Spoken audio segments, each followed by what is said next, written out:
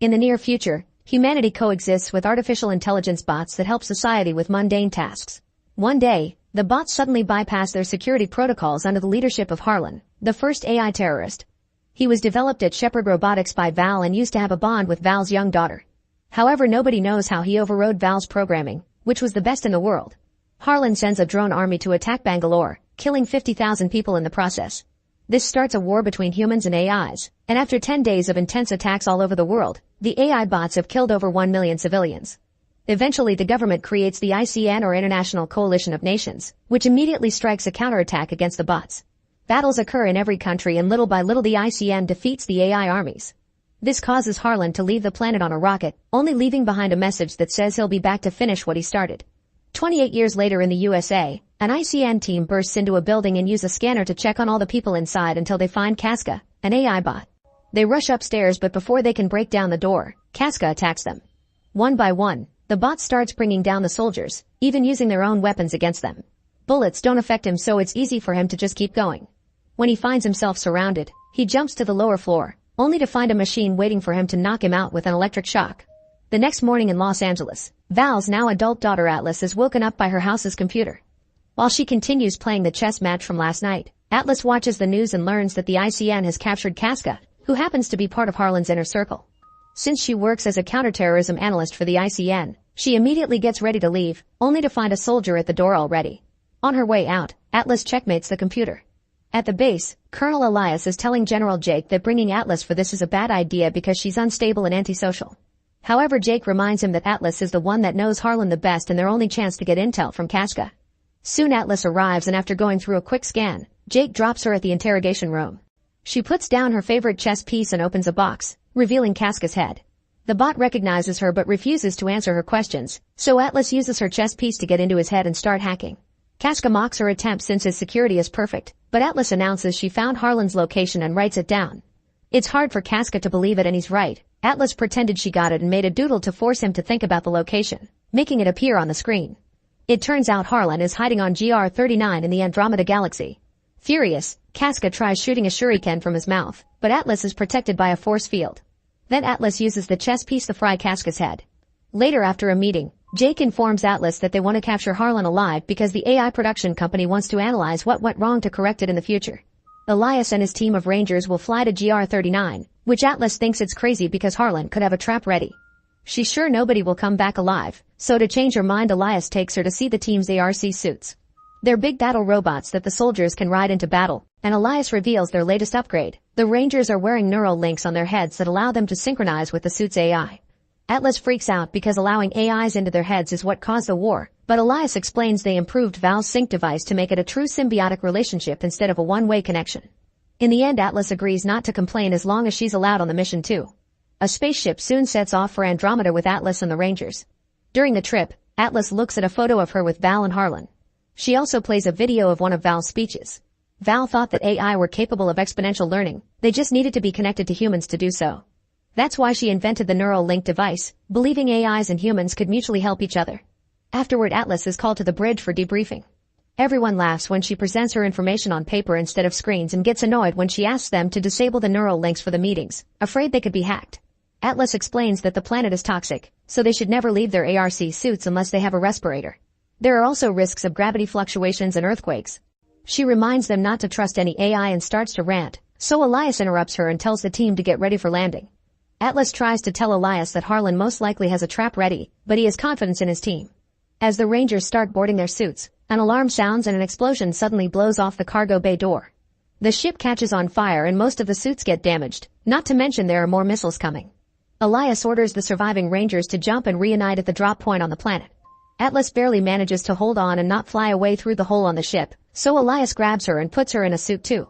When he tries to explain how to use it, another explosion happens and Atlas' suit drops to the planet too. As the suit falls, Atlas watches the ship come apart and some of the pieces hit her ARC. When she gets closer to the planet, she discovers the Rangers are fighting Harlan's drones, and while they do manage to shoot a few down, they still are easily overpowered. Atlas' suit gets even more damage and soon an alarm rings with a warning. A suit with a sword comes through and brings down a few more drones as it teams up with another Ranger. However, they're soon overpowered as well. The ship starts falling and almost crashes against Atlas. However, a Ranger pushes her out of the way just in time. The Ranger catches Atlas' suit with a wire to begin falling together as Elias appears on Atlas' screen, explaining she needs to sync with the suit's AI to stabilize her fall. Atlas refuses to do so and her helper gets shot down, so her suit begins falling even faster. She manages to activate the thrusters at the last second and the suit lands quite hard on the planet, but at least it doesn't kill her. After realizing she's bleeding, Atlas tries to contact the base for help to no avail. With no other choice, she activates the suit's AI, who introduces himself as Smith. He wants to go through the tutorial and setup, but Atlas skips all that and asks for a rescue pod. Smith's scanner finds one 98 kilometers away and Atlas asks him to get there as fast as possible. The suit immediately starts its thrusters yet Atlas stops him, reminding him that if they fly they'll be seen by the enemy so they should walk. Smith thinks it's a bad idea because the suit only has 22 hours left of air, but Atlas doesn't care and overrides Smith's protocols to start walking toward the pod. During the trip, Smith tries to bond with Atlas, who still doesn't want to be friends with an AI. He also shows her the beginner's manual, including all the weapons that come with the suit. Eventually they make it to the drop point and find all the fallen suits, but unfortunately Smith's scan indicates that all the Rangers are dead. Bullet holes prove the crash didn't kill them, someone waiting here did. Atlas has a panic attack over the failure, so Smith calms her down with some classical music. Then she starts collecting the Rangers' tags and notices that Elias' suit is empty. At that moment they detect movement nearby. It's Casca. Atlas concludes Harlan made a copy and worries about the possibility of Harlan building a whole army. Smith confirms there are more bots nearby and announces they should get ready for combat because there's no escape route. Suddenly the enemy sees them and opens fire so Atlas forces Smith to run, not believing they can win against so many bots. A chase ensues and Atlas still refuses to sink. Instead she makes Smith shoot a few missiles. Unfortunately it's not enough to bring down every enemy. Their running takes them to an atmospheric storm, which catches the suit and blows it around until the bots shoot them out of it. The suit rolls around for a while until it crashes against a rock formation. Atlas orders the use of the iron bomb, ignoring Smith's warnings. The explosion is huge and destroys the area, bringing down their enemies as well. However, Casca saved himself thanks to his thrusters and gets ready to shoot again. At that moment the ground starts to shake and Smith explains that the explosion has caused a sinkhole, which now opens under the suit and makes them fall into a chasm. After lots of rolling under the rocks, the suit lands and Atlas discovers she has a broken leg. Smith immediately begins treating the wound, making Atlas scream in pain as he covers the injury with a small metal plate. Then Smith gives her a meal cube that can provide nutrients for her recovery, which reminds Atlas of a doctor giving her a lollipop. Their chances of survival are pretty low and the only way to improve them would be synchronizing. Atlas reluctantly agrees and puts on the device. Meanwhile Casca emerges from the rubble and calls Harlan to inform him of the situation. After hanging up, Harlan goes back to torturing Elias to extract the Earth's protective field passwords. Moments later, Atlas is still failing to sync and Smith explains she's the problem because she refuses to trust him. He decides to go through the tutorial again, which asks Atlas some silly questions like pie or cake to create a bond. Smith wants to know why Atlas wants to fight so badly, so she revisits her memories of her childhood including playing chess with Harlan and planning Val's death. As Atlas freaks out, she explains to Smith that Val created Harlan and she used to trust him. Smith understands her feelings of betrayal and manages to establish a 40% sync. Now Atlas has access to Smith's system and sees the controls floating around her. A scan reveals they're 498 feet below the surface and they agree to try a subterranean cave to escape. Using the thrusters, they burst through the rock and make it to a big beautiful cave.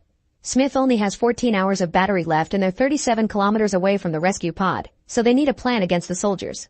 Atlas gets an idea and Smith convinces her to work together for it, allowing to improve synchronization to 60%. Soon they find their way out of the cave, unaware that Casca can see them from afar. Atlas is fascinated by the glowing flowers they find and Smith points out she's the first human here. He tells her to name the flowers, but Atlas can't think of a better name than Plotty. At that moment Smith detects Casca approaching and he falls for Atlas' plan. She planted some motion sensors that blow up when he gets too close. The shockwave fills the area with dirt and smoke but Smith is fine so he gets moving. Suddenly they hear a transmission from Casca and track it to find his head, which Atlas picks up and destroys. Then she uses Casca's chip to track his message to Harlan's base. Atlas gets the location on the map and wants to get there to tag it for the long-range bombers, but Smith thinks it's too dangerous and they should go to the escape pod instead. Ignoring his warnings, Atlas tries grabbing a respirator to leave on foot, however Smith uses the neural link to block her motor control. This lets him see some memories about Val's death and Atlas freaks out to the point she can override his command. Smith realizes Atlas feels guilty about Harlan and doesn't understand why, but instead of explaining, Atlas makes a speech about saving humanity until she convinces Smith to go to Harlan's hideout. On their way there, Smith and Atlas bond through philosophical conversations, like discussing the concepts of living and soul and if it applies to machines. When they finally make it to Harlan's hideout, They're shocked to find a massive base and conclude Harlan has been hiding for 28 years to build this, gathering weapons until he's ready to fight back. Smith buries a beacon in the ground to mark the location and announces they should go, but Atlas notices the bots have the Ranger's ship and their warhead. Suddenly Smith is hacked, which should be impossible. The enemy starts approaching, so Atlas tries to escape, but the suit barely gets to move before the hacker turns it off and makes it crash. Atlas watches in horror how a new Casca finds her and captures her. Meanwhile on Earth, a soldier brings Jake the message sent by Atlas and he activates emergency protocols. Moments later Atlas finds herself chained up in Harlan's base. Her suit is on the ground nearby, but Smith won't answer. Harlan shows up and explains society continues to destroy every other species, so he'll destroy most of it and create a better world. He also reveals everything has been his plan all along. Casca got caught on purpose so Atlas could find the location and come with a whole team. Now Harlan has the ship and the warhead. He only needs the other password from Atlas to undo Earth's shields and attack. Atlas is then strapped to a table next to an unconscious Elias, who lost his code already. Using a special device, Harlan accesses Atlas' mind through her eye and extracts the other code. Once he's done, he notices Atlas' respirator only has 5 minutes of oxygen left, so he decides on a slow, painful death for her. To mock her, Harlan puts her chess piece in her hand before leaving. After Harlan's gone, Elias reveals he's alive and apologizes for not listening to Atlas' warnings. When he hears her suit is nearby, he gives her his neural link to contact Smith. It takes Atlas some concentration, but she manages to wake Smith up, only to learn he's incapacitated. To override the restraint code, they must achieve 100% sync. Atlas freaks out and finally admits why she's so afraid. It's her fault that Harlan overrode his programming. It turns out that when she was a kid, she was jealous of Harlan because Val paid more attention to him. Little Atlas asked Harlan to teach her to be smarter, hoping Val would like her better. Harlan explained the link only worked one way, so he needed a person's command to override it and teach a human in return. Atlas fell for it and did what he needed while holding her favorite chess piece, which he taught her to play. The link worked and Harlan accessed a human's mind, giving him an idea of the awful state of the world. By the time Val interrupted them, it was too late. Harlan took control of Val's mind through her link and forced her to grab a gun.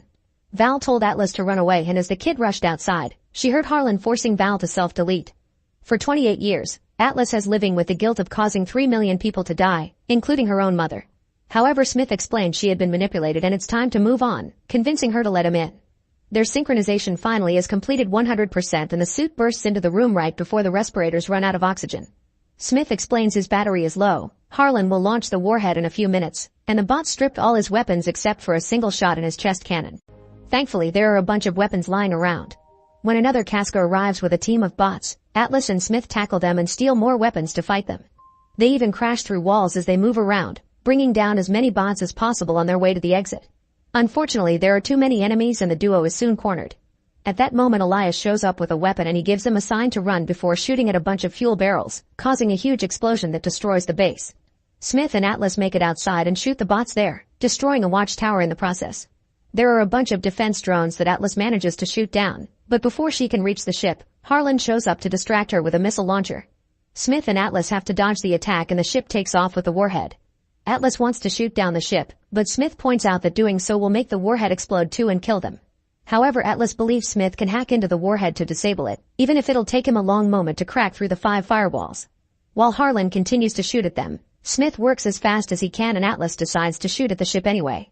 A big explosion happens in the sky but not enough to kill them, confirming Atlas trusted Smith to finish the hack just in time. Debris starts falling all over the base so Atlas and Smith begin to run away. Harlan follows them and produces a sword to start a fight. He moves incredibly fast and cuts off one of the suit's arms, making it fall in the lava. The splashing causes more damage while Harlan jumps on the suit, sticking his sword to hurt Atlas inside. She makes the suit roll to get him off, but now the holes make it hard to breathe and she has to use the last respirator. Then Harlan transforms his sword into a whip to keep on attacking the suit. Smith analyzes his patterns and catches his last attack, dragging him toward the suit so they can punch him and tear his sword arm off. When Atlas is about to crush his head, Harlan calls his arm back to him and uses his sword to jump all over the suit, trying to damage the reactor. The suit goes down and Atlas is almost dead, so Smith uses his last energy to activate the defibrillator on his hand. Harlan attacks again and Smith shoots his last cannon to push him away, however Harlan quickly recovers and makes the suit fall. Then Harlan climbs on top of it and finally destroys the reactor while Smith apologizes to Atlas for not protecting her. When Harlan looks away he finds the chess piece on the ground and suddenly Atlas appears behind him, stabbing his head. He can still move, so Atlas reaches into his head and finally breaks his circuits to deactivate him. At that moment Smith announces he is turning off the sink to transfer all the oxygen to her. Atlas doesn't want to leave without him and starts answering the questions from the tutorial, admitting she does like him. Touched by her gesture, Smith gives her a lollipop before shutting down. At that moment the sun rises and the rescue team from Earth finally arrives. Sometime later, Atlas is healthy thanks to a synthetic knee and doesn't play chess anymore. Jay comes to visit her and brings her the glowing flower from GR39, confirming they're calling it Planty. Then she goes to work, revealing she's now a ranger too. When they introduce her to her new ARC, she's surprised to discover they've rescued Smith's discs and installed them in her suit. Make sure to subscribe and turn on notifications so you can watch more videos like this. Thanks for watching. In the 26th century, a group of alien races come together to form a military alliance called the Covenant. Their goal is to find the superweapon known as Halo to kill all humans. Meanwhile, the humans leave Earth and form a colony on the planet Reach.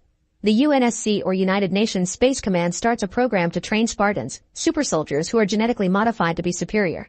During his last mission, Master Chief, also known as John, had his body taken over by an AI known as Cortana to be able to defeat the enemy. Now he's on the verge of death, so while doctors take care of him, they have to sever the connection with Cortana to save him. 6 months later, John and his team of Spartans have a mission in the Branda system. At the local village, soldiers are trying to evacuate the people. They explain it's only temporary until the danger has passed, but the leader known as the Mother refuses to leave their land, and when the soldiers try to force them, the people riot. As the Covenant forces arrive on the planet, John and another Spartan search the area and find a few soldiers lost in the fog, which causes their communicators to malfunction. Suddenly a soldier sees something in the fog and disappears, so they try opening fire to no avail. More soldiers get snatched until there's only John and Perez left.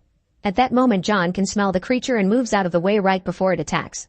A fight starts between them and Perez tries to shoot to help, only to get knocked down.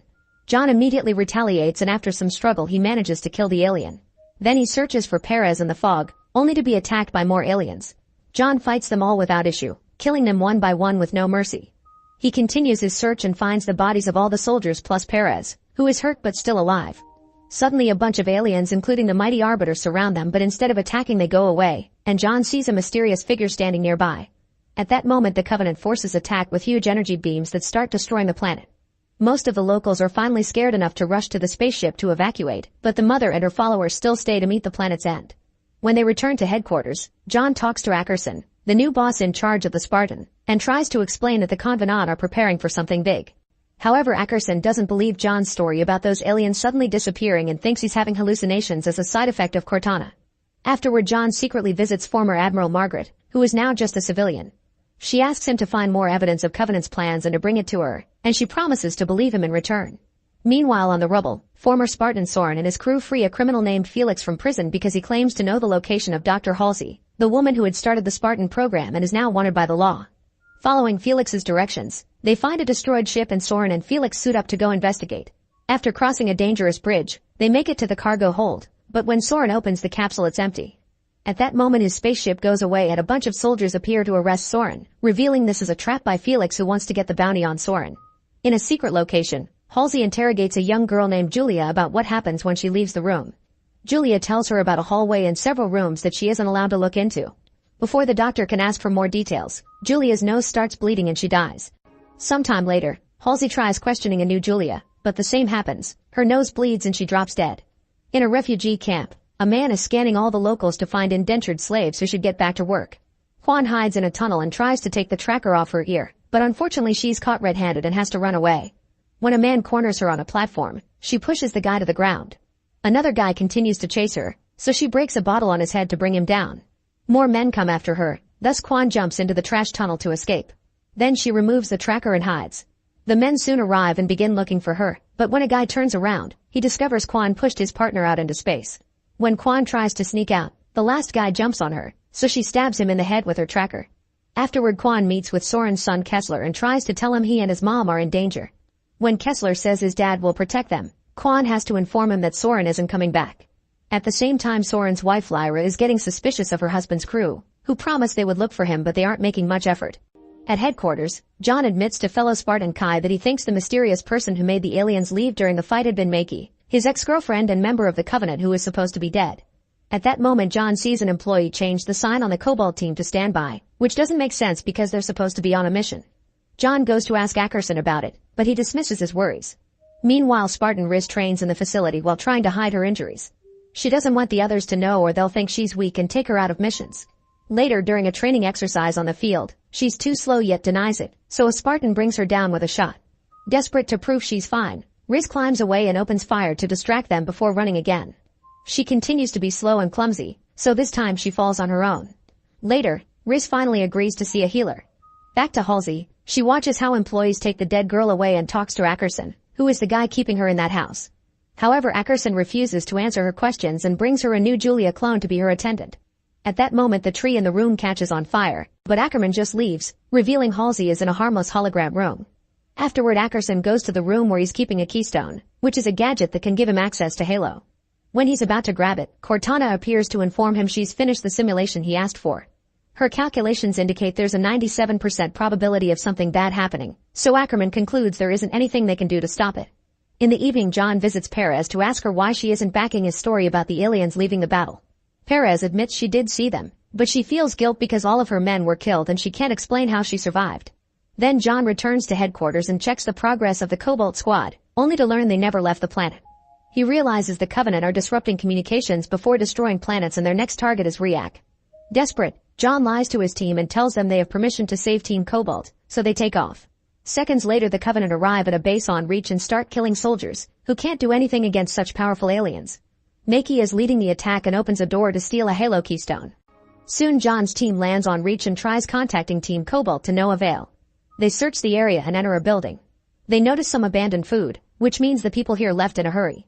When they activate the power, a weird noise with garbled voices can be heard on the comms. John recognizes it as the noise he heard during the last attack. At that moment they hear thumping coming from the basement, so they go investigate. Meanwhile, Perez falls asleep on her desk while listening to the recording from her last fight. She's thumping her finger in the same rhythm as that noise John heard in that basement. Suddenly a Covenant voice wakes her up. John's team approaches a mysterious door only to suddenly be surrounded by soldiers who arrest them for taking a ship and weapons without authorization. John opens the door anyway, only to find the room empty. When John's team returns to headquarters, Admiral Keyes scolds them for insubordination and suspends them all. John is sure that Team Cobalt had been in that building, and Keyes shows him the flight path proving the opposite. John says he saw a different file and that someone changed it. Keyes decides to submit John to neurochemical monitoring and his team doesn't know if they can trust him anymore. Moments later, 2 guards escort John to his psych evaluation, but as soon as they enter the elevator, John knocks them out. At the same time, Kai tries to explain to Ackerson that the rest of the team had been tricked by John and they hadn't known the mission wasn't authorized.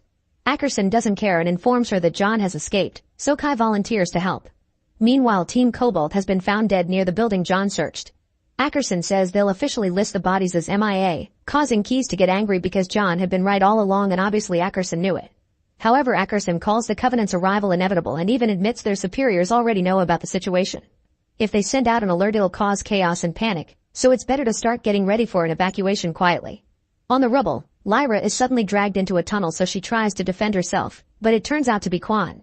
She warns Lyra that she's in danger because Soren's crew was bought off, so Lyra needs to leave with Kessler immediately.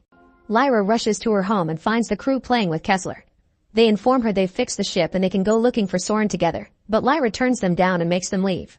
Later, Lyra, Quan, and Kessler sneak around and wait for a large group of people to get into the boarding area so they can hide among the crowd. They manage to get into Soren's ship and take off, but Soren's old crew sees this and closes the gate. Desperate to save her son, Lyra gives Quan her necklace to buy tickets and makes her promise to get Kessler out. Then she gets off the ship and attacks Soren's crew. Unfortunately, she gets quickly overpowered and captured. Then the crew interrogates Lyra while a strange clanging sounds in the background. The crew is tired of being poor while Soren's family lives well, so they want the money, but Lyra genuinely doesn't know what they're talking about and thinks they're being manipulated. While some crew members go to investigate where the sound comes from, the others throw Lyra into an airlock to make her talk, but she can't tell them the location of something that doesn't exist and eventually passes out. When Lyra wakes up, she finds Quan with a bloody knife in her hand, revealing she had made the noise to attract the others and kill them. The last crew member tries to ambush them, but Quan quickly kills her as well. Sometime later, Ackerson goes to say goodbye to Halsey, who decides to tell Ackerson all the details of how his sister Julia died because her body couldn't stand the Spartan augmentations. An upset Ackerson leaves without a word but returns a second later to leave Soren with her. Meanwhile, John meets with Margaret and tells her what's going on. He wants to warn everyone about the Covenant coming, but Margaret asks him to stay quiet for now and play along with orders. John realizes she never truly left the organization and leaves in a huff. Afterward, John goes looking for Perez and finds her at a church. Perez admits she also saw Makey during their fight and that she hasn't been able to sleep since then because she can't get the sound out of her head. Then she gives John the recording from that fight. It's not just interference or a sound, but something underneath. A message in the Covenant's language that she translates into a threat to kill all humans. At that moment a blast hits the church and soon explosions are going off all over the city. People start to panic and run all through the streets as houses are burned down and death covers every corner. Perez runs to her house but John stops her just in time before she gets burned too, and he points out her family is gone. As Perez has a breakdown, a Covenant soldier attacks people while wearing active camouflage, but John can see it and tackles the alien through a window. A fight ensues and after lots of struggle, John manages to break the creature's neck. As power goes out in the colony, the room with Halsey and Soren loses the hologram, revealing they're inside a cell. Since alarms are down, they come out to investigate and realize they're at headquarters, meaning Halsey knows the way and guides them. Eventually they find a bunch of soldiers killed by plasma and take their guns. Then they take another corridor and find the room with Cortana, who tells them to run. Suddenly Cortana disappears because Makey picks her up and goes away while sending in an alien to attack, so Halsey and Soren have to run away fast. Back to John and Perez, they run through the city and watch how the Covenant destroy everything around them, so they have to dodge lots of shots and explosions. In the sky they can also see ships evacuating people from headquarters. After lots of running they find Riz and other soldiers doing their best to fight back, so the duo grabs some guns and joins them. The group has lost communication with headquarters, so John convinces them to make a plan to push through and make it back to base. After shooting a lot of enemies over a wall, the group sneaks inside a building, where they are surrounded by a bunch of aliens. They manage to shoot them down but lose some soldiers in the process. John breaks a window so they can jump out but Riz takes a moment to grieve for a lost friend, then she throws a grenade at the incoming alien backup and jumps out as well. At that moment a bigger alien known as Wraith appears, so the last soldier decides to join his fallen comrades and volunteers to run toward the Wraith with some explosives. The creature dies and now John, Perez, and Riz can keep going. Soon the trio makes it to headquarters, where dozens of soldiers are being treated for wounds. John and Riz want to suit up, but they learn Ackerson left with all the Spartan armor. Kai isn't around either, which is strange.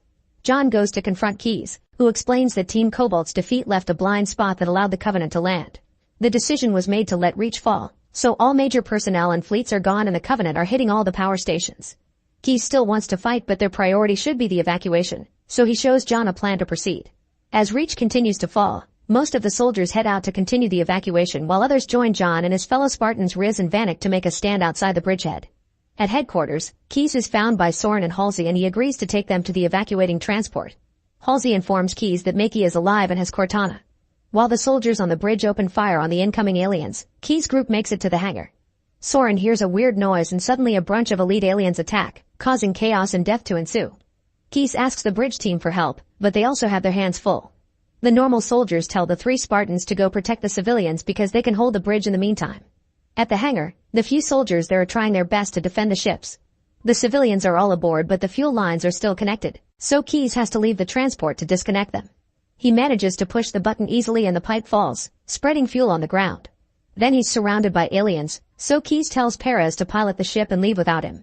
As the ship takes off, Keyes lights his pipe and causes a huge explosion that brings down all the aliens in the hangar. Halsey, Soren, the Spartans, and most of the soldiers manage to hide behind the gate just in time and survive the explosion. The group watches the burning city, but at that moment another explosion starts another fight. No matter how much they shoot, the aliens just keep coming, and John jumps in to fight the Arbiter hand to hand. He manages to steal a plasma sword only to be quickly shot down, and when the Arbiter is about to finish him, Makey shows up to stop him. Vanek tries to use the distraction to attack the aliens from behind, but the Arbiter is fast and kills him first with an exploding dart. Makey leaves with the Arbiter while John's team has to keep on fighting incoming enemies. After lots of shooting, things suddenly go quiet, and an extra dangerous alien falls through the ceiling. The soldiers work together and shoot at the same time, surrounding it with fire until the enemy goes down. Then a ship appears near the hole in the wall. It's Lyra, who opens the door for them. While the soldiers rush inside, Quan uses a machine gun to fire at the aliens that keep coming. However, Riz refuses to leave Vanek behind and runs into the smoke. Seconds later she comes back with Vanek's body on her shoulders. Unfortunately, an alien still manages to hit her on the back and she falls, so Quan and Lyra rush to drag her body inside. The ship takes off while John watches the city go down before passing out. Halsey runs to his side while John has a flashback of the time he almost died 6 months ago. Cortana begged Margaret to save John, and Margaret agreed as long as Cortana did something for her in return. In another ship, Makey watches Reach burn before telling Arbiter that she has to access Cortana to find Halo's location. After many failed tries, Cortana finally appears in front of her, but refuses to share any information about John. Makey gets angry and threatens her, but Cortana just disappears. When John awakens, he sees Riz has been intubated. Halsey informs him Riz will need surgery to live, but she doesn't have the tools to do it here. She also reveals John just woke up from a 2-day coma and they haven't gotten in contact with any other teams or ships yet. A desperate John wants to go back for any survivors, but Halsey tells him there aren't any. Then John passes out because of a fever and sleeps for another 3 days.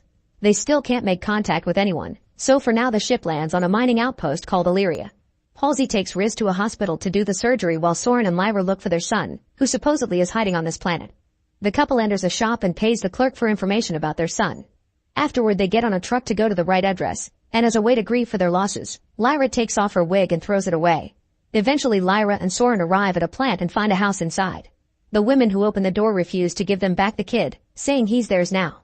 Lyra gets furious, so Soren drags her out and asks her to leave negotiations to him. While Soren offers a heartful speech to the women, Lyra hears a noise and follows it to find a boy with a helmet. However, when she removes it, she discovers it's not Kessler. The boy says he saw Kessler in the ship and he was taken away. Moments later Riz wakes from the surgery. Halsey explains that she did everything she could but the damage is significant and she won't be the soldier she was before. Meanwhile Quan drags Vanek's body uphill and digs a grave for him. Suddenly she's surrounded by a group of people in red cloaks. John hears Quan shouting and runs to help her. It turns out the locals are against burials and think Vanek should be burned so he can find his way.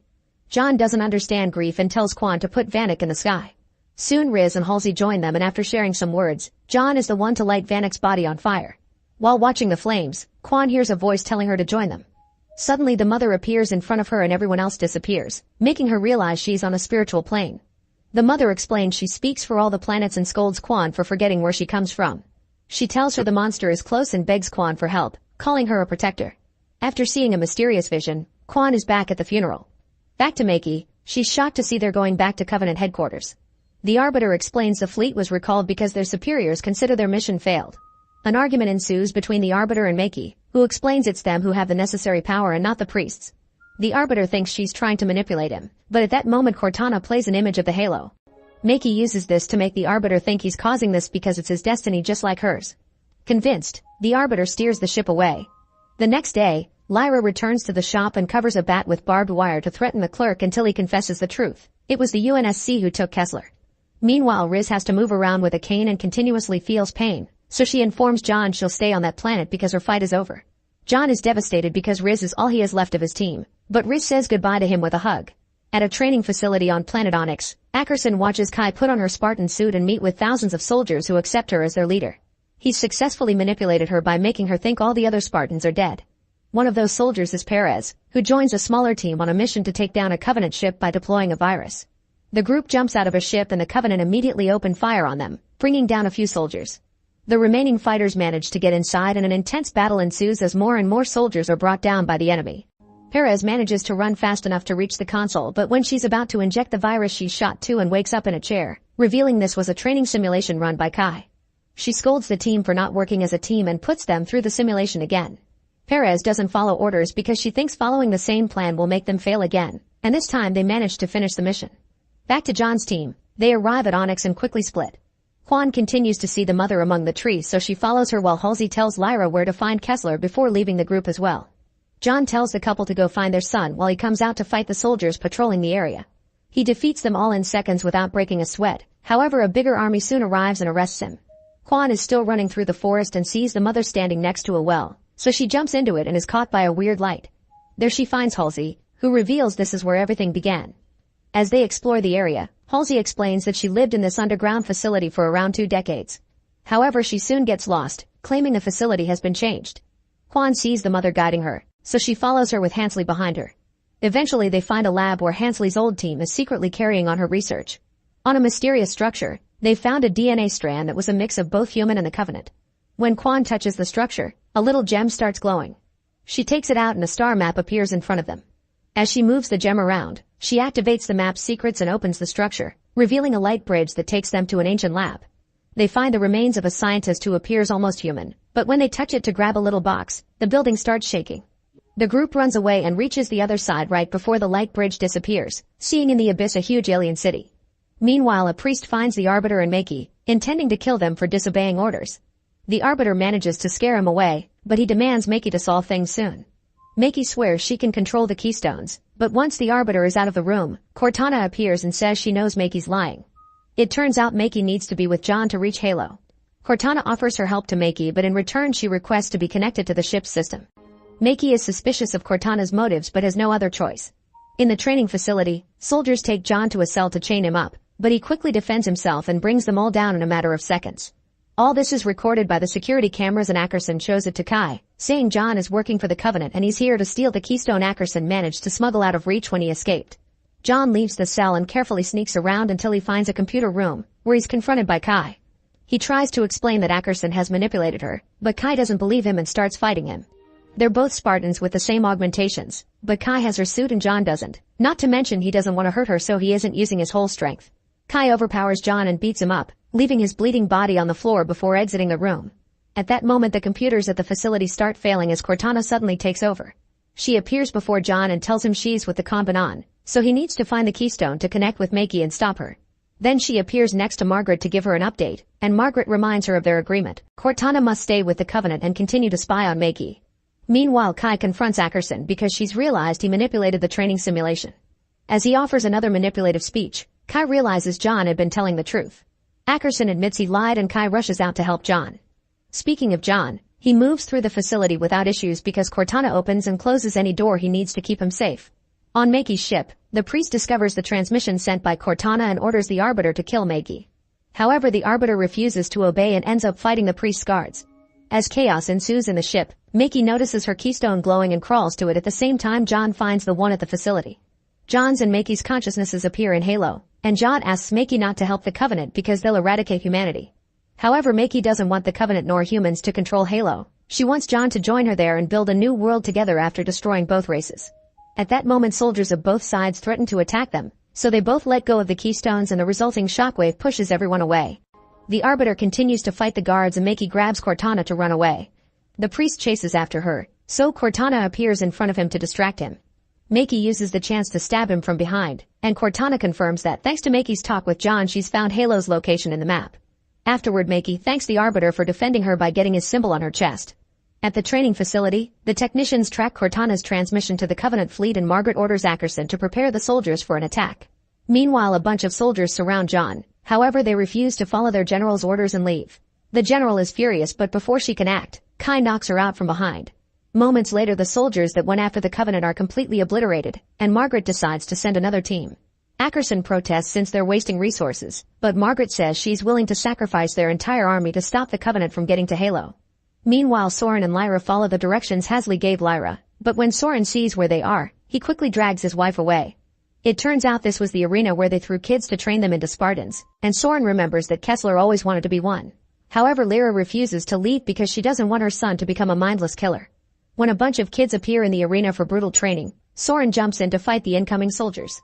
Unfortunately, while he's fighting, the soldiers use the chance to capture Kessler and Lena and run away.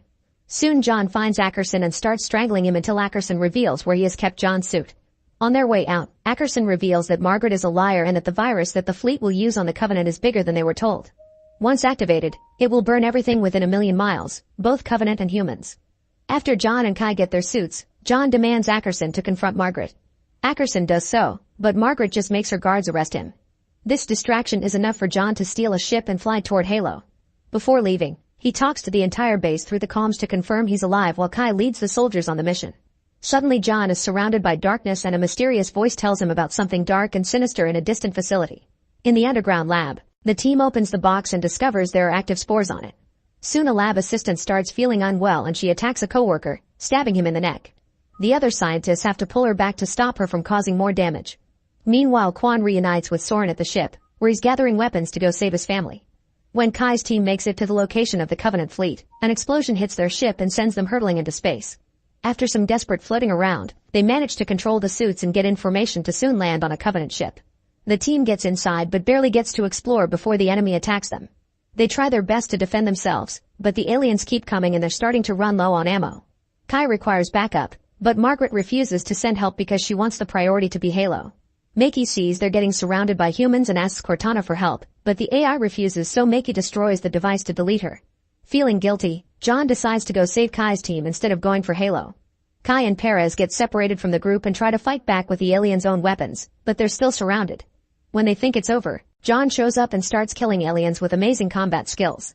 Once all the enemies are down, John carries a wounded Perez away, but Kai stays behind to finish something. In the facility's prison, Kessler, Ackerson, and Lyra notice the crazy lab assistant in another cell, but they don't see the creepy bug coming out of her. Later, when Quan and Soren arrive, they discover all the guards are frozen in place. In the cells, Lyra screams because the lab assistant's body is mutating and reaches through the bars with a creepy arm. Luckily, Ackerson is armed and immediately shoots her down, but other prisoners are mutating as well. Soren and Quan hear the screams and follow them, arriving just in time to shoot the monsters down and rescue Soren's family plus Ackerson. Back to John, he leaves Perez with the health unit and jumps out while he still hears the weird voice in his head. He reaches the main Covenant ship and finds no Makey, but Cortana's gadget is destroyed on the ground. Suddenly Cortana talks, revealing that she's integrated herself into the ship's system. She warns John that it's too late because the ship is on a collision course. Without hesitation, John smashes the ship's console and integrates himself with the AI. The ship crashes, but John wakes up unharmed inside Halo. After picking up a plasma blade, John goes looking for Makey. At the same time, Kai crashes a Covenant ship into a Covenant assault carrier. This gives humans the upper hand in the battle but also kills her in the process. At the facility, Margaret orders the soldiers to bring Halsey. Margaret wants her to talk sense into John, but Halsey refuses to help. Suddenly the technicians start attacking each other, meaning Halsey has brought the spore with her. The crew starts mutating and shows creepy alien parts, so Halsey runs out of the room and locks the door while Margaret is caught in the chaos. She makes it back to the lab, and while looking at the research she suddenly freezes. A mark on her neck shows she's infected as well. The other scientists put her in a cryogenic chamber to halt the infection until they can find a cure. As Ackerson leads the group out of prison, they're surrounded by more mutants, so they open fire to defend themselves. Quan is surrounded and closes her eyes waiting for the end, but instead the mother appears and tells her that only she can save everyone. Thanks to the mother's power freezing the mutants, Quan can run away and rejoin the others to escape. Once everyone is out, Lyra closes the door while she's still inside because she's also infected. Moments later, John finds Makey and the Arbiter. The warriors can finally finish their duel and a vicious fight begins. Both of them use all the strength, and after exchanging a variety of blows and shots, John knocks the Arbiter down and kills him with a plasma blade. Then Makey opens the door to an ancient building and again offers John to work together, but he refuses. Suddenly a series of structures rise from the Halo's surface at the same time the human fleet enters Halo's atmosphere. Makey enters the building and John follows her, finally finding a machine with the voice he's been hearing in his head. Make sure to subscribe and turn on notifications so you can watch more videos like this. Thanks for watching. In a small Italian village, a wandering cricket named Jiminy Cricket sneaks into the house of an elderly woodcarver named Geppetto, who lives with his pet kitten Figaro and goldfish Cleo. A man comes hoping to buy one of Geppetto's cuckoo clocks, but he refuses because he loves his clock so much. Geppetto has completed work on a marionette based on his young departed son, which he names Pinocchio. Before falling asleep, Geppetto makes a wish on a magical star. At midnight, the star shines light towards the puppet and bring him to life. Jiminy is surprised to see Pinocchio alive and tries talking to Pinocchio, but he only repeats what Jiminy said. Soon, Blue Fairy visited the house and used her magic to undo Pinocchio's string, fix his speech, and tells him that if he become brave, truthful, and selfless, he can become a real boy. The fairy also fixed Jiminy's clothes and designate Jiminy the responsibility of being Pinocchio's conscience, to teach him right from wrong. Geppetto later awakens by the sound of shutting windows and found the puppet surprisingly alive. At first he is shocked, but soon becomes overjoyed. After that, Geppetto taught Pinocchio many things, and they live as a family. Later he sent the puppet to school. On his way, Pinocchio before long drawn closer by a fraud fox named Honest John and his accomplice Gideon. Honest John convinces Pinocchio that he should be famous to truly be a real boy, but his hidden agenda was to sell him to the puppet master Stromboli. Assisted by a seagull named Sophia, Jiminy finally managed to convince Pinocchio to continue going school, but Pinocchio was thrown out by the teacher because he is a puppet. Honest John has Jiminy trapped under a glass jar, and deludes Pinocchio once again with his evil plan. But this time he succeeds. Old man Geppetto becomes worried when Pinocchio does not return for dinner. He takes Figaro and Cleo to look for him at school,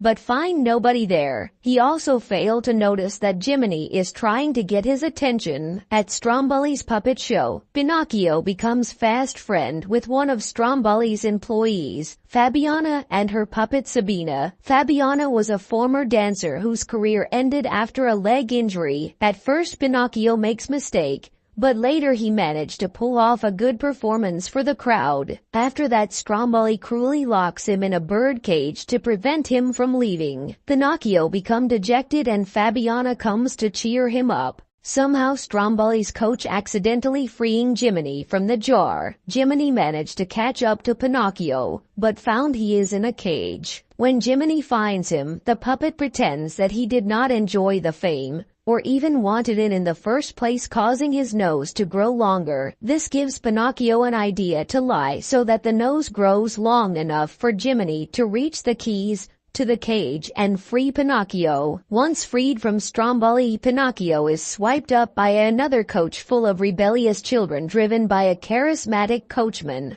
who is taking all the boys and girls to Pleasure Island, where misbehavior is encouraged. Once there, Pinocchio gets disturbed by the brutality the kids display, which amuses an irresponsible boy named Lampwick, who he befriends. Meanwhile, Sophia finds Geppetto at the beach and gave him a flyer of Pleasure Island to let him know where Pinocchio was. Later on, Jiminy finds that all of the children have turned into donkeys, and that the coachman sells them to the salt mines with help from his fog-covered shadowy henchmen. Pinocchio witnesses Lampwick's transformation at a billiard hall as Pinocchio gains a donkey's ears and tail. Pinocchio and Jiminy manage to escape the island before the coachman and his goons can get them. The next day, Pinocchio and Jiminy make it back to Geppetto's home, but found the home was empty. Sophia was there and told them that Geppetto has sold all of his clocks to buy a boat to go to the island. Pinocchio then reunites with Fabiana and Sabina, who tells him that Stromboli has been arrested by the Carabinieri for the abuse of his exploited employees,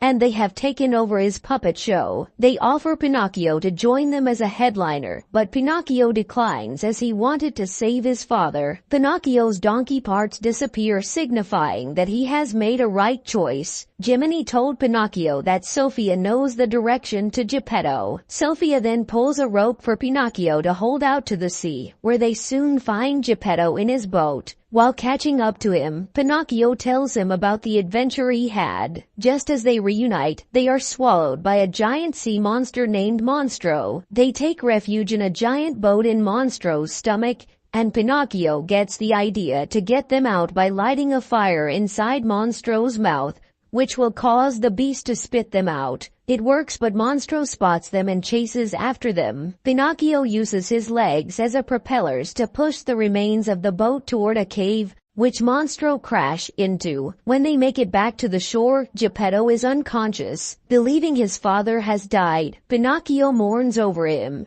and a magical tear falls from his eye on Geppetto, reviving him. Geppetto tells Pinocchio that despite being a puppet, he has proven himself to be a true boy at heart. Pinocchio becoming a real boy, but doesn't confirm them, stressing that Pinocchio has a brave, honest and selfless heart, and that he's fully real to his proud and loving father. Pinocchio and Geppetto depart for home as Pinocchio's limbs appear to turn human. Make sure to subscribe and turn on notifications so you can watch more videos like this.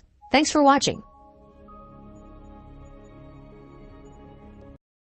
In a magical land called Andalasia, a baby was discovered in the forest without any parents. The animals living in the forest took care of her, and she grew up to be a beautiful and kind young woman named Giselle. She fell in love with Andalasia's bravest prince, but an evil queen pushed Giselle through a portal and she ended up in a new kingdom called New York City. In this new place, Giselle met Robert, a lawyer with dreamy eyes, and his daughter, Morgan, who was able to see magic all around her. Despite being in a strange and confusing place, Giselle and Robert fell in love and lived happily together. 10 years after the events of the first film, Giselle, Robert, and Morgan Phillip are living happily together with their newborn daughter Sophia in Manhattan. However, they begin to feel bored and unfulfilled in the city, so Giselle decides to move the family to Monroeville, a suburban town. Unfortunately, their transition to their new home is rocky. Their house needs renovations. Robert has a long commute for work, and Morgan feels like an outcast at her new school. During a visit from Andalasia, King Edward and Queen Nancy present the family with a wish-granting wand. Giselle meets Malvina Monroe, the conceited head of the town council, and discovers that she is hosting a fairytale-themed ball, with her son Tyson as the elected prince. In an effort to help Morgan fit in, Giselle tries to get her elected as the princess of the ball, but ends up unintentionally embarrassing Morgan, leading to a falling out between the two. After seeking advice from her chipmunk friend Pip, Giselle decides to use the wand and wishes for her family's life to become a perfect fairy tale. The next day, the town is transformed into a fantasy kingdom called Monrelasia. Morgan is thrilled with their new life, and Robert believes he is a brave adventurer, and went outside to seek for dragons to slay. Malvina has become the evil queen with magical powers, and Giselle finds herself exhibiting uncharacteristically haughty behavior and enjoying mistreating Morgan. Giselle realizes that she is turning into a wicked stepmother and seeks help from the magic wand's instruction scroll. The scroll reveals that Giselle's wish is using up Andalasia's magic to change the real world into a fairy tale, and the transformation will become permanent after midnight. Malvina learns about the magic wand and assigns her servants, Rosaline and Ruby, to steal it. However, the scroll tells her that the wand can only be used by a true Andalasian. Giselle realizes that without the wand, she will succumb to her wicked side, so she persuades Morgan to save them before sending her to Andalasia. There, Morgan learns that the kingdom's magic is transported to Monrelasia through a vortex, and if the spell becomes permanent, Andalasia will disappear forever. Nancy and Edward suggest that Morgan use the magic of memories to remind Giselle of her true self. Morgan recreates a childhood drawing of their family tree with pictures of shared memories, then returns to the real world with Nancy. Giselle, now under the influence of her evil personality, challenges Malvina for the royal title of Monrelasia. She sends Pip, who has been turned into a tabby cat, to steal back the wand, and sends Robert on a fruitless search for Morgan. At the ball, Giselle and Malvina engage in a magic duel, with Giselle easily overpowering Malvina. Morgan and Nancy reunite with Robert and Tyson before rushing into the town hall to stop the duel. Morgan throws her drawing to Giselle, who rips it, but the magic within brings the memories to life and restores Giselle to normal. Not wanting the spell to be broken, Malvina takes Morgan hostage and demands the wand in exchange. Giselle surrenders the wand, and Malvina steps in too. As midnight approaches, everything from Andalasia begins to disappear, including Giselle herself. While Robert and Tyson go to the top of the clock tower to delay the final chime,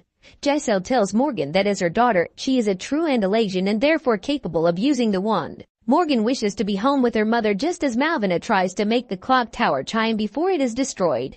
Later, Morgan wakes up in their house and finds everything back to normal. Only she and Giselle are aware of the events, while everyone else thinks it was a dream. Giselle apologizes to Malvina for disrupting her plans, and Malvina allows Giselle to join her council.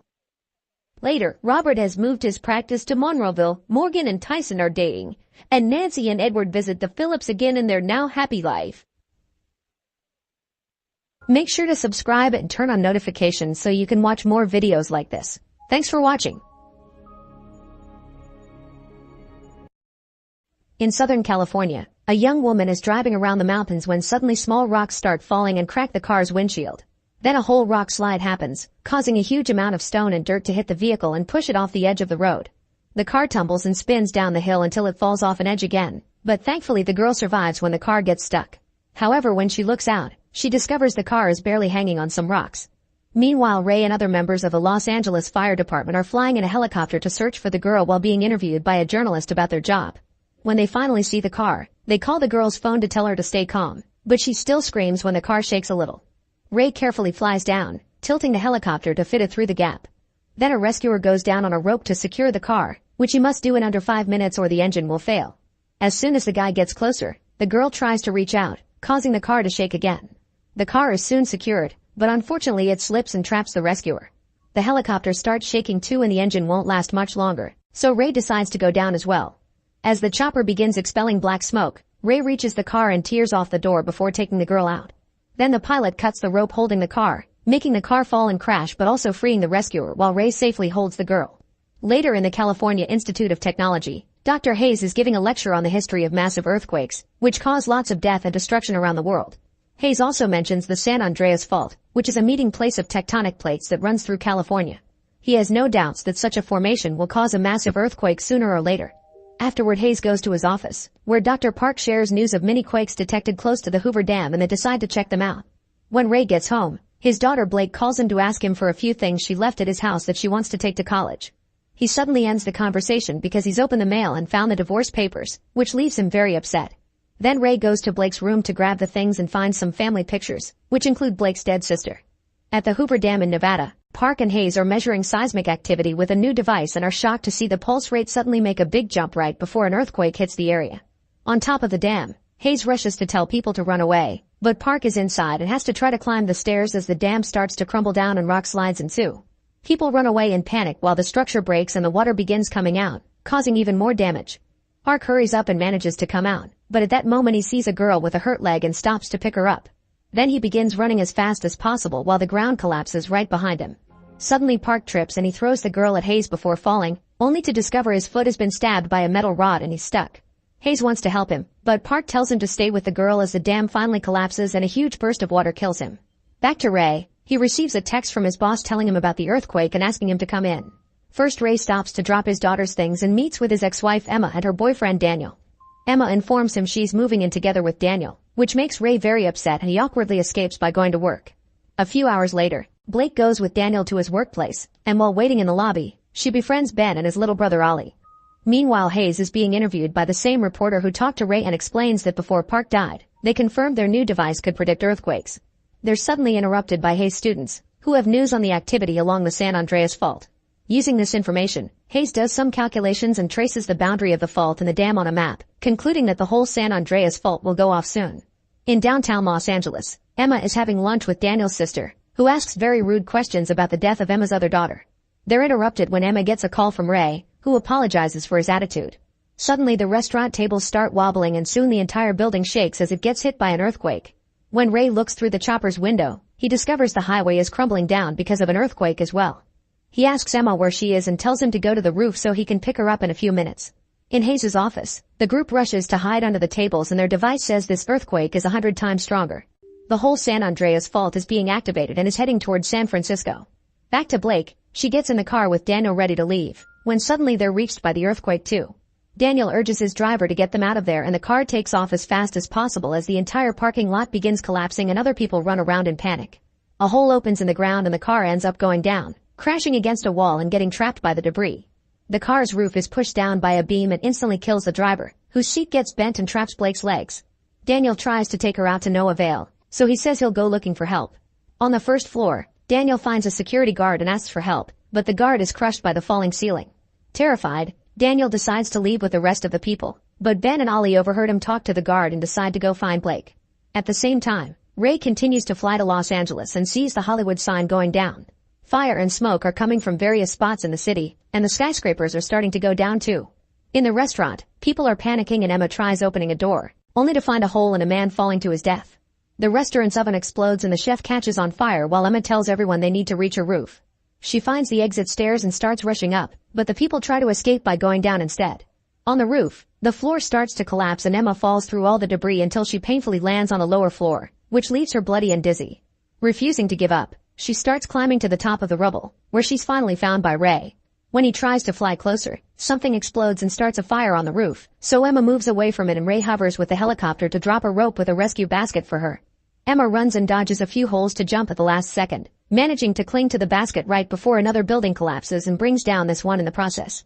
Ray immediately pulls her up and returns to the pilot's seat, where he must grab the controls as the helicopter is sent into a tailspin by another falling skyscraper. After lots of spinning and losing a door, Ray gets the helicopter under control and flies away before the buildings can crush them. In San Francisco, Blake finds her phone and calls Ray to ask for help, but she soon loses the signal. While Ray tells Emma they're going to rescue her, more debris falls on top of the car. At that moment Ben and Ollie find Blake and try to use a metal beam to get her out, but this only makes more rubble fall. Then Ben checks the trunk and finds a tire jack which he uses to lift the fallen beam, however it only raises half a foot. Thinking fast, Ben stabs the car's tires to flatten them and get more room, getting Blake out right before the beam crushes the car. Meanwhile in Hayes' office, the group analyzes the data from the monitoring systems and concludes this isn't over. Hayes asks the reporter for help to warn people, so they run to the media center and team up with more students to hack into news broadcasts. The reporter introduces Hayes, who informs the whole country that more earthquakes are coming. He predicts a 9.5 earthquake or perhaps greater, and although it's happening in California, it'll be felt even on the East Coast. He advises people in San Francisco to leave as fast as possible. Back to Blake's group, the building starts to crumble so they run outside, where people are running everywhere. After lots of running, the shaking finally stops and the group goes looking for an electronics shop because Ray taught Blake to find an old model phone when the electricity isn't working. When they get one, Blake calls Ray and shares that Daniel abandoned her, which makes Emma furious. Ray tells Blake to get to higher ground at Coit Tower, promising to meet her there. After the call ends, Ben calls his own parents and Emma calls Daniel, only to get the voicemail and leave a threatening message for what he did. On the streets, Daniel is walking away with other survivors when suddenly the aftershocks make another building fall. The crowd panics and runs in all directions while Daniel pushes people out of his way, causing a man to be blown away by a wave of dust. When the helicopter approaches a destroyed Bakersfield, an engine suddenly blows up. Ray knows they're going to crash, so he starts pulling some crazy moves, descending and going up over and over to try to land. Unfortunately, the propeller hits a lamppost and the helicopter goes down, crashing right into a storefront. Thankfully, Ray and Emma are fine, and they watch how people use this time of crisis to loot the mall and shoot each other like maniacs. They sneak around the parking lot until they find a truck with its door open and Ray begins to hot-wire it, only for a thief to suddenly threaten him with a gun. With no hesitation, Ray disarms him and punches him. Then he leaves with Emma in the truck. Moments later on the highway, they see an elderly couple with a broken car waving their arms to make them stop. Ray ignores them and keeps going, only to suddenly hit the brakes when Emma sees a giant gap in the middle of the road caused by San Andreas. The duo goes back to the elderly couple and Ray notices the man's aviation hat, so the couple takes them to a nearby airport hangar. As thanks, they give the elderly couple the truck while they get on a plane. Before taking off, Ray admits he became emotionally distant because he didn't know how to deal with their daughter's death and he blames himself for it because it had been his idea to go rafting that day. Ray apologizes for how he destroyed their marriage, and Emma assures him nobody could have saved their girl so he shouldn't feel guilty. In San Francisco, Blake's group is walking with the crowd that is being guided by a guard to evacuate. Suddenly Blake sees an abandoned fire truck and pulls out an armored box of emergency supplies, which includes a radio and food rations. Ben notices the Coit Tower is surrounded by flames and smoke, so Ollie reads in his tourist book that the next highest point is Nob Hill and the trio begins heading there, which is in the opposite direction of the evacuation. Moments later the plane arrives at San Francisco, but the airport is also on fire so Ray sets the plane on autopilot and announces they'll have to parachute out. Emma is hesitant, so Ray straps her to his parachute and they jump together, falling for several minutes before landing safely in the middle of a baseball diamond. At that moment, another earthquake hits the area. Hayes and his team hide under the tables again, noticing the building is shaking harder this time. In the streets of San Francisco, the trio falls as the earthquake starts bringing down the power lines and destroying buildings. The group tries to run away, but Ben falls and a shard of glass stabs his thigh. At that moment Ollie has a breakdown and Blake tries her best to comfort him. The rest of the city continues to fall apart as buildings and even the bridge collapse. The sea is also starting to wobble. As soon as Ray and Emma come out, Ray rushes to tell people to hide behind the stadium because it's out of the way of collapsing buildings. There's an injured woman who can't walk, so Ray picks her up and takes her to the stadium, where everyone huddles against the wall just in time before they can be hit by falling structures. After making sure everyone is fine, Ray and Emma realize there is too much destruction to walk or drive, so they'll have to take a boat. Once the earthquake stops, Blake takes the shard from Ben's thigh and wraps the wound up.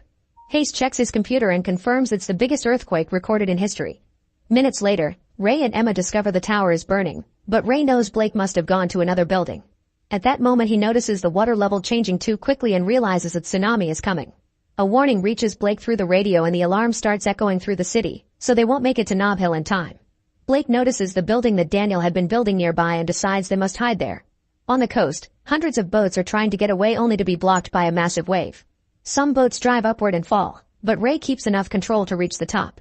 Unfortunately, they come across a container ship that almost kills them. Thankfully, Ray moves away just in time and the ship only takes their roof. Containers are also falling, so Ray drives fast to dodge them all as the ship flips over onto the Golden Gate Bridge. Lots of survivors are killed by this, including Daniel and the elderly couple.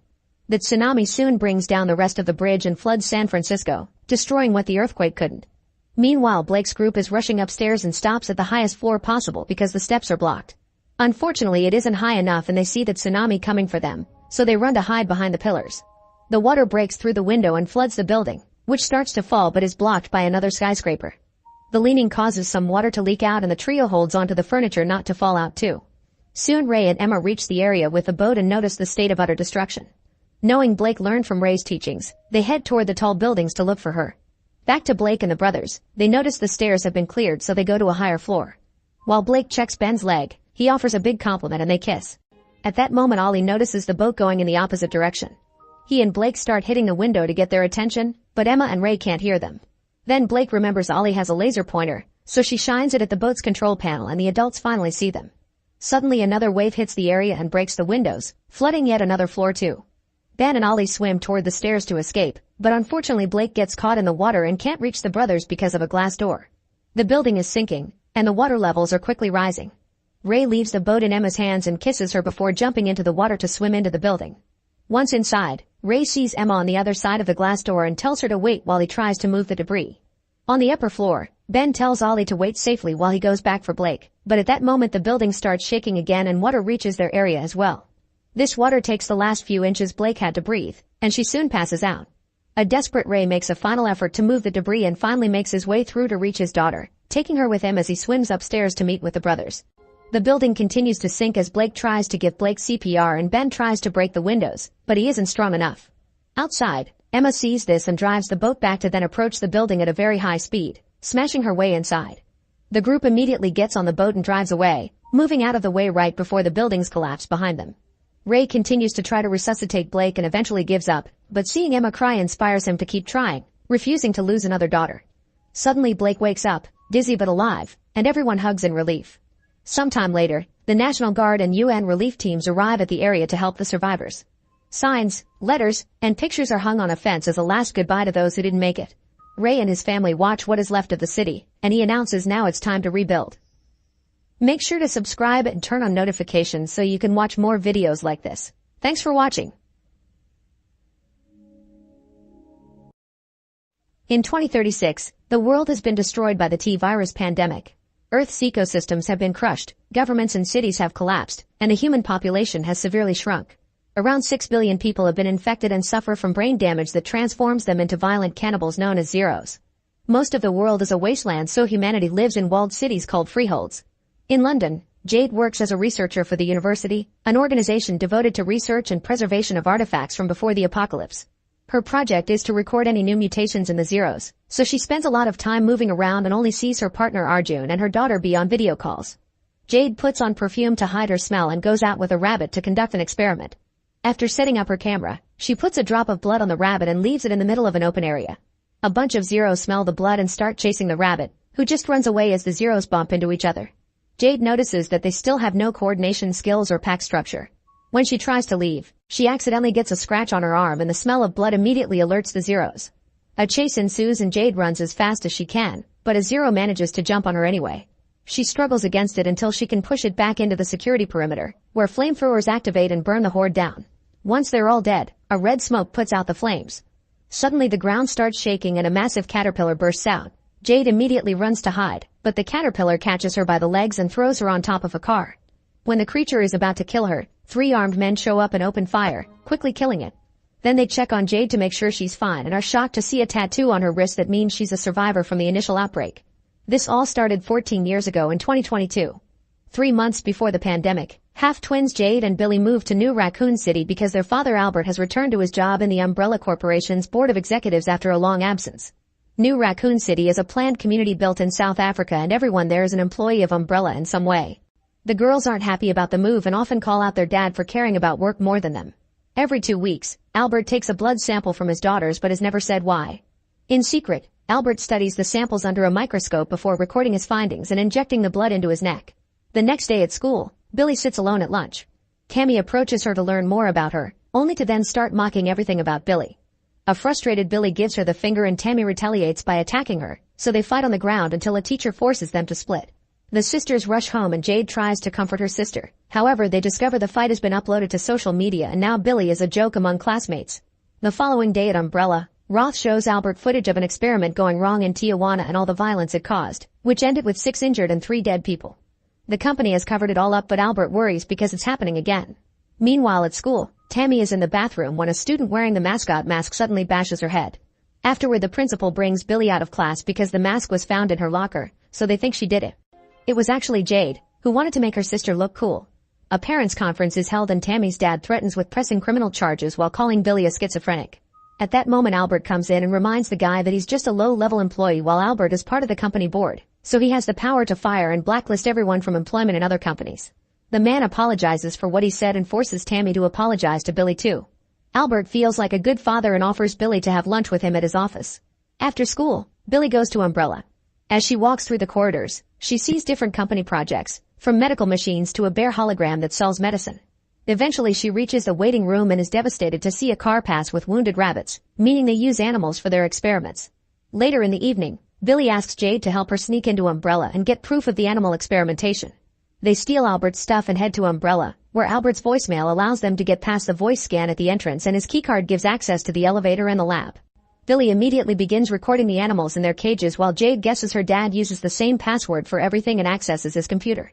There she finds the Tijuana clip and notices Umbrella guards shooting at people. Then Billy opens a mysterious door, only for a mutated Doberman to come out. The beast tries to attack, so the girls take the elevator to escape and discover the alarms have finally activated. The dog escapes the lab and is so strong that it's pounding on metal. The sisters run to hide under a table and wait for the dog to go down the corridor. Next Billy tries opening the door, but this triggers the hologram. The dog follows the noise and finds the sisters under the table. Luckily they move just in time to run out of the room. They rush to the entrance yet they can't open the door, and the dog catches up to them by jumping through a window. The beast attacks Billy and starts mauling her, so Jade grabs a fire extinguisher and pounds the dog to death. Then Jade clings to her sister as she bleeds out. In the present, Jade wakes up in a Freehold's medical bay, where all her wounds have already been healed. While she checks the news on a device, she's found by Tate, who gives her a tour. Jade wants to go back to her camp, so Tate shoots a flare to show her that their walls are surrounded by Zeros. If Jade wants to leave, she'll have to wait for their only helicopter to return. While Tate and Jade discuss the situation, a person announces that an Umbrella helicopter is on its way. It turns out Umbrella has a bounty on original survivors and Jade is number on the list. While Tate keeps Jade at gunpoint, two choppers arrive with Umbrella troops led by Baxter. As soon as Tate points Jade out to him, Baxter shoots him and orders his troops to wipe out the locals. A shootout ensues and people start dropping dead while Jade runs away. Soon the soldiers also use a flamethrower to bring down the building. Jade tries to avoid the flames and finds her path blocked by the soldiers and Baxter, who says her sister has been looking for her. Jade refuses to cooperate and jumps right into the massive horde of Zeros. She lands on a dumpster and rolls on the floor, where the Zeros start chasing her. Jade begins running again while Baxter orders his men to open fire on the Zeros to keep Jade alive. As she uses a clear wall as a shield, Baxter promises to save her if she agrees to leave with them. At that moment a local bursts out of the building in a car, so Jade pushes a bunch of Zeros away to reach the vehicle and climb on its roof. The driver quickly takes off, but when it's about to reach the exit in the outer walls, the car stops to avoid Jade getting hurt by the spikes on the roof. Then the driver points a gun at her, telling her to get away from him because her presence makes him a target too. Jade tries to convince him to work together, but at that moment the Zeros start falling around them because they're jumping from the roof. The driver shoots a few of them, but he's soon overpowered and Jade fails to save him. While the Zeros feed on him, Jade breaks the window to take the driver's seat and finally leave the Freehold. Eventually Jade makes it to the Dover Freehold, which recently signed a security contract with Umbrella for extra protection. Jade makes it to an apartment belonging to Melinda, whose husband Barry has helped her in the past. Barry isn't around, but Melinda allows her to come in and use her tablet. Jade calls Arjun to warn him Umbrella is after her and he advises her to cross the channel to Calais, a territory that belongs to an organization known as Brotherhood. At that moment Jade hears a weird noise and enters the bathroom only to find a handcuffed Barry, who has become a Zero. Melinda explains he chained himself because he felt sick and guessed he was infected. She also says that Barry has the book with all his smuggler contacts, so Jade will have to retrieve it if she wants to escape. Jade gears up with random household objects and enters the bathroom again, discovering that Melinda has been feeding her cats to Barry. She manages to knock him down and starts searching his pockets to finally find the notebook. Suddenly Barry's wrist breaks and he frees himself from the handcuffs, pushing Jade away to attack Melinda instead. When he's about to kill her, Jade kills him from behind. After Jade leaves, Baxter arrives and interrogates Melinda. At the local tavern, Jade meets Barry's contact and tries to get a ride with her wedding ring, but the smuggler wants her to pay off Barry's debt too. Since she can't pay, she instead steals the ticket from a drunkard. In the evening, Jade waits by the pier for the ferry, only for Baxter and his men to suddenly arrive. They shoot the smuggler and then a drone opens fire all over the area, causing the crowd to panic and start running. Jade runs as well and finds a gun on the ground that she grabs before hiding. Then she notices a very scared boy, so she picks him up and enters a warehouse to protect him. Soon Baxter's men have either killed or captured every person on the pier, but Baxter still makes them search the area for Jade. At that moment a door opens in the warehouse, but it's just the boys' parents. They have a bunch of alcohol that they want to smuggle to Calais to start a new life, so Jade agrees to team up with them and pay for the Channel Tunnel route. In 2022, a bleeding Billy wakes up and Jade helps her walk into another room, where she checks the awful wound. At that moment they're found by Albert, who quickly wraps up the injury and tells the girls to escape through a side door because the guards are on their way. He also warns them not to go to a hospital. While the sisters escape, Albert sabotages the security cameras to cover up his daughter's presence. Then he spreads the dog's blood on his head. When the security guards finally arrive, Albert tells Roth and CEO Evelyn that the facility was subject to a cyber attack which released the dog's security lock while he was working late. However, Evelyn is suspicious because there weren't any ransomware demands. At home, Albert takes care of Billy and is forced to explain the dog was being treated for a rare genetic disease. He asks the twins to keep the secret, warning them that Umbrella would punish them severely if they discover what truly happened. The next morning, Albert checks on Billy by examining her corneas for discoloration. She still feels sore and Albert doesn't like how the wound looks. Meanwhile, Jade searches the internet for reports on the Tijuana incident. There's a website claiming to have the truth, but it's blocked by her internet company. Later at school, Jade is confused because her classmates are too excited about having a copy of an anime series. It turns the internet service also belongs to Umbrella and they've blocked any site related to pirating or naughty stuff. Simon is the only one that can bypass the firewall, so Jade asks him to help her access the website with the truth. He manages to do it and they find discussion about what happened in Tijuana. Apparently a man became a psycho after getting bitten by an animal and started biting other people. Jade uses Simon's laptop to post her email address, mentioning she's witnessing the same thing while telling Simon it's just a prank. Later Jade gets a call from Angel, the admin from the website. He is a reporter who has become obsessed with the unusually high incident rate at Umbrella. He used to work for a newspaper, but his stories went unpublished due to Umbrella's intervention and he was fired. Their conversation is interrupted when Jade is found by the principal and told to go to class, causing Angel to overhear and recognize Jade's surname. At his lab, Albert examines Billy's blood under a microscope and injects it into a lab rat. Suddenly he starts convulsing and injects himself with more of Billy's blood to stabilize his condition. Then he has a meeting with Evelyn, who wants to ship out their latest medicine and ignores Albert's warning against dangerous side effects. When Albert tries to quit the project, Evelyn reminds him of his condition and how he's only surviving thanks to her company and his own daughter's blood. At home, Billy checks the wound on the mirror and ends up puking in the toilet. Then she tries to walk her dog Pablo, who gets scared and starts barking at her. She forces the leash on him anyway and takes him out, only for Pablo to run faster than usual and break free. He runs down to the park, where he's picked up by a man. Billy rushes to get her dog back, but Pablo growls at her and the guy thinks she's a thief. When he insists on taking him to the shelter, Billy punches the guy and takes Pablo back to the house. Billy gets in the bathroom and notices she's bleeding from her mouth. At the lab, the rat begins smashing the glass. Moments later, Albert goes to his lab and is shocked to see the rat has escaped. Thankfully it's hiding behind a machine and Albert grabs it to take another blood sample. Seeing its evolution under the microscope, he concludes he has 52 hours to treat Billy before she goes crazy. Meanwhile, Jade gets an email from Simon, who has sent her downloaded a page from Angel's website listing all the allegations of illegal human experimentation conducted by Umbrella. In the morning, Billy gets up feeling very disoriented. However, she's desperate to leave the house and pretends she's fine. Albert checks on the wound and is shocked to see it's better, so he lets her go. At school, Billy becomes distressed after getting hypersensitive to the sound of Simon's skateboard, but she passes it off as medicine hangover. At Umbrella, Evelyn holds a board meeting to discuss Tijuana and their medicine. Albert reminds everyone that while their medicine can do miracles, it also contains a derivative of the T virus, which was developed for the U.S. military.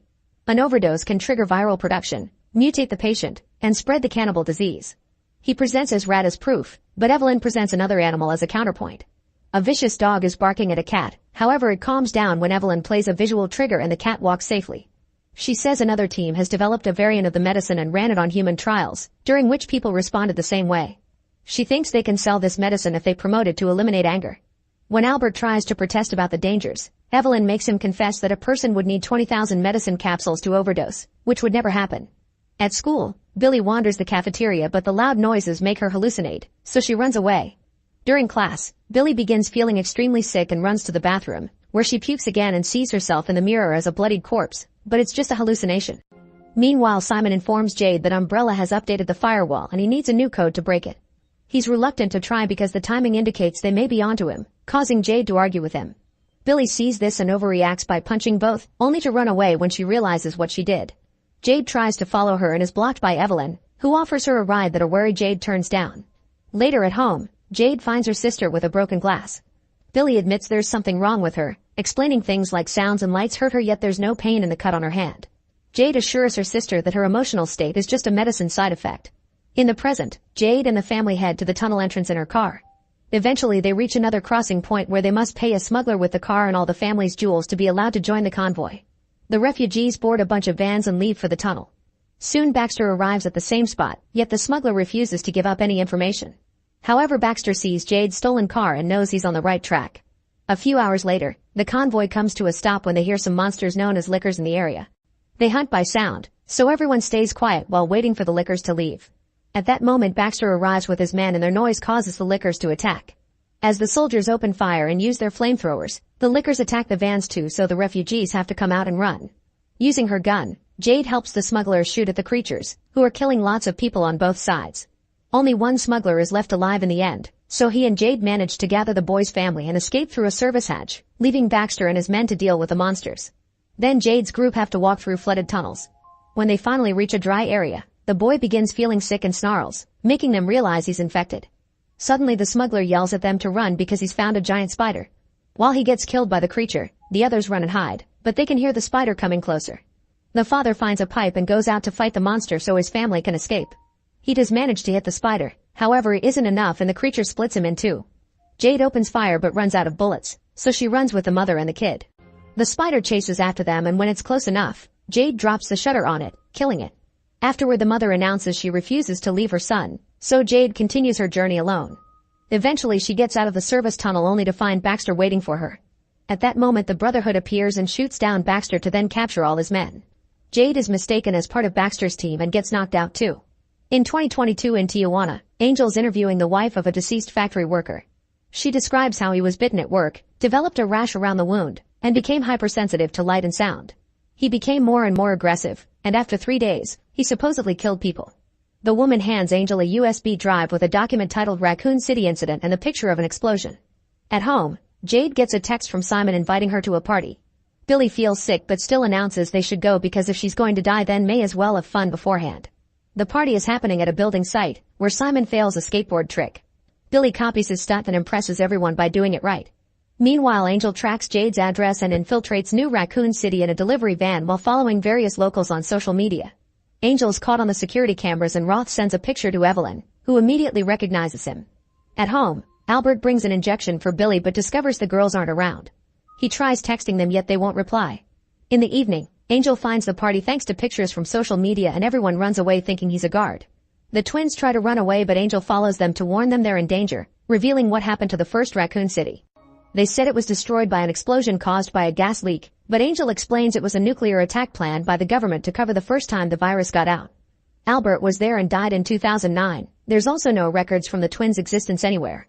At that moment Angel grabs Billy and sees the wound, so the sisters panic and run away. Angel tries to follow them, only to be surrounded by umbrella guards. Later Evelyn interrogates Angel, who calls her out on the disappearance of the worker's wife and all the experiments. On the streets, the twins continue to run but Billy is feeling strange and starts shaking. She thinks she's about to transform, but time runs out and she's just fine. In 2036, Jade, Baxter, and his men are taken away in the Brotherhood's convoy while they learn that heretics are crucified upside down. However, Baxter isn't too worried because he has a chip in his arm and believes Umbrella is on the way. Eventually they're taken to a prison where the Brotherhood keeps around 300 Zeros chained up. The prisoners meet the Brotherhood leader, who believes the plague is God's judgment for man's heresy and the Zeros are transformed sinners made to kill other sinners so the world is left for the elect. Jade and Baxter are beaten up and thrown into a cell and Jade watches the Zeros, shocked that they're working in an organized way as they move the mechanism that powers the prison. Suddenly one of Baxter's men is dragged out of his cell and violently cut to pieces by a chainsaw, then the pieces are thrown at the Zeros for food. One of the creatures is Mother Zero, who eats before shrieking to make the other Zeros work again. Jade realizes she's controlling them, which means the virus does evolve. Terrified, Baxter asks Jade to help him escape in exchange for reporting her as dead. Together they push the cell door to remove it from its hinges and immediately kill the 2 guards on the corridor. Then they take a radio and the cell keys, which they use to free Baxter's soldiers. They also manage to recover their weapons, so when the chainsaw man tries to stop them, they shoot him down. Jade grabs the chainsaw while the soldiers start a gunfight with the other guards. Baxter pulls a bunch of levers to open the exit and accidentally releases the Zeros. Now the group has to shoot both guards and Zeros as they make their way through the building to escape. Baxter manages to fight pretty well and defeats a bunch of enemies, only to realize Jade is gone. She's found a tunnel and is running out with the Brotherhood. Hearing screeches, Jade decides to go back and closes a gate, separating Mother Zero from her horde. Then she uses the chainsaw to attack, decapitating the mother after some struggle. The Zeros are now coming after her, so Jade grabs the head and runs to hide in a room. There she uses the radio to call her daughter and share some loving words before the battery runs out. As the horde keeps pounding on the door, she tries the chainsaw again, but it isn't working. Nearby she finds a grenade and throws it at the door, but it doesn't work either. At that moment the Zeros push down the door and detonate the grenade, which kills most of the creatures and leaves Jade in a very weak state. When a Zero attacks her, it gets shot by Baxter. They start running together and Baxter keeps on shooting the Zeros that follow them. They find a ladder and Jade goes first, but when Baxter tries, the Zeros grab him and bring him down. While the beasts feed on Baxter, Jade escapes through a sewer hatch, only to be found by Umbrella soldiers. When one of them removes their helmet, Jade is shocked to see Billy. In 2022, Albert is looking for his daughters only for Roth to drag him to the Umbrella building, where Evelyn is scolding Simon on the phone for his party. It turns out he's her son. Then Evelyn takes Albert to see Angel, who has been beaten up but he still refuses to be bought into silence. She wants Albert to torture him and at first he refuses. However, when Angel mentions that he knows the twins, it infuriates Albert and causes him to start severely injuring him. At home, the twins search for their birth certificates. Instead they find parts for a gun, a dog whistle, and a hidden laptop. This one uses a different password, so Jade calls Simon and he cracks it remotely. There are no interesting documents but Simon finds a dead drop email, which is a system that needs a password to be put every 24 hours or the email will be sent. The message is for Billy, saying that Umbrella is after her and he left a bag ready for her to escape. Simon hacks into most of the cameras to play a loop, then the twins sneak around the others' cameras to find Albert's favorite picture. Inside there's a note with a clue, which takes the twins to the piano. They play Moonlight Sonata and discover something is jamming the key. After they remove it they find another note that makes them move the piano. On the floor, they discover a hidden compartment containing a bag with tons of money, 2 passports with the twins' pictures but fake names, and a gun. Simon points out there must be a secret room for Albert to hide stuff in, and effectively they find a hidden door downstairs. The lock requires a special key and Jade remembers the dog whistle, so she uses it to summon Pablo. The dog's collar opens the door and the twins head down into the basement, where their call with Simon ends over the lack of signal. They find Albert's private lab with all their blood samples and a chair to hold someone down. There's a box labeled RC 1998 with a DVD, which plays footage of Albert injecting something into a mutated human. Another file describes Albert's intentions to strap Billy to the chair should she deteriorate. The twins agree to leave and Jade wants evidence, but when she unhooks the computer it triggers an alarm. As a fire starts in the room to burn all the evidence, the sister rush to the door and find it locked. They save themselves by climbing on a table until the extinguishers put out the flames. Suddenly Albert enters the room and Jade demands an explanation. Albert refuses to answer and Jade pulls a knife on him, causing him to get angry. Before he can hurt them, Billy knocks him out. Moments later Albert wakes up tied to the chair and finally talks. The dog that bit Jade was infected with T-virus which causes mutations, but Billy appears to be resistant to it. He also reveals that the twins' embryos were genetically modified to excel in mental and physical performances. Umbrella knows this and will preserve Billy as a lab specimen if they find out she's infected. Albert asks them about Angel and the sisters confirm he knows about Billy, so Albert says he needs to rescue him before he tells Evelyn and the girls agree to release him. The next morning, Albert goes to Umbrella and interrogates Angel while secretly showing him a note that asks if anyone else knows about Billy's bite. Angel says no and Albert injects him with a medicine that causes him to go into cardiac arrest and die. As a medical team rushes in, Evelyn accuses Albert of being Angel's mole and he's arrested. Angel's body is taken to the morgue for an autopsy, but as soon as the doctor makes a cut, Angel convulses as his skin changes color. Down in Umbrella's prison, Albert discovers there's someone in the cell next to his and is shocked to find an exact double of himself with a beard. In 2036, Jade is locked up at an Umbrella's base and is interrogated by Billy, who is working for Evelyn on her world domination goal. Suddenly Billy sends the other guards away and changes her tone, admitting she had been wrong to choose Umbrella and that Jade is immune to the virus but she isn't, it's just moving slowly in her. Billy then releases Jade as she tells her where to find a university search team and slices an Umbrella tracking chip from her arm so she can escape freely. After punching Billy, Jade collects the severed head of Mother Zero and runs out. Eventually Jade reaches the coast and is found by the university search team, who quickly take her to their ship. There Jade finally reunites with her family. Sometime later, the ship changes its route because they pass near a ghost craft, meaning there are Zeros alive underwater. Meanwhile Jade joins Umrita at the lab to perform an autopsy on Mother Zero's head. They learn that Mother's body is producing 2 enzymes, but they degrade upon exposure to oxygen.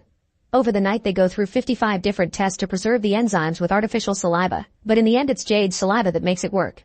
They introduce T-virus to the enzymes, determining that one has an attractive property and the other a repelling property, meaning that these enzymes could be used to both ward Zeros away and to control them. In the middle of the night, Jade sneaks on a boat and fishes out a Zero for more tests. The Zero tries to attack her, but Jade puts it to sleep with an injection. In the morning, Jade ties the Zero up at the lab at the same time that comes to see her. The girl gets scared, but Jade calms her down by saying she's found a solution and makes her stay by the door to watch. Jade covers her body with the mother's enzyme and pricks her finger before approaching the Zero. The trick works and the creature doesn't attack her, but when it comes closer, the Zero snarls. It manages to break its bindings and pushes Jade away to chase after B, who goes to other adults for help. The Zero finds Amrita and jumps on her, immediately killing her. At that moment a guard comes out and kills the creature, and Jade comes to take full responsibility. Amrita's husband is furious and tries to shoot Jade, but Arjun pushes his arm to make him fail. Suddenly they hear a noise and notice a bunch of helicopters approaching. A flashback then jumps to 2005, where 3 different Alberts are working together at an Umbrella outpost. Their personalities are different, but all 3 of them are clones of the original Albert, a superhuman who also is their leader. Original Albert notices one of his clones is listening to music and threatens to slice off another finger if he doesn't behave. Suddenly a bunch of soldiers bursts in to arrest them for their unauthorized use of Umbrella assets. With his enhanced abilities, Original Albert defeats them in seconds. However, there are more soldiers coming, so Original Albert tries to kill his clones to prevent them being used. The soldiers arrive faster than he thought and open fire, so he only manages to kill 1 clone before he runs away.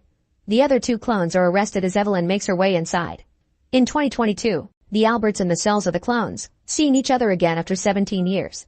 Bert has been locked up the entire time and is shocked to hear that Albert was allowed to have a life. Their conversation is interrupted when the guards take Albert away. He's tied to a chair so he can be interrogated by Evelyn, who knows his injection killed Angel and confirms that Bert was the one who created the medicine variant. Since Albert refuses to go along with Evelyn's plans, she asks Roth to inject him with the variant and Albert soon starts feeling sick. Meanwhile in the cell, Bert kills a guard with a razor and presses a pillow over another one to finish him off. He also shaves himself and leaves the cell looking exactly like Albert. Afterward Bert shows up at the school with a stolen car and pounds on the horn until the twins come over him. He avoids answering questions by saying they'll talk later and they drive away, but the sisters are shocked by his crazy driving.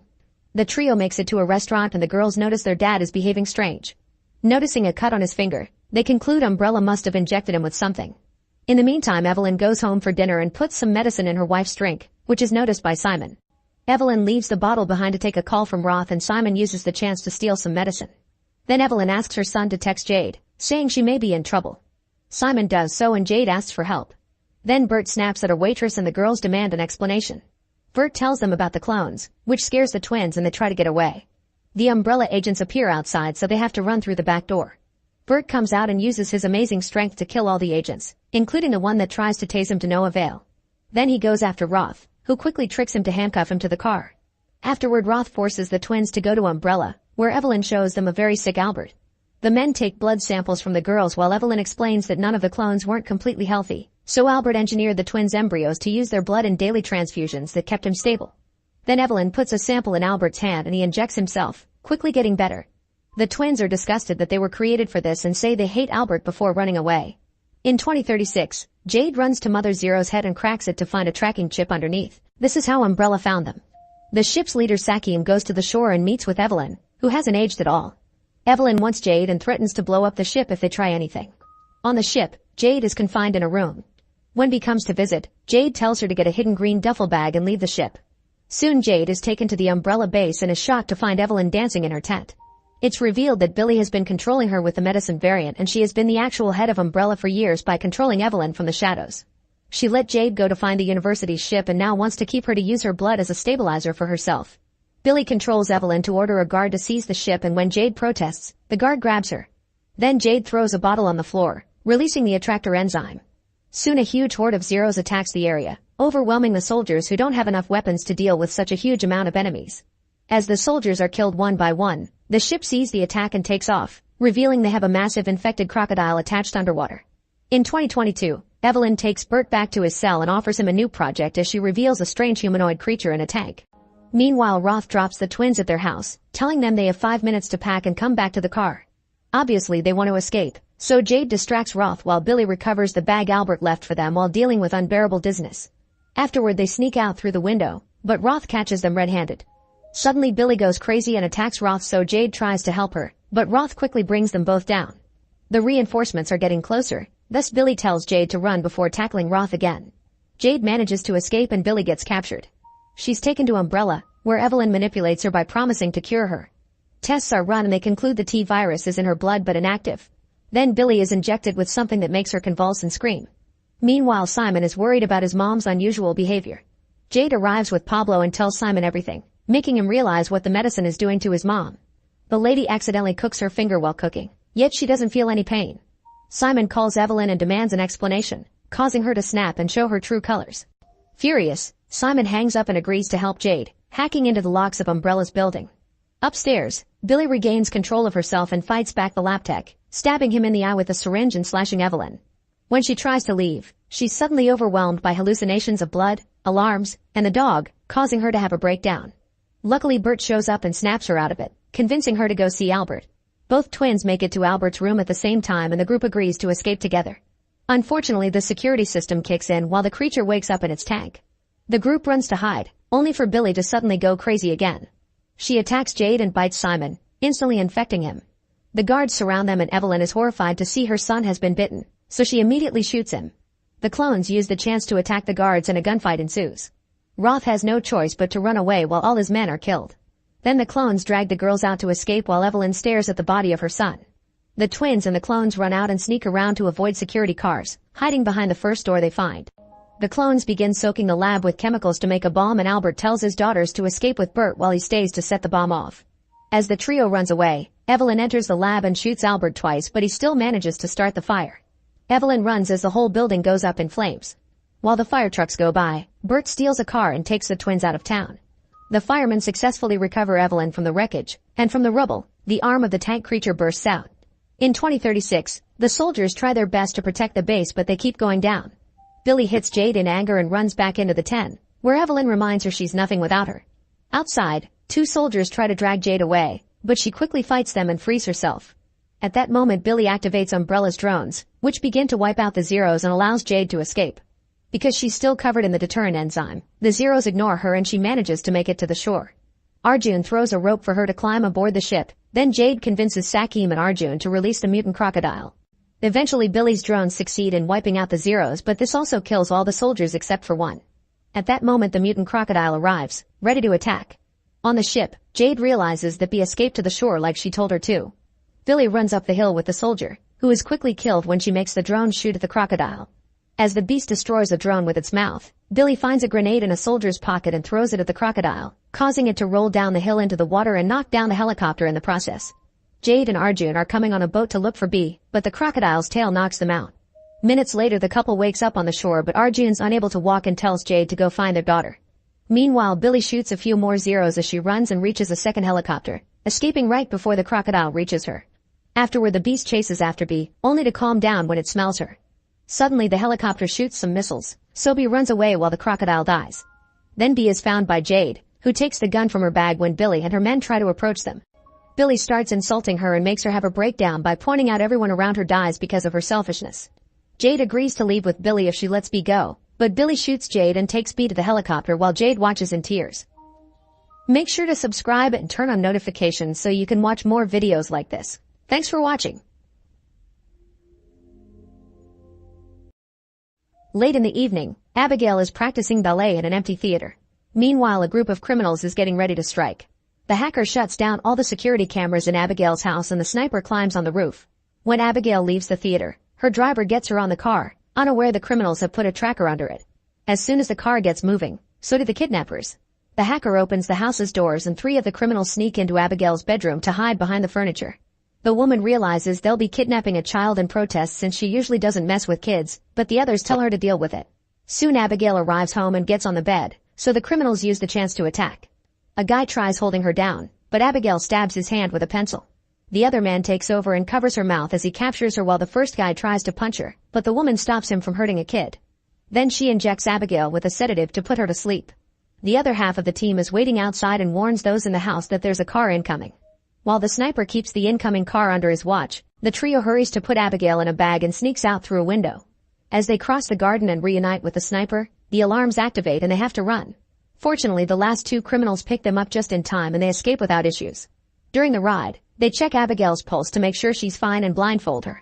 When they're about to reach a traffic, the hacker tells the driver to take a different road, but the driver makes a sudden turn and hides the van behind a big truck. Eventually they make it to their destination, which is an old abandoned mansion outside the city. There they meet with Lambert, the guy that hired them. After they handcuff Abigail to a bed, Lambert reminds the group of the rules. They mustn't share any names or backstories, and they should avoid getting naughty among themselves. It's a 24-hour job, so they must babysit Abigail until her rich dad sends the $50 million. Lambert doesn't tell them who the dad is, but he does collect everyone's phones to avoid getting tracked. Before leaving, Lambert gives each team member a codename inspired by the Rat Pack. Afterward the team begins enjoying all the drinks in the house. Joey refuses to share her candy with Dean, who pretends to be smart and tries to guess everyone's backstory, but he fails. When Joey mocks him, the others bet some money to see if she can do better, and by reading their body language, clothes, and personality she guesses all correctly. Frank used to be a detective, Peter is a dim-witted mob enforcer, the hacker Sammy comes from money and is doing this for fun, Rickles is a former Marine sniper, and Dean is a sociopath driver. In return, Frank concludes Joey is a recovering addict. Then Joey checks on Abigail, who complains the blindfold is too tight. Joey covers her face and takes the blindfold off. She also notices that the handcuffs are hurting her, so she recuffs her hands in front. Since Abigail is crying, Joey explains they won't hurt her and they only want the money, so Abigail makes her do a pinky promise. Joey shares she has a son, and in return Abigail tells her that they made a mistake because her father doesn't care about her. When Joey's about to leave, Abigail says she's sorry for what's going to happen to her. Worried, Joey rejoins the group and tells Frank that Abigail's father may be a violent man. Frank dismisses it as Abigail trying to make Joey feel bad, but once everyone is distracted, he goes to check on the child. He's shocked to see her without the blindfold and immediately covers his face while pointing his gun at her until she swears she didn't see him. Then Frank presses her until she says her dad is Christophe Lazar. Freaking out, Frank runs back to the group and announces that he's leaving. The others demand an explanation and Frank explains that the girl is Christophe Lazar's daughter, a very dangerous and powerful crime boss. Joey and Rickles also recognize the name and share Frank's worry. An argument ensues on how to proceed and in the end they decide to stay to get the money, which they can later use to escape and start a new life far from there. They agree to keep an eye on the perimeter and keep all doors closed. Later Joey is looking around the house, following a noise that is just an open window. While opening it fully to stop the noise, she sees an old statue of a father and his child. Then she bumps into Rickles, who tries to flirt with her and fails. He also tells her that he doesn't trust the others and they agree to watch each other's backs. Meanwhile Sammy finds a room with TV and is suddenly startled by a presence behind her, but it's just Dean playing a prank. He has the nerve to try flirting with Sammy, who furiously kicks him out. Then Dean finds a sleeping Peter and draws a man's member on his face. He keeps wandering around the house and enters a dark corridor with tons of old pictures, including one with a girl that looks a lot like Abigail. Next he goes to the basement kitchen, where a door opens by itself. Confused, he enters the room and gets startled by a rat. As he tries to leave, suddenly an unseen presence grabs him by the legs and pulls him back. Sammy hears his screaming and goes to the basement, where she finds Dean sitting at the table. When she tries to approach him, his head falls and Sammy screams before puking. Soon the others make it to the basement too and they agree Sammy doesn't have the strength to do that. In fact, it reminds them of the stories about Lazar's hitman called Valdez. Several years ago, 3 top members of Lazar's gang were captured by the FBI. The night before their trial, they were kept hidden on the top floor of a hotel with agents guarding every corner. The next morning, the FBI stormed in and found their bodies with their heads cut off and no organs. There was no way in or out of the room except for the door on the 23rd floor. Getting worried, they decide to check on the girl and find her well in the room. Rickles is still scared of Valdez and wants to leave, but when he opens the front door, they're shocked to discover another barred gate. Peter tries to push it open to no avail, and this triggers a security system that covers all the windows, meaning the group is now stuck inside. Joey concludes this is a trap and Rickles runs to check on his weapon, only to find it gone. Joey rushes to Abigail and asks if she's seen anybody else besides her and Frank, but Abigail swears she hasn't. She also shares that Frank threatened to harm her, that he said he worked for her dad, and that his real name was Valdez. Afterward Joey meets with Rickles and they both share what they know, concluding it doesn't make sense. They agree to look for a way out, but as Joey tries to leave the room, she hears a noise. Rickles is standing rather awkwardly, so she goes to check on him and is horrified to discover that he's been severely injured. His dead body falls in her arms and she puts him down before rushing downstairs.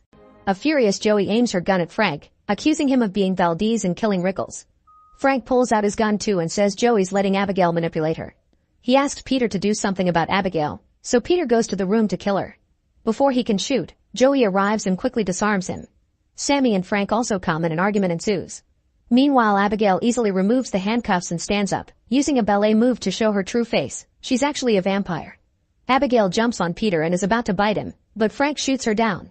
To everyone's shock, Abigail just sits up as the wound heals itself. Joey shoots her too, but it's clear that bullets do nothing, so they run and lock the door.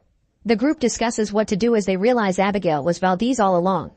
All the doors are equipped with magnetically sealed locks and shutters 2 inches thick, so they can't be broken, and Sammy doesn't have the equipment to hack them. Everyone's tense, and when Peter asks them to slow down, Frank grabs him by the neck, threatening into shutting up. In the end, Frank and Joey grab pool sticks to make steaks while Sammy looks for garlic in the kitchen. Joey doesn't help because she thinks killing Abigail would only make her dad mad at them. Once they're ready, the trio rushes into Abigail's room only to find it empty. Suddenly they hear music, so they go into another room, where they find Abigail dancing with Dean's body. At first she pretends to be a sweet girl, but when Sammy attacks, Abigail jumps on her and sniffs the garlic, which does nothing. Frank is pushed off when he tries to help, but Peter manages to pick her up. However, Abigail easily throws him to the ground and takes the cross from his necklace, hitting his chest with it to make him bleed and confirming crosses don't affect her either. Next, Frank tries to stab her from behind. However, Abigail quickly disarms him and stabs his leg instead. Giving up, the trio goes back downstairs, where Joey helps them with their wounds. She reminds them that the injection did work when they kidnapped Abigail, and they still have a spare injection. They agree to split up, and whoever finds the girl first must inform Joey through their earpieces so she can surprise her with a syringe. The group starts searching the house, and Sammy takes a dirty corridor, where she's startled by a bunch of bats. This causes her to fall in a pool, and she screams when she realizes it's filled with rotting bodies. Even worse, she has to crawl on them to get out. Meanwhile, Abigail surprises Peter, who runs away in fear and locks the door behind him.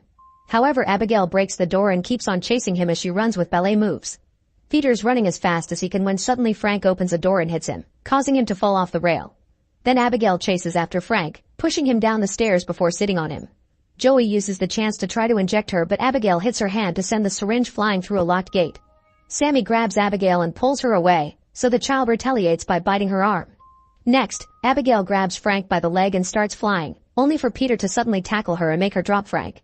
Peter holds Abigail down while Joey manages to retrieve the syringe, quickly injecting the sedative into Abigail. The child makes some serious threats and calls Joey awful things before passing out.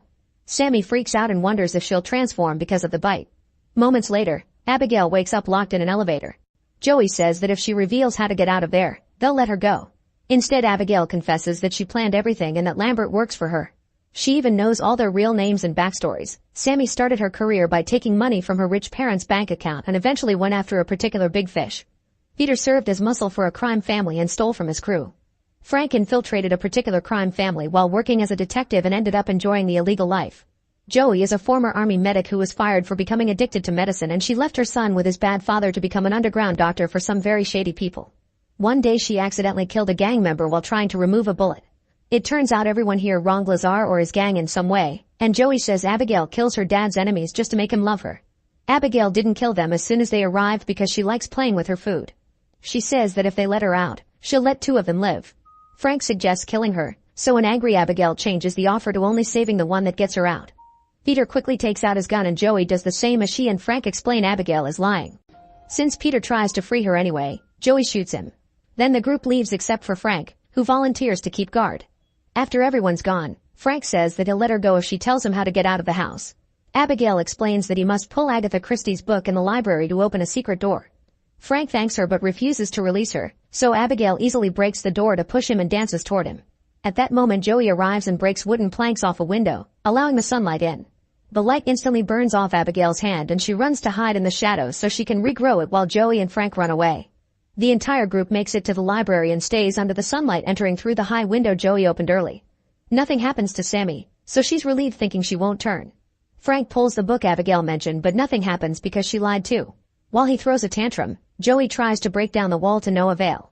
She's run out of candy, so she's getting very anxious. Joey explains to Sammy that she left her son to get clean and the plan was using this job's money to go back to him and start over as a reset. Hearing this word gives Sammy an idea. If they can find the power source, she can short the locks. The team splits in 2 and searches the house. Suddenly Abigail plays music again and takes control of Sammy thanks to the bite. She quickly transforms into a vampire and attacks Peter, biting his neck. Abigail talks to him through Sammy while she continues to feed and kills him. Then Abigail has fun making Sammy dance like she does. Eventually Joey and Frank arrive, so Sammy keeps her face hidden. However, the others are suspicious, thus Sammy shows them her transformation and the duo immediately runs away. Sammy chases after them and they make it to the library, where Abigail uses Sammy's voice to explain she hates that room because that's where her father turned her. Joey grabs a tray and reflects the sunlight on it, causing Sammy's body to explode. At that moment a secret door opens, and although Joey and Frank think it's a trap, they decide to go through it anyway. After going through a corridor, they find the mansion's control and Lambert, who is a vampire too. Lambert grabs Joey by the neck while he explains everything. Abigail turned him 2 years ago when she found out that he helped Frank infiltrate the gang. She also threatened his family, and now all he does is bring all her father's enemies here so she can play. He's already notified Lazar about the situation, and he's on his way to the mansion. Lambert wants to kill both Abigail and her dad, so he offers to turn Frank if he promises to help. Frank agrees, so Lambert knocks Joey out and bites Frank. Next, Lambert makes Frank drink his blood, and Joey wakes up to watch Frank painfully transform into a vampire. Afterward, Lambert tells Frank to feed on Joey, however Frank stabs him with a stake instead, causing Lambert to explode. At that moment Abigail arrives and tries to attack, but Frank overpowers her and drinks her blood. Joey uses the chance to reach the control panel and deactivates the security measures. She also retrieves her phone. But when she runs down the secret corridor, the exit is locked. While Frank finishes feeding on Abigail and drops her body, Joey calls her son and leaves a heartfelt speech in his voicemail. Frank finds her and immediately pushes her back into the library, where he starts throwing her around to smash her against the furniture. Joey tries to defend herself, but her punches do nothing to a vampire. Then she grabs her by the neck and throws her down, but Abigail catches her just in time. Abigail explains she's too weak to defeat him alone and begs Joey to help her kill Frank, promising to let her go if she does so she can see her son again. Frank approaches them and the girls team up to start fighting him, but no matter how hard they try, he's clearly stronger than both of them combined. After he knocks down Abigail, he stabs Joey in the shoulder with the stake and gets her stuck on a pillar. Then he goes back to fighting Abigail, biting her again as the girl raises her pinky to remind Joey of their promise. When Abigail is down, Frank takes Joey off the stake and bites her neck before throwing her on the floor. When she wakes up, Frank uses his vampire powers to force her to pick up the stake and go after Abigail. However, Joey is pretending, so she turns around and pushes Frank, giving Abigail the chance to jump on him.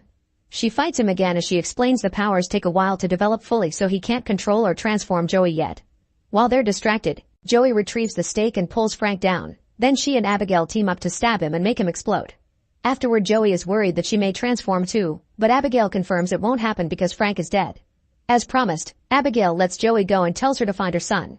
Suddenly someone grabs Joey's shoulder. It's Abigail's father Lazar, who says he had many names through the years. He wants to kill Joey, however Abigail comes to her defense, saying Joey saved her life and was there for her when he wasn't. Lazar kisses Joey's hand as thanks and lets her go. Joey rushes back to the van and discovers she still has a lollipop left, so she eats it while driving away.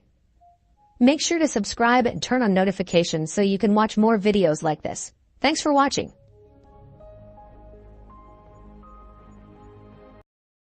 For many centuries, the Order of the Knights Templar has looked for the Apple of Eden because it contains the key to free will. By decoding its secrets, they'll have the power to control all freedom of thought, which is why the organization known as the Brotherhood of Assassins tries to stop them. In 1492 in Spain, the Assassins discusses the latest update. They can't let the Sultan's son be kidnapped or he'll surrender the apple. A newbie called Aguilar is accepted in the organization and they cut his finger as part of the welcoming ritual before handing him a pair of hidden blades. In Baja California in 1986, a young Cal is on the roof of a building trying to make a jump with his bike, but he fails and falls. When he goes home, he's shocked to find the body of his dead mother with her necklace hanging in her hand. To make it worse, it was his father Joseph that killed her. As a bunch of cars led by Ricky approach the house, Joseph tells Cal to run because they've been found. Cal immediately gets on the roofs and runs as fast as possible, managing to escape before the men enter the house. 30 years later, Cal is now a grown man in a Texan jail, keeping himself busy by making creepy drawings. On the day of his birthday, he's taken out of his cell for execution, which is the sentence he got for murder.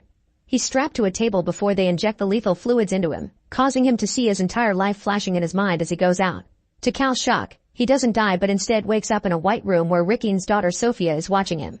Sophia explains that officially he's dead to the rest of the world and he's been brought here to help her project, but Cal immediately tries to escape. His body is still weak from the injection, so his body keeps stumbling and slowing down, but he manages to run through the strange building and take the stairs into a room full of plants and other people like him. Then Cal reaches the edge of a balcony and realizes he has no idea where he is. Soon Sophia catches up to him and says he's in Madrid in the Abstergo Foundation, a private organization working on a way to eradicate violence. Before he can respond, security knocks him out and takes him to a huge empty room. While holding him down, they put hidden blades on his arms and a special belt on his waist before they connect a huge claw-like machine called Animus to his neck. Cal screams in pain as Sophia explains this machine will help him see the memories of his ancestor, who lived 500 years ago. Then Animus raises Cal and bright lights shine around him as the computer checks his DNA. Suddenly Animus pushes Cal and he finds himself in the Spanish Inquisition, seeing everything from the point of view of his ancestor Aguilar. The Templars have kidnapped the Sultan's son Ahmed, and it's the assassin's mission to rescue him before he can be used to get the apple. On the streets, the Templars put Ahmed in a cage and get ready to kill the man who was hiding the boy. While the commander gives a speech, Aguilar jumps on him to kill him at the same time Cal jumps still connected to the Animus. He's shocked because he's truly feeling like he's killed a guy, but Sophia asks him to stay in the memory. The other assassins are also attacking and a vicious fight against the Templars ensues. At first it seems the assassins have the upper hand with their amazing fighting skills, but soon the Templars start killing them back.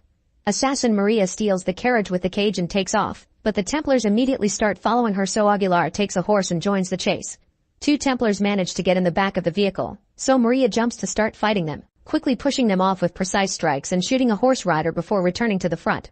Aguilar decides to jump as well and lands in a Templar cart to trigger another fight at the same time one more enemy starts harassing Maria. The fights are fast and intense, and everything gets experienced by Cal in real time, jumping in the Animus as Aguilar jumps as well because the cart loses track and crashes. In the other carriage, Maria almost falls and manages to hold on at the last second. Aguilar lands on her carriage and kills the Templar before noticing they're about to reach a cliff, so he hurries to pick the cage lock and free the kid while Maria gets to escape by unhooking the horses. The carriage starts falling off the bridge and Aguilar falls with the kid, so he shoots a rope to hold onto the edge. At that moment, Cal starts falling too and Sophia orders her technicians to pull him out of Animus while in the past, a Templar finds Aguilar. Cal lands on the floor rather forcefully and is shocked to see a hallucination of Aguilar walking through the room. That night, Cal has nightmares about Aguilar's memories. When he wakes up, he's in a cell room surrounded by guards, and he still sees the hallucination of Aguilar walking around. It looks like Aguilar is about to attack him, but he disappears at the last second. At that moment Sophia comes to check on him and explains the hallucinations are called the bleeding effect. They're images of his experience layering themselves over his field of vision. Angry, Cal grabs Sophia and pushes her against the wall to demand an explanation, so she tells him the machine connects him to genetic memories that allow him to relive the lives of his ancestors. As Cal's head hurts with the visions, Sophia convinces him to let her go by pointing out he'll learn more if he cooperates. Then Sophia takes him to a lab where they've been keeping track of all his life, explaining they found him by following Aguilar's DNA. All the test subjects are murderers like their assassin ancestors, and Sophia points out they were born with a predisposition to violence. Cal corrects her, saying he doesn't like violence for the sake of it. He just killed a man who was hurting women. Sophia and Ricky are with the Templars, and they're looking for the Apple of Eden because it's supposed to have the seed of man's first disobedience and could help them learn why it makes people violent.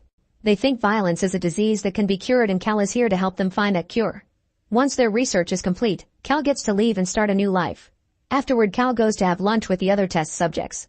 Everyone keeps staring at him and Mosa reminds him that they're supposed to protect the apple, so he advises Cal not to make the wrong choice. While he eats, Cal keeps having flashbacks to his mother's death and sees Aguilar's hallucination everywhere. Meanwhile Ricky wants to send Cal back into the Animus immediately. It turns out the Templars want to shoot his project down because he hasn't found the apple, so he wants to speed up the process. Sophia disagrees because Cal needs to get used to everything or he'll lose his life in the process. Later in his cell room, Cal sees Aguilar attacking him again, and this time he's capable of channeling his ancestors' abilities to defend himself. After successfully exchanging a few hits, the hallucination disappears and 2 technicians come in, so Cal beats them up as well. However soon the guards come and manage to overpower him before they drag him out by force. Cal thinks he's slowly going crazy, so he starts laughing and singing like a maniac. The guards take Cal to connect him back to the Animus by force, and Sophia asks the technicians to pull Cal out if it gets too bad, ignoring Ricky's orders. Cal stops singing when he appears back in the past, discovering Aguilar, Maria, and their mentor are chained up in a cell while the Templars have Ahmed. The trio is taken out to be executed in public, and in the present Cal suffers the pain of a Templar punching Aguilar. While the mentor is burned to death, Aguilar struggles against his shackles and manages to get them off. Then he climbs up the pole to make a jump and break his chains, causing the Templars to come for him. He fights them off and by stealing a sword, he frees Maria as well. Cal sees hallucinations of the Templars attacking in the present and pulls all of Aguilar's moves, making Sophia notice that they're synchronizing. Working together, Aguilar and Maria defeat every incoming guard one by one, and Aguilar has to push the other pole off to save Maria before she gets burned too. When the executor comes after them, they trick him to make his axe break Maria's chains, which they use to kill him. Next they break the barrels and the oil spills, touching the execution flames and causing an explosion that allows them to escape while everyone panics. The Templars begin chasing the duo as they climb to the rooftops, where they have to fight off a few more guards that keep approaching. They quickly fight them off or even kill them by throwing them off the roof before they keep running, using fast moves to jump off the walls and dodge the incoming arrows. Eventually they're surrounded, and Maria and Aguilar accidentally split to fight. They defeat all the Templars as fast as possible, but the soldiers just keep coming with more arrows. The duo keeps on running as they jump on walls, walk through rooms, and slide down clotheslines, while Cal continues to match every move in the present. A Templar cuts the ropes to make them fall through a window and another fight starts, but this time they manage to grab a few weapons to defend themselves. After lots of running and climbing, Aguilar makes it to the top of a structure and dodges one last arrow before deciding to do a leap of faith. When Cal tries the same in the present, he gets caught in a sudden desynchronization and his body can't stop shaking. The medical team rushes to assist him and Cal is submerged in a special pool for recovery. Cal panics when he realizes he can't feel his legs, but Sophia explains it's temporary. She also points out that if he goes into the Animus by choice, he won't suffer these problems. Afterward, Cal is put in a wheelchair and Sophia reveals that Rickeen retrieved his mother's necklace after he left the house. When Cal starts feeling his legs again, he starts practicing Aguilar's moves. Fearing Cal's getting too powerful, Rickeen visits him to explain the consequences of not collaborating with the project. Cal is taken to see the test subjects that didn't connect with Animus willingly and now they're sick or mentally unstable. Rickeen also reveals he has the blade Cal's father used to kill his mom, saying that Joseph is here too and leaving the blade for Cal in a clear attempt at manipulating him. Hungry for revenge, Cal grabs the blade and goes looking for his father, who is now old and out of shape. Cal threatens him with the blade as he demands answers, and Joseph explains he did it because Cal's mom asked him to in order to avoid being connected to Animus and to protect the assassins. Joseph was supposed to kill Cal too, but he couldn't hurt his son.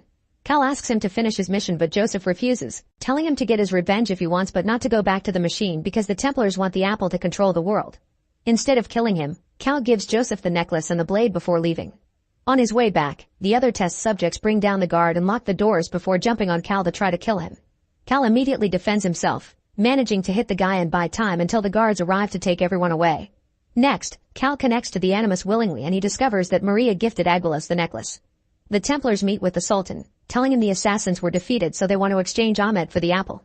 The Sultan reluctantly makes the exchange and a priest working for the Templars celebrates that the apple is theirs now, confirming that they'll use it to control the world. Suddenly a few smoke bombs fall from above and Maria and Aguilar jump into the room to start a fight. They start killing Templars without hesitation and after killing a few outside as well, Maria closes the doors to stop backup from coming in.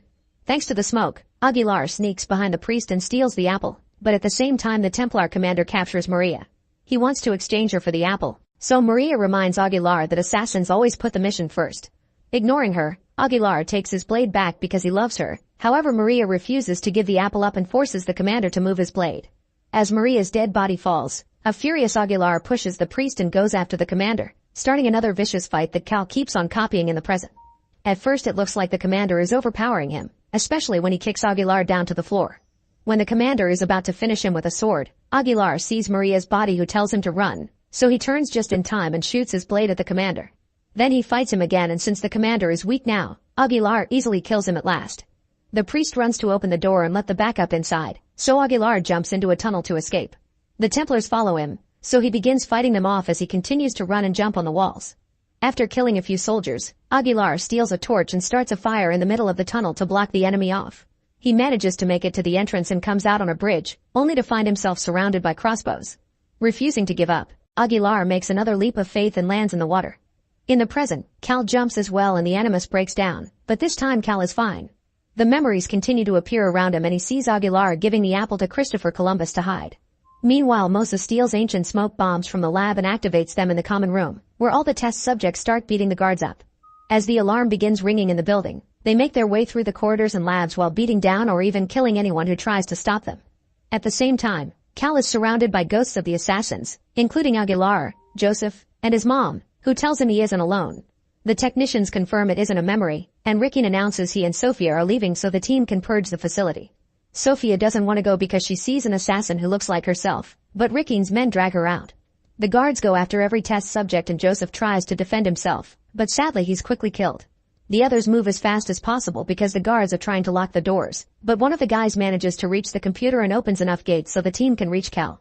His mom confirms that the Templars are evil, causing Cal to finally accept his destiny as an assassin. The ghosts disappear and Cal joins the others to fight against the guards. The group steals a bunch of old assassin weapons from the labs and opens the last door to let the guards in, causing a vicious fight to ensue while Rickeen escapes with Sophia in a helicopter. A young man is sadly killed in the fight, but all the other test subjects perfectly synced with their ancestors and now expertly use their skills to beat all the enemies down. At that moment Cal notices the helicopter leaving and climbs the Animus to reach the roof, but unfortunately he isn't fast enough. Sometime later, Rickeen goes to Columbus' grave and retrieves the apple, taking all the glory even if Sophia designed the entire project. In the evening, the Templars gather to celebrate their victory, unaware that the new assassins are sneaking into the building. While Rickeen steps onto the main stage to give a speech, Sophia sees Cal arrive through the main door, but she doesn't alert anyone because she's finally realized that Rickeen has been using her and he doesn't want peace. On the stage, Rickeen takes out the apple of Eden to show it off. As the apple starts glowing, Cal appears behind Rickeen and kills him. People run away in the panic and the assassins use the chance to escape secretly by mixing with the crowd while Sophia checks on her father, noticing Cal left a real apple in exchange for the mythical one. Later the assassins can be seen on top of a building, promising to take care of the apple in modern times no matter the cost. Make sure to subscribe and turn on notifications so you can watch more videos like this. Thanks for watching. In the headquarters of Denning Pharmaceutical, former employee John takes the elevator and opens his suitcase to reveal he has a gun. On the executive floor, he quickly kills several higher-ups and goes back to the reception, where he sees the police. John says that somebody had to do something and then he self-deletes. Afterward, news programs explain that Denning Pharmaceutical is releasing a new medicine, which is getting FDA approval even though is causing fatal side effects that have already killed 3 people.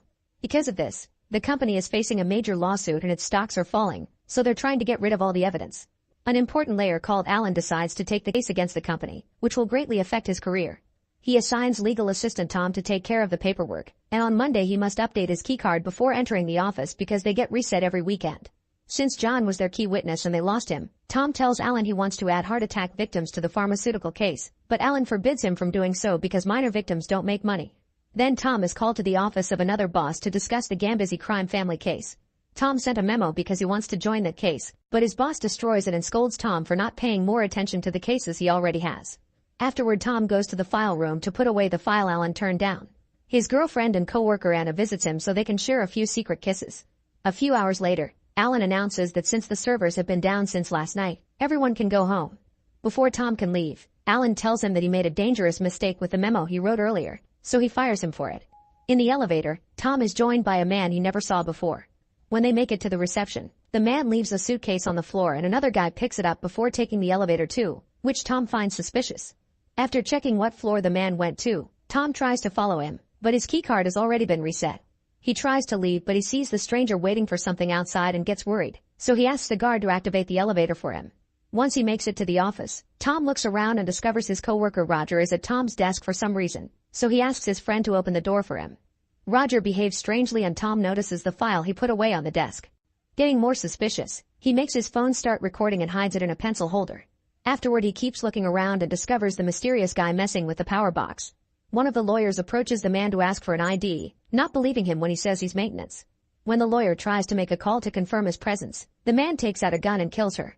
While the killer takes the body away to hide it, Tom rushes to the bathroom and opens a stall to discover the body of the security guard. When he checks on him, the toilet sensor activates the flushing, so Tom closes the door and climbs on the toilet to hide. Soon the killer comes in and washes the blood off his face while talking to the body, mentioning he'll need the keys. Tom manages to move into the other stall by sneaking under the wall right before the killer takes the keys, gun, and radio from the body. Trying to hide, Tom climbs on this toilet and almost activates the flushing again, but thankfully the killer activates his toilet first and doesn't hear Tom. Then the killer destroys the radio and leaves to shut off the fire sprinkler before going into the file room, where he installs some explosives. Meanwhile, Tom rushes to the break room and finds Roger, so he tells him about the killer before they rush into the elevator. Unfortunately, it isn't working, so they run down the corridor and try the emergency exit. However, the killer had already broken the bar and it can't be opened, so they're trapped. They return to the main area and try to use the reception computer, but the internet is down. Tom notices the killer is coming so the duo hides, but the killer still sees the computer has been used and gets suspicious. After disconnecting it, he enters the desk area, revealing he also has a keycard. Once he's out of sight, the duo leaves their hiding spot to try to think of something else. Tom takes Roger's keycard and opens the door to the executive offices to find Alan, so he sends Roger to find his phone and call the police. As Tom activates the lock, he drops his jacket and it gets stuck in the door. While Tom searches for Alan, Roger makes it to his desk and uses his phone to call his wife. However, before he can tell her anything, the killer finds him and makes him say everything is fine. Tom sees all this through the window and so he runs to the break room to find a knife. After Roger hangs up, the killer takes out his gun and asks if there's anyone else working late. Roger lies and says it's just him, so the killer grabs a cable and proceeds to choke him, which is all recorded by Tom's phone. By the time Tom comes back, there's nobody at the desk. He grabs his phone and tries to call 911, but it runs out of battery. After connecting the charger, he looks around the office and finds Roger's body in his chair. At that moment the killer comes back and sees the jacket at the door, so Tom grabs Roger's keycard and quickly hides in the closet, where he's startled by the lawyer's body. Meanwhile, the killer begins dragging Roger's body while making a call on his own phone, complaining to someone because nobody was supposed to be up there. Suddenly Tom's phone gets enough charge to start ringing. The killer checks it out and after dismissing Anna's call, he discovers the video of his murder. He immediately deletes it and looks at the settings to find Tom's name and picture. Realizing this is the jacket's owner, he calls out Tom's name, but Tom stays hidden under a desk. After the killer leaves, Tom runs into another office and lights some paper on fire to try to activate the fire alarm, but it isn't working either. Suddenly Tom notices someone in an office in the neighboring building, so he makes a bigger flame inside the trash can and pushes it against the curtains to start a proper fire. This gets the neighbor's attention and Tom makes a gesture to ask him to call for help. Unfortunately, the killer smells something burning, so he grabs a fire extinguisher and rushes to the fire. Tom sees him and runs away before the killer comes inside to put out the flames, then he pretends he's using the phone so the neighbor won't call for help. Minutes later, Tom makes it to the reception and uses the computer to create a new keycard. The killer almost finds him, but he puts the computer in sleep mode and hides under the desk. After the killer leaves, Tom resets all the locks and now the killer can't use his card anymore. Afterward, Tom turns off most of the lights in the building and rushes to Alan's office, only to find him chatting with a woman. At that moment the killer shoots the office lock, so Tom hides behind the door. The guy seems to be familiar with Alan, but when the woman takes out a gun, he immediately kills her. Then he takes her gun and leaves, telling Alan to stay in his office. Once they're alone, Tom asks about the woman's identity and Alan reveals she's part of the Gambizzi crime family. She was supposed to testify against her husband, so Alan guesses the killer was sent by the mafia to shut her up. At that moment they hear a weird noise and discover the killer is trying to get into the file room by hitting the door with an axe, but it's impossible because it's reinforced steel and bulletproof glass. Afterward, Alan and Tom try to escape but must hide when they hear the killer coming. The guy arrives with the janitor and does an impression of his voice, asking Tom to come out or he'll die. Suspicious, Tom asks what nickname he always used for the janitor and obviously the killer doesn't know, so Tom guesses the janitor is already dead. Next the criminal turns the elevators back on, trying to make them come out. Alan and Tom check the corridor and find the janitor's body with a note that says you win. At that moment they hear a phone ringing and rush to the desk, only to be shocked when Tom finds his own number calling. Alan guesses it's a trap and tries to escape, causing the killer to shoot him in the arm. The duo starts running away and the killer chases them as he continuously fires at them, so they hide in an office where they can lock the door. This one isn't reinforced though, so the criminal uses the axe to break it down. By the time he catches up to them, they're already getting into the file room. Tom tries to use the killer's phone to call for help, but it's protected with a password. The man still has Tom's phone and since it doesn't have a pin, he texts Anna to ask her to come over. Desperate to help her, Tom gets an idea and starts using the copy machine. At the entrance, the killer lets Anna in and holds her at gunpoint, asking for her phone to destroy it. At that moment Tom shows up and offers to exchange the keycard for Anna, but the killer isn't convinced until Alan also comes to manage the negotiations. After the gun is dropped, Alan takes the card to the criminal, who lets go of Anna but takes out the guard's gun. Alan pushes him to save Anna, so the killer punches him and drags him to the file room. There he complains that Alan didn't clear the office, meaning they've been working together. After the killer activates the explosives, Tom shows up with the gun, only to discover the criminal has all the bullets. Alan uses the chance to run and the door closes, leaving the killer locked in the file room. He tries to get out with the keycard but it doesn't work because Tom gave him a fake one he made with the copy machine.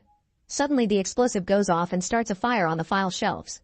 The killer tries to put it out to no avail and passes out because of the smoke. Then Tom comes inside and after throwing the gun away, he puts the fire out by pushing the shelves and making them fall. Suddenly the killer wakes up and attacks Tom, so a fight ensues. The man quickly overpowers Tom and Anna cuts in to help, but she only gets punched. Tom uses the distraction to punch the guy and after they both fall, Alan shows up and shoots the killer. Before dying, the man whispers the numbers 11 to 22 and Tom takes the keys from his pocket. While Anna uses the keys to activate the elevators, Tom goes back to the desks and finds the case file, where he discovers that the pharmaceutical company wanted to get rid of all of the evidence. Then he types 11 to 22 on the killer's phone and unlocks it to find Alan's phone number. It turns out Alan was paid by the pharmaceutical company to lose the case, so he hired the man to destroy the files and kill Roger. Alan claims that corporations are more dangerous than the mafia and tries to bribe Tom, but he turns the money down and leaves with the file. Not wanting to go to jail, Alan self-deletes. Soon the police arrive, so Tom rushes to leave with Anna before they can be seen. In the file room, the copy machine is making thousands of copies of the case evidence. This is found by a cop, who happens to be the guy who left the gun for the killer. The officer finds Tom's phone in the killer's hand and immediately calls a hitman to send him after Tom to silence him. Make sure to subscribe and turn on notifications so you can watch more videos like this. Thanks for watching. In 1979 in Alaska, a pilot calls his base to inform them he saw something strange in the sky and the technicians discover their sensors going crazy. Meanwhile in the forest, two lumberjacks are done working and ready to go home. As they drive away, suddenly one of the trucks floats up for a few seconds only to then drop to the ground, crashing in the process. The other lumberjack tries to check on his friend, but at that moment he's shocked to see an alien spaceship appearing above him. He immediately runs into the forest to try to escape, but soon the aliens catch up to him and beam him up to kidnap him. On present day in California, computer engineer Isaac arrives at the offices of NASA where he works. His co-worker Beck informs him that they're getting a signal from Canada, which is strange because there's no grounded satellite in that area. Later, while Isaac is at the computer, he receives a signal from an unknown origin and wonders if it's a glitch. The next day Isaac goes to his appointment with his psychotherapist, who asks him to start recording video diaries to help with the process of self-healing. Isaac feels rather awkward on camera but does his best to record whatever comes to mind. One afternoon, everyone in California stares in surprise as a burning meteorite enters Earth's atmosphere. Isaac is hiking in the mountains with his camera when it happens, so he sneaks around to avoid the incoming law enforcement and finds the perfect spot to record. To his shock, he discovers that the meteorite is actually an actual alien spaceship that landed on the mountains. Suddenly the ship disappears from sight, only for an alien to then appear behind Isaac. When he turns around, he can't believe what he sees, yet he still keeps recording. The alien walks away and Isaac tries to follow it, but after a few steps he falls unconscious. Soon every media outlet is discussing the meteorite and random theories about it. Isaac's work team is supposed to collect samples, but he doesn't show up to work. Sometime later, Isaac wakes up on a cliff, confused about what happened. He checks his camera and sees the recording of the alien, making him realize he may have been abducted. There's also some pain on his arm, but it doesn't look hurt. Isaac makes his way back to his apartment, but things keep getting more confusing. When he stares too long at an object, it suddenly disappears only to come back in a few seconds. At first he thinks it was a trick of his brain, but it keeps happening, and when he tries to touch the area where the object was, he can feel a funny sensation around his hand. Thinking he may be sick, Isaac goes to the hospital, but the doctor just says he's dehydrated and that he needs some rest. However, the doctor is confused by the x-rays of Isaac's arm because there's a thin fracture so perfectly straight that shouldn't be possible without a tool, yet Isaac has no scar on his skin. Afterward, Isaac goes to work and Beck calls him out for disappearing without a word, revealing Isaac has been missing for 3 days. Instead of explaining what happened, Isaac decides to show it, so he grabs a glass and concentrates to make it disappear. Unfortunately, Beck isn't impressed and he just grabs the glass because he can still see it. Then Isaac shows Beck the recording of the alien, but Beck isn't sure if believing it's real. Another co-worker comes in and brings samples from the soil where the incident happened, but there's no evidence at all of a meteorite. Later, Isaac decides to post the video online and send it to a few scientific magazines. The video immediately goes viral, and in the morning, Isaac wakes up to thousands of comments and calls from people who want to interview him, including a famous talk show. When he checks the comments on the video, he sees many people believe it, but most viewers think it's fake and write horrible things. Soon Isaac appears on TV and shares his story. At first the host asks for details, but soon she shows her true intentions and starts questioning his credibility, making him look like a joke in front of the camera. The interview also goes viral and Isaac is accused of being an attention seeker. There's even a troll who claims to have helped Isaac fake the video. The public reaction really bums him out, but Isaac refuses to give up and begins searching the internet for people who had the same experience as him. One day a person who was also abducted agrees to meet at a restaurant, and while Isaac waits, he starts seeing objects around him floating in the air. His weird experience is suddenly interrupted by Sarah, the person he met online. Isaac shows her the footage and pulls out a bunch of research, showing how aliens have been seen many times throughout history, even by famous scientists. In return, Sarah tells him about an alien abduction in 1979 in Alaska. The victim had been a guy named Carl, who disappeared after sharing his story. Meanwhile, in a secret cabin in the woods, Carl gets excited when he sees his equipment pick up a strange signal. Sometime later, Isaac sees on TV a guy that keeps criticizing his video, saying how fake it is. This inspires him to start making copies of his footage to send to a bunch of media outlets. Once he has all the envelopes ready, he tries to put them in a mailbox and struggles with the pile. A random man passing by offers his help and recognizes Isaac's face, so he reveals he's a writer and gives Isaac his card, saying to get in contact with him if he wants to get an interview published. Soon more scientists appear on TV saying the footage is fake, so Isaac gets in contact with the writer and gets an appointment at his office. To add legitimacy to the story, the writer asks Isaac to have a lie detector test, during which a bunch of questions are asked about Isaac himself and the incident. All of Isaac's answers are flawless, so the writer asks him to wait a moment and leaves the room. Seconds later, two mysterious agents show up and try to kidnap him. Isaac struggles against them and manages to run away, only to suddenly be shot with a tranquilizer and captured anyway. When Isaac finally wakes up, he finds himself in a mysterious facility and being carried by androids. As they move around, Isaac notices they have Sarah as well and yells for her, but they take them to different rooms. The androids tie Isaac to a chair and behind a glass Agent Graves appears, saying that Isaac has some valuable information that could help mankind. Then he runs some tests by making Isaac stare at different objects, but no matter what object they choose, nothing happens. Graves also keeps asking about Carl, who supposedly is hiding in British Columbia. Isaac knows nothing about that guy, causing Graves to get more frustrated by the second. After some struggle, Isaac manages to loosen his hands from the bindings. Then he breaks the equipment and uses it to destroy the androids, which begin expelling a weird glowing liquid. Isaac runs out, quickly finding Sarah in the next room. He uses his power to open the door and immediately frees her so they can run away together, taking random hallways as they try to outspeed their pursuers. Isaac takes a gun from the androids he destroyed and shoots back as they run. After a few more turns, Isaac uses his power to open another door and lock it behind them, allowing the duo to safely reach the outside. At that moment they see a person with a cart pass by and they realize they aren't in the USA. Inside the facility, Graves orders the androids to find and capture the duo, theorizing they'll be going to British Columbia to find Carl. After running for a while, Isaac and Sarah manage to reach a town and discover they're in Costa Rica. They agree they should look for this Carl guy but they have no way to reach him, so they ask around for an internet connection. A girl at a bar gives them directions to meet Zed, the local hacker. While the duo asks for his help, Graves' people ask around town for them. Soon the androids are getting closer, but thankfully the group sees them coming and run away just in time. Zed takes them to his treehouse in the jungle, where he reveals some important information. The agents that are following them are from the ISRP or International Space Research Program, which is run by the United Nations Agency. Zed agrees to help them look for Carl, who it's said to have an untraceable connection at his place. While Zed works on tracking Carl down, Sarah tells Isaac about her alien abduction experience.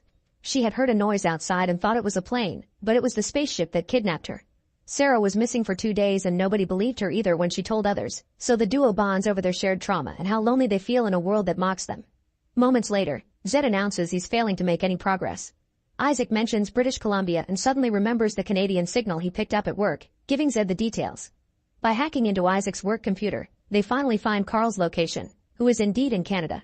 The group attempts to call the man, but Carl hangs up as soon as he hears their voices. However, they don't give up and try again, and this time they get Carl's attention by mentioning Isaac's abduction story and the agents. Isaac explains that he has received a signal from an unknown origin and sends it to Carl, who quickly decrypts it and concludes that the aliens will come to his place in 5 days. After some discussion over the potential dangers, the group agrees to join Carl. It's quite a long trip, so they take multiple types of transport to make their way there. While they travel, the agents keep on chasing them because both Isaac and Sarah were injected with trackers while they were unconscious. When the trio gets on a train, the androids follow on their bikes and soon come aboard too. Zed sees them on his computer, so the team puts on wacky masks to trick their sensors. Unfortunately, the trick doesn't work and the androids try to capture them, thus the trio starts running away as they dodge the shots from the laser guns. Isaac and Sarah climb on the roof of the train and when the androids read their location they try to follow them, but Zed is waiting for them and kicks them off the train. Eventually they finally make it to the right cabin, where Carl meets them at gunpoint.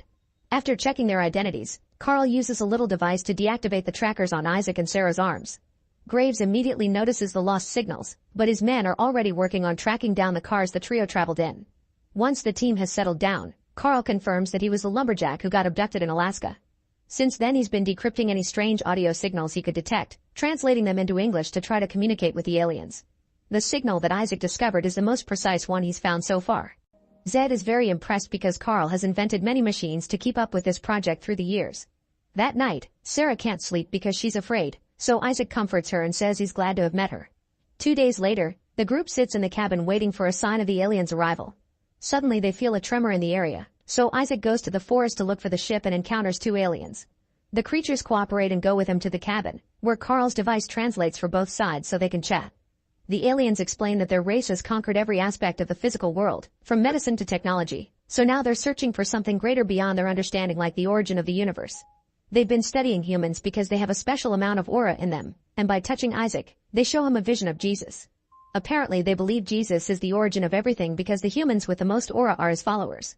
Sarah takes the chance to ask why her arm always hurts since the abduction, causing the alien to take out a bracelet device that it puts around her arm.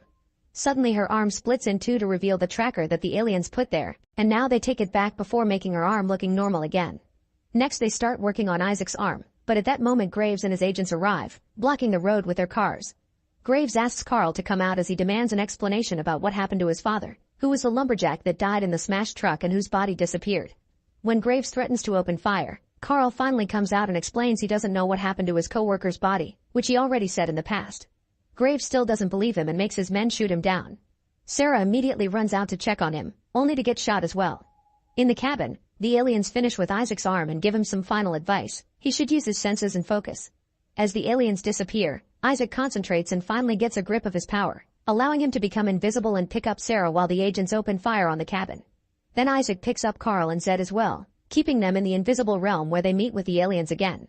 The creatures immediately heal Sarah and Carl while Zed enters the cabin only to find it empty. While all the agents are confused, the group follows the aliens on the road, walking among the men without being noticed. Soon the spaceship is seen leaving the planet. 6 months later, Sarah and Isaac are a couple living a quiet life in Costa Rica. Isaac still has his power and sometimes uses it at work to do things faster. Zed and Carl are working together for Zuma, a new underground tech intelligence agency, and Graves gets fired from his job for taking things too far. Make sure to subscribe and turn on notifications so you can watch more videos like this. Thanks for watching.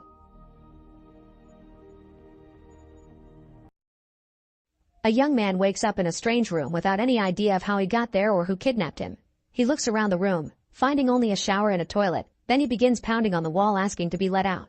Suddenly he notices a monitor showing the word share, so the guy begins entering different commands that could possibly open a door, but nothing seems to work. The computer asks him to share again, so the guy confirms that command. Now he's recording, so he begins asking the camera tons of questions to understand the situation, but nobody answers. After using the toilet, he discovers there is no water in it and the sink isn't working either, so he tries using the computer. When he writes water, the computer says it equals 5. Not understanding, the guy lies down on the floor to wait. Suddenly a fart escapes him and it gets him some points, allowing him to get the water he wanted. After washing his face, the man realizes this is a broadcast and real people are watching him, so he starts to fart while moving ridiculously around the room, but it doesn't get him many points. He tries some commands on the computer and manages to turn off the lights, so he sleeps on the floor. Sometime later, the computer reminds him to share again, so he goes on a rant about the situation before taking a shower. A few points come in so he rushes to start being silly again, only to fall on the floor. As he groans in pain, the points start going up a bit more quickly. Unfortunately it is not much, so when he orders something to eat the only thing they send him is a bowl of dog food, which appears in a hidden hatch in the wall. The guy complains and tries to send it back, but none of his commands work. With no other choice, the man starts eating the food and even acts like a dog for the audience, including barking and panting. This brings in even more viewers and donations, which allows him to order some clothes. However, it is still not enough and they send him some female underwear, which he models for the screen. That night, the guy goes to sleep on the floor while crying in despair. The next day, he starts trying to entertain the viewers the best he can, like doing silly dances and saying whatever comes to mind. Eventually he gathers enough points to buy a t-shirt and an inflatable mattress. As days pass, points keep piling up and he can buy better stuff like more clothes, shaving tools, a mirror, decent food, and even alcohol. He is supposed to be a vegetarian, but they only send him meat and he has no choice but to eat it. In the end he ends up loving it, and the audience rewards him with more points. One day he drinks too much and tries to smash the monitor with an empty bottle, causing his room to lose all power. The guy tries new things like pulling the monitor and the food hatch, but nothing moves even an inch. He gets so angry that he punches the screen, only to hurt his hand. Then despair takes over and he throws a tantrum, begging to be released while throwing the few things he has. When he loses all energy, he begins apologizing, but it isn't until he starts coughing that the power comes back. Suddenly the screen shows an older man living in the same kind of room, although he has way more stuff. This old man explains sometimes there are glitches in the system, but once a person reaches a certain level, they gain access to the common network. That means the guy can communicate with the other people that are stuck here as well. Nobody knows anything about their kidnappers though. They all woke here just like the main guy did without knowing how or why. Now the main guy has someone to keep him company. In fact, the older man never shuts up, jumping from topic to topic without much thought, and his never-ending rants get him lots of points. The main guy is starting to get annoyed by him, but one day, he hears the older man coughing quite badly. He tries to contact the man and as he figures out what commands to use, he finally finds all the other channels. There are all kinds of content, cooking lessons, makeup tips, and a woman doing yoga who is so pretty that the main guy can't help staring at her for a while. After lots of trial and error, the guy finally connects with the older man, realizing each of them has a channel number. The main guy is 14 and the older man is 73. 14 changes his attitude and befriends 73, chatting with him often, sharing meals, learning magic from him, and singing together. Sometime later 14 manages to get in contact with 28, the woman who does yoga at night while the other bloggers are sleeping. After admiring her beauty and her sense of peace, he sends her a donation. The next morning, 14 begins buying nicer things for his room while still chatting with 73, who explains they can't stay at one level because then the viewers will stop loving them and sending donations. They need to be constantly growing and improving their content to keep the audience eating out of the palm of their hands. From then on 14 begins trying tons of different things like stand-up comedy, exercising, cooking, singing, and the magic tricks he learned from 73. His audience keeps growing and so do his points, allowing him to buy even more things to use in his streams. He also practices yoga following 28's tutorials and tries to buy medicine for 73, who is constantly coughing. However, he makes a typo and ends up watching the room of 11, a woman who just got there and is currently showering. 11 freaks out when 14 appears on her screen and accuses him of being the kidnapper, but 14 quickly clarifies things. Once she is calmed down, 11 proposes they should have cohabitation rules.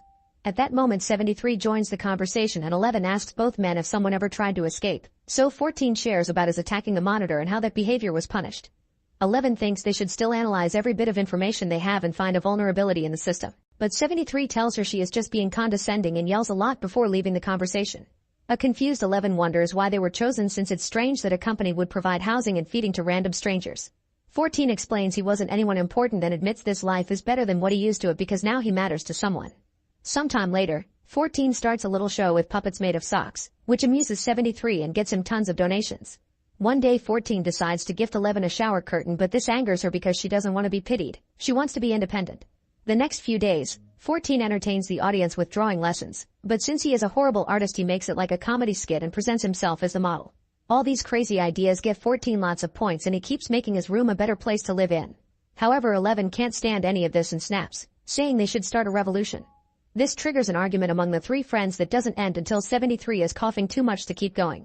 That night, 73 begins coughing more severely than usual and chokes on it, causing him to have a small seizure and fall against the monitor. Now his body is so weak that he can't move. 14 begs his audience to help while 11 tries to find a useful menu on the computer, only to accidentally press the wrong button. Suddenly 73's room starts heating up and soon flames are coming out of the walls, burning every single object and 73 himself. His friends can only watch as 73 dies a painful death before his camera goes off. After spending some time in silence to grieve, 14 contacts 11 and tells her not to blame herself. She refuses to chat with him, so 14 tries one of his puppet shows, making her announce that she wants to get drunk. Both 14 and 11 order lots of alcohol and start drinking while pretending they are dancing with each other. They share the last thing they remember doing before they were kidnapped and their dancing gets more playful, including the removal of clothing. They realize they are into each other and decide to show off more skin as they use their hands to reach the peak of pleasure. Once they are done, they realize this hasn't helped with their sadness and 14 admits he can still hear 73's voice.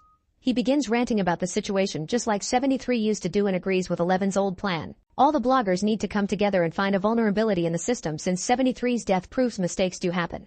Then 14 sits in front of the camera and offers a heartful speech, earning him more points which he says he doesn't want.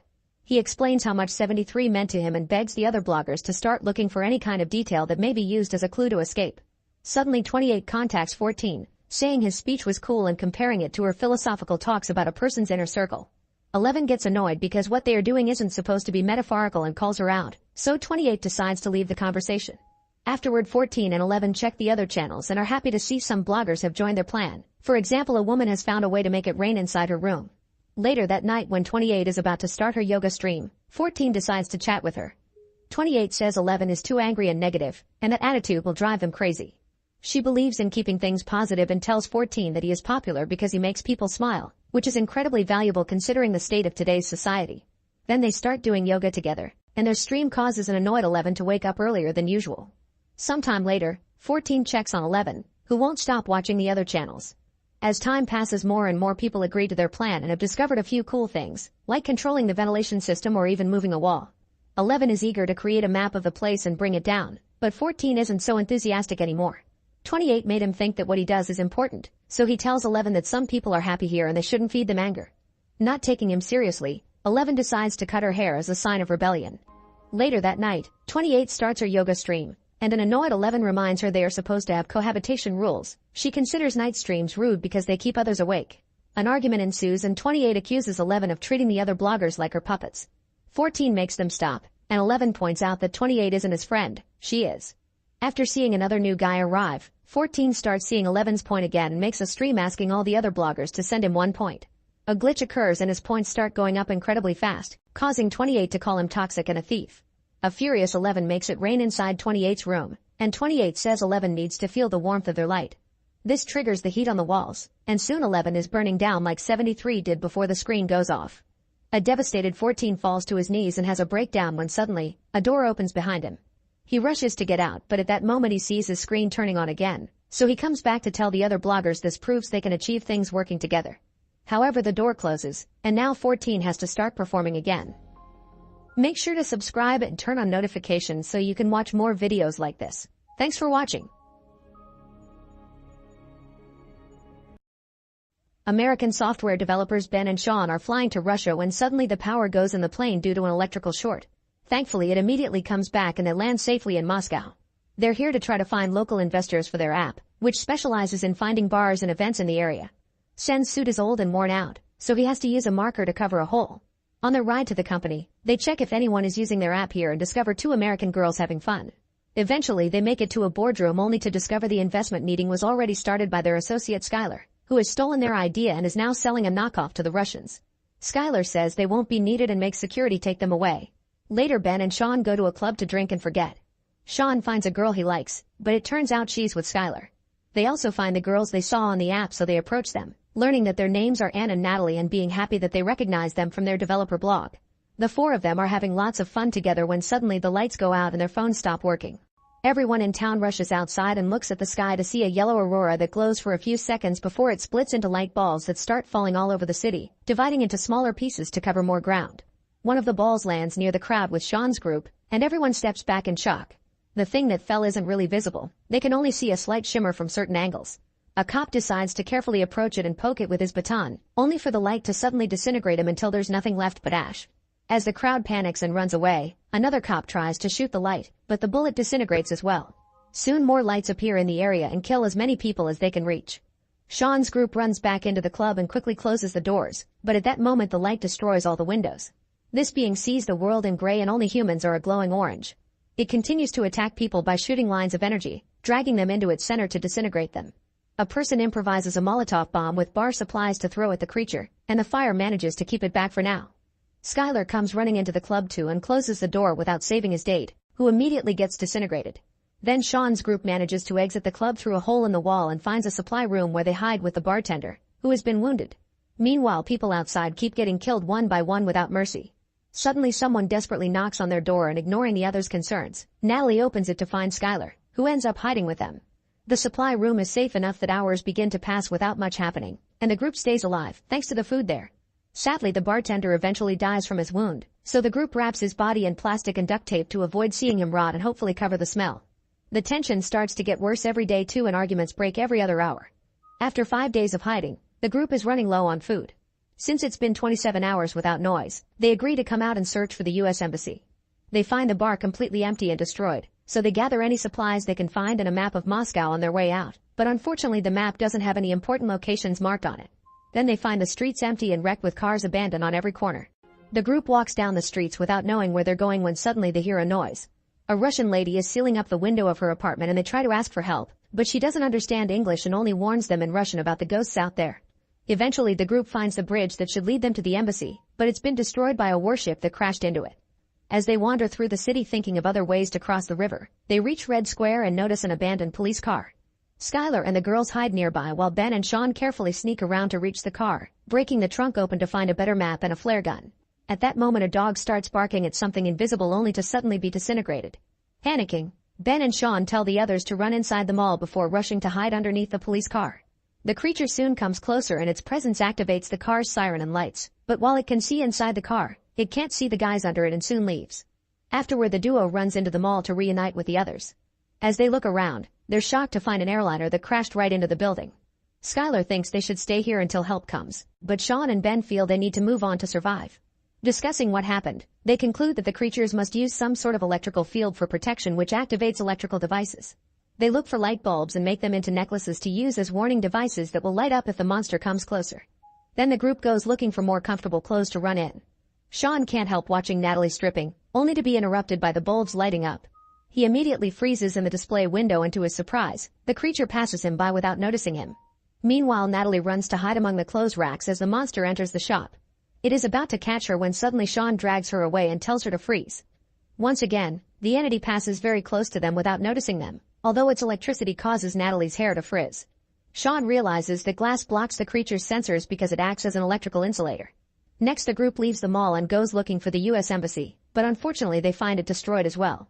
There are dozens of shells from a gunfight at the entrance, and Skylar finds a semi-automatic rifle that he takes for himself. He likes it a little too much and starts shooting like crazy at nothing in particular, getting judged by the Americans of all people. Skylar stays at the entrance to guard and the others go upstairs to look for survivors, but the building is empty. In the Situation Room, they find reports about what happened. Global communications only lasted for 3 minutes after the attack. Most capital cities have been invaded, and they haven't found anything that could hurt the monsters. The only solution found so far is hiding underground. On a map on the table, the group finds a map with numbers and is upset to realize their estimates of survivors. There's also a radio inside a birdcage and Sean carefully turns it on, but the message it plays is in Russian and they can't understand it. Scared that the creatures may hear them, and makes Sean turn it off. Then the group looks outside and by using a rifle scope they discover various balls of yellow light and smoke streaming into the sky as they dig around the city. The digging causes the buildings around those spots to collapse, triggering a whole new level of destruction. Suddenly they hear gunshots and see Skylar running down the street, so Sean and Ben decide to run after him to rescue him. On their way out, they grab the map and the radio from the cage. Sean and Ben reach the street at the same time. Anne and Natalie see a monster coming, so they run out too to warn the guys. When the duo finally reaches Skylar, the car alarms are set off announcing the monster is close. Skylar tells the guys to run and distracts the creature by shooting at it, making it put its attention on him and not to the others. In just a few seconds, Skylar is disintegrated, but his plan allows the boys to escape. As the group reunites, Sean notices a room with power in an apartment building in the distance and they suspect that this is what made Skylar leave. Sneaking around carefully in the darkness, the group crosses the city while avoiding the attention of the creatures and eventually makes it to the apartment building right before sunrise. As they walk through the corridors, they're suddenly blocked by Vika pointing her gun at them and speaking in Russian.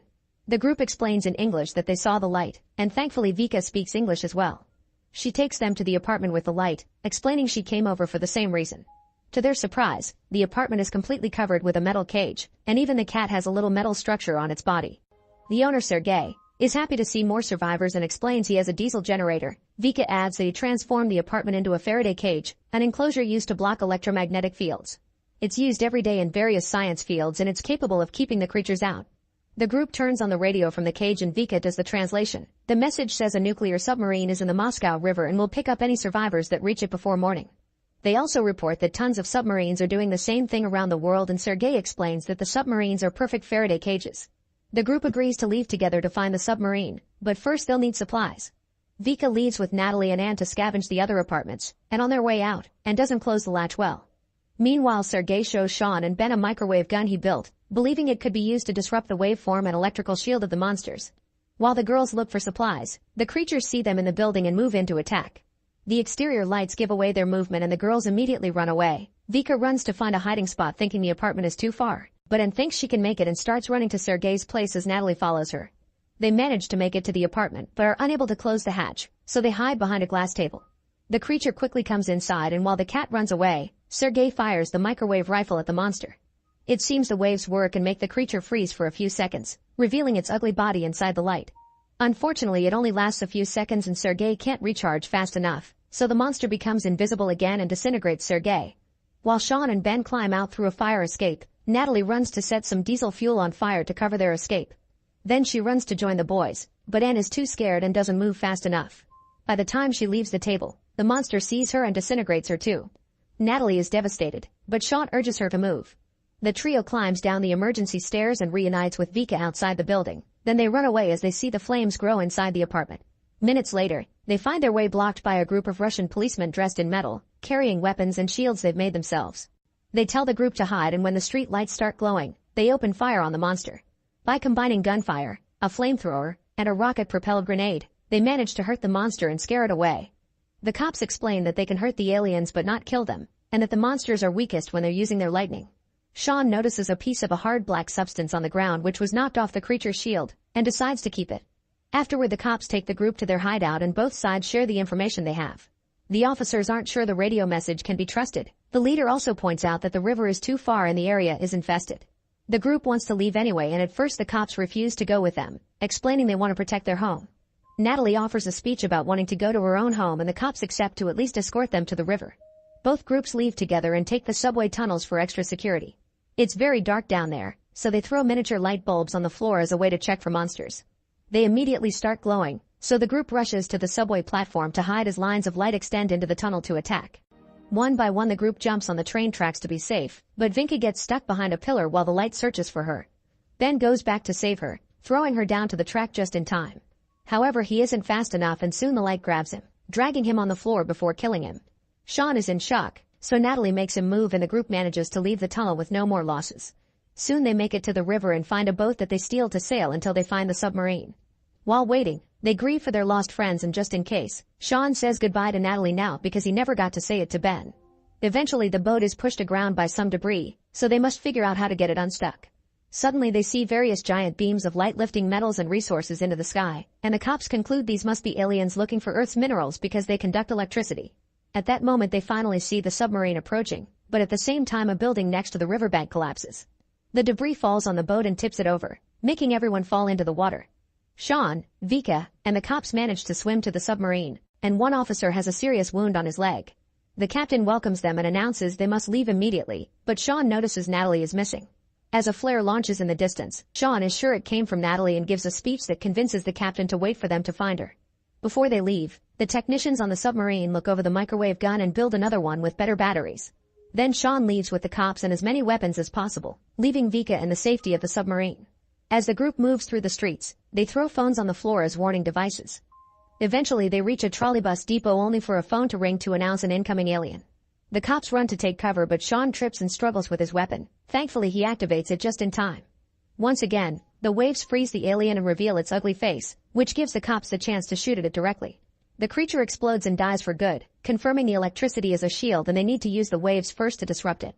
The group celebrates and is heard by Natalie, who calls out Sean's name and activates the windshield wipers of the bus she's hiding in to indicate her location.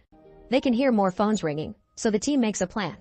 While Sean goes to Natalie, the cops stay back and spill water from a tank truck to amplify the effect of the microwave guns. Soon the aliens arrive, but they won't come close enough to the water. At that moment Vika appears behind the aliens and begins throwing Molotov cocktails at them to force them to move onto the water. The cops shoot the microwave gun and reveal 3 aliens with exposed bodies, then they shoot all the weapons to make them explode one by one. Meanwhile Sean finds Natalie inside the bus and they hug. Suddenly an alien's electrical surge makes the bus doors shut before forcing it to move. Some sparks reveal the alien is inside and Sean tries to shoot it, but the bus movement causes him to miss. The alien manages to grab Natalie's leg and starts dragging her, but now it's vulnerable and Sean hits it with the waves. Then Natalie takes over the wheel and steers the bus to keep it from crashing while Sean continues to shoot at the alien, which freezes the creature but doesn't kill him. Sean has no real weapons but remembers the piece of black substance, so he throws it at the enemy and makes it explode. The lack of electricity finally makes the bus stop. Afterward the group rushes back to the submarine, but the cops decide to stay to protect their home and ask Sean to tell the rest of the world how to defeat the aliens. The submarine soon leaves and a technician repairs Natalie's cell phone, allowing her to get a text message from her mom. It says she's safe and hiding with survivors in Penn Station. Then Sean and Natalie try to kiss, but Vika interrupts them with her disgust. Sometime later, they look at the embassy's map while listening to shortwave radio reports coming in about groups who are fighting back against the alien invasion. They decide to head to those locations to help with the fight.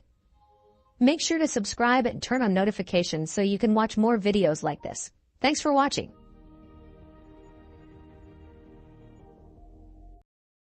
In a dark forest, number 3 and his guardian are hiding in a shack. Suddenly they hear some noises and when the guardian approaches the window with his blade, he's suddenly pulled through the wall by a beast. 3 immediately runs away, pulling some amazing jumps to dodge the beast and make it crash. Then 3 jumps off the edge of a cliff and glides towards the ground, but unfortunately he's found by the beast's sonar. The guy takes 3's necklace and then kills him. While 3 turns into dust, the enemy adds this necklace to his collection.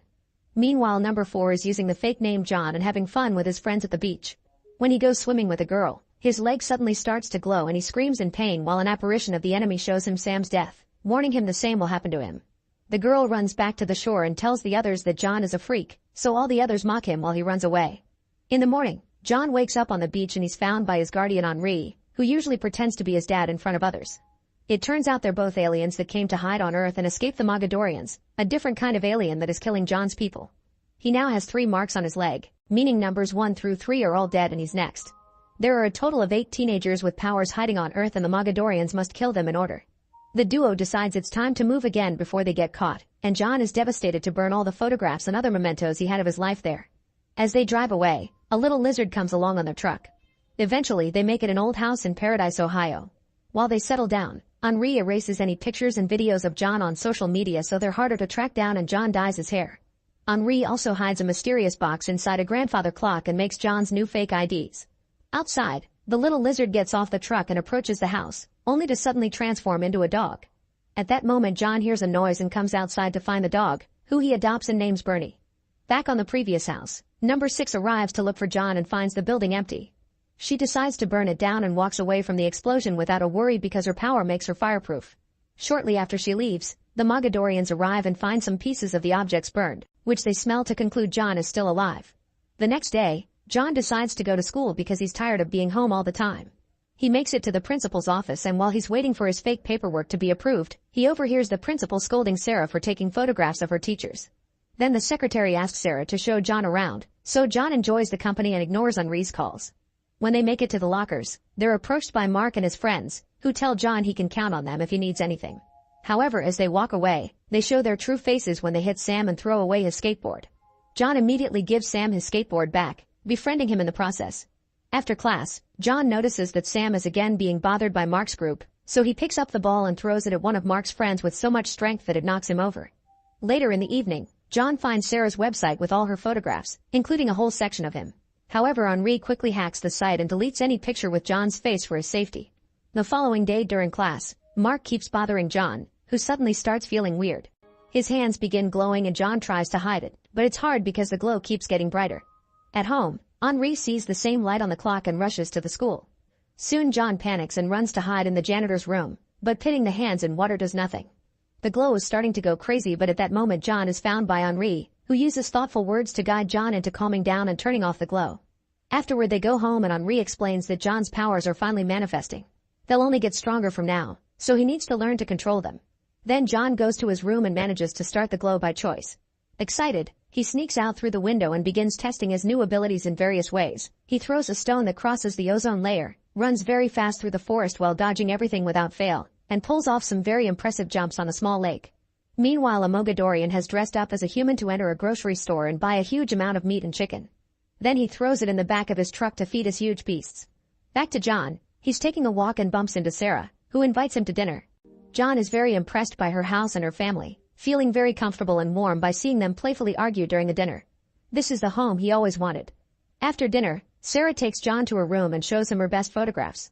Their cozy moment is interrupted by Bernie, who barks to remind John to go home. Before he leaves, Sarah gifts John a camera. As John walks out of the house, a jealous Mark watches him from afar. The next day, Sam advises John to avoid Sarah because she's Mark's ex and he'll take it personally. At that moment, Sam and John open their lockers and paint explodes on their faces, also ruining Sam's picture with his missing dad. The prank was set up by Mark, who is now laughing at them with his group. A furious Sam tries to punch Mark, but John stops him and is tempted to do it himself. However, he can feel his hands beginning to glow and knows he won't control it, so he ignores Mark's mocking and takes Sam away.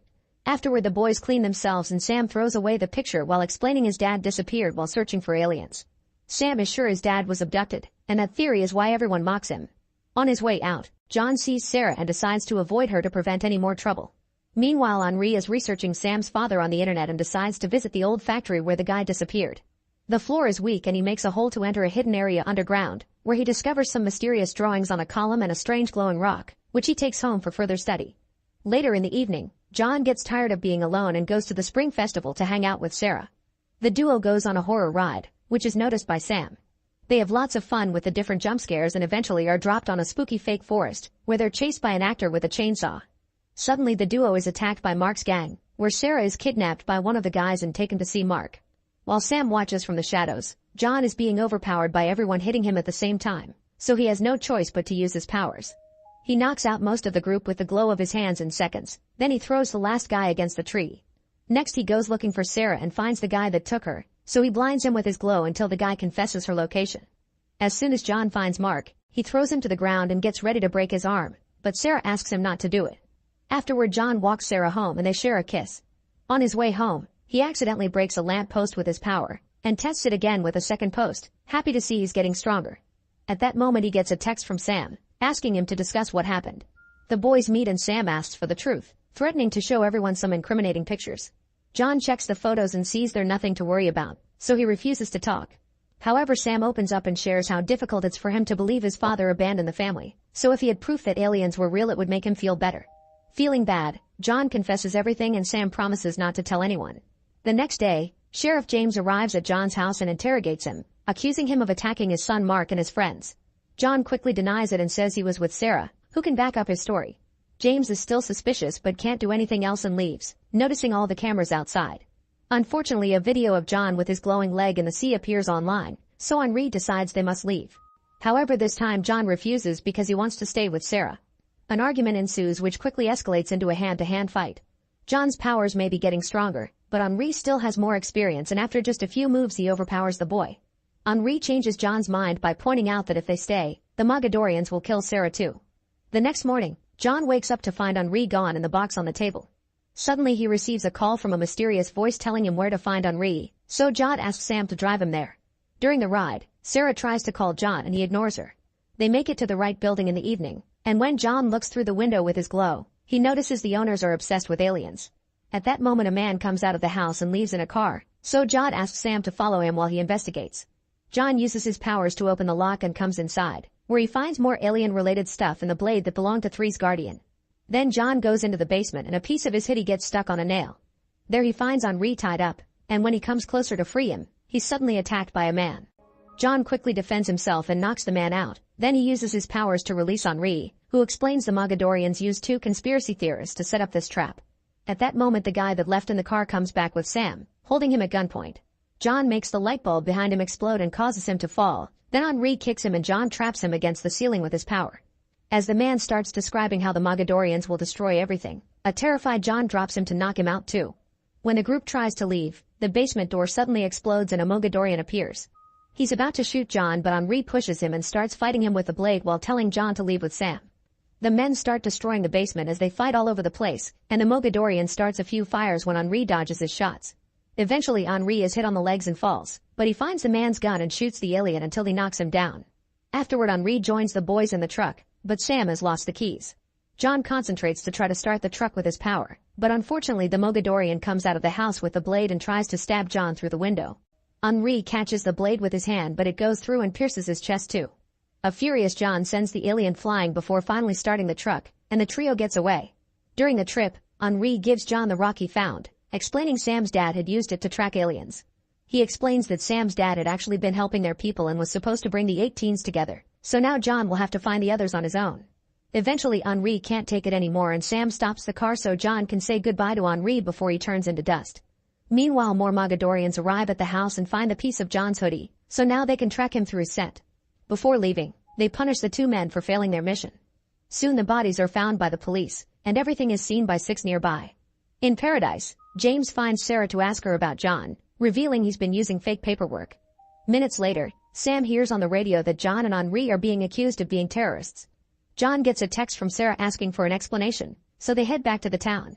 During the ride, Sam reveals he has a rock at home that looks like the one Henri found, admitting he stole it from his dad. John asks him to get it while he goes looking for Sarah. Sam rushes home and bumps into Bernie, who helps him find the rock. Back to John, he goes to a party and everyone starts talking about him while Mark calls his dad. John finds Sarah sitting on the roof and she immediately demands an explanation, but they're interrupted by the arrival of James and a bunch of cops. When James tries to get closer, he startles Sarah and causes her to fall, but John makes her float with his powers and then jumps in to catch her. Then they run away, and when the cops try to surround them, John uses his abilities to freeze all the cars. After John and Sarah escape through the forest, Mark gets with his dad in another car and tries to look for them. They find their way blocked by the Mogadorians, who tear off the car door and throw James away. Then they force Mark to tell them how to find John.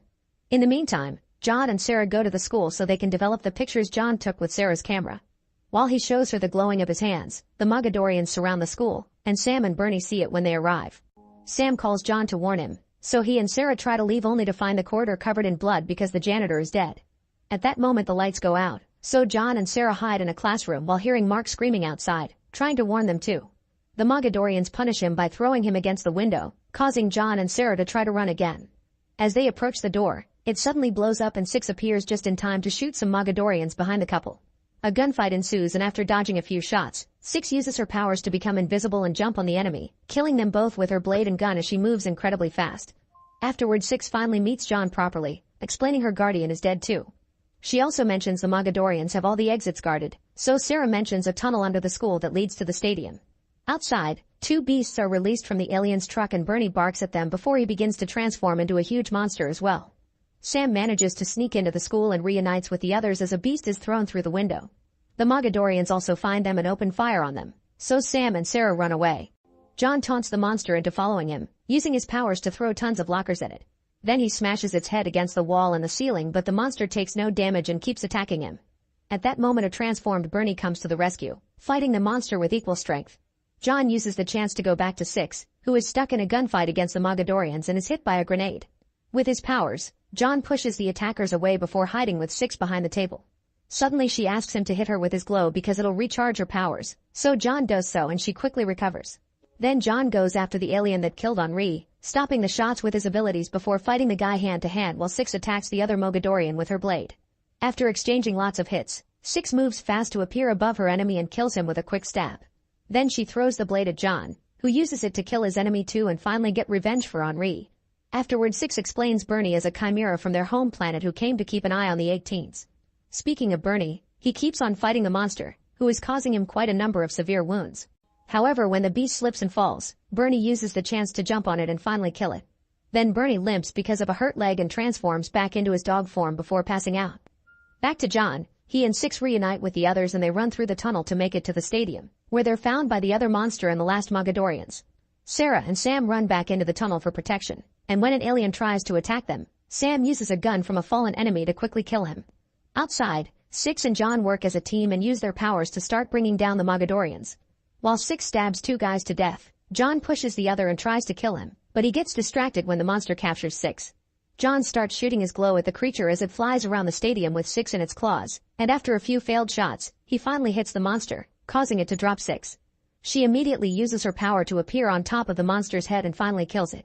The last Mogadorian uses the chance to shoot John without killing him yet because he needs the necklace. Then the guy grabs John by his face, but before he can finish things, John uses his power to heat up the Mogadorian's energy bullets. Six understands his plan and jumps in to push John away as he shoots his glow, causing the bullets to explode. The Mogadorian dies in the explosion while Six puts up a force field to save both herself and John. The whole stadium is burned down, but everyone is okay. Sometime later, John and Six get ready to leave, and Sam announces he's coming too because he wants to find his dad. Bernie also shows up, still hurt but alive and ready to go. First they put both pieces of rock together, which causes the rock to dissolve but also to give John and Six the ability to sense where the others are. Before they leave, Mark comes over to give Henri's mysterious box to John, explaining he stole it from the evidence locker as an apology. Lastly, John says goodbye to Sarah and promises he'll come back for her after it's all over, sharing a final kiss. Make sure to subscribe and turn on notifications so you can watch more videos like this. Thanks for watching.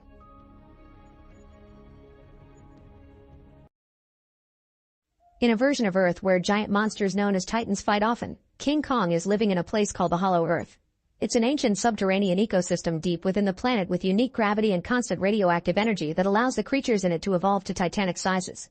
One day Kong is being chased by giant wart dogs, so he heads toward a cliff's edge where he's prepared a trap for the beast to fall into. Kong also throws a tree trunk that activates a second trap, causing rocks to fall on his enemies. The wart dogs refuse to give up, so Kong grabs one of them and tears it in two, roaring as the blood falls on him to prove he's the boss of the area. Terrified, the wart dogs run away. Afterward, Kong washes himself in the waterfall and eats the enemy he killed, growling in pain when he discovers he has a bad tooth. Suddenly he hears a roar in the distance and the distraction allows a huge reptile to steal the meat from him. Kong only struggles for a few seconds before letting it go, more interested in what he just heard. He follows the noise but only finds a random little animal and not more like him as he thought. Meanwhile, on the surface, Dr. Eileen works for Monarch, an organization who keeps an eye on the global threats posed by Titans. She has a special system to watch them all and make sure they aren't getting in trouble. Eileen is worried about Kong because he's from a social species and he shouldn't be alone. Whenever a bad monster appears to destroy a city, the legendary Godzilla comes out of his home in the ocean to fight them and keep humanity safe. In Rome, a giant spider-like monster starts terrorizing the streets and Godzilla immediately appears to attack it, destroying some buildings in the process. After throwing the beast around, Godzilla makes it explode with his atomic breath. He celebrates the victory with a roar and goes to nap inside the Colosseum. At a Monarch outpost in Hollow Earth, the researchers detect heavy energy readings coming from the sinkhole from Kong's wartdog trap. Aline is immediately alerted about this and she flies to the Hollow Earth access point in Barbados, where Director Hampton shows her pretty high spikes in their sensor array. Meanwhile in the Monarch Base Academy, Eileen's adopted daughter Gia starts feeling dizzy in class. She closes her eyes and her hands moves on its own as snow starts falling inside the room. Suddenly she has a vision involving the Titans and the teacher wakes her up, only to discover she unintentionally made drawings all over her schoolwork in the desk.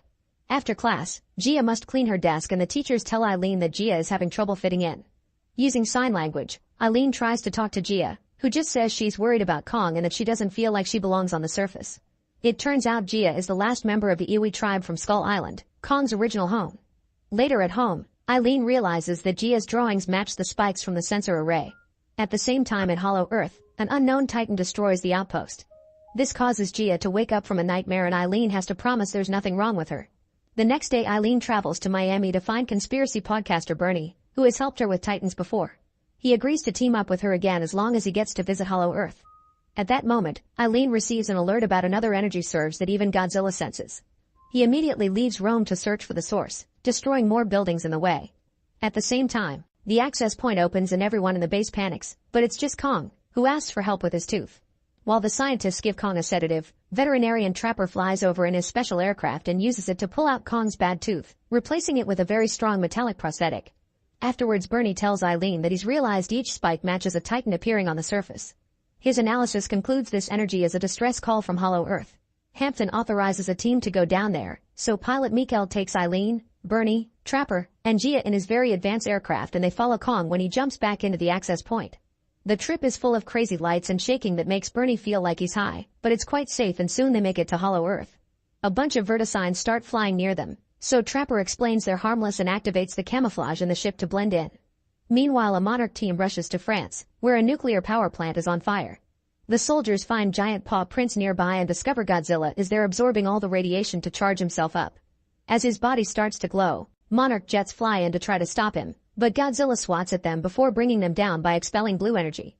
Hampton informs Eileen that Godzilla is clearly preparing for something, but the connection soon ends because of the energy in Hollow Earth. Eileen's team reaches the Monarch outpost and is devastated to find all the scientists dead and the building absolutely destroyed. There's a bloody paw print on the stone walls that doesn't belong to Kong, and Trapper says it's a call for war. They find an unbroken security camera and hope they can get answers from it. Elsewhere, Kong gets his axe before jumping into the sinkhole he created the other day. He finds a bunch of glowing crystals but also the bones of creatures like him. After hearing some roars in the distance, he crosses a waterfall and discovers an uncharted subterranean realm. A shadow begins moving toward him and he meets a young primate named Suko. Kong tries to approach him peacefully, but Suko bites his hand and summons more apes to attack. They tackle Kong and quickly disarm him to then use his own axe against him, but Kong is still stronger and easily pushes them away. When Suko jumps on Kong's face, he grabs him and uses him as a club to beat up the other apes. As they fight, one of the apes almost falls off a cliff, but Kong grabs him and pulls him up to safety. However, the ungrateful ape tries to stab Kong with a bone dagger, so Kong kicks him off the cliff. The final ape tries to run away in fear and Kong throws a rock at it before it leaves. Afterward Kong roars at Suko to establish dominance and asks where the blade comes from, so Suko becomes his guide. Eventually Suko brings Kong to a watering hole to have a drink while acting suspicious. Suddenly a gigantic serpent monster comes out of the water and attacks Kong, trapping him with its long body to squeeze him. Suko immediately runs away but suddenly the axe blocks his way. It turns out Kong easily decapitated the monster. Then he takes a break to eat the serpent and even shares it with Suko, who is surprised that he's being fed after leading Kong to a trap. In the aircraft, Eileen accesses the security footage and discovers an ape destroyed the outpost. Suddenly an energy surge causes their ship to start going down, but thankfully Mikkel regains control just in time. Gia can sense where the surge came from, so they land the ship and follow her directions through the jungle. Trapper starts smelling something weird and says they should turn around, but Mikkel ignores him and announces he's in charge. At that moment a tree creature eats him whole and the group runs away. Eileen tries calling for help but her device isn't working. After wandering around for a while, Gia finds some old ruins that seem to belong to the Iwi tribe. There's a big structure at the back with a decoration of Mothra, the queen of the monsters. A glowing bug suddenly lies on a triangle on the wall, so Gia presses it and causes water to come out.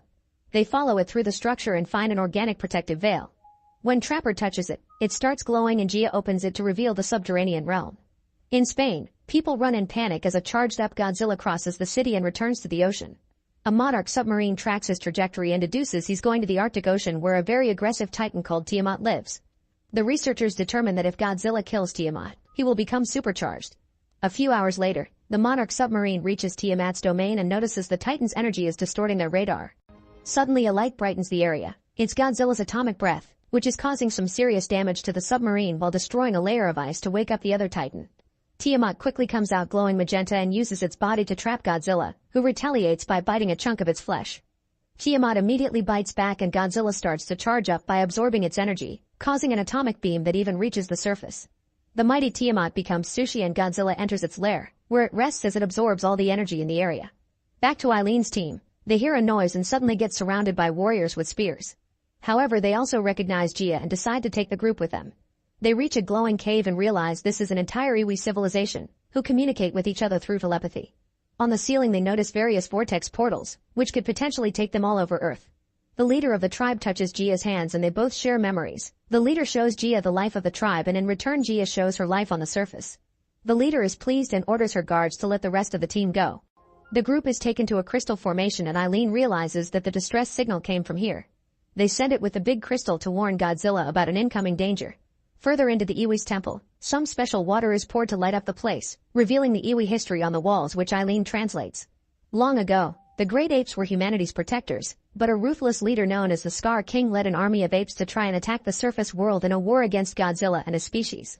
Godzilla stepped in and trapped the Scar King and his army in Hollow Earth to prevent them from attacking again.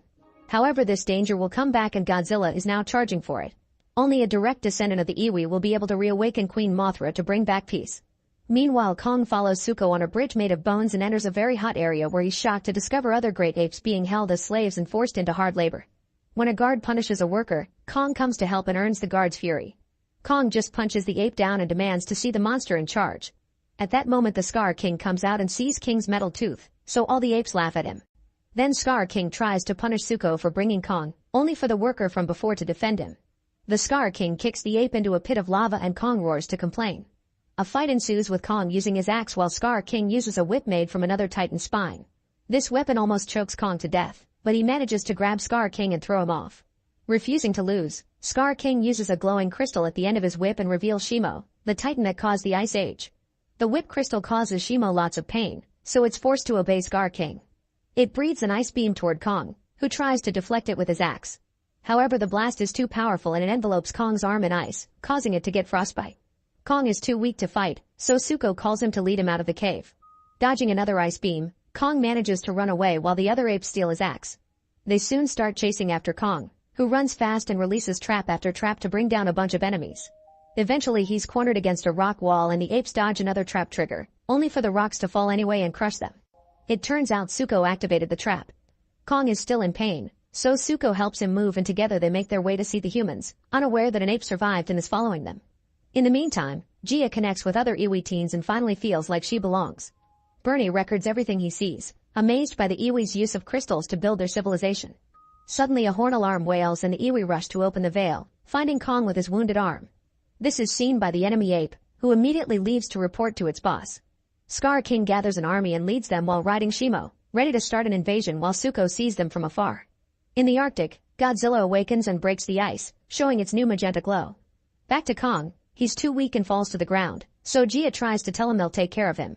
Trapper scans the injury and announces he's been working on a device called Operation Powerhouse, which he designed to give Kong a boost in case another powerful Titan appeared. He goes back to the destroyed outpost to bring a bunch of pieces and reveals a giant glove that he puts around Kong's injured arm. It takes Kong a moment to get used to it, but soon he regains mobility and punches the ground, pleased with the result. At that moment Zuko comes to warn them about Scar King's plans, so Kong immediately jumps through a vortex portal to appear in the middle of Egypt, damaging the pyramids and causing people to fall. In Gibraltar, Godzilla hears Kong's roar and jumps into the sea to go find him. At the same time in Hollow Earth, the Iwi get Gia ready and the girl approaches a large crystal, using her hand to activate some gold energy. This wakes up Mothra, who thanks Gia before flying to the surface. Then the Iwi start evacuating the cave. After destroying bridges with his swimming, Godzilla reaches Egypt, where Kong tries to explain the situation. However, Godzilla thinks Kong wants to attack humanity and pushes him against the pyramids. A fight ensues and Kong manages to land some good punches thanks to his mechanic arm. Then he grabs Godzilla's tail and starts dragging him toward the portal, only for Godzilla to glow and shoot his atomic breath, destroying more pyramids. He pushes Kong down and charges again, but this time Mothra appears and pushes him back.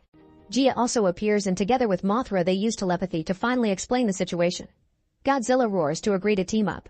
Eileen's team follow the Iwi to the area underneath the pyramids, where they pour a red liquid into the water that causes the crystals to move. Hopefully this will create a gravity surge that will hold the evil titans back. At that moment Scar King breaks the veil and comes inside, making Shimo freeze the crystals before they can finish the process. Trapper gets on his aircraft and brings over a bunch of Vertisigns, who attack the ape army with bioelectricity. While the group escapes in Trapper's ship, Shimo shoots ice again to scare the Vertisigns away. Thankfully Godzilla and Kong show up and jump to meet with Scar King and Shimo at the same time the crystals release the surge. The gravity causes the titans to float around, but that doesn't stop them from attacking each other whenever they have the chance. Trapper's ship almost gets smacked too, but Mothra comes in to protect them in the portals. Some ape soldiers try to join the fight so Zuko jumps in too, throwing rocks at them to keep them away. Shimo shoots ice at Godzilla and almost freezes him, however Mothra distracts it and Godzilla breaks the ice with its magenta charge.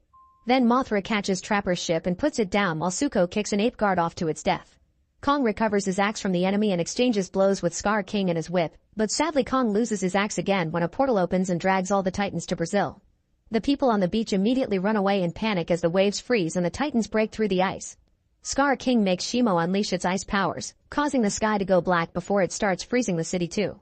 Suddenly Godzilla shoots an atomic beam at Shimo at the same time that Kong punches Scar King, causing him to lose a tooth. The fight continues among the four titans as they throw each other all over the place, destroying dozens of buildings. After Scar King tosses a building with his whip, he and Shimo attack Kong together, forcing him to use the glove to protect himself from an incoming ice beam. At that moment Godzilla finishes charging and shoots at Scar King, who dodges the attack and retaliates with his whip. Godzilla catches it with his mouth and uses it to throw Scar King down before breaking it, causing the crystal to fall. While Kong continues to be under Shimo's beam, Godzilla shoots at Scar King again, who jumps to dodge and recover the crystal, only for Godzilla to shoot it out of his hand. Then Godzilla jumps on Shimo to attack it while Kong and Scar King begin fighting to get to the crystal. Suddenly Zuko appears with the axe and shatters the crystal, which sends a shockwave that throws all the titans back. Shimo quickly recovers and realizes it isn't under Scar King's control anymore. When Kong and Godzilla start throwing Scar King around like a tennis ball, Shimo shoots his ice beam and freezes its slaver as revenge. Now Kong can throw him on the ground to shatter him to death while Godzilla uses his breath to clean up the sky. With the fight finally over, Mothra takes Gia back to the Hollow Earth and the girl confirms she wants to keep living on the surface with Eileen. Mothra repairs the veil, and a tired Godzilla returns to rest at the Colosseum. Kong and Zuko ride Shimo back to the ape tribe, where Kong earns the gratitude of the slaves and becomes their new leader. Make sure to subscribe and turn on notifications so you can watch more videos like this. Thanks for watching.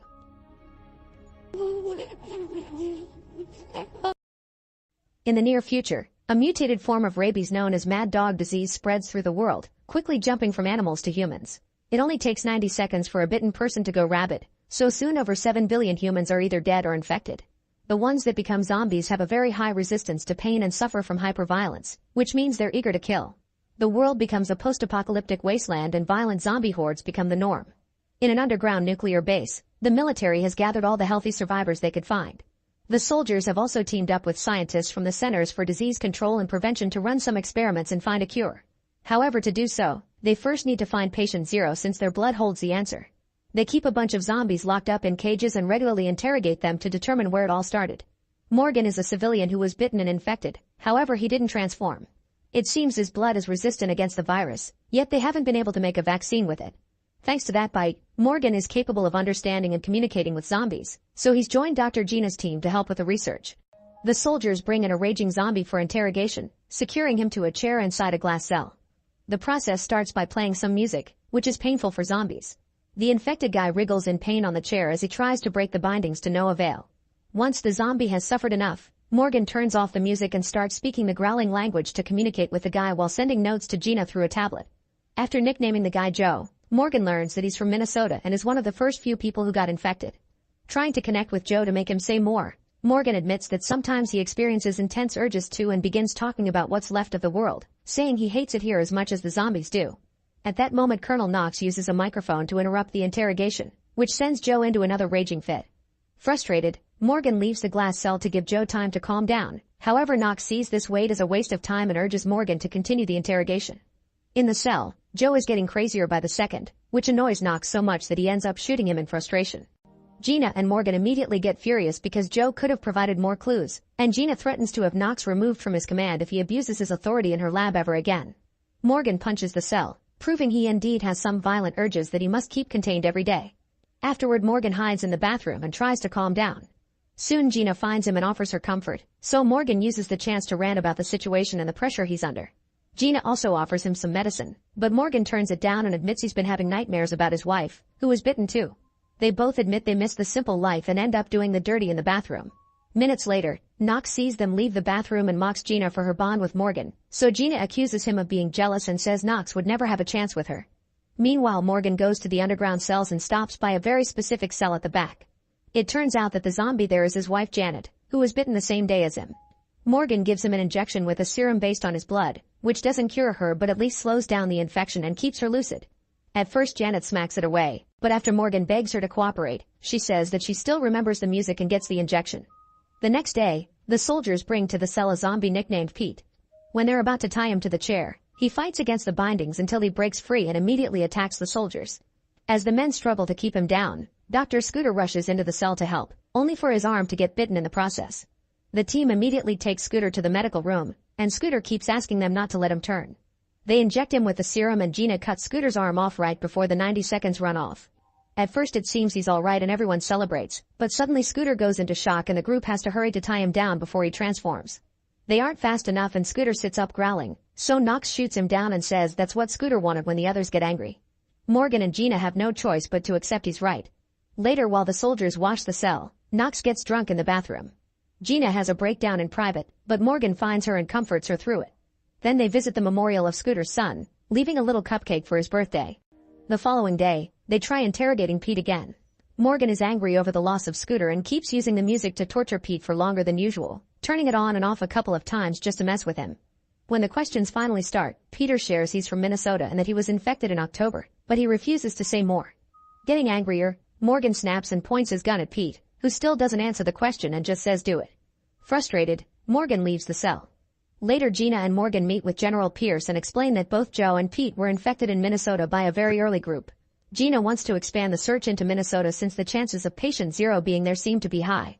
Knox immediately complains about the idea, saying it would only cause them to lose more soldiers. However, Gina keeps going, pointing out that the zombies have evolved into a more intelligent and dangerous breed, showing their strategic attacks. Morgan also reminds them that zombies can't lie. In the end, General Pierce authorizes a search in Minnesota. After the meeting, Morgan brings Janet another injection. As they chat, Janet realizes Morgan is having mixed feelings about her and Gina, but Morgan swears that Janet is his everything. Janet freaks out as she demands to be released, saying she would rather be free outside than safe in a hellhole. She also mentions how much she shares some human experiences like crying, so Morgan takes her hand and tells her not to lose hope because the injections will help. All the while, Morgan continues to have flashbacks of his old life with Janet. He kept insisting he wanted a child, but Janet wanted to wait to find the right surrogate. The couple was still very happy together and even had their own code to show their love. Later, Gina takes another blood sample from Morgan while ranting about the fact they can't figure out why only he is immune. She's tried a few solutions on rats, but nothing has worked so far and the rats keep killing each other. Morgan's resistant blood can reduce the viral levels in the body, slow down infection, and calm the aggression, but the effect only lasts for 5 minutes. They're far from getting a vaccine yet, so Gina points out Janet's recovery isn't guaranteed and Morgan gets upset. At that moment, Gina chooses to confess her love for him, however Morgan just leaves the room. That night, Morgan dreams about the night of the incident. He and Janet had been driving through the city and when they stopped at the traffic lights, 2 zombies jumped on their car and broke their windows. Morgan drove forward until the zombies fell, but when the car stopped, even more zombies jumped on the vehicle and reached through the windows, biting both of them. In the present, Morgan wakes up from the nightmare with a scream. Sometime later, Gina discovers that she's pregnant with Morgan's child. She can't help having a breakdown since she has no hopes that Morgan will return her feelings. Meanwhile, Knox and his men bring the fallen soldiers from the search mission to be cremated. After paying their respects, the soldiers get ready to move the bodies, only for a dead man to suddenly wake up and attack. It turns out he's a civilian zombie who dressed as a soldier to infiltrate the base.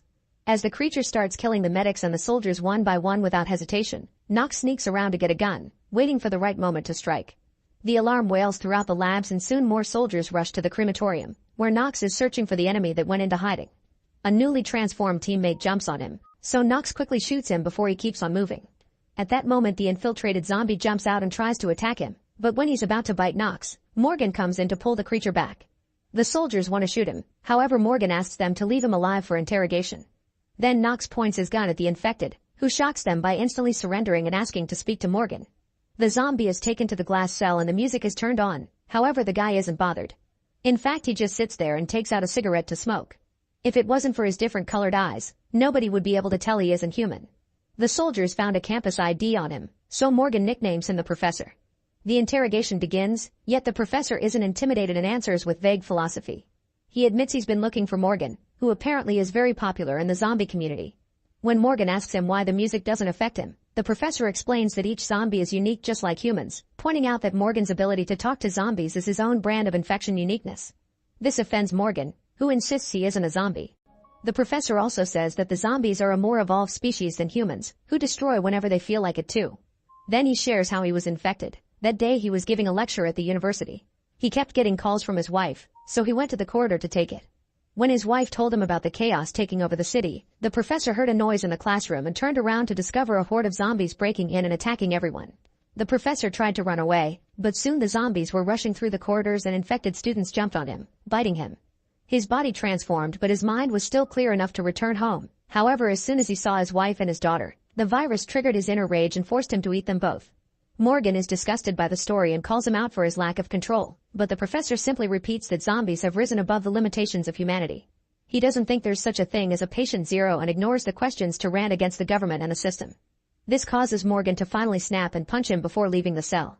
After taking a moment to calm down, Morgan returns to the cell and accepts a cigarette, pretending to be friendly. The professor teases him by asking about Janet and says she doesn't need a cure because zombies are actually the solution to human infection. As the philosophical rambling continues, Morgan realizes that the professor is making him waste time on purpose. Getting suspicious, he uses a device to scan the zombie and when he finds nothing, he rushes to the cells. He finds Pete and shares his theory. Pete got captured on purpose as part of a plan. When Pete realizes Morgan is going to hurt him to make him talk, he tries to self-delete and falls unconscious. Morgan uses the scanner again and gets a signal, so he opens a scar on Pete's body and finds a hidden tracker. His theory turns out to be true. Pete let the soldiers capture him on purpose so the other zombies could find the location of the base, confirming they're becoming smarter and planning to attack. Morgan runs to inform Pierce of the incoming danger, so Pierce orders a full lockdown of the base. Unfortunately, the zombies get inside before they can finish securing the entrances and soon a bloodbath ensues as refugees are attacked without mercy. A creature sneaks to the cell area and releases all the prisoners, making the army even bigger. The soldiers try opening fire, but their numbers aren't enough and the zombies keep on advancing while killing everyone in sight. Soon the horde rushes through the tunnels and the labs are also invaded, causing everyone to start running in panic as more people get killed. Knox takes Gina through a safe escape route and Pierce tries to follow them as the zombies chase after them. However, Knox shoots down Pierce so the zombies stop to feed on him, giving him time to escape with Gina in the elevator. A horrified Gina insults Knox's actions, but Knox says it was a necessary sacrifice for survival. Furious, Gina takes his gun and stops the elevator. She wants to go back to the lab to get her samples since her research is their only hope, but Knox refuses and tries to stop her. In the struggle, the gun is accidentally fired and kills Knox. While the bloodbath continues in every corner of the base, a scientist tries to hide in the rat lab. However, a zombie finds her and quickly attacks her, knocking down the cages in the process. Now the infected rats are on the loose as well. Meanwhile, Morgan runs to the cells to free Janet and run away together. Morgan grabs a fire axe on the way and eventually they bump into Gina, who doesn't think it's a good idea to free Janet considering the injections were temporary. However, Morgan refuses to leave without her.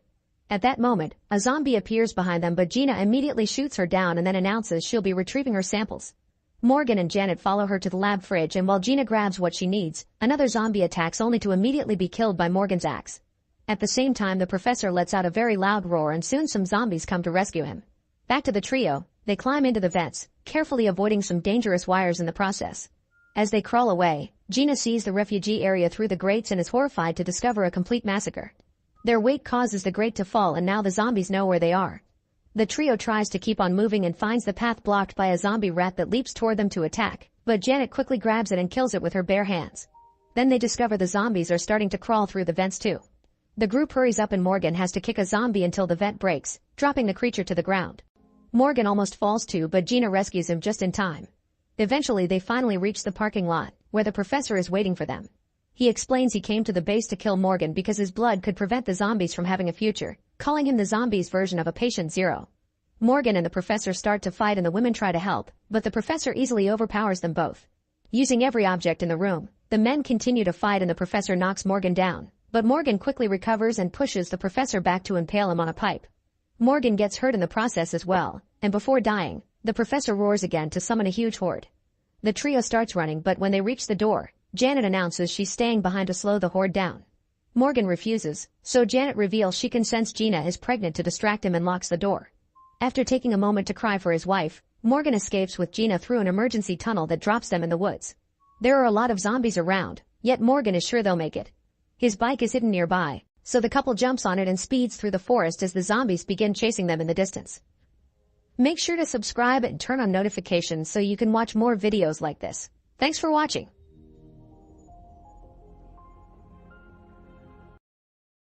In 1945, during the final days of World War II, a Zero fighter lands on Odo, the island with a repair base for kamikaze planes.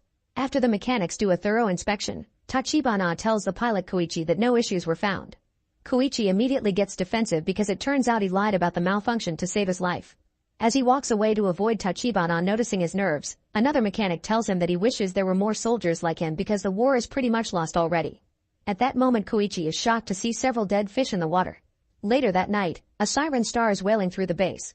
Usually it's a warning for air raids, but when the searchlight illuminates the area, they're shocked to see a giant monster called Godzilla coming from the sea. Godzilla immediately brings down a watchtower and causes a fire, so everyone runs to find shelter in a trench. The men may be in the military but they're only mechanics, so Tachibana urges Koichi to use his plane's weapons against Godzilla. Koichi runs to his plane but when he sees Godzilla up close, he freezes in fear. The mechanics panic and open fire on Godzilla themselves, enraging him and causing him to brutally start destroying the trenches and killing people by throwing them away, stepping on them, hitting them with his tail, or even eating them. As the mechanics run around and Godzilla destroys the base, Koichi becomes terrified and runs out of the plane right before Godzilla picks it up too. Then the monster throws the plane and the resulting explosion knocks Koichi out. The next morning, Koichi wakes up to find only one other survivor, Tachibana, who is putting together the bodies for proper burial. Tachibana is furious and yells at Koichi for failing to act. Sometime later, Japan finally surrenders and a ship comes by to pick up all the surviving troops and take them home. Without saying a word, Tachibana gives Koichi the photos he found with the dead men. By December, Koichi returns to his neighborhood in Tokyo and finds it in ruins. His own home is nothing but rubble. Koichi starts suffering survivor's guilt and wonders if he could have done something. His neighbor Sumiko sees him and remembers he was supposed to be a kamikaze pilot, so she yells at him for his cowardice. She's lost all of her children to the American bombings and tells him that his parents are dead as well. Devastated, Koichi remembers his parents' letters in which they told him to come back alive and wonders what is truly the right answer to this dilemma. Some days later, Koichi has built a rudimentary shelter from the rubble. While he's visiting the black market, a woman pursued by several men for stealing blankets runs by and leaves a baby in his arms. Koichi considers leaving the baby in the market, but he can't do it and decides to take her with him while searching for the woman.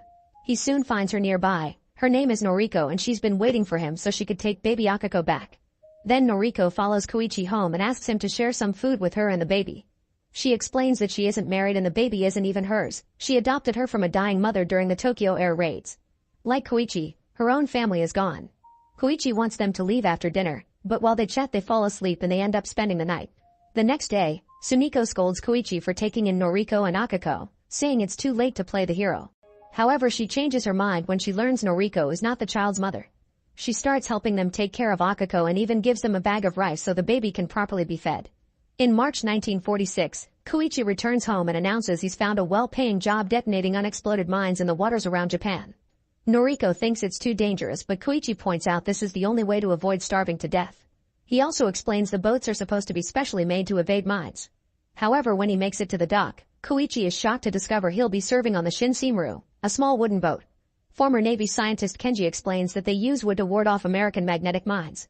He also meets Captain Seiji and Shiro, who is too young to have served in the war.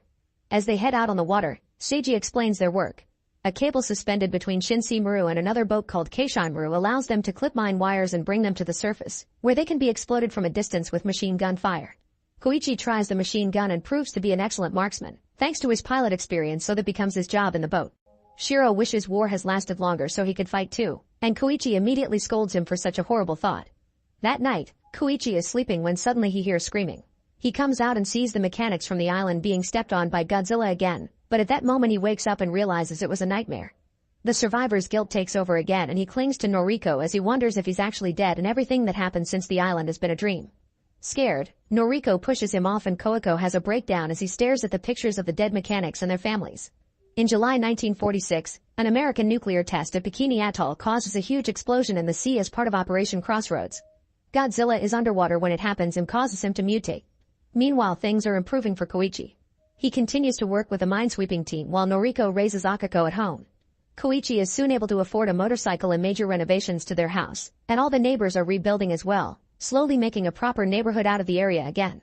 One night when Koichi's crewmates visit for dinner, Kenji takes some nice pictures of everyone. The men assume Noriko is Koichi's wife and are surprised to learn of their living arrangement. When Akiko calls Koichi her father, he tells her not to do that, which worries the others even more. They encourage him to accept that he's found a family, but Koichi sticks to his denial. In March 1947, Noriko takes a desk job in Ginza, a prospering district in Tokyo. She explains to Koichi that she wants to be able to support herself and to be out of his way so he can find a wife. She also shares that Sumiko has already gladly offered to take care of Akiko while they're both at work. Meanwhile, the U.S. government is hiding the fact that several of their military vessels have been destroyed by an unknown enemy. There are pictures of a strange object in the water, confirming it was Godzilla. Whenever a ship is destroyed, radioactive signals are picked up. Radars start tracking Godzilla's route and confirm he'll be reaching Japan in a few weeks. However, the U.S. refuses to intervene because it could damage relations with the Soviet Union. By May 1947, the Shinsei-maru and Keisei-maru are sent on a special mission to the Ogasawara Islands and find a massive American ship that has been absolutely destroyed. As the crew discusses what could have caused such damage, Koichi sees dead fish in the water and tells the others about Godzilla. Shiro is horrified that the Japanese government expects them to fight Godzilla in their tiny boats, but Kenji explains that their job is simply to delay his advance until a cruiser arrives. Their orders say they must use the mines they recover as weapons and keep the mission secret. After they collect 2 mines, Koichi notices there are way more dead fish than last time and rings the alarm. He asks Seiji to send the boats back because they can't fight like this, but Seiji is determined not to let Tokyo be destroyed again. At that moment, Godzilla surges out of the water and brings down Keisei-maru in an instant, so a terrified Seiji changes his mind.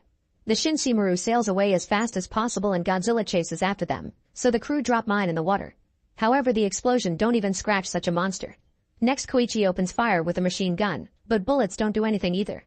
Since it seems the monster's skin is hard, Kenji gets the idea to attack the mouth instead.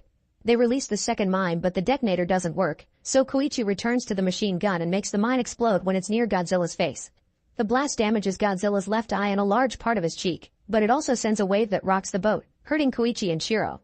Unfortunately, Godzilla's wounds quickly regenerate and he furiously rises out of the water as he roars, ready for revenge. Suddenly the battle cruiser arrives and shoots at Godzilla, who turns his rage at it, viciously tearing it apart with his claws. The cruiser continues to shoot at the monster, causing him to fall backward into the sea. However, Godzilla starts glowing as he swims underneath the cruiser and destroys it in an instant with an explosive heat ray. Then Godzilla roars and continues to make his way to Tokyo. Sometime later, Koichi wakes up in a hospital and is greeted by his crew. He wants to alert the locals, but Kenji tells him the government is still covering up the story. When he goes home, Noriko is hurt because Koichi won't answer her questions, so he finally gives in and tells her everything, showing her the pictures.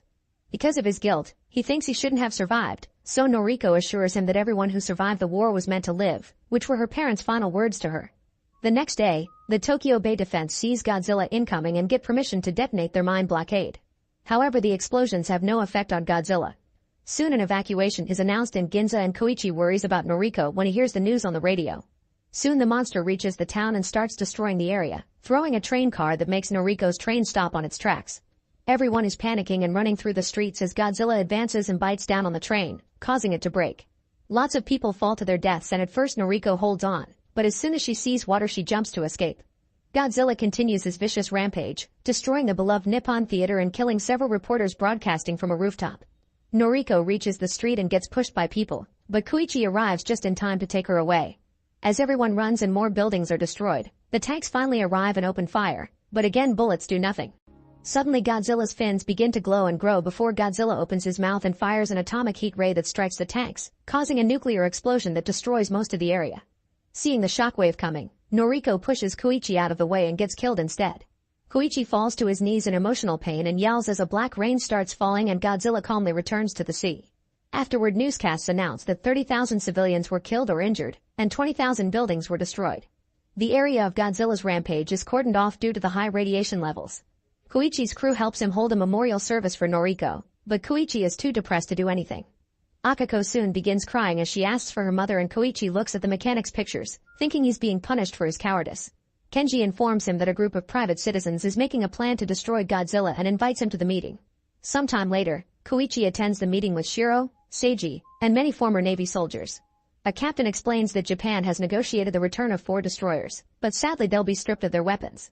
Kenji then explains his idea. They should lure Godzilla above the deepest part of Sagami Bay and tie canisters of Freon gas to him. This would lower the water's buoyancy and forcibly sink Godzilla to a depth of 1,500 meters, crushing him with a sudden pressure change. Koichi asks if this will kill Godzilla for sure, but Kenji can't guarantee it, so Koichi tries to leave. However, Kenji reveals he has a backup plan. Giant balloons would be inflated under Godzilla to rapidly bring him to the surface and destroy him via explosive decompression. After a demonstration in the garden, some people are still not convinced and just leave. However, most of the group stays and agrees to work together to save their country. The Shinseemaru's crew goes out for drinks and Kenji mentions that Godzilla probably considers Tokyo part of his territory. To lure the monster to the trap point, he plans to use acoustic minesweepers to play recordings of his roar.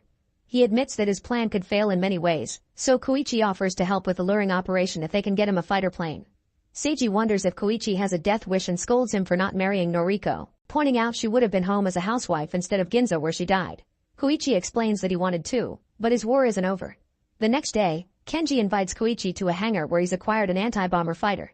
Years in storage have left the plane inoperable and will require a top mechanic to repair it. Koichi wants Tachibana to be that mechanic, but when he checks the records, there's no current address. Desperate to make up for his mistakes, Koichi refuses to accept another mechanic and starts sending letters with a plan in mind.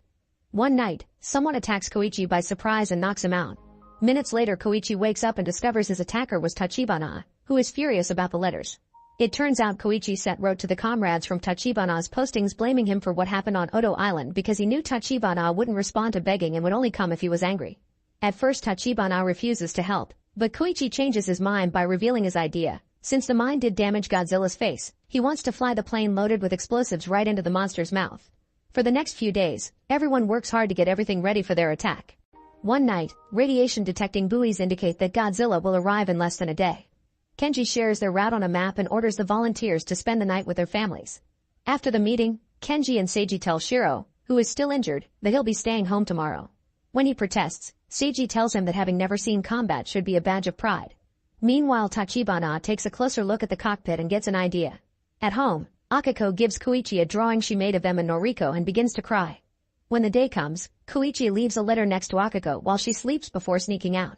Later, Akiko takes the letter to Sumiko, who finds a bunch of money and a note asking her to take care of Akiko. At that moment, she also receives a telegram with shocking news. At the hangar, Tachibana explains that he replaced some of the plane's non-essential components with 2 bombs. Sitting in the cockpit, Koichi realizes that part of him wants to live and Tachibana reminds him that the mechanics on Odo Island wanted to live too. Koichi takes out the mechanic's pictures as a reminder of what he must protect. Tachibana then shows him the bomb safety pin and one extra thing. Soon the buoys detect Godzilla is getting close and the sirens go off in Sagami Bay.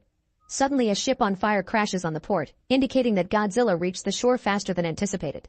While Koichi puts Noriko's picture in the cockpit and takes off, Godzilla gets to the port, but Kenji orders everyone to still carry on with the plan and puts his hopes on Koichi.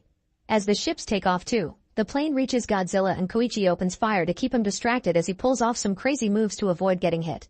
Godzilla falls for the bait and follows the plane into the sea, where 2 unmanned ships are waiting. Godzilla shoots them with his atomic breath, which hurts his own body as well and sends a wave that shakes the manned ships. It'll take a few minutes for him to regenerate, so the team can carry on the plan. 2 destroyers encircle Godzilla and tie a cable attached to gas canisters around him while Koichi continues to distract him. The ships scrape against each other as they complete the circle, but nobody gets hurt. As Godzilla prepares to fire again, the canisters are busted, forcibly pulling him underwater. Once he passes the target depth, Godzilla freezes in place and stops charging his atomic breath, but sadly he's still alive. Kenji then has the balloons inflated under Godzilla to bring him back to the surface. However, Godzilla quickly destroys them to stop them. The ships try pulling him the rest of the way themselves, but the monster's weight is too great and one of the cranes collapses. At that moment, a fleet of tugboats led by Shiro arrives to help. Everybody pulls together and soon Godzilla reappears, looking heavily wounded because of the decompression yet still alive. Godzilla starts charging again and the team thinks it's finally over. Suddenly Koichi's plane flies right into Godzilla's mouth and detonates the explosives, finally bringing Godzilla down. After a second of silence, the team sees Koichi falling with a parachute. It turns out Tachibana asked him to live and the extra thing had been an ejector. Once the smoke clears, they see that the top of Godzilla's head has been destroyed and the atomic causes the rest of his body to crumble. Every person on the ship salutes as the war finally ends. When they return to the shore, the locals receive them with gratitude and excitement, and Sumiko rushes to show Koichi the telegram. Moments later, Koichi and Akako rush to a hospital and find Noriko is injured but still alive. She asks Koichi if his war is finally and he embraces her in tears, not noticing a pattern resembling Godzilla's dorsal fins on her neck. Meanwhile, in the bottom of the sea, a piece of Godzilla's flesh begins to regenerate. Make sure to subscribe and turn on notifications so you can watch more videos like this. Thanks for watching. In 2032 in the eastern United States, Flynn checks on her brother Burton, who lives in a trailer outside the house. Burton is playing a game on his VR set and explains he has a big competition tonight that will give them enough money for their mom's medicine. Then he hands Flynn his headset so she can win the level for him. In the game, Flynn takes over her brother's avatar and immediately guides the rest of the party into fighting back with a better strategy, winning the level in just a few seconds. Then she checks the body of an opponent and discovers the important map the party had been looking for. Afterward, Flynn goes to her job at the 3D print shop. Burton's friends come by to drop a box for Burton, which contains a new kind of headset sent by a Colombian company called Milagros Calderon. The cost is absolutely free, but Flynn has to scan her eye as the equivalent of a signature to confirm she got the box. Later at home, Burton explains that he was asked to beta test this new headset since he crossed level 100 on another game. However, it had been Flynn who did that for him, and since this gig will pay well, Flynn agrees to do it. Burton puts the headset on her, and when Flynn opens her eyes, she finds herself in Burton's avatar riding a motorbike. As she explores the city, Flynn is amazed by the fact she can feel everything. Suddenly, a computer voice in her head welcomes her to the game and warns her she'll also be able to feel pain. Flynn must do whatever the voice says to earn her keep. The voice gives her directions until she makes it to Buckingham Palace, where the bike disappears as soon as she gets off. When she says the words "I've arrived," the door opens and servants appear in front of her, asking her name. After saying a code name, Flynn goes into another room and does some tricks to test the game. Afterward, she goes to the garden, where a company known as Research Institute or RI is hosting a party. The voice tells Flynn to flirt with Mariel and convince her to take her avatar home. When Flynn starts talking to Mariel, the woman pauses the game for some privacy, and she's quickly charmed by Flynn's words. They leave in Mariel's car and they start kissing while a robot servant drives. Suddenly the voice says Flynn must take the glass vial from Mariel's pocket and open it under her nose. Flynn does so and Mariel passes out, causing the driver to attack. The robot uses kicks and fists before taking out a knife, but Flynn fights back, hitting the driver a few times before reaching the brakes to make the car stop. At the same time, she uses the knife to kill the driver. Then the voice makes Flynn take the car to a closed alley, where she says "I've arrived" to make the wall open and meet Aelita, the person behind the voice. After some cryptic comments, Aelita announces they'll continue tomorrow. At that moment, Flynn disconnects the game and Burton tells her the company loves her and even offers more money. Flynn agrees to come back tomorrow, but when she stands up, she feels a bit dizzy. Afterward, Flynn goes to a bar to buy her mom's medicine from dealers. The guys say she doesn't have enough for even one pill and implies she should offer naughty services, only to be interrupted by Connor, a disabled man who attaches his monowheel to a small vehicle. Connor threatens the dealers until they agree to sell Flynn the medicine. Then he and Flynn leave while the guys go back into the bar. Their boss Corbell scolds them for being afraid of a disabled man and smashes a guy's head on the table as punishment. Sometime later, Flynn connects to the game again. The avatar wakes up in a surgery room, unable to move. Aelita tells her that Flynn can't leave the sim without her permission before the surgeons begin removing the avatar's eyeball to replace it with Mariel's. Flynn can feel the pain, but Aelita guides her through it until she falls asleep. Later, the avatar wakes up in a car with Aelita and they go to a fancy building where they use Mariel's eye to open the door. They get in an elevator that takes them through a bunch of curious floors, including one with a whale. Eventually, they reach a chamber with an inverted pyramid hanging from the ceiling.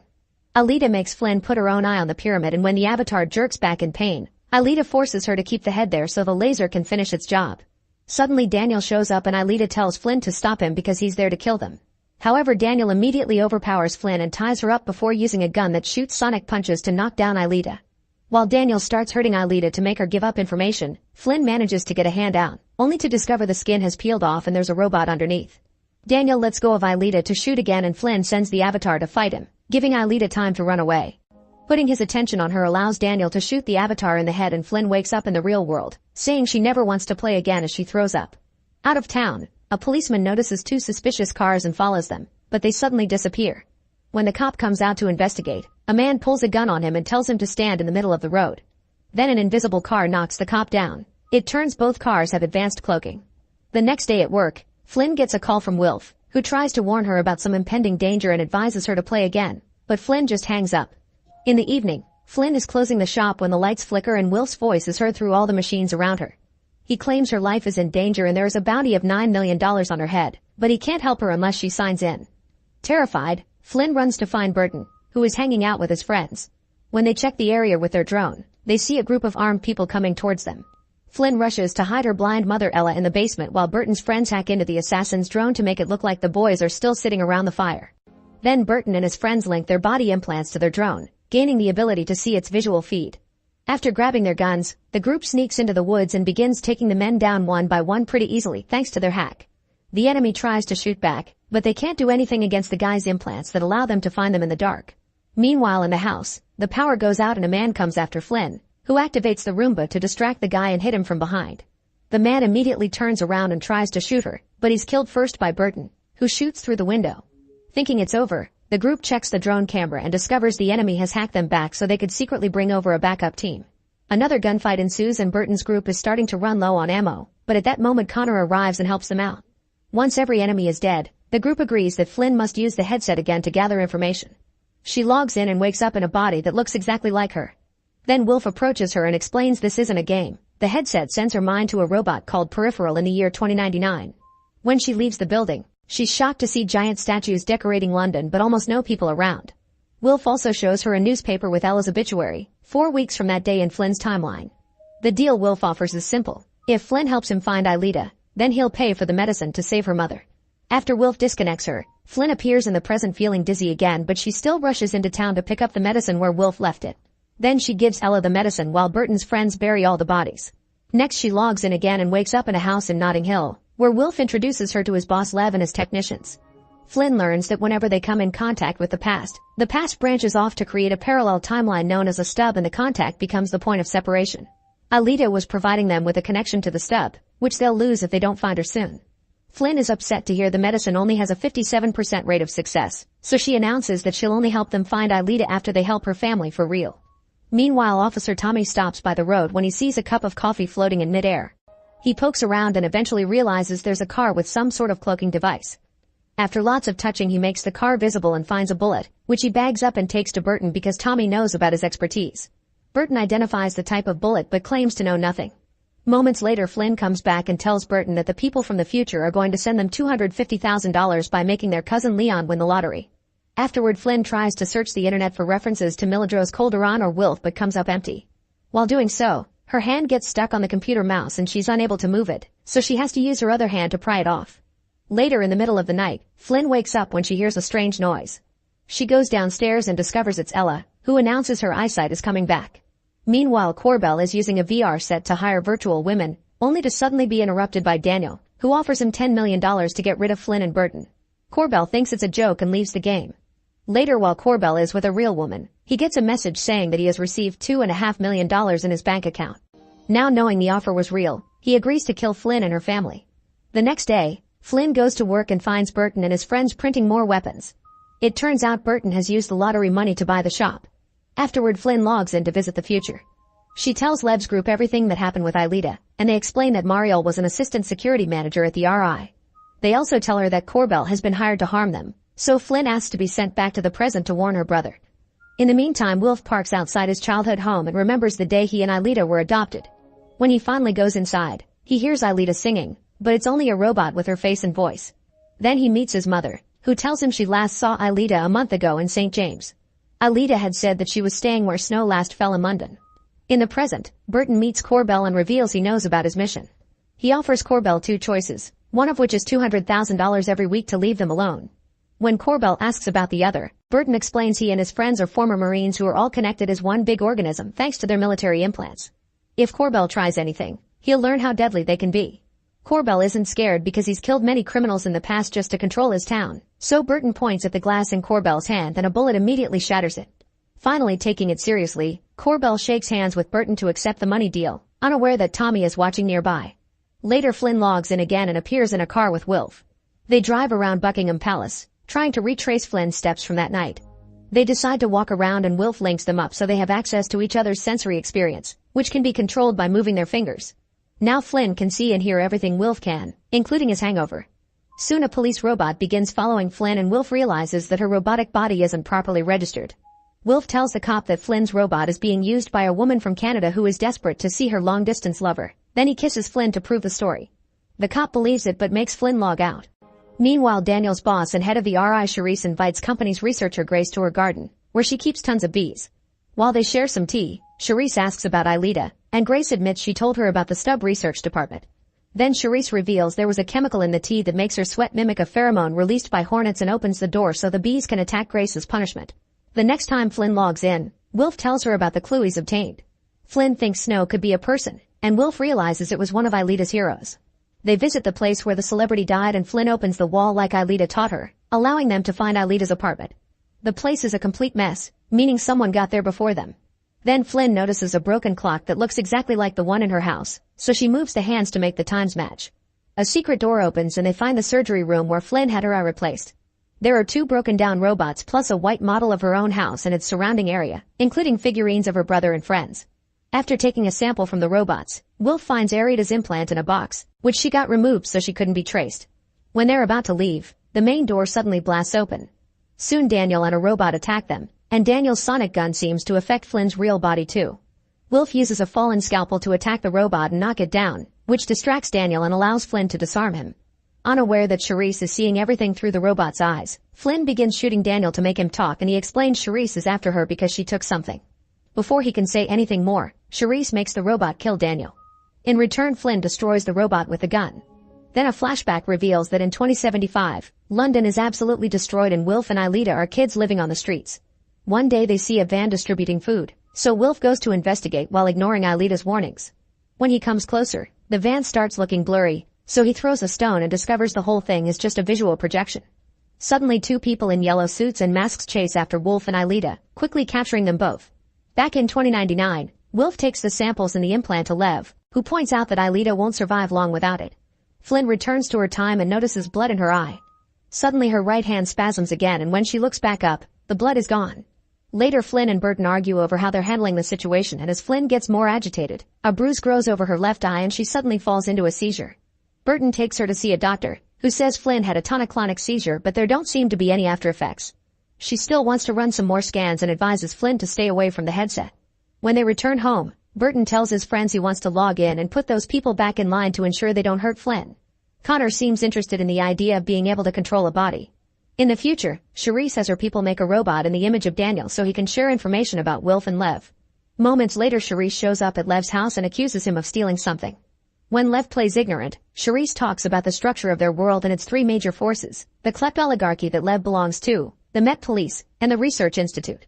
Charisse reminds Lev that each group shouldn't overstep its bounds and points out the last guy that tried met a traffic fate. She threatens Lev with the same fate and after she leaves, Lev notices his teacup is gone. At that moment Connor logs into the Flynn robot and tries to run away by jumping through a window, but a technician immediately cancels the connection. Meanwhile Flynn is watching childhood home movies on a normal headset when Wilf appears to tell her what Connor did. Then Flynn reveals she looked into Lev and found the name in her timeline connected to a mafia-related man whose entire family was brutally killed, but Wilf says there is no connection. Afterward Wilf tells Lev what Flynn found out about his family. Lev isn't surprised and explains that he hired Aelita because he wanted a stub of his own so it could be used for many goals like testing new medicine.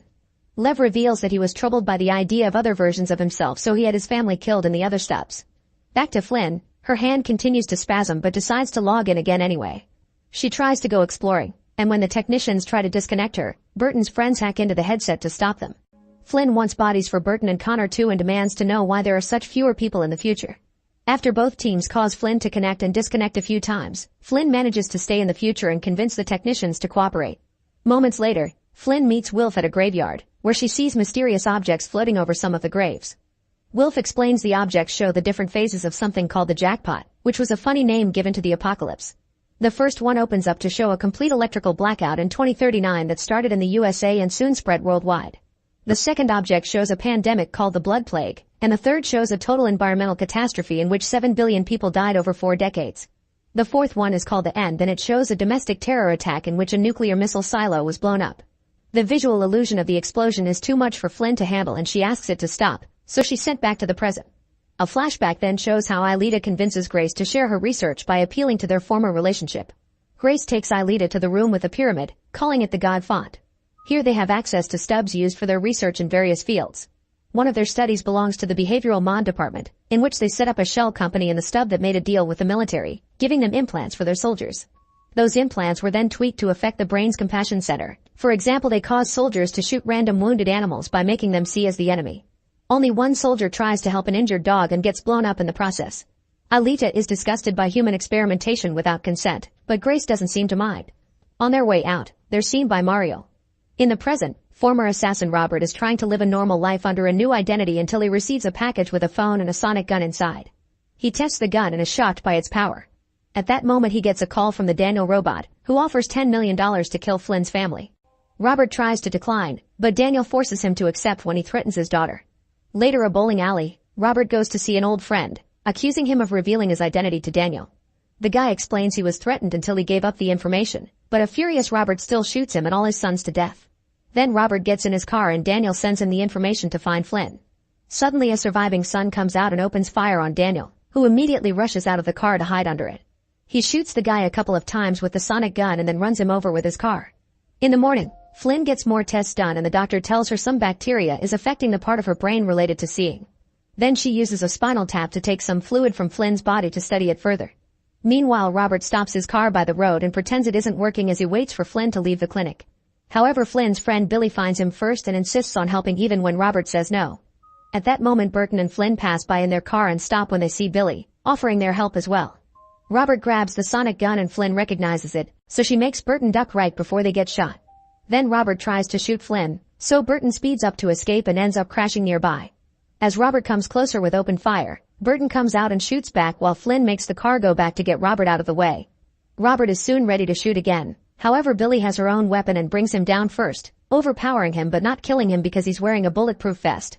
Minutes later, Tommy arrives and arrests Robert. He also asks Flynn about the sonic gun, but she pretends to know nothing. On the way to the police station, Robert tells Tommy about the deal he was offered and explains that those who hired him will want to cut loose ends, so he offers the money to Tommy to let him escape. Before Tommy can respond, an invisible force hits the car, making it roll over. Another car becomes visible nearby and the driver drags Robert away. By the time Tommy comes out, the mystery person is gone. Later, Flynn logs in and goes to see Charisse at the RI.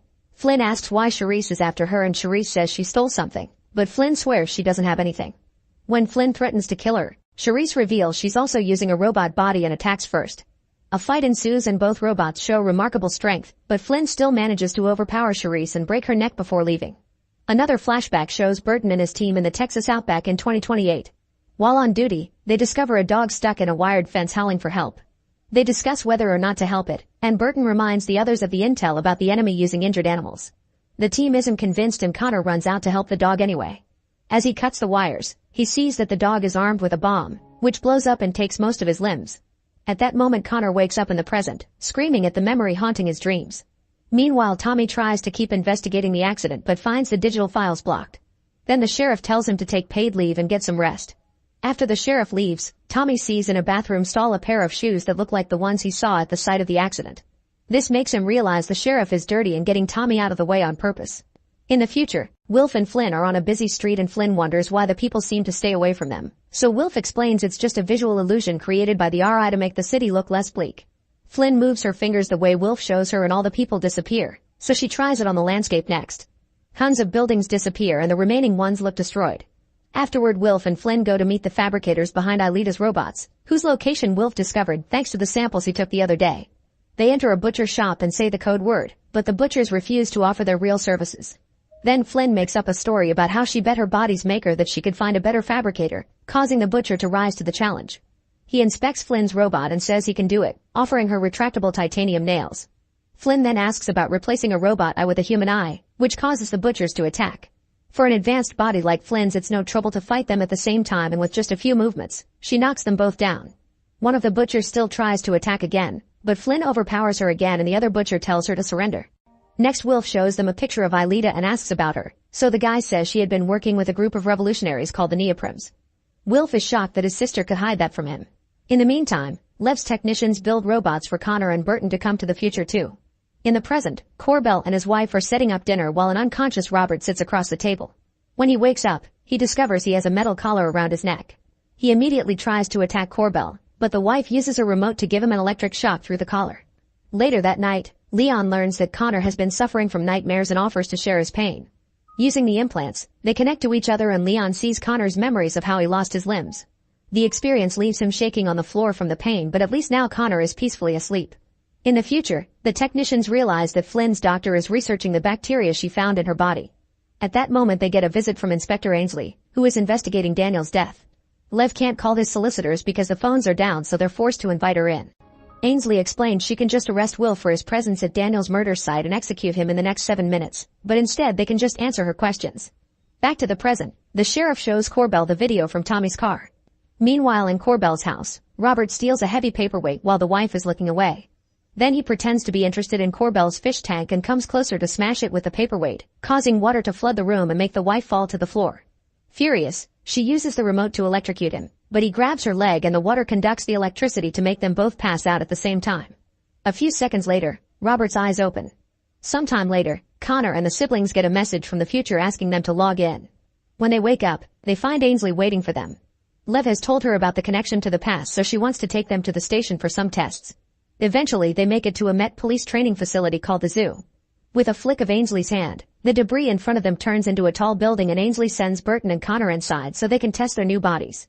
Ainsley's assistant Beatrice explains the rules. They must advance from floor to floor while getting rid of all obstacles until they reach the roof where a surprise awaits. The lights go out and 6 robot guards appear around them. The guys work together like the old times and quickly bring the guards down while Beatrice analyzes their data. Once they're done, she announces each floor will have more and more enemies. However, the guys keep advancing through the floors with no problems, beating up any enemy that gets in their way. When they make it to the roof, Beatrice informs them the 3 of them must fight until there's only one left standing. Burton and Connor immediately attack, but not even their teamwork is enough to defeat Beatrice, who only needs a few moves to force them to disconnect. Outside, Ainsley tells Flynn she's investigated her family in this timeline and shares the result. The local version of Connor didn't lose his limbs, and none of the team members had the implants, so Burton didn't survive the war. All this means that the RI opened the stub at least a decade before what they've been assuming. The jackpot seems accelerated in Flynn's timeline and Ainsley suspects the RI. When their conversation is over, Ainsley disconnects Flynn. In the present, Tommy returns to the station and asks to see the evidence he brought from the accident, but the only thing on the list is his wrecked car.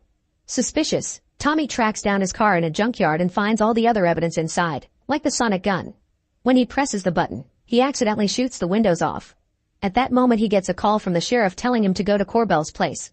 When Tommy arrives, he follows bloody footprints to find the wife's body and the sheriff talking to Corbell. The sheriff knows Robert did this, but he wants Tommy to arrest Burton and his team as the culprits. Tommy refuses, so the sheriff tells him to wake up to the reality of the corruption in the force and to do as he says, otherwise he'll get fired or even arrested. Tommy returns to his car and while thinking over what to do, he remembers the guns and takes them back to the house. The sheriff tries to make him see reason, but Tommy shoots him a bunch of times to kill him. Then he hits Corbell with the sonic gun to throw him out the window. Meanwhile, Ella is suddenly blind again and asks for help, so Burton's friend Reese takes her to the clinic. Nearby, Robert watches them and starts following them. Later at the clinic, the doctor checks on Ella while Reese waits at the reception. Robert comes in with a bleeding arm and when Reese tries to help him, Robert stabs him a few times. Reese starts defending himself and a fight ensues, but no matter how many times Robert stabs, Reese keeps going. Eventually Robert manages to keep him in a hold and choke him until Reese dies. When the doctor and Ella come to check on the noise, Robert threatens them with a gun to keep them as hostages. Then he takes Reese's phone and unlocks it with his dead face to send a message. When Connor and the siblings return to the present, they get a message from Reese's phone saying he's at the clinic with Ella. Burton, Flynn, and Leon immediately get in the car and on the way to the clinic, they start getting suspicious of the messages because they use words Reese wouldn't use. Leon tries to connect with Reese through their implants, but he can't find Reese's vitals, so they guess a killer is there. Once they're close enough to the clinic, Leon connects to Reese's body and makes it twitch. When Robert stands up to shoot Reese again, the team sees him move with thermal binoculars and Burton immediately shoots him down. Then they rush inside to save the women and Burton shoots Robert again just in case. In the future, Lev's technicians discuss how to access the bacteria in Flynn's brain to steal it. When Lev comes by, they use an encrypted language to keep discussing a possible plan. But Lev knows that language and threatens to kill them if they don't share what they know. They explain that Ilita planned to download the stolen RI files into Burton's implants to hide them in the past so they'd be untraceable. But since Flynn posed as him, the headset transformed the data into bacteria that began to colonize her brain. The technicians plan to give the data to the Neoprim so they can burn this world down and build a new one, but Lev cuts the guy's cheek and orders them not to betray him again if they don't want deadly consequences. The next time Flynn, Burton and Connor log in. Ainsley offers them a deal. She can give them resources to prevent the jackpot in their timeline, and in return they must work for her. Flynn says she also wants a cure for her mother, but Ainsley informs her that nothing can be for Ella anymore and she'll die in 23 days. Upset, the siblings immediately disconnect and comfort each other. In the meantime, Charisse meets with one of the technicians, who tells her that the RI's data is in Flynn's head and wants Charisse to stop Lev from getting it. Charisse says she'll accelerate the jackpot in Flynn's timeline to get rid of her and her family. Later, Flynn logs in to meet with Wilf, who wants to tell her something but worries Ainsley may be spying on them. They link up their minds, and as they say each other's names they realize they love each other. Then they decide to visit the place where Wilf used to hide with Aelita when they were kids, unaware that the technicians are spying on them. When they make it to the spot, they make the extra people disappear and find a younger Aelita robot waiting for them. She tells Flynn to go away because her robot can be used by others, and once Flynn disconnects, the technicians lose contact. Then the real Aelita shows up to explain to Wilf that the immunity implant every citizen has in their heads is used to suppress memories. When Aelita removed hers, she remembered everything. While younger Aelita digs out a skull from the ground, adult Aelita says that the oligarchy killed 5 million people in under a fortnight because of the fear of spreading contagion, including Wilf's and Aelita's families. At that moment, a bunch of people show up and Aelita reveals she's been gathering survivors to form the Neoprims. Now all they need is the data in Flynn's head. In the present, Tommy tells Flynn about a warning from Homeland Security about an attack on a nearby missile silo. Recognizing the beginning of the jackpot, Flynn logs in and meets with a technician, forcing her to confess everything. Determined to stop the plan, Flynn asks Connor to log in too so he can help her open a new stub and cause a reboot, meaning Flynn is planning to self-delete so the enemy won't have a reason to accelerate the jackpot. Afterward, Flynn meets Ainsley, who can't open a new stub but tells her how to do it at one of the RI's ancillary sites. When Flynn gets there, a guard immediately tries to stop her, but Flynn quickly overpowers him and uses his eye to open the door.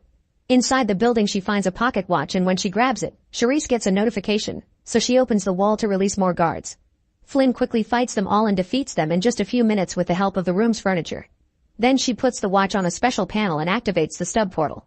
After telling Charisse she'll never find her, Flynn crushes the watch. Soon Flynn wakes up in the present and goes for a walk to the creek.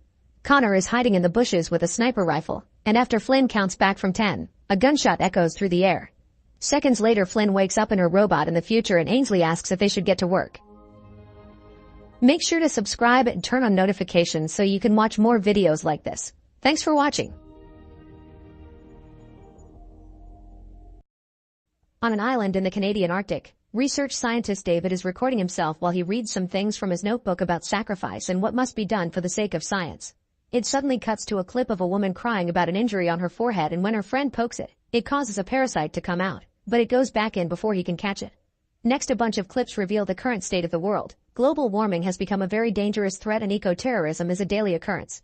A pandemic is also slowly spreading around the world, and scientists believe the illness escaped from the ice after the thawing of the permafrost. Some people call nature the real terrorist and think the Bible warned humanity about this a long time ago. This all started a few weeks ago.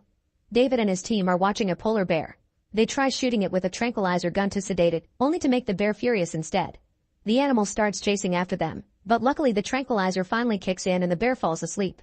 When the team goes to take a closer look, they're shocked to discover the bear had been eating the carcass of an ancient mammoth, which appeared after most of the ice melted. After they take the bear back to their research station, David calls his daughter Evelyn and begs her to come see his great discovery. However, Evelyn is still mad at him because David didn't attend the funeral of her recently deceased mother and refuses to see him.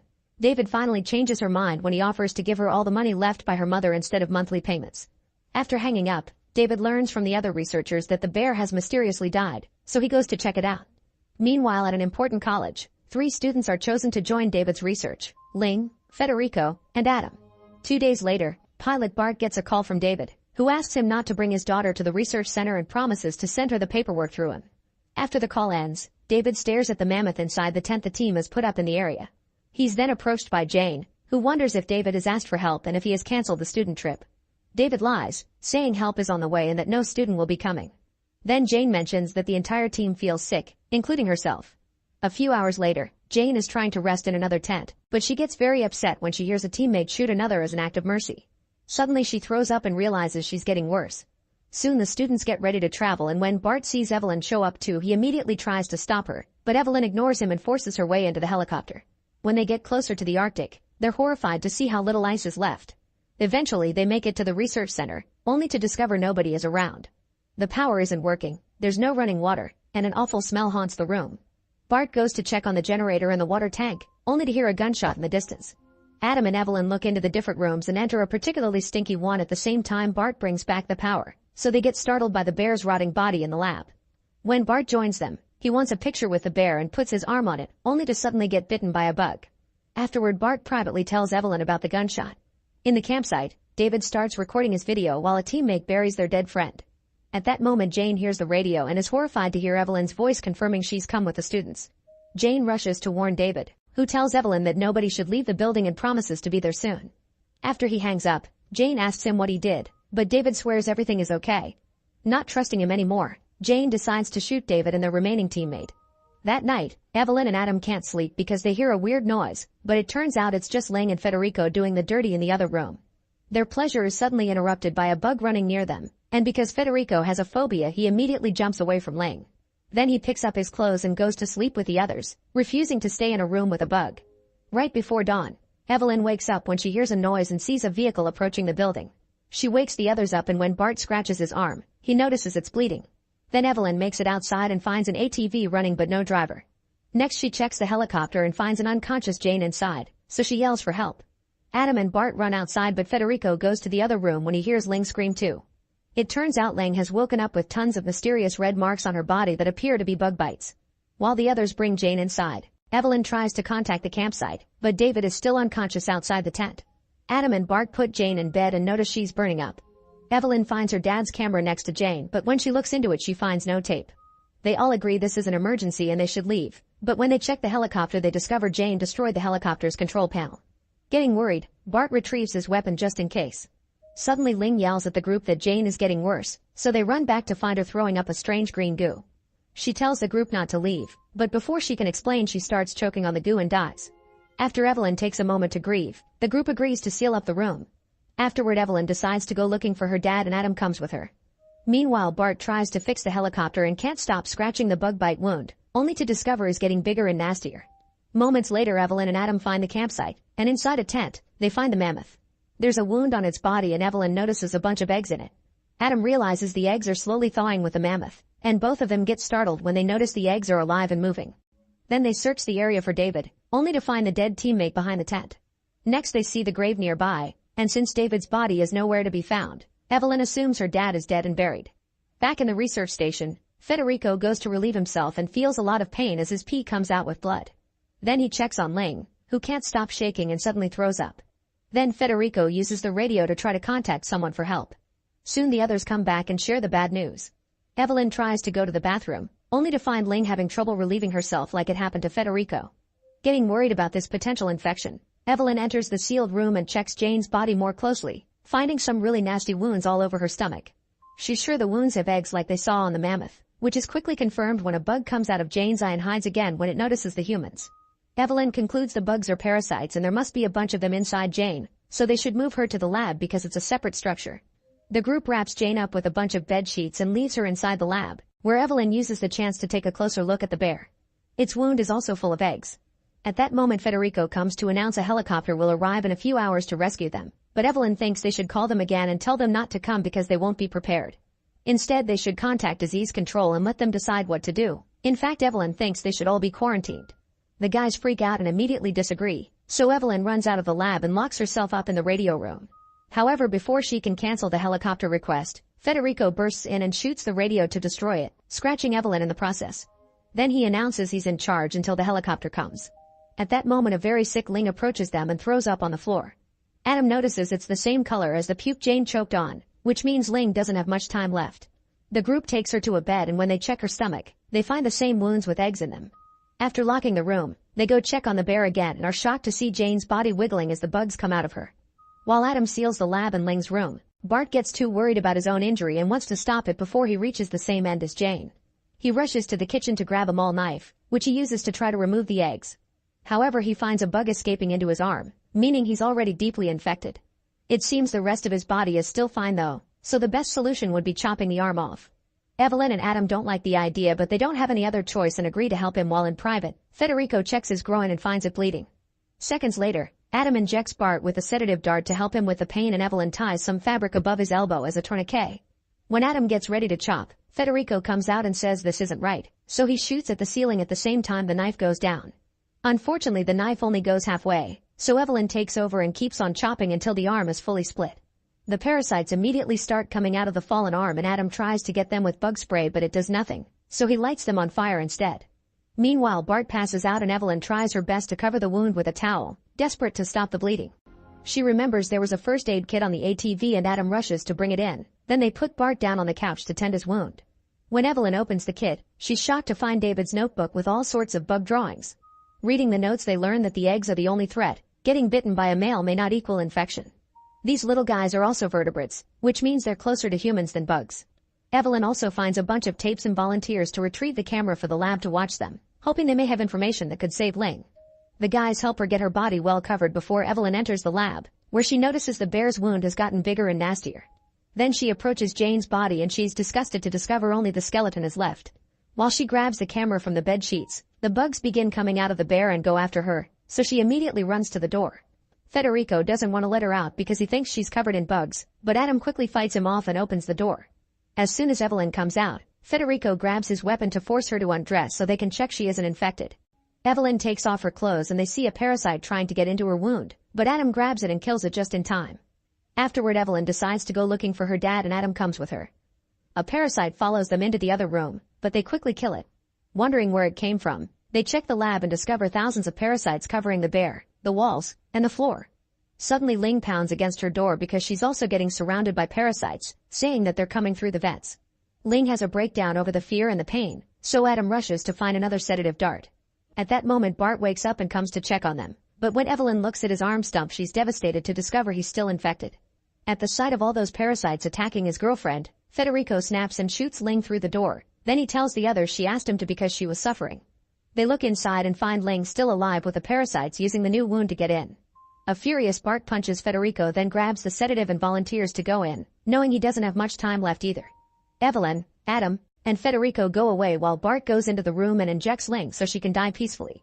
Then he sits back and waits for the parasites to take him too.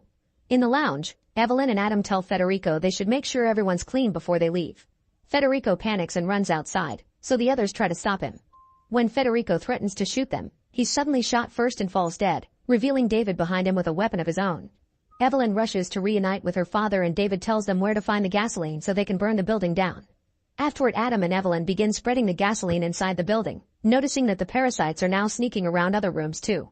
Evelyn suddenly remembers that her father told her not to come, meaning he knew yet allowed the students to come anyway. Wanting answers, she rushes to finally watch the tapes and is horrified to learn what her dad meant by sacrifice. David thought the parasites were the perfect way to make people finally scared of climate change, so he let a parasite enter his body while being sure he could keep it contained. At that moment, David finds Evelyn and Adam watching the tapes and asks them to return them. Evelyn begs him not to do this, but David takes the tapes and leaves the building, saying only he will leave the island. As the helicopter lands nearby, David goes to meet it after locking up the building. The pilot asks if he's infected and David says no. Evelyn and Adam grab the notebook and break a window to escape. Adam manages to hold on to the helicopter as it takes off, telling the pilot that David is infected. However, David says Adam is the infected one and the pilot doesn't know who to believe. Soon Adam can't hold on anymore and falls, dying as soon as he hits the ground. A desperate Evelyn grabs Federico's weapon and starts shooting at the helicopter until she hits the pilot, causing the chopper to go down and crash into the building. Evelyn runs as the building explodes and the flames kill all the parasites. After saying goodbye to Adam, Evelyn retrieves the notebook and hides in Bart's helicopter. The next day, 2 more chops arrive because they were worried after losing contact with the first one, and they managed to save Evelyn before she could freeze to death. Sometime later, Evelyn goes viral with her story and she's considered a hero. Meanwhile, in the countryside, a hunter calls back his dog, who had been feeding on a dead bird. It's revealed the bird also has eggs, and now the dog is going home with his owner in the big city. Make sure to subscribe and turn on notifications so you can watch more videos like this. Thanks for watching. In the near future, climate change, deforestation, and a nuclear war have caused so much damage to Earth that little by little most cities all over the world are crumbling down. There is a power and food shortage, plus a dangerous lack of oxygen. By the year 2067, one of the few remaining cities is in Australia, which has been able to hold out thanks to synthetic oxygen. However, this oxygen is polluted and causes people to get ill with something known as the sickness. Ethan White and his best friend Jude do their job as utility workers to keep the neutral reactor stabilized and bring back power to the city. After the workday is over, Their boss scans them to be sure everyone is still healthy. One of the workers says he can't come the next day, so Ethan takes his shift to earn extra oxygen credits. However, the boss still fires the poor man. On his way home, Ethan sees a protester talking about oxygen not being a privilege and how they should sacrifice for the next generations. While the passers-by ignore him, Ethan is confronted by the fired worker, who is desperate for work because his children have the sickness. An argument ensues, only to be interrupted when the protester suddenly catches on fire. Later at home, Ethan sees on the news that the protester did that to commemorate the death of the last living plant. The report also mentions the increasing number of deaths due to the sickness and how Crony Corp, the oxygen producer company, promises to find a solution. However, people keep revolting because they're scared humanity will go extinct soon. Then the reporter starts talking about the Crony Corp's dead lead scientist, who was Ethan's father Richard, and this causes him to turn off the TV. At that moment, Ethan's wife Xanthi arrives and he gives her a new oxygen mask. As they fool around, Xanthi suddenly vomits blood because she's got the sickness, but Xanthi assures Ethan that she's fine. Sometime later, Ethan is summoned to the offices of Crony Corp and Jude comes along. They meet Regina, the company's chief technology officer, who says Ethan can help them save humanity before taking them to the lab. It turns out they're working on a time machine called the Chronicle, which was invented by Richard 20 years ago. They've been testing it by sending a clock for a few minutes, but they've also sent radio waves and received a reply from 400 years in the future with the words "Send Ethan White." Regina theorizes that people from the future found the cure for the sickness and will only give it to Ethan. The team doesn't know how to get Ethan back though, so he'll have to find the people who sent the message to be able to return. After the meeting, Ethan goes to a bar with Jude to think about Regina's request. Ethan doesn't want to leave Xanthi, but Jude points out that staying means Xanthi dying, while going may mean saving her for years to come. When Jude tries to bring up Richard, Ethan reminds him that his father disappeared after leaving his 8-year son with nothing but a self-deletion note and a weird device on his wrist. Ethan thinks his mother wouldn't have died if Richard had been around, so he refuses to do the same to Xanthi. However, Jude thinks that not to be like Richard, Ethan must save Xanthi. After Jude leaves, Ethan thinks about his 8th birthday. He waited all day for his dad, but Richard arrived late, and his present turned out to be a weird box. He put little Ethan's hand inside this box, telling him he'd have to make an important choice someday, and suddenly an electronic bracelet closed around his wrist, causing it to bleed. As the boy cried in pain, Richard told him that the bracelet wouldn't come off and left the house, ignoring his wife's protests. Then Ethan also can't help remembering his mother's death and decides to go home to tell Xanthi about Crony Corp's plan. He doesn't want to leave her, but Xanthi asks him not to use her as an excuse to avoid saving humanity and to have faith. She also mentions all the kids in her class that have died, saying she's afraid. Later in the evening, Ethan goes to the roof to watch the city and desperately tries to remove the bracelet as he again remembers the day his mother died on the streets. That day Jude found him and shared his oxygen mask with him. In the present, Ethan screams as he makes his decision. The next morning, Ethan leaves a metal flower for Xanthi with a promise that he'll return, unaware that she's actually awake and crying. When he makes it to the Crony Corp's office, he makes a deal with Regina. He won't go unless Xanthi gets the first dose of the cure. Regina accepts and they immediately go to the lab, where the scientists explain to Ethan how to use the special suit and a small pocket computer called Archie. Jude shows up as well to show his support, promising to watch over Xanthi. Once he's ready, Ethan steps into the machine and electricity wraps around his body until the machine shoots a blast of energy, sending Ethan into the future. A hole opens in the sky and Ethan falls at great speed until he lands in the middle of a rainforest, instantly fainting. When Ethan wakes up, he notices his suit is burning and immediately takes it off, crawling away from it right before it explodes. Then Ethan's body has to take a moment to get used to the sunlight and the clean oxygen, which have allowed vegetation to regrow in the whole area. After admiring nature for a while, Ethan uses Archie to check his location, but Archie can't connect to any satellite. He ends up releasing a magnet into the ground, which allows Archie to sense nearby structures, and she guides Archie to the nearest facility.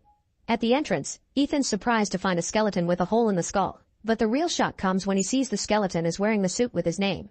He also finds a rusted Archie under the leaves and Richard's bracelet on the skeleton's wrist, although this one has a green light. This means he's dying on this mission, which makes him panic. Once he calms down, he tries to open the facility's doors to no avail, so instead he asks the rusted Archie to play the last recording. The machine plays a distorted voice saying it's better this way because then nobody is suffering anymore, then 2 voices arguing followed by a gunshot. At that moment the battery runs out and the rusted Archie shuts down. Then he notices a wire wrapped around the rusted Archie, so Ethan grabs some wire from his suit and wraps it around his own Archie, which allows her to finally detect a beacon signal. Ethan follows the signal through the forest and finds 2 oxygen dispensers, but not a single person. Later in the evening, Ethan starts a fire with Archie's help, although it takes him a while. He also finds some berries that Archie can't identify, so Ethan eats one and drops them because they taste awful. Next, Ethan asks Archie to use the constellations to confirm it's the year 2474, which makes him remember how he and Richard used to look at the stars together. However, the memory suddenly ends when Richard starts feeling sick, puking and hallucinating while a thunderstorm covers the area. Ethan watches a ball of light crash near his camp, and as his hallucinations get worse, he notices a man running toward him to stab him in the chest. Ethan passes out, and moments later, he wakes up to discover the mysterious guy is Jude, who injected him with medicine to cure the poison Ethan got from the berry. The next morning, Jude explains that Crony Corp is tracking Ethan's vitals and noticed he was dying, so they use their remaining power on the Chronicle to send Jude for help. Ethan shows Jude the skeleton, but Jude doesn't think that could possibly be Ethan. Afterward, they use Archie to continue to track the signal, and eventually they find another facility, which scans Ethan's eye and instantly opens the door. It's very dark inside except for a glowing screen with Ethan's name on it. When he presses enter, the bracelet on his wrist activates and extracts blood to analyze his DNA, thinking they're being attacked. Jude reveals he's brought a gun with him. Suddenly the light on the bracelet turns green, and now that Ethan's identity has been confirmed, the computer turns on the lights. The duo is shocked to discover that they're in Crony Corp's lab, and the computer announces that the portal will open in 4 hours. Jude is relieved, but Ethan is worried because his bracelet is green just like the skeleton's. Next, Ethan checks the computer logs and finds a holographic recording by Richard from the time he worked for Crony Corp. Richard explained that they buried a monitoring station, which would send data from the future when the air became breathable. In the next entry, the team prepared to receive a reply from 2474, but they only got the words "Send Ethan White." Regina asked if they could send matter now, but the report indicated that there was a problem with the power in 2474. Suddenly the lab system goes off and the computer alerts Ethan of an issue with the nuclear core power.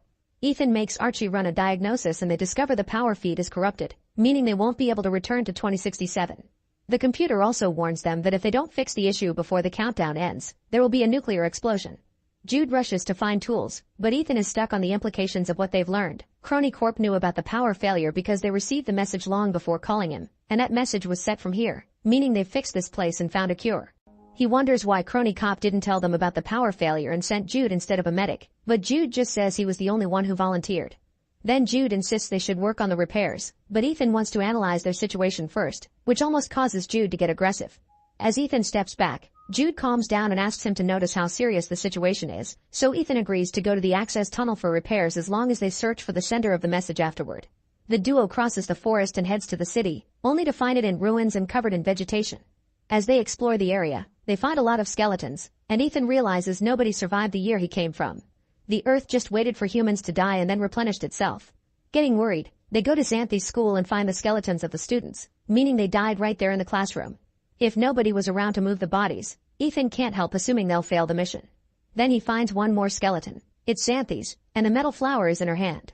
As grief takes over his mind, Ethan remembers the night Richard called them to meet somewhere, but they were followed by a stranger who killed his mother and stole Ethan's oxygen mask. Richard never showed up, but Jude found Ethan and saved him. The memory causes Ethan to have a panic attack, but Jude helps him calm down. Ethan cries and regrets leaving Xanthi alone, still thinking they won't be able to change anything. However, Jude says they're better off because no one is suffering anymore, which shocks Ethan because those are the words he heard from the rusted Archie. To confirm it, Ethan plays the recording again, and he realizes the argument ends with Jude shooting him. At that moment, Jude takes out his gun and Ethan wants to know why he has it since there's nothing to fight here. An argument ensues until Archie reminds them that there are only 2 hours left for the nuclear explosion. Jude drags Ethan to the tunnels and they notice the nuclear core is fried, so they'll have to reroute the power. Their attempts to do so immediately fail and the computer tries to shut down the door for safety. Jude manages to block it with a metal bar, but when Ethan hears the computer say that the chamber needs depressurization, he removes the bar, leaving Jude outside to save him. Then Ethan activates the oxygen purge, which restores the power but causes him to faint. A desperate Jude breaks the glass, letting oxygen back inside to keep Ethan alive. Afterward, the duo returns to the lab and learns that they only have 37 minutes before the portal launch. Suddenly Ethan opens a door and discovers it leads to his skeleton, which makes him accept that he can't change fate. While Ethan switches the batteries of the 2 Archies, he accuses Jude of planning to shoot him. Then he makes the rusted Archie play the last thing the other Ethan saw, and the recording shows Jude threatening Ethan with a gun and asking him to fight back. Jude swears he doesn't plan to shoot Ethan and an argument ensues with Jude suggesting they stay there, but Ethan refuses to leave everyone to die. Next, Ethan forces another door open to find the utility room, but there are no masks. Jude insists they can't save everyone, but Ethan pushes him away and goes to the computer to play a log recorded on his 8th birthday. Richard says he made a mistake, but the message is interrupted when Jude shuts off the power. Furious, Ethan locks Jude up in the utility room and turns on the power again to finish watching the message. Richard said he did everything for his son and wanted to tell him so he called home and asked little Ethan to take a walk with his mother to meet with him. However, before he could leave, Regina and Jude entered the lab to corner him. It turned out Regina wanted to use the Chronicle to escape to the future with a selected group of elite people and abandon the search for a cure, claiming that humans were the real virus. Richard refused to cooperate and confessed that he programmed the system so only Ethan could activate it in the future, causing a furious Regina to take out a gun and ask one of the scientists if it was possible to send at least one person to fix the power issue. When the scientist confirmed it could be done, Regina shot Richard.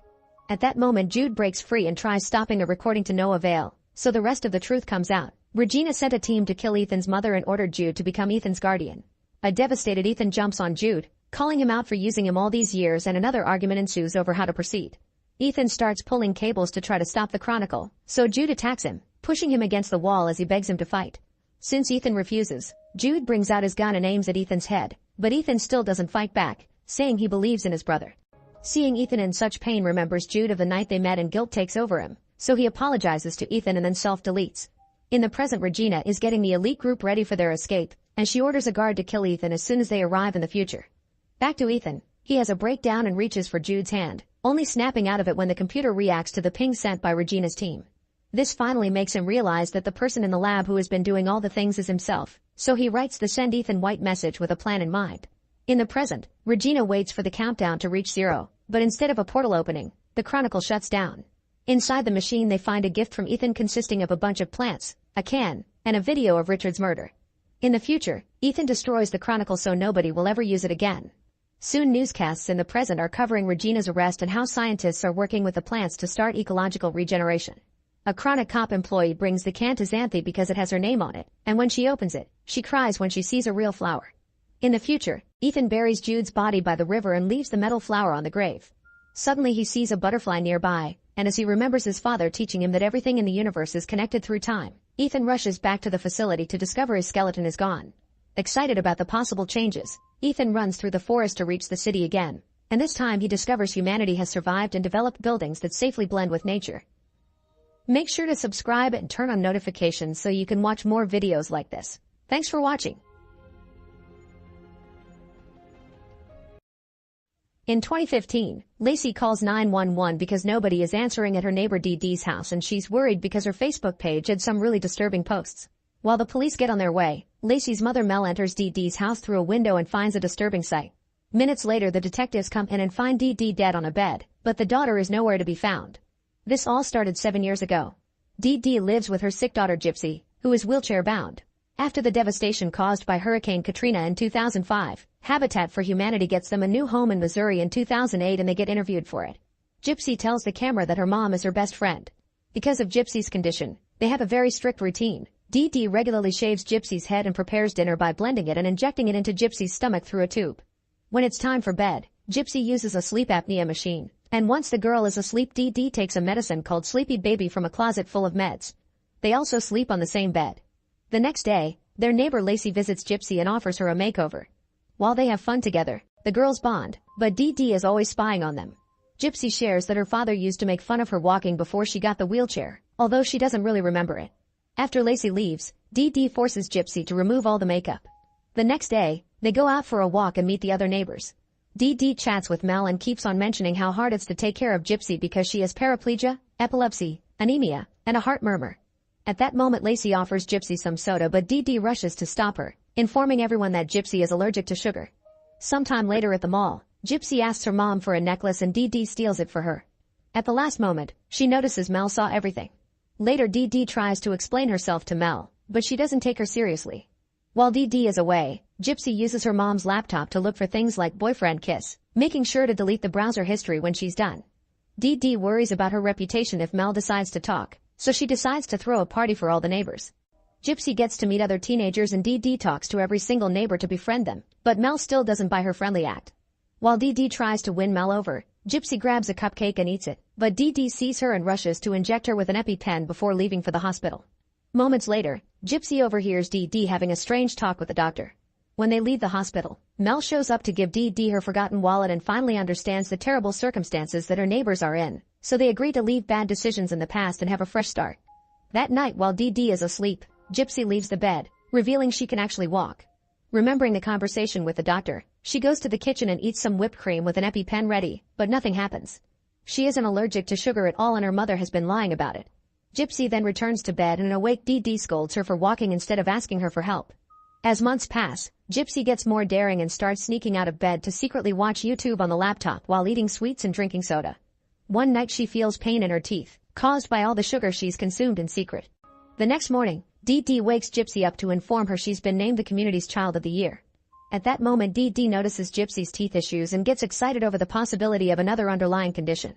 They go to see Gypsy's pediatrician Dr. Harley and Dee Dee says Gypsy's acid reflux has returned, causing the teeth decay. While Harley calls a gastroenterologist Chandra for a consult, Dee Dee steals his prescription pad. Dr. Chandra comes over to check on Gypsy and asks her to make an urgent dentist appointment. However, Dee Dee wants to treat the acid reflux first. Getting suspicious, Chandra asks for Gypsy's medical records, but Dee Dee informs her that they were destroyed during Hurricane Katrina. Before Chandra can say more, Dee Dee hurries to take her daughter away. Afterward, Chandra asks Harley if he's confirmed Gypsy's medical history, which he didn't. Meanwhile, Dee uses the pad to forge some prescriptions and get more medicine from a pharmacy. Sometime later, Gypsy is brushing her teeth when a rotten tooth comes out, causing her to bleed all over the sink. After this incident, Dee Dee starts giving her the triple amount of medicine. Eventually, Dee Dee allows Gypsy to spend some time with Lacey, who introduces her to her friends. At first the girls finds her a bit weird, but soon they accept her in the group. Gypsy explains her mouth is ugly because she's been eating sweets in secret, and the girls sympathize with escaping from parents' rules.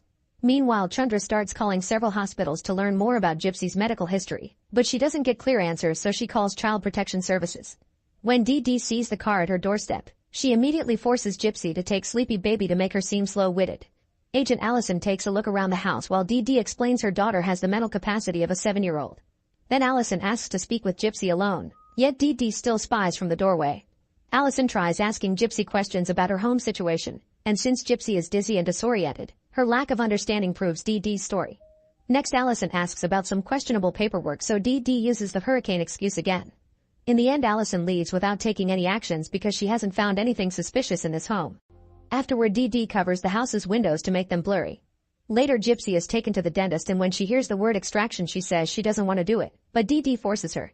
When Gypsy wakes up from the anesthesia, she's at home and she discovers most of her teeth have been removed, causing her to cry in front of the mirror. During lunch, Dee Dee starts making exciting plans for the Child of the Year event. Gypsy doesn't want to go because she feels ugly, but a furious Dee Dee yells that she's going anyway. On the day of the event, Dee Dee surprises Gypsy with some dentures. Gypsy loves them, but finds it weird that her mother didn't give them to her earlier. When they're called to the stage, they receive a check for $5,000 in financial assistance. Dee Dee says Gypsy is shy and speaks in her behalf, then they sing together. Sometime later, Chandra calls Dee Dee to bring Gypsy to do a checkup, and a reluctant Dee Dee must accept to avoid suspicions. While Dee Dee is taken to the front desk to do the paperwork, Chandra talks to Gypsy in private and tries to convince her that she isn't allergic to sugar. She even offers a can of Coke, but Gypsy refuses to drink. Months pass and it's now 2011. Dee Dee has become an expert at collecting donations both through traditional mail and a GoFundMe page. She also keeps receiving some mysterious checks. At night, Gypsy continues to sneak out of bed to use the computer. She learns about Fantastica and cosplay, so she convinces her mother to take her to the event. While getting the tickets, Dee Dee says Gypsy was born in 1995, which confuses the girl because she thought she was born in 1993. Gypsy has a lot of fun and even runs into some of the neighbors. A man named Russ tries to flirt with Dee Dee, but she feels uncomfortable and rushes to the bathroom. Now that she's finally alone, Gypsy uses the chance to chat with a guy called Scott while pretending she's 18. They end up chatting a lot and Scott even picks her up so she can sit in the DeLorean for a picture. Unfortunately, their fun time is interrupted by Dee Dee, who announces they're going home. Before they leave, Russ shows up again and tries to get Dee Dee's attention by saying he also had a son in a wheelchair who died, but Dee Dee turns him down once more. While Dee Dee is distracted, Scott asks Gypsy for her Facebook account and finds it weird that an 18-year-old only has a shared account with her mother. That night, Gypsy decides to open her own Facebook account in secret, but she doesn't know what birth year to choose. She checks her mother's purse and is shocked to see she was born in 1991, meaning she's actually 19. Angry, she decides to steal some donation money. The next day at a gas station, she buys a cell phone, which she keeps hidden from her mom. Sometime later, Dee Dee receives a call from Russ and wonders how he got her number, but he's so nice that she lets him call him regularly and they grow close. At the same time, Gypsy starts chatting with Scott through her new phone and they also grow close. Gypsy tells him about her friends, who are the hospital staff, and Scott shares about his work with the elderly. One day Scott even sends her a wig through mail and Gypsy gets to the mailman before her mother could see it. Now she can privately pretend she has beautiful hair. After a whole month of friendly conversations, Russ offers to help Dee Dee around the house and with Gypsy. Dee Dee doesn't take it well and immediately hangs up. Meanwhile, Gypsy goes outside to use the phone and is seen by Lacey, who agrees to keep her secret. Gypsy shares her secret Facebook username and tells Lacey she met Prince Charming, so Lacey believes Gypsy may be just playing around. That night, Gypsy receives a message from Scott informing her that he's in the emergency room and won't be able to text. Worried about him, Gypsy puts on the wig and leaves the wheelchair behind to visit him. At the hospital, not even Harley recognizes her. Scott is shocked to see her walk, and after Gypsy asks her to keep the secret, she starts talking to him like her mom does, which is very infantilizing. When she hears they haven't given him medicine because he's been drinking, she says he doesn't have to tell the truth if he's sick. At home, Dee Dee wakes up and freaks out when she notices Gypsy is gone. She finds a note in which Gypsy says she ran away with her Prince Charming and signs with her real age. When Scott is released, he goes home and Gypsy comes along. She keeps saying she'll take care of him and they share a kiss. At that moment, someone knocks on the door. It's Dee Dee, who has come to pick Gypsy up. At first, Gypsy refuses to go, but when Dee Dee starts saying she's having an anxiety attack, Gypsy agrees to leave. On her way out, Dee Dee tells Scott that Gypsy is 14. As soon as they get home, Dee Dee gets rid of the wig and forces Gypsy back on the wheelchair. More time passes and it's 2013. At the hospital, a doctor tells Dee Dee she has type 2 diabetes and must receive daily shots. Dee Dee asks the doctor to reach Gypsy how to help her with the shots, that way she's making her health dependent on Gypsy staying home. When Gypsy's birthday comes, Dee Dee insists Gypsy was born in 1995 and that 1991 was a printing error. As a gift, Gypsy receives a pair of guinea pigs. Later, Lacey visits Gypsy and mentions she met a guy on a Christian dating site. Curious, Gypsy asks her to show her the website. Meanwhile, Dee Dee gets a call from Gypsy's father, who wants to wish his daughter a happy birthday. He seems a sweet guy, which proves Dee Dee's stories about him being uncaring and having abandoned them are another lie. Dee Dee tells him that Gypsy is very ill and doesn't have much time to live, then she hangs up on him. Another call comes from the hospital to inform Dee Dee that since Gypsy is now 18, any invasive procedures require her consent. Dee Dee tells the nurse she'll talk to her lawyer, then she goes to kick Lacey out. Once they're back inside, Dee Dee yells at Gypsy for leaving the house and forbids her from seeing Lacey again. That night, Gypsy steals $1 from the donation bag, and it's revealed she's been doing this for a while. By stealing a little money at the time, Dee Dee doesn't notice and Gypsy gets to save in secret. The next day they go to see a lawyer because Dee Dee wants to obtain legal guardianship of her daughter.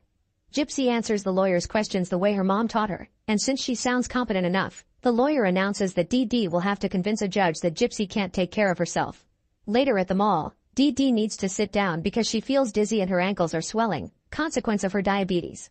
Gypsy volunteers to go to the pharmacy to get some medicine, but first she stops at a tech store to buy her own laptop with the money she saved, which she then hides in the car. Afterward they go home and Dee Dee forces Gypsy to give her the injection. That night, Gypsy joins the dating site that Lacey told her about, making sure to wear a wig for the profile picture. The next day, Dee Dee scolds Lacey for putting ideas in Gypsy's head. Suddenly Dee Dee faints and must be taken back to the house, where Gypsy takes care of her. They watch Twilight together and Dee Dee covers Gypsy's eyes when the main couple has their first time. Later at night, Gypsy discovers she has messages from 10 men on the dating website and freaks out a bit when she sees a guy sent her a dirty eggplant picture. Then she starts chatting with a guy named Nick, who calls her beautiful. Sometime later Dee Dee contacts her lawyer to ask about a power of attorney. The lawyer explains such a document would only give Dee Dee power over Gypsy if she becomes incapacitated and that Gypsy must sign her consent as well. Knowing she can manipulate her into it, Dee Dee agrees. Days pass and Gypsy continues to chat with Nick in secret. Eventually they meet on webcam and Gypsy tells him about her health problems. In return, Nick confesses he has multiple personality disorder and says his other side is darker. The next day Dee Dee receives the power of attorney documents in the mail and starts planning. She pretends to feel really sick and makes Gypsy take care of her. While she's fake suffering in bed, Dee Dee tells Gypsy horrible stories about the world and scares her into signing the documents, claiming it's a way to protect them both. Afterward she calls Nick and has a breakdown as she tells him the truth about her situation, saying she's been trapped all her life. To distract her, Nick shows her a very dirty drawing. At first Gypsy freaks out, but then she hears him out. The next morning Dee Dee wakes up and sees Gypsy is gone, only to find her in another room sleeping with her laptop. Furious, Dee Dee takes the computer and smashes it with a hammer. Then she screams at Gypsy, who says she'll just get another one. This makes Dee Dee angrier and drags Gypsy to their common bed, where she ties her daughter's hands. A struggling Gypsy spits on her mother's face, causing Dee Dee to pull away as she has a breakdown. Then Gypsy tries to leave, but she hears Dee Dee's pleading words and decides to stay. That night Gypsy texts Nick sharing what happened. He promises to always protect her and teaches her how to use her hand for pleasure. The story then jumps to 2015, revealing that Gypsy has indeed gotten a new computer and uses it to have dirty meetups with Nick online that include costumes. Nick complains that they've been together for 2 years and never met in person, so Gypsy makes a plan. In the morning, Gypsy tries to convince Dee Dee to take her to Disney. However, Dee Dee's health has been getting worse because she refuses to take insulin or exercise. She snaps at Gypsy and tells her to be happy with what they have, which is ironic because the house is currently full of random hoarding and trash bags. Meanwhile in Wisconsin, Nick is starting a new job. His boss shows him how to make a pizza, but Nick accidentally drops the food twice and the boss ends up sending him to be a walking advertisement by the road. When he returns home, he calls Gypsy and they share another dirty game. They pretend to be characters that want to kill an evil stepmother, but it's clear they're implying this is about Dee Dee and that helps them finish faster. The next day, Dee Dee offers Gypsy to take her see the new Cinderella movie. Gypsy is excited and immediately sends Nick a bus ticket plus a fancy shirt, that way he can join them on the premiere and cause a good impression. She even teaches him what to say, which he has to write down. When the day comes, Dee Dee makes Gypsy wear her Cinderella costume.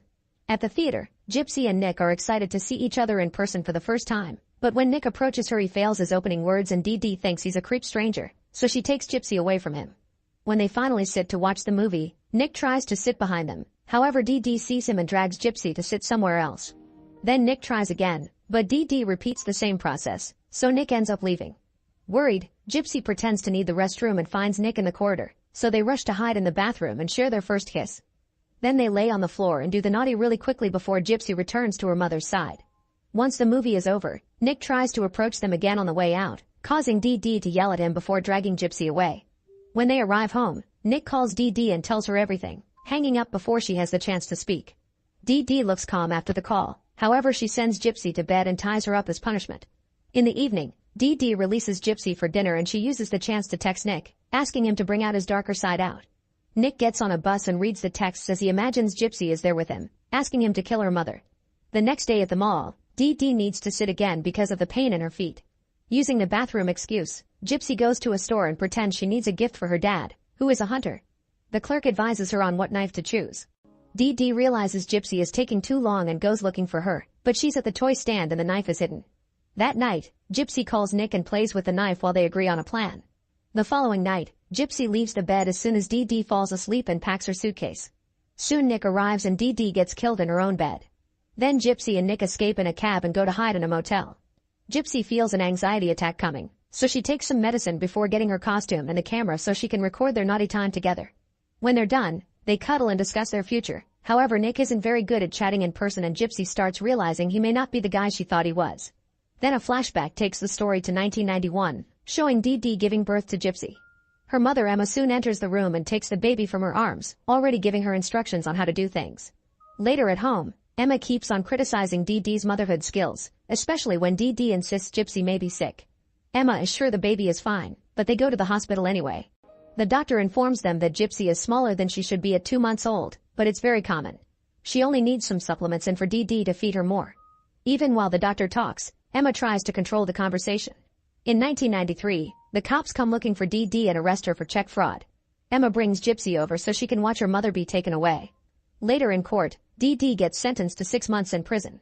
She tries to say goodbye to Gypsy, but Emma doesn't let her. In prison, Dee Dee sends letters to her daughter, but never receives anything in return. When Dee Dee is finally released, she rushes home but Gypsy starts crying when she sees her. It's clear that Emma hasn't been following Dee Dee's instructions and she even says Gypsy has been happier with her. Later Dee Dee insists Gypsy is sick, but Emma assures her the baby is fine and proves it with a thermometer. However, Dee Dee thinks Emma wants to make her look like a bad mother and secretly gives her some medicine. In 1997, Emma's health is deteriorating. She's wheelchair-bounded and depends on Dee Dee for most things, yet she refuses to go to the hospital. Eventually a doctor comes to see her and informs Dee Dee that her mother's pain tolerance has failed, so she only has a few days to live. The doctor calls Dee Dee a saint for taking care of an old person and a child at the same time, which Dee Dee really appreciates. Afterward Emma calls for Dee Dee, but instead of helping, Dee Dee turns up the volume on the TV and watches a movie with Gypsy. Later Emma starts to struggle to breathe, so she tells Dee Dee that she made it impossible for her to live, then she dies. Hurt by such words, Dee Dee runs to Gypsy and promises she does love her. Sometime later, Gypsy wants to play on the trampoline with her cousins, but her mom doesn't let her. As soon as Dee Dee is distracted, Gypsy runs outside and plays on the trampoline anyway. Unfortunately she slips and falls on the ground, where she doesn't move. Dee Dee runs to her side while her sister calls the ambulance. When Gypsy is released from the hospital, she's on a wheelchair, and Dee Dee makes her stay on it even though Gypsy is better now. A few days later, Dee Dee announces she can't buy her mother's house, so they have no choice but to leave. Back to Gypsy and Nick. They check out of the motel and go to have breakfast. When two cops enter the diner, Gypsy begins to panic because they still have the knife. She tries to take the anxiety medicine and accidentally drops the bottle, so a cop picks it up for her and reads Dee Dee's name on the label. Then the couple decides to mail the knife to themselves in Wisconsin to avoid security checks. When the couple makes it to the bus station, they discover that Nick didn't reserve a seat for Gypsy too. This bus is full, so they have no choice but to book tickets for the next one, which leaves in 2 days. They return to the same motel but their room is now taken, so they end up in one with twin beds. Nick watches a very violent movie and Gypsy hates it. That night when they do the dirty, she doesn't have a good time either. Afterward, Gypsy goes to the vending machine for a snack and sees a mother with her child, which makes her feel so guilty that she runs back to her room in tears. Eventually the couple makes it to Wisconsin and are picked up by Nick's mom, Kathy. On the ride home, Gypsy learns that Nick told his family that she and her mother were homeless. Kathy begins to ask about Dee Dee, causing Gypsy to experience flashbacks full of guilt. At Nick's home, Gypsy meets Kathy's boyfriend and is given a tour.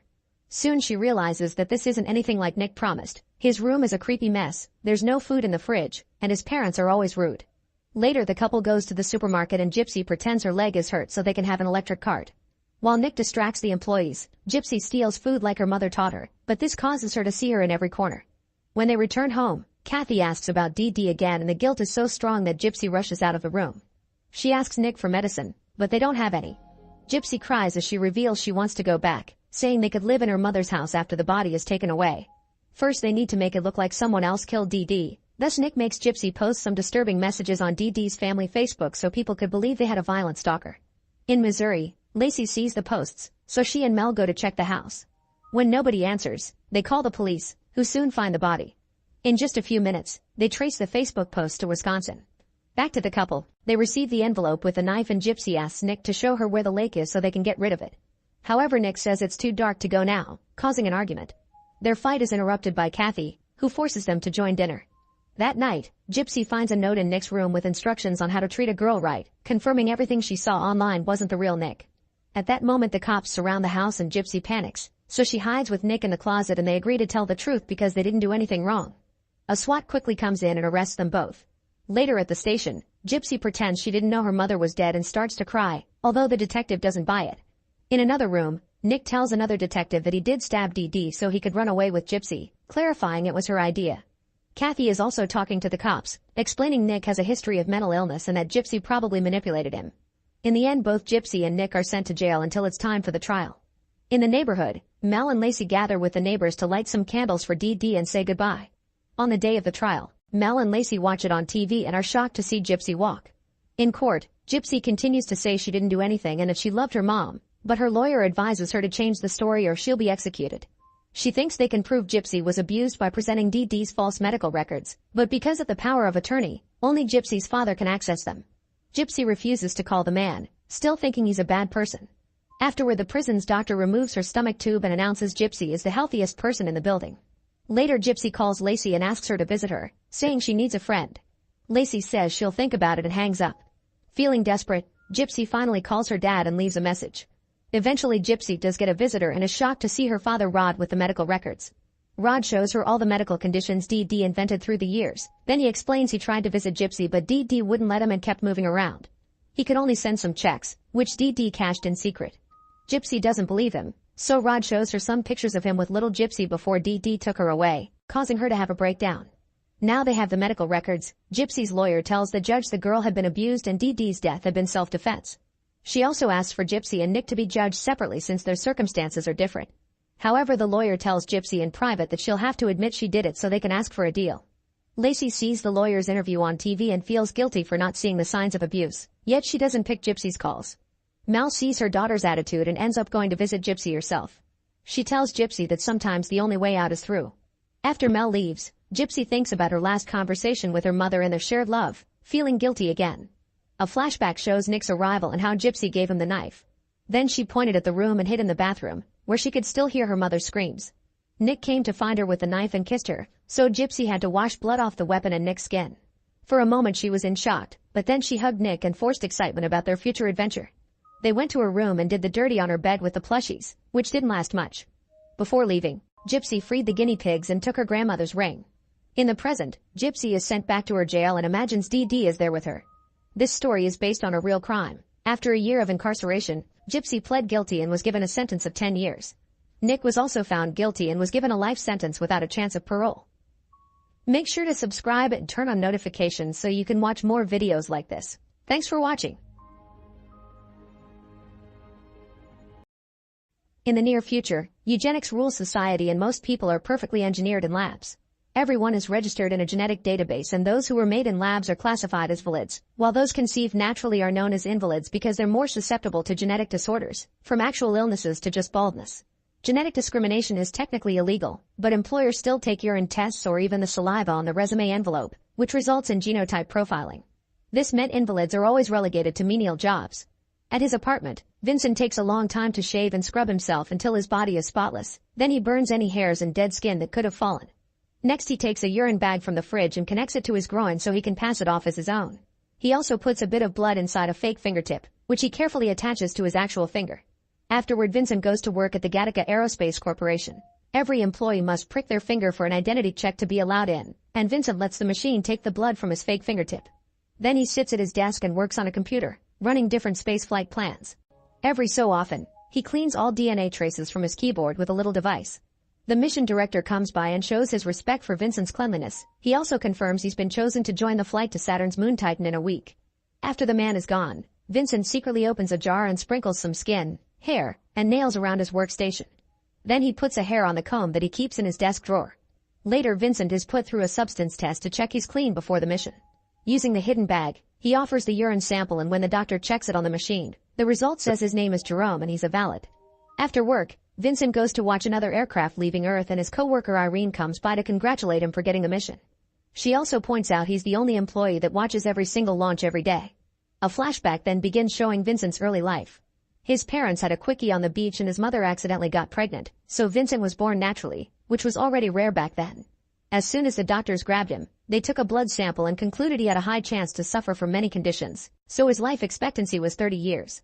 Vincent's childhood was quite difficult because every little thing like a runny nose or a little scratch were treated by his mother as a fatal threat. No school would accept Vincent as a student because insurance wouldn't cover any trouble he got in for his bad genes. Eventually his parents decided to have a second child, and this time they went to a genetic lab to do things by the book. Anton had no conditions at all and was happy to spend time with his brother, but Vincent could tell his parents had a favorite. Whenever their parents weren't looking, the brothers would play chicken in the sea, meaning they would compete to see who could swim the farthest away from shore before getting scared and turning back. Anton always defeated Vincent in this competition, which added to his inferiority complex. As Vincent continued to grow up, he became interested in space and dreamed of becoming an astronaut. His parents warned him nobody would hire him because of his genes, but he didn't listen and he went to a few interviews. To his dismay, nobody hired him, just like his parents had guessed. One afternoon, the brothers went for another swim, and to Anton's shock, this time Vincent defeated him. In fact, Vincent had to go back and help a tired Anton return to the shore. That was the last time they swam together because in the evening, Vincent left his family home to pursue his dreams.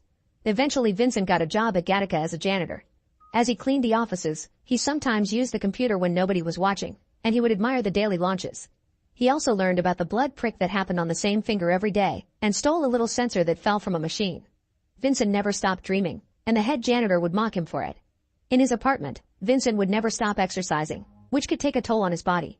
Desperate for progress, in the end he decided to contact a man in the black market who introduced him to the real Jerome, a former swimming star with great IQ and perfect health except for his legs. He was paralyzed after being hit by a car and became wheelchair-bound. The incident happened overseas and wasn't recorded, so nobody knew Jerome became an invalid. Vincent paid both men to get Jerome's identity and a long transformation process began. He got contact lenses to replace his glasses and get Jerome's eye color. He also cut his hair and styled it like Jerome's. ID pictures wouldn't be a problem because nobody paid attention to those anymore. Everything was DNA dependent.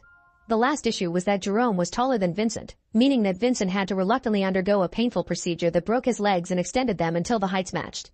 Vincent moved into Jerome's apartment to also have his address, and during the first few days he had to rest to recover from the procedure, meaning he was often in pain.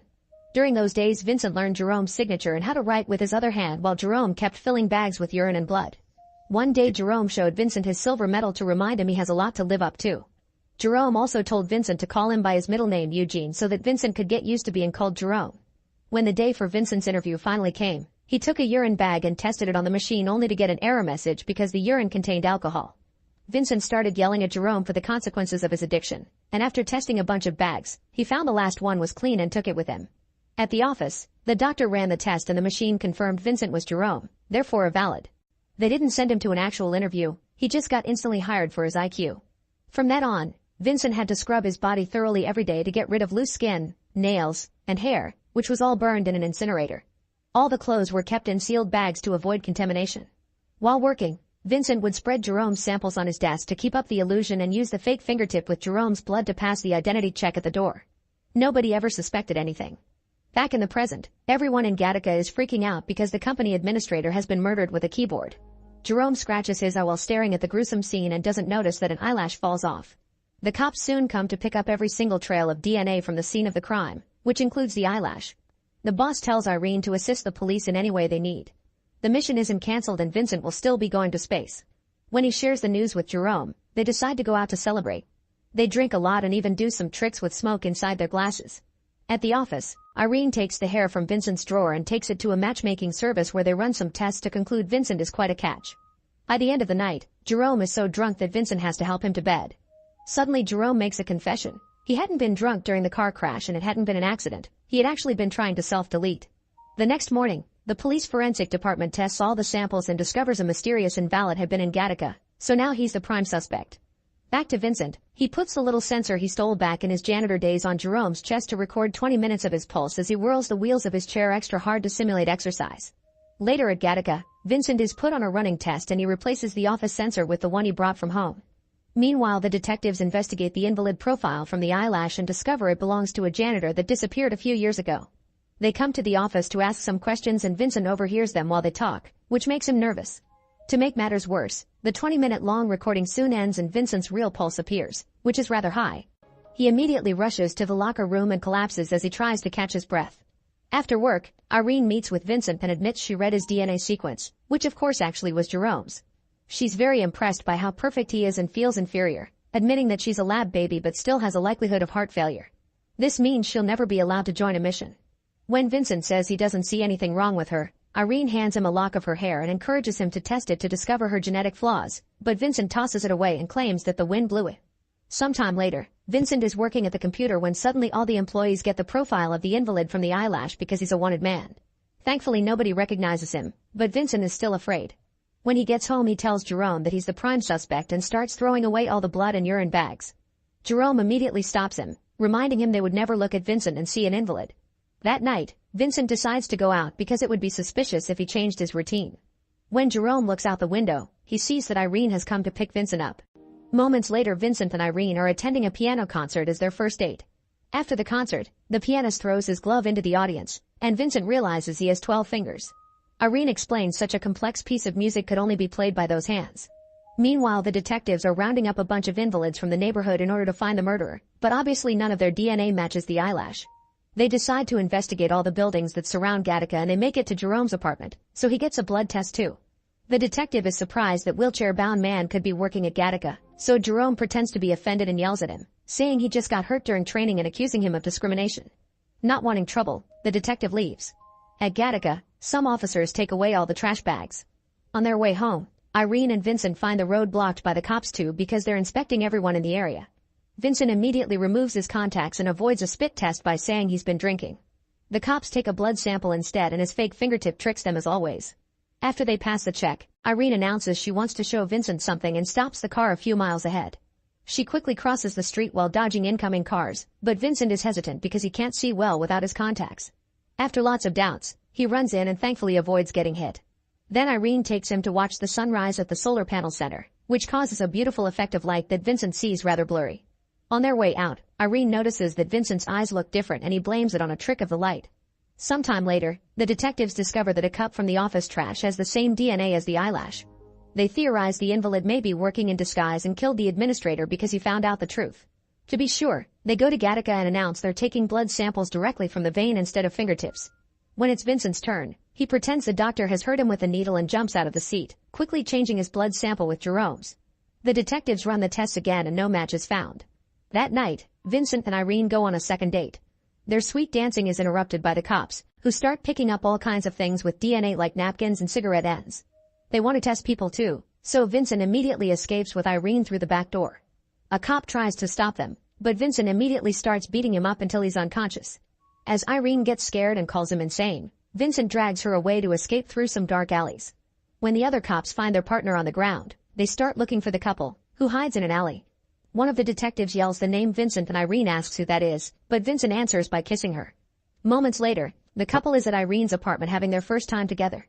In the morning, Vincent finds a hair on the pillow, so he rushes to the beach and uses sand and rocks to rub the excess skin from his body.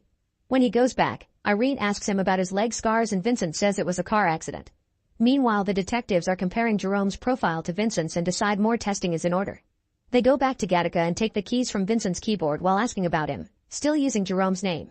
Irene overhears this and immediately warns Vincent, saying he looks sick and he should go home.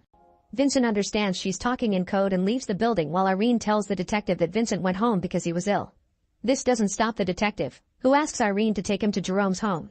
At the same time, Vincent calls Jerome and tells him to be himself because the police are coming. Jerome has to drop the wheelchair and start climbing the stairs to the main floor by slowly dragging his legs. It takes him a while but he makes it to the buzzer just in time to let Irene and the detective in. Then he drags his body to the chair and fixes his legs to look natural. Once the duo comes in, Jerome plays his part and asks Irene for a kiss, which she gives to him to keep up with a lie. The detective takes a blood sample and is frustrated to see this is indeed Jerome.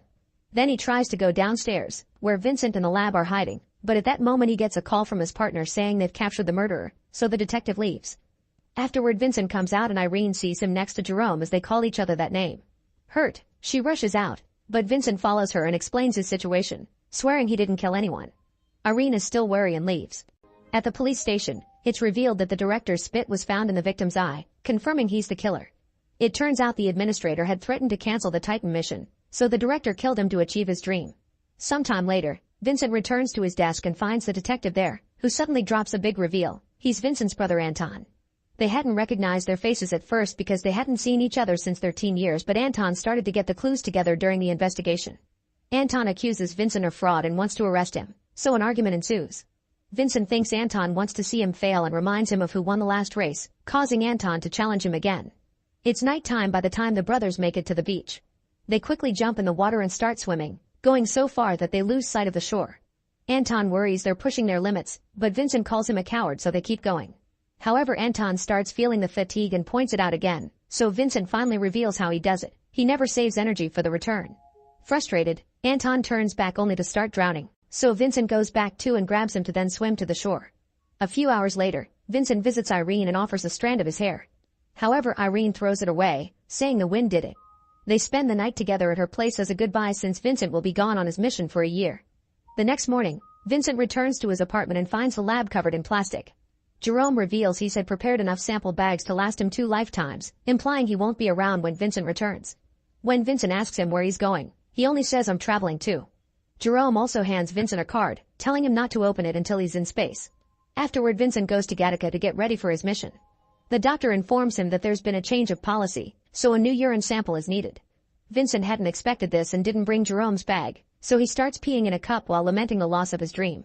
However, the doctor reveals he's always known and never said anything because he also has an invalid kid and thinks he deserves better. The machine offers the wrong profile, but the doctor changes it for Jerome's and lets Vincent pass anyway. Before he leaves, the doctor informs him that he knew because Vincent always grabbed his member with the wrong hand. At the apartment, Jerome grabs his silver medal and enters the incinerator, ending things for himself. At the same time, Jerome gets on the spaceship and leaves the planet. Once Vincent is far enough, he opens Jerome's card and discovers a large lock of his hair. Now Jerome has technically visited space as well. Make sure to subscribe and turn on notifications so you can watch more videos like this. Thanks for watching. It's late at night when strange-looking spores begin falling from the sky all over Earth. One lands in the middle of a music festival. A larva sprouts out of it and moves to the nearest person, entering the body through his ear and causing him to pass out. Then a woman enters the room and tries to wake him up, to no avail. After she leaves, the guy wakes up and his eyes roll in a creepy way before going back to the festival. The woman sees him and tries to approach him, only for the man to suddenly transform into a tentacle-like creature with flesh blades that immediately kill her. The crowd begins to panic and running away while the creature starts killing every person its tentacles can reach. In town, Lee tries to buy meat and the cashier Soo-in explains he forgot to ask the butcher for the price tag. Lee begins yelling with entitlement and swear he'll kill them all before leaving without buying anything. When Soo-in's shift is finally over, she leaves on her moped and notices that Lee is following her on a car. Suddenly the vehicle hits her from behind and makes her fall off the road. Then Lee gets out and begins stabbing her with a knife. Soo-in manages to push him off and tries to escape, but she soon falls because of her wounds. At that moment a spore falls from the sky next to her and Lee gets sliced open, dying on the spot. Then the police show up. At the station, Detective Chulmin is told about various deadly incidents that happened in last few hours and how mysterious Lee's death is. Chulmin is shocked to hear the victims is Soo-in, who he met before, but more shocking is to hear she's just fine after being hit by a car and stabbed. In fact, she has no new scars. At the hospital, Soo-in dreams of her mother, who has a new life with a son and pays Soo-in to never show up at her door again. When she wakes up, she discovers Chulmin is visiting. She tells him about the guy at the supermarket and how the stabbing felt familiar. It turns out Soo-in used to be abused by her father as a child and Chulmin was the detective to save her. After the detective leaves, Soo-in tries to remember what happened and recalls her body shaking like crazy. A few months later, a gang leader enters a club and has attacked Kang Woo, who is pretending to be an employee. A fight ensues and after lots of struggle, the gang leader overpowers Kang Woo before running out to get help. Kang Woo panics and runs through the back door, dropping the employee vest on the way out. Then he takes the bus and at the station, he sends a message to his own gang members, explaining the attack failed and he has to lie low for now. Eventually he makes it to his family home and discovers his sister Kyung-hee is behaving awkwardly and that the other one isn't around. He finds his sister's phone in a drawer but it isn't working well and a pamphlet for the Sejin Church, which has a weird logo and promotes a prayer meeting happening that night. In the meantime, Soo-in is going home on a bus when suddenly she hears a painful screeching noise at the same time a strange man comes aboard. The man stares at Soo-in as he makes his way to his seat, which makes Soo-in scared and get off the bus. Elsewhere in the city, a woman invites a guy to do the dirty at her home, however he's surprised to see he's being taken to an abandoned building. As he notices that the ground is covered with plastic, a bunch of men enter the room and start discussing how to kill him.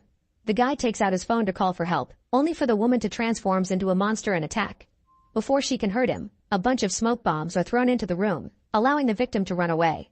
The woman starts chasing after him, but when they reach the stairs, a bunch of special agents come in and shoot her dead. The group of men begins transforming into monsters too and a fight ensues as both groups attack each other.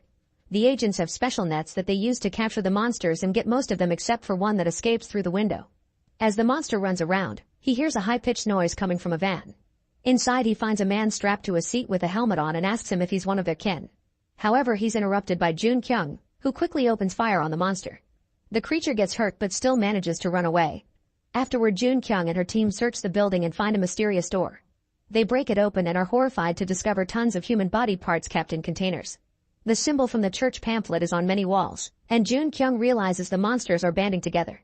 Back at Kang Woo's house, Kyung-hee talks to somebody on the phone about recruiting Soo-in into their organization. As she leaves to go, Kang Woo secretly follows her. Meanwhile, Soo-in hears the same weird noise again and sees the strange man from the bus. He begins chasing her and Soo-in runs into a junkyard, where the man teams up with Kyung-hee to corner her. As Kang Woo watches from a hiding place, the man and Kyung-hee transform into monsters. They take some of Soo-in's hair, causing her to transform as well but only partially.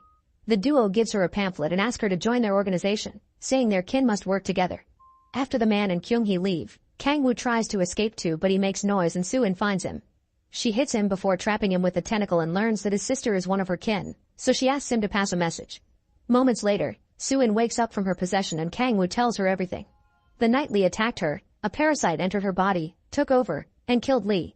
However, because the parasite had been so busy healing her wounds, it wasn't able to fully control her brain like it's happening to other humans. The message from the parasite ends with a warning. Don't go near people that cause the noise because they're monsters.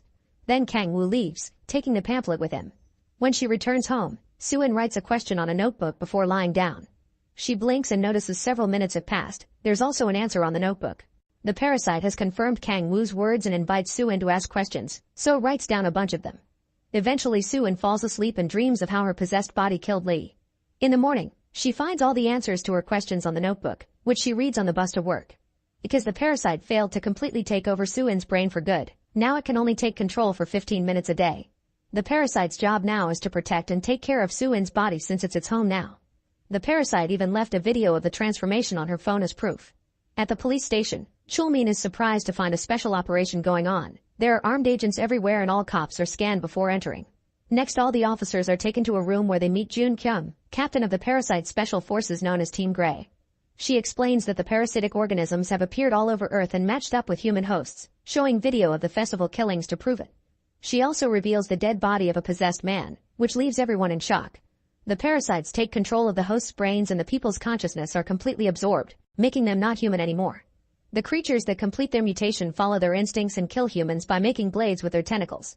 If a parasite doesn't have a living host body, it will die, so the best way to kill them is by making the host body bleed out or destroy the heart entirely. To identify them, they must pluck out a strand of hair from the host body. If the strand of hair crumbles away, then there's a parasite living in the human. Next, Jun Kyung brings out the man on the chair from earlier, who happens to be her possessed husband. The helmet has a device that dispenses a chemical capable of immobilizing parasites. It also has a sensor that monitors if the parasite transforms itself in order to escape. If this happens, the chemical dispenses and the parasite experiences a lot of pain. Parasites can use brain waves to detect other parasites that are near them, so they're keeping this one alive to use as bait and capture others. This guy has received the name Hunting Dog, and when Jun Kyung presses a button on the remote, the body wiggles in pain. One of the officers wonders if this counts as torture of a human being, so Jun Kyung removes her ear, revealing it's a prosthetic. Her husband cut off the real one, so she doesn't see him as the man she loved anymore. It's not human, just a virus that needs to be exterminated. The meeting ends with Jun Kyung telling the police force to come to Team Grey with any suspicious cases they come across. Meanwhile, Kang Woo takes his sister's phone to a repair shop and learns that the rival gang has been asking around him. Then he goes to a bike shop, and while he tries to choose a model, the mechanic makes a call. Soon the rival gang arrives at the shop, so Kang Woo starts fighting them using any object he can find in the room. He manages to push the men off, and when a second van with gang members arrive, he quickly escapes on a bike. The van begins chasing him, so Kang Woo goes through the market hoping to lose them, only to fall instead. He continues to escape on foot, and after taking a corridor, he manages to lock a door behind him to slow the men down. Then Kang Woo retrieves his bike and returns to the street, where he punches another gang member before finally leaving. At Team Grey's work site, Detective Won-sok brings Jun Kyung all the strange case files he could find, including Soo-in's. He also says that he wants to join Team Grey. Jun Kyung tells him that if he actively cooperates, she'll put in a good word for him. During lunch break, Chulmin meets Soo-in because he's worried her fast recovery may mean she's a monster. He pretends she has something on her hair to pluck a strand, but it doesn't disappear, so now he thinks she's fine. While they chat, Soo-in starts to hear the noise and sees a man staring at her, but he goes away when he sees she has company. Before leaving, Chulmin gifts Soo-in a cute keychain. After work, Soo-in is approached by Kyung-hee and the guy from the bus again, who tell her their pastor wants to see her. They force her to get in the car by threatening to hurt the humans in the area. At the same time, Kang Woo wants to find his other sister, so he goes to Sejin Church and hides among the trees to record the people arriving. At that moment, he notices a second building nearby and goes to check it out. Inside the church, the parasites awkwardly stand around to listen to Pastor Hyuk-ju, who they consider their leader. He plays a video message from the parasite that escaped from Jun Kyung, explaining that special forces are after them and that they have a parasite as a prisoner. He tells everyone that if they don't come up with a plan quick, Team Grey will eliminate them all. Then the parasite dies from the wounds made by Jun Kyung's gun. Hyuk-ju offers the crowd a long speech about how they should work together to bring humanity down. In the other building, Kang Woo finds tons of dead bodies in bags hanging from hooks. At that moment, a guard comes in and starts looking around with the eye in his tentacle, so Kang Woo carefully sneaks around, noticing that the monster face can't see when the eye is out. On his way out, he's devastated to discover his other sister is one of the bagged bodies. After taking a moment to grieve, he furiously jumps out of hiding and attacks the guard, punching him a few times before running out of the building and locking the door. This is sensed by Hyuk-ju, who sends the crowd to capture the intruder. As the parasites move, they accidentally bump into Soo-in and cause her to drop her keys. Back to Kang Woo, he's running through the woods when he encounters the rival gang. He tries to warn them of the incoming danger, but they don't listen. At that moment, Kyung-hee and the parasites arrive and immediately start killing all the gang members with their freaky tentacles. Both Kang Woo and Soo-in use this opportunity to escape, and they bump into each other, so they run away together. The parasite from the bus notices someone escaped and transform into a flying shape to go after them. Kang Woo and Soo-in make it to a gas station where Kang Woo had agreed to meet with a fellow gang member. They get in the guy's car, and as they drive away, Kang Woo realizes his friend is a traitor who told the rivals where he was.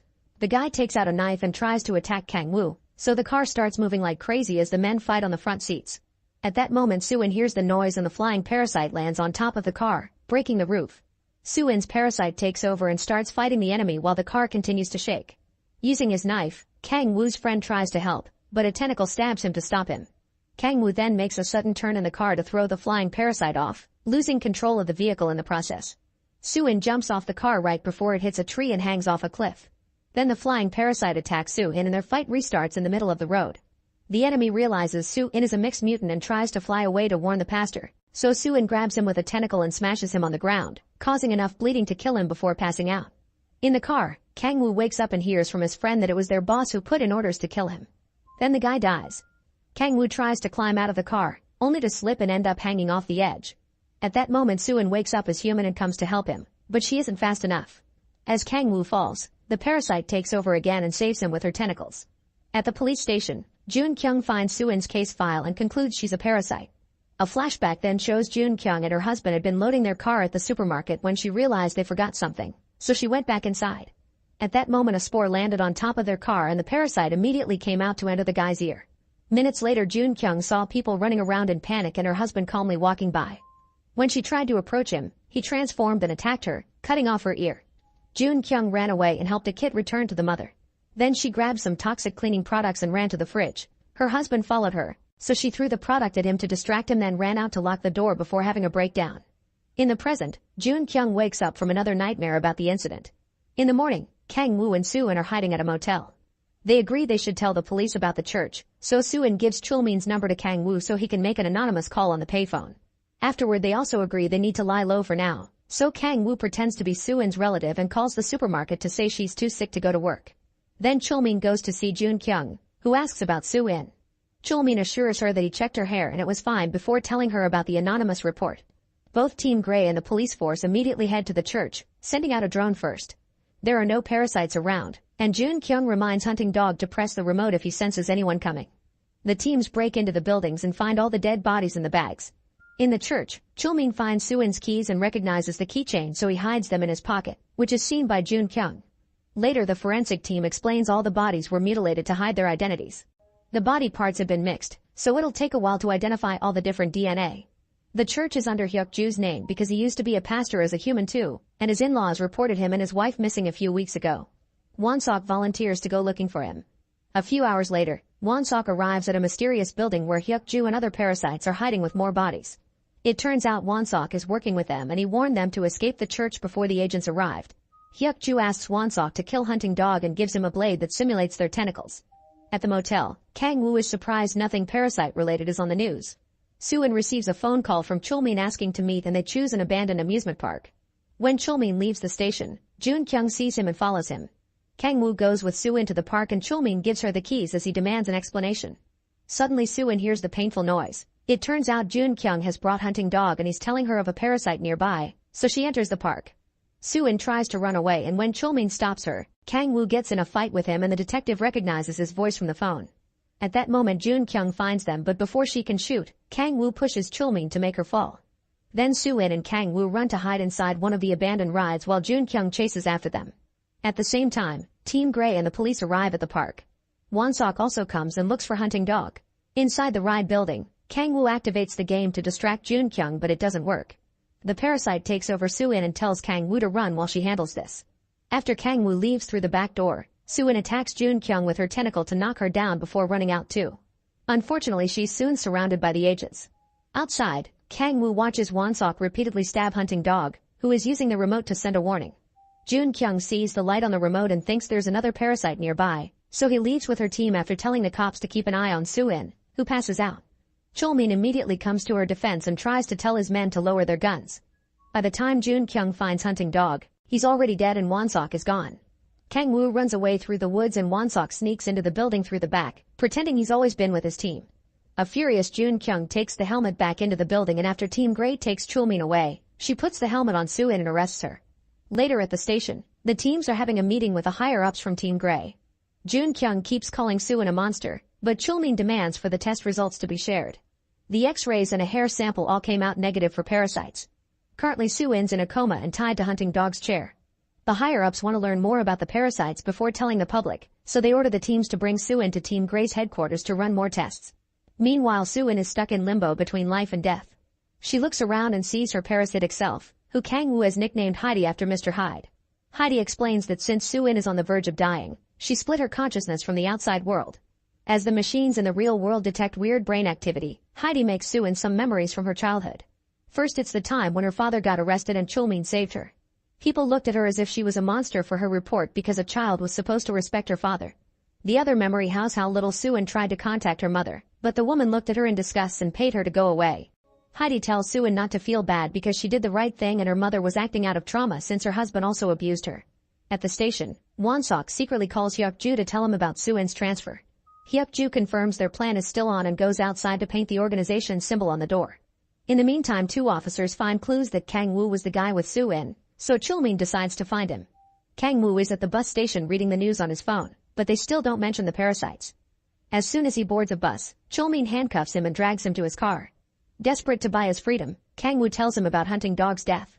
Chulmin shows him a picture of his team and Kang-woo points at Won-sok.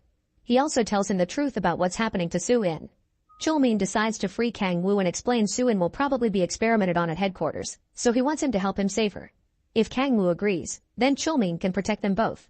At first Kang-woo refuses, but Chulmin changes his mind by calling him a coward and reminding him of his sisters. In the evening, Kang-woo uses Chulmin's access card to enter the station and sneaks into the locker room.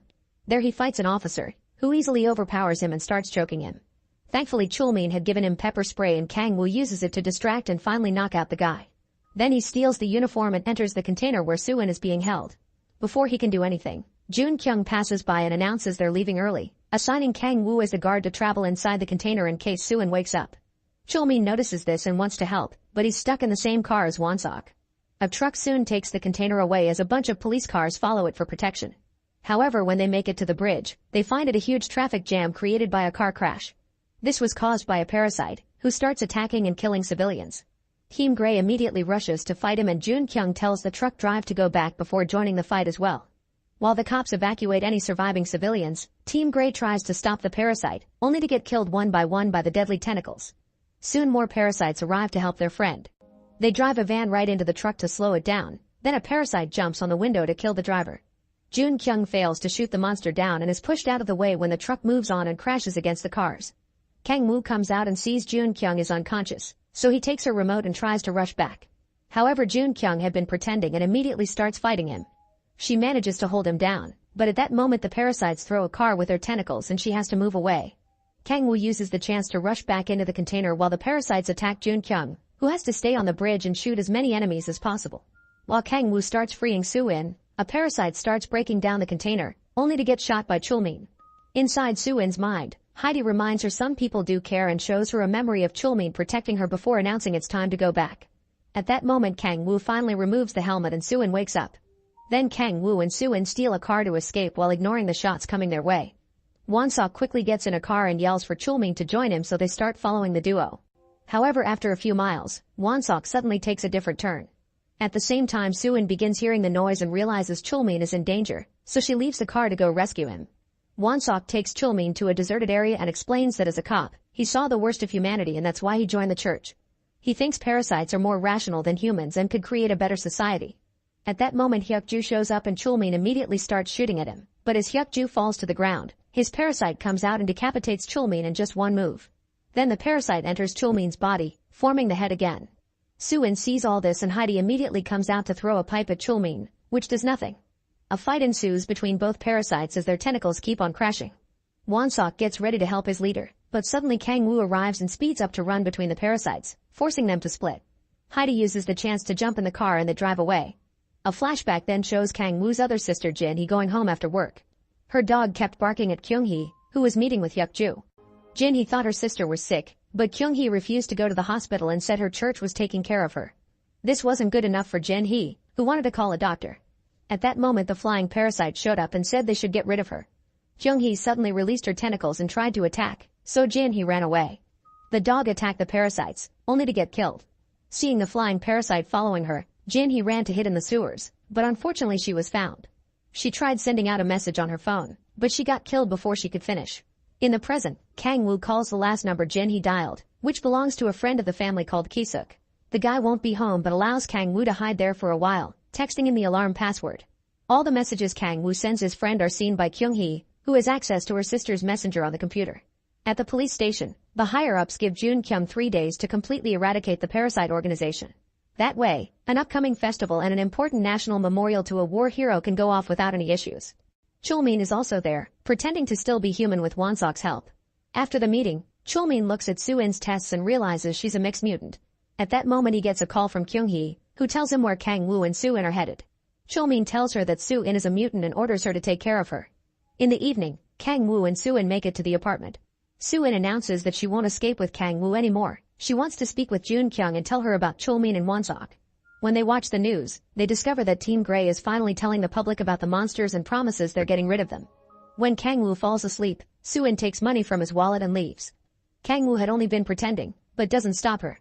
At the station, Chulmin and Wonseok inform Jun Kyung about their discovery of the parasite's hideout, showing a picture of the painted door. They send a few cops to watch the area and find lots of people entering a supposedly abandoned building, so Jun Kyung announces an attack at sunrise. Moments later, Jun Kyung hears a phone in the evidence drawer ringing and discovers it's Soo-in, who tells her Chulmin and Wonseok are monsters. Jun Kyung doesn't believe her, but she still asks her to meet up to talk. At the house, Kang Woo abruptly wakes up when Ki-suk arrives. He tells him Jin he had been looking for him and that she was going to send her a DM. Kang Woo checks his sister's phone and finds a message that says don't come home no matter, meaning this is what she wrote when she got killed. Feeling guilty, Kang Woo decides to find Soo-in and help her. On the roof of a restaurant, Soo-in meets with Jun Kyung and admits she's a mutant. She repeats that Chulmin and Wonseok are monsters, but Jun Kyung doesn't believe her since they helped find the parasite hideout. Soo-in tries to convince her it's a trap, but at that moment a bunch of agents come out with the helmet ready. Soo-in transforms into Heidi and jumps off the roof to escape. The agents open fire and are heard by Kang Woo, who follows the shots to find Heidi and take her away in the car. While Kang Woo drives, Heidi informs him that she won't be able to take over Soo-in's body and help her for 3 hours since she's been doing it too often. Then Heidi lets Soo-in return and Kang Woo shares what he's learned. Meanwhile, Kyung-hee enters Ki-suk's house using the alarm password he texted. Ki-suk calls Kang Woo to tell him his sister is there, so Kang Woo begs him to run. Suddenly Kyung-hee pushes Ki-suk and takes the phone to ask Kang Woo to bring Soo-in to her, otherwise she'll kill Ki-suk. Soo-in thinks she can pretend to cooperate for 3 hours until Heidi is ready again, so they go back to the house. However, Kyung-hee now knows she's a mutant and doesn't buy her acting. When Kyung-hee is about to attack, Kang Woo bursts in and sprays her with a fire extinguisher. This allows Kang Woo and Soo-in to run out, but Ki-suk decides to distract Kyung-hee and dies in the process. Soo-in drags a devastated Kang Woo to the car and they escape. At the station, Jun Kyung takes a strand of Wonseok's hair and it doesn't vanish, so she thinks Soo-in was lying.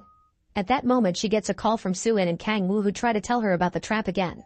When Jun Kyung doesn't believe them, Kang Woo explains he saw Kang Woo killed hunting dog with a weird balde, but Jun Kyung orders her men to begin the attack while letting the duo listen on the phone. The team breaks into the hideout and finds a bunch of parasites, who get killed one by one without much trouble. Chulmin and Wonseok even join in and kill a few monsters as well as they try to escape the building. At that moment Kyung-hee is arriving, but she decides not to get off the bus when she sees the leader has betrayed his people. Jun Kyung announces to Soo-in and Kang Woo that all parasites have been killed and hangs up. The duo is confused over this until Kang Woo notices a billboard announcing the festival. They realize the parasites wanted to trick the cops into thinking their organization is over and will strike at the festival to get to the mayor. Another flashback shows how Wonseok learned the locals were worried about Hyuk-ju because he hadn't been seen in church in a week. He drove to his house and found the door open, so he came inside and found Hyuk-ju mumbling while staring at the TV. Then he noticed blood on the bedroom floor and went in to find the pastor's wife dead. As Wonseok took out his gun, Hyuk-ju transformed and brought him down with a tentacle. Then, Hyuk-ju shared his plan to take over humanity, offering to let Wonseok live if he helped him. In the present, Chulmin and Wonseok announce on a press conference that most of the parasites have been eradicated except for Soo-in and Kyung-hee. He asks the public to report them if they see them and confirms that the festival and memorial will still be happening. Soo-in and Kang Woo watch the conference on a phone when suddenly they get a call from Kyung-hee, who wants to join forces to take down Chulmin. The duo agrees to meet with her to make a plan. At the station, Jun Kyung is finally becoming suspicious because she can't believe Chulmin has betrayed Soo-in. She confronts him about it and when he pretends he's worried about protecting the population, Jun Kyung asks him what object he tried to hide from her.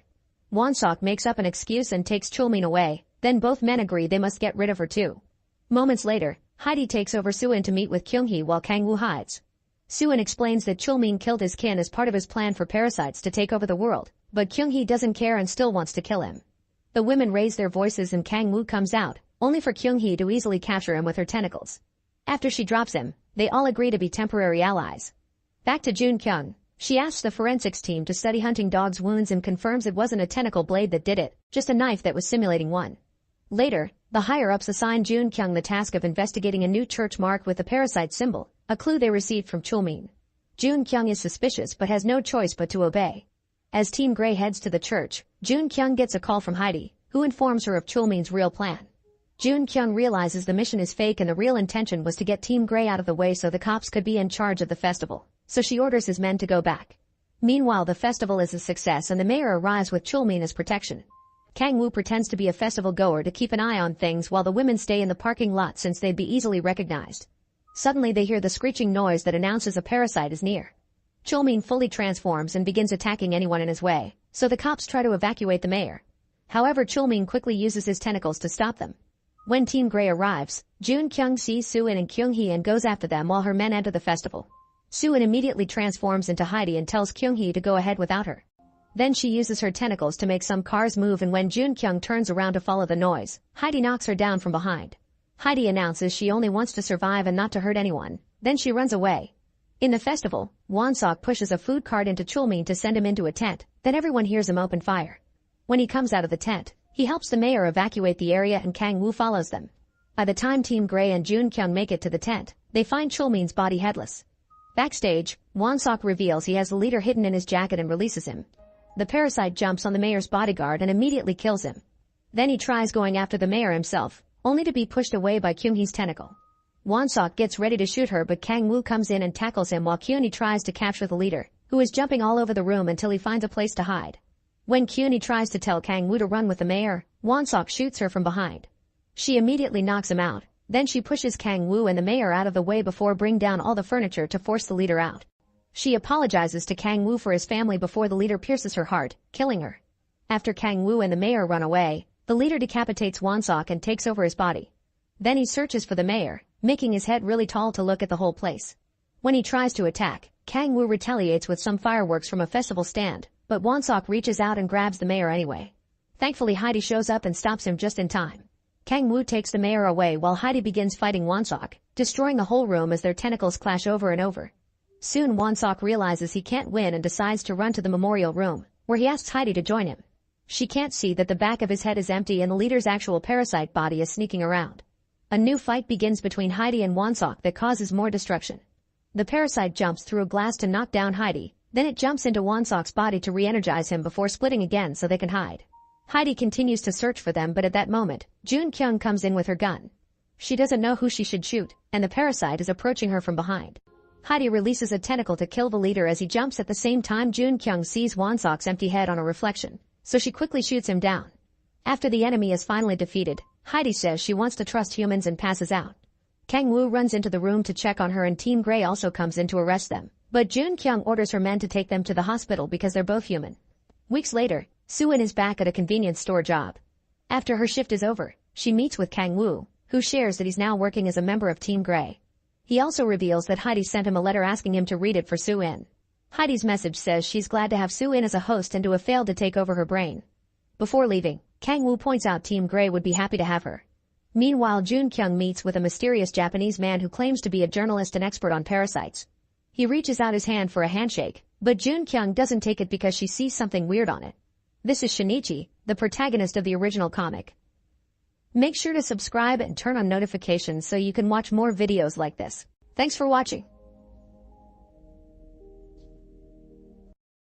In the early 21st century on an alternate Earth, it's discovered that 4% of the population have special abilities. The government names them powers and asks them to register their abilities to keep an eye on them. At first they're very popular in the workforce, but after the Third Industrial Revolution, all powers become poor and persecuted by the police. Soon a crime syndicate begins illegally selling an upper known as psych, which is made from the spinal fluid of traffic powers. In response, the police start using huge drones and special robots called guardians to track them down. A powered man named Connor has the ability to use electricity and uses it to do temporary construction jobs while looking for something more permanent. Soon after he gets a gig at a construction site, the police come by to make sure no powers are being used. All the workers are lined up and asked to look at the sky so the drone can scan them, allowing them to discover which workers have powers. The cops tell the powers to leave and get a permit before they discover there's a warrant for one of the guys. The police try to arrest him, so the man shoots fire at them to try to escape. At that moment the drone drops a few guardians, who immediately shoot the guy to death. Meanwhile, another police squad is raiding a powered man's apartment.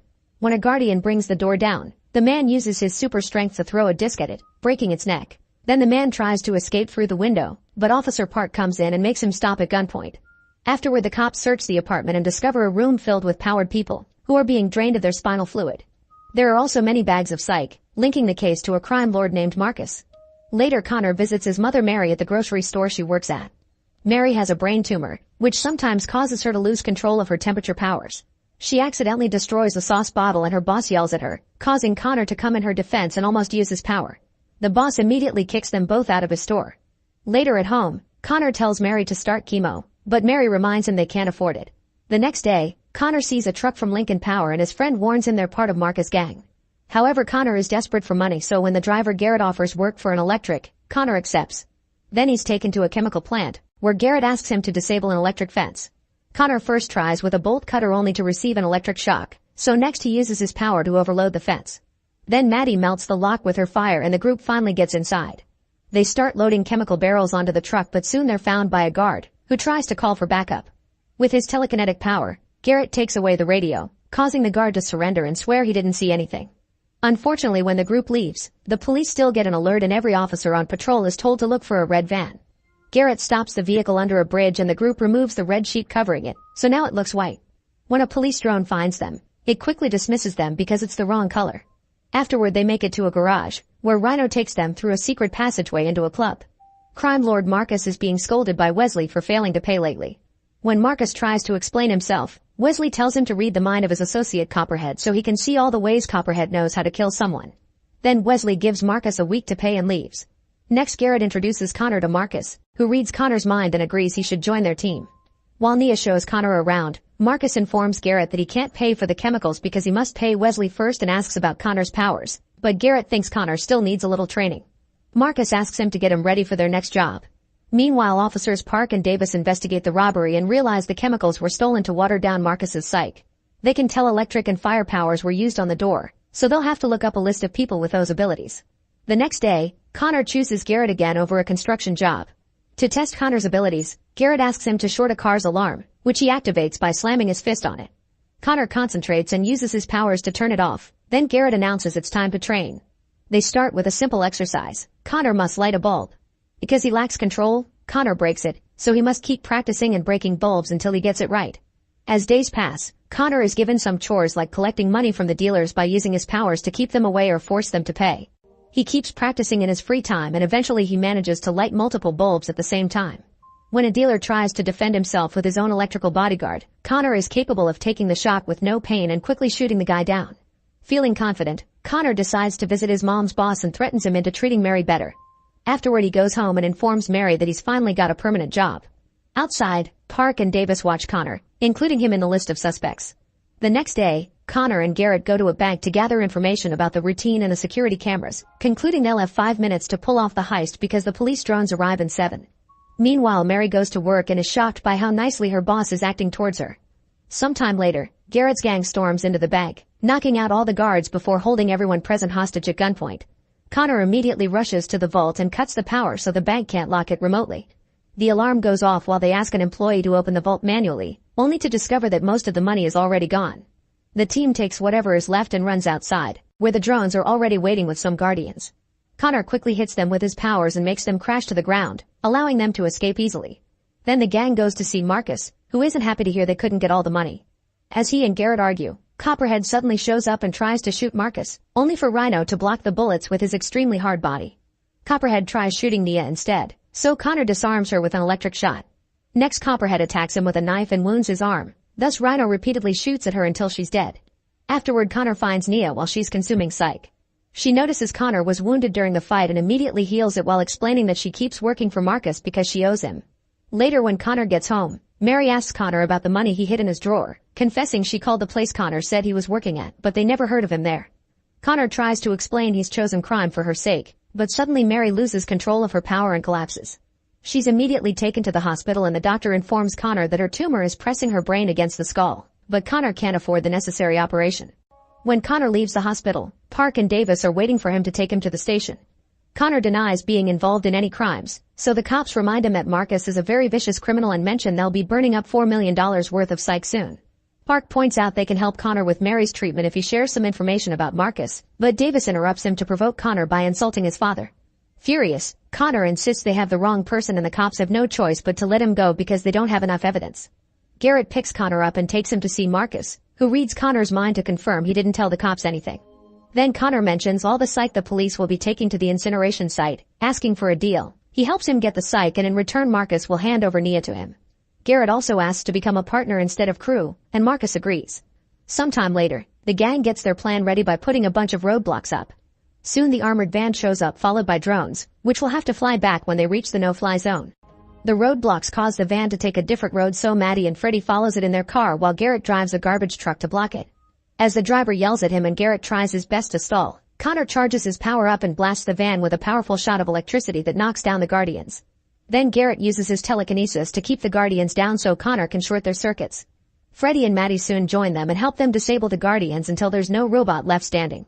Next Maddie burns a hole in the van and Freddy drops tear gas inside to make the cops get out. Because the van stops responding, the drones decide to enter the no-fly zone. Maddie takes the psych cases and hands them to Rhino, whose men begin shooting the guards. Rhino shoots Maddie as well before he and his gang turn to shoot the others, and Garrett has to move Freddy with telekinesis to save him. Then Rhino leaves with the psych, leaving 2 men to kill Garrett's group. At that moment more Guardians arrive and the gangsters have to defend themselves from them, which allows Garrett, Freddy, and Connor to run away. Normal bullets can't hurt the Guardians, who kill Rhino's guys in seconds. As the trio runs, Freddy is hit by a stray bullet and Garrett has to carry him to the car. Unfortunately Freddy doesn't make it, and while they escape, Connor blames Garrett for everything, saying Marcus betrayed them because Garrett asked for too much. Meanwhile Rhino takes the psych to Marcus, who says he can't let Nia leave because her father still owes him money. Afterward Connor visits his mom and promises he'll get her the treatment, but Mary thinks it's time for him to let go. Later Connor meets with Park at a diner to ask for the deal, promising to turn himself in but wanting the cops to get Marcus first. At the bar, Marcus starts coughing pretty badly and asks Nia to heal him. Suddenly the police shut the bar's power down and storm in to open fire on them, so Marcus escapes with Nia and Rhino through the passage that takes them to the garage. However Garrett is waiting for them and shoots Marcus in the chest. Rhino immediately fires back only for Garrett to disarm him with his telekinesis before opening fire on him. Garrett's bullets unfortunately do nothing and Rhino starts to charge after him, so Garrett uses his power to slow him down. At that moment Connor arrives and hits Rhino with an electricity blast. Rhino grabs Connor and slams him on a table, and Connor retaliates by using as much charge as possible on him, but sadly his power isn't strong enough. Then Rhino begins strangling Connor, so Garrett uses a sharp tool to stab him in the eye, allowing Connor to finally finish him with a shot of electricity through the head. Meanwhile Marcus threatens Nia as he asks her to heal him, but when Nia comes closer she takes his gun. Then Garrett uses his power to finally kill Marcus and take the gun from Nia, which he gives to Connor as he tells him to take what he wants. At that moment Nia reveals she has a wound matching Connor's from the other day, explaining her body absorbs the injuries she heals. If she cures Mary, she'll die of cancer instead. Connor ignores this and takes Nia to the hospital at gunpoint, but when Nia is about to heal Mary, Connor notices she's in pain and stops her. When Mary wakes up, Connor holds her hand and watches her die. Later Park and Davis find Marcus' body in the garage. Connor gives his van to Nia so she can escape, then he turns himself over to the cops and is sent to prison. After such a mess, the government forbids any use of powers in the city. 5 years later, Tarek is in need of money to support his little sister Pavina's education. He works selling psych for Garrett and one afternoon Tarek approaches him to show he's been practicing his camouflage powers, hoping it could get him a raise. However Garrett refuses and a gang member pushes Tarek away. Afterward Garrett goes to see a presentation by Police Sergeant Kingston, who is showing the locals the latest K9 units. Lately people have been complaining about how aggressive Guardians are and how many powers they killed, so this is the friendly solution. The K9s will jump on a person if they see them armed, however they'll immediately back away if the person raises their hands. Pavina is also watching the presentation and her eyes glow as she looks into the robot dog. That night, Garrett sends one of his men to drop the bribe money in the usual hiding spot. Tarek follows him and after the guy is gone, he takes the money for himself. At that moment Kingston arrives, so Tarek rushes to hide while Kingston gets furious over the missing money. Kingston makes his men search the area so Tarek uses his powers to hide, but an officer still manages to notice the shape of his face and Tarek has to run away. At the same time, Pavina notices her brother hasn't come home yet and goes looking for him. The officers send a K9 after Tarek and a desperate chase ensues. After lots of running, Tarek hides inside an abandoned building and when the K9 gets closer, he uses his powers to pass off as a pile of fabric. Thankfully the K9 scanner doesn't notice the difference and the robot soon goes away, allowing Tarek to escape. However when Tarek is about to get home, the K9 finds him again. Terrified, Tarek raises his hands and the dog sits, but the cops see this through the robot's cameras and make it inject Tarek with a special poison that kills powers. Tarek wiggles in pain until he dies right as Pavina arrives to see everything. She calls out her brother's name and the dog goes after her, but when she screams, the camera goes black. In the morning at the police station, Kingston checks on the K9 that was taken down last night, but the IT guy has no idea what happened. His only clue is the last second of the recording, which shows a young girl. Multiple officers are immediately sent out to find her. Meanwhile, it's shown that Connor has gotten out of jail and been living a very boring routine as a janitor at the community center without using his powers. When he goes out to take out the trash, he discovers the lock in the back shed has been broken. He checks inside and finds a terrified Pavina, who throws trash at him. Connor swears he won't hurt her and manages to get her inside, where his boss Mina comforts her and gets her to share what happened. Suddenly an officer starts knocking on the door, so Mina goes to distract him while Connor escapes with Pavina through the back door. As Mina argues with the cop and closes the door in his face, Connor and Pavina find the road blocked by more cops and take an alternate route, only to end up on a security camera. Connor takes Pavina to his apartment and they learn on the news that the cops are saying Tarek died of overdose. Pavina gets furious as she calls out the lie, causing her powers to go crazy and start affecting the television. Connor has to turn it off before something could explode. At that moment, Pavina picks up radio signals and announces the cops are getting closer. Soon the officers enter the building with a K9, only to find Connor's apartment empty. He and Pavina have been hiding in another apartment, and as soon as the coast is clear, they try to run away. Unfortunately, when they make it outside, two guardians jump out of a drone and land in front of them. Connor immediately uses his electrical powers to shoot a robot down, but he hadn't done this in so long that it leaves him very weak. A voice from the drone tells them they're arrested, causing Pavina to activate her powers again and make all the drone systems fail so she can run away with Connor. Seeing no other choice, Connor meets with Garrett and asks for the favor he owes him. Connor wants a new ID, cash, and a safe place for a secret friend of his, but Garrett immediately reveals he knows everything about Pavina and what happened with the cops. He explains he has a deal with Kingston. The cops get some money from his sales, and in exchange the gang gets to operate freely. Connor is using this to keep the community safe and pay the donors properly. This way they won't be hunted down. Then Connor agrees to help with all the fake paperwork, but he also points out that Pavina must forget what she saw or the police will never leave them alone. At first Pavina refuses, but Connor explains this is their only chance to survive. Afterward the group goes to see a woman who has the power to delete people's memories. When Pavina touches her hands, the woman's eyes go black and she starts to work on Pavina's mind. At first she only deletes the memory of Tarek's death, but soon she starts moving into all other memories that involve Tarek. Pavina immediately protests because it isn't what they agreed on and Connor tries to stop the process, but the gang holds him down while it's explained that any lingering thought of Tarek could bring the others back. That's why he should be completely erased. A furious Pavina refuses to lose the memories of her beloved brother and starts fighting back against the woman's power to block her. At the same time, a gang member with flame powers tries to burn Connor, but he manages to hit the guy's arm and make him shoot at a pipe on the ceiling instead. Now there's water falling everywhere and Connor uses it as a conductor to knock the whole gang down with his electricity. Afterward Connor and Pavina go to Mina, who agrees to take them away in her car. Her license plate is found by the police drone and they get suspicious considering how she treated the cop earlier, so they send men after her. Soon Mina's car is surrounded by Garrett and his gang and when they try to take another road, the car gets stuck in a bunch of rocks under a bridge. Connor immediately uses his electrical powers to shoot a robot down, but he hadn't done this in so long that it leaves him very weak. Nearby two guardians record everything for the cops, who want this done quickly before someone else sees another case of police brutality. Garrett has orders to shoot Pavina, but Connor puts himself between them and Garrett can't bring himself to shoot him. Time runs out and the guardians open fire, quickly killing a bunch of gang members while everyone else runs to hide.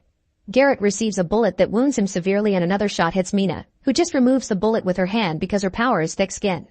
A gang member tries to save one of her friends, only to get killed as well. Then Garrett uses his power to take a mirror from the car, but the guardians shoot it down too. Desperate, he tells Connor they have no choice but to work together to survive. Mina agrees and tells Connor and Pavina to leave while she steps out to act as a distraction and Garrett brings up some rocks to use as a shield. Both men and Pavina run to Garrett's car and manage to escape while Mina keeps getting shot over and over until she falls. By the time Kingston arrives, Mina is still alive thanks to her thick skin, but she doesn't have long. Kingston offers her medical attention in exchange for information, but Mina responds by spitting on his face before dying. In the evening, the trio makes it to the abandoned orphanage where Garrett grew up. Connor and Pavina hold Garrett down so he can use his powers to remove the bullet from his chest. While having a snack, Connor tells Pavina that they should head to the border, but Pavina is tired of running. The next morning they're found by Davis, who explains that bringing down Kingston is impossible because he has too much power in the force.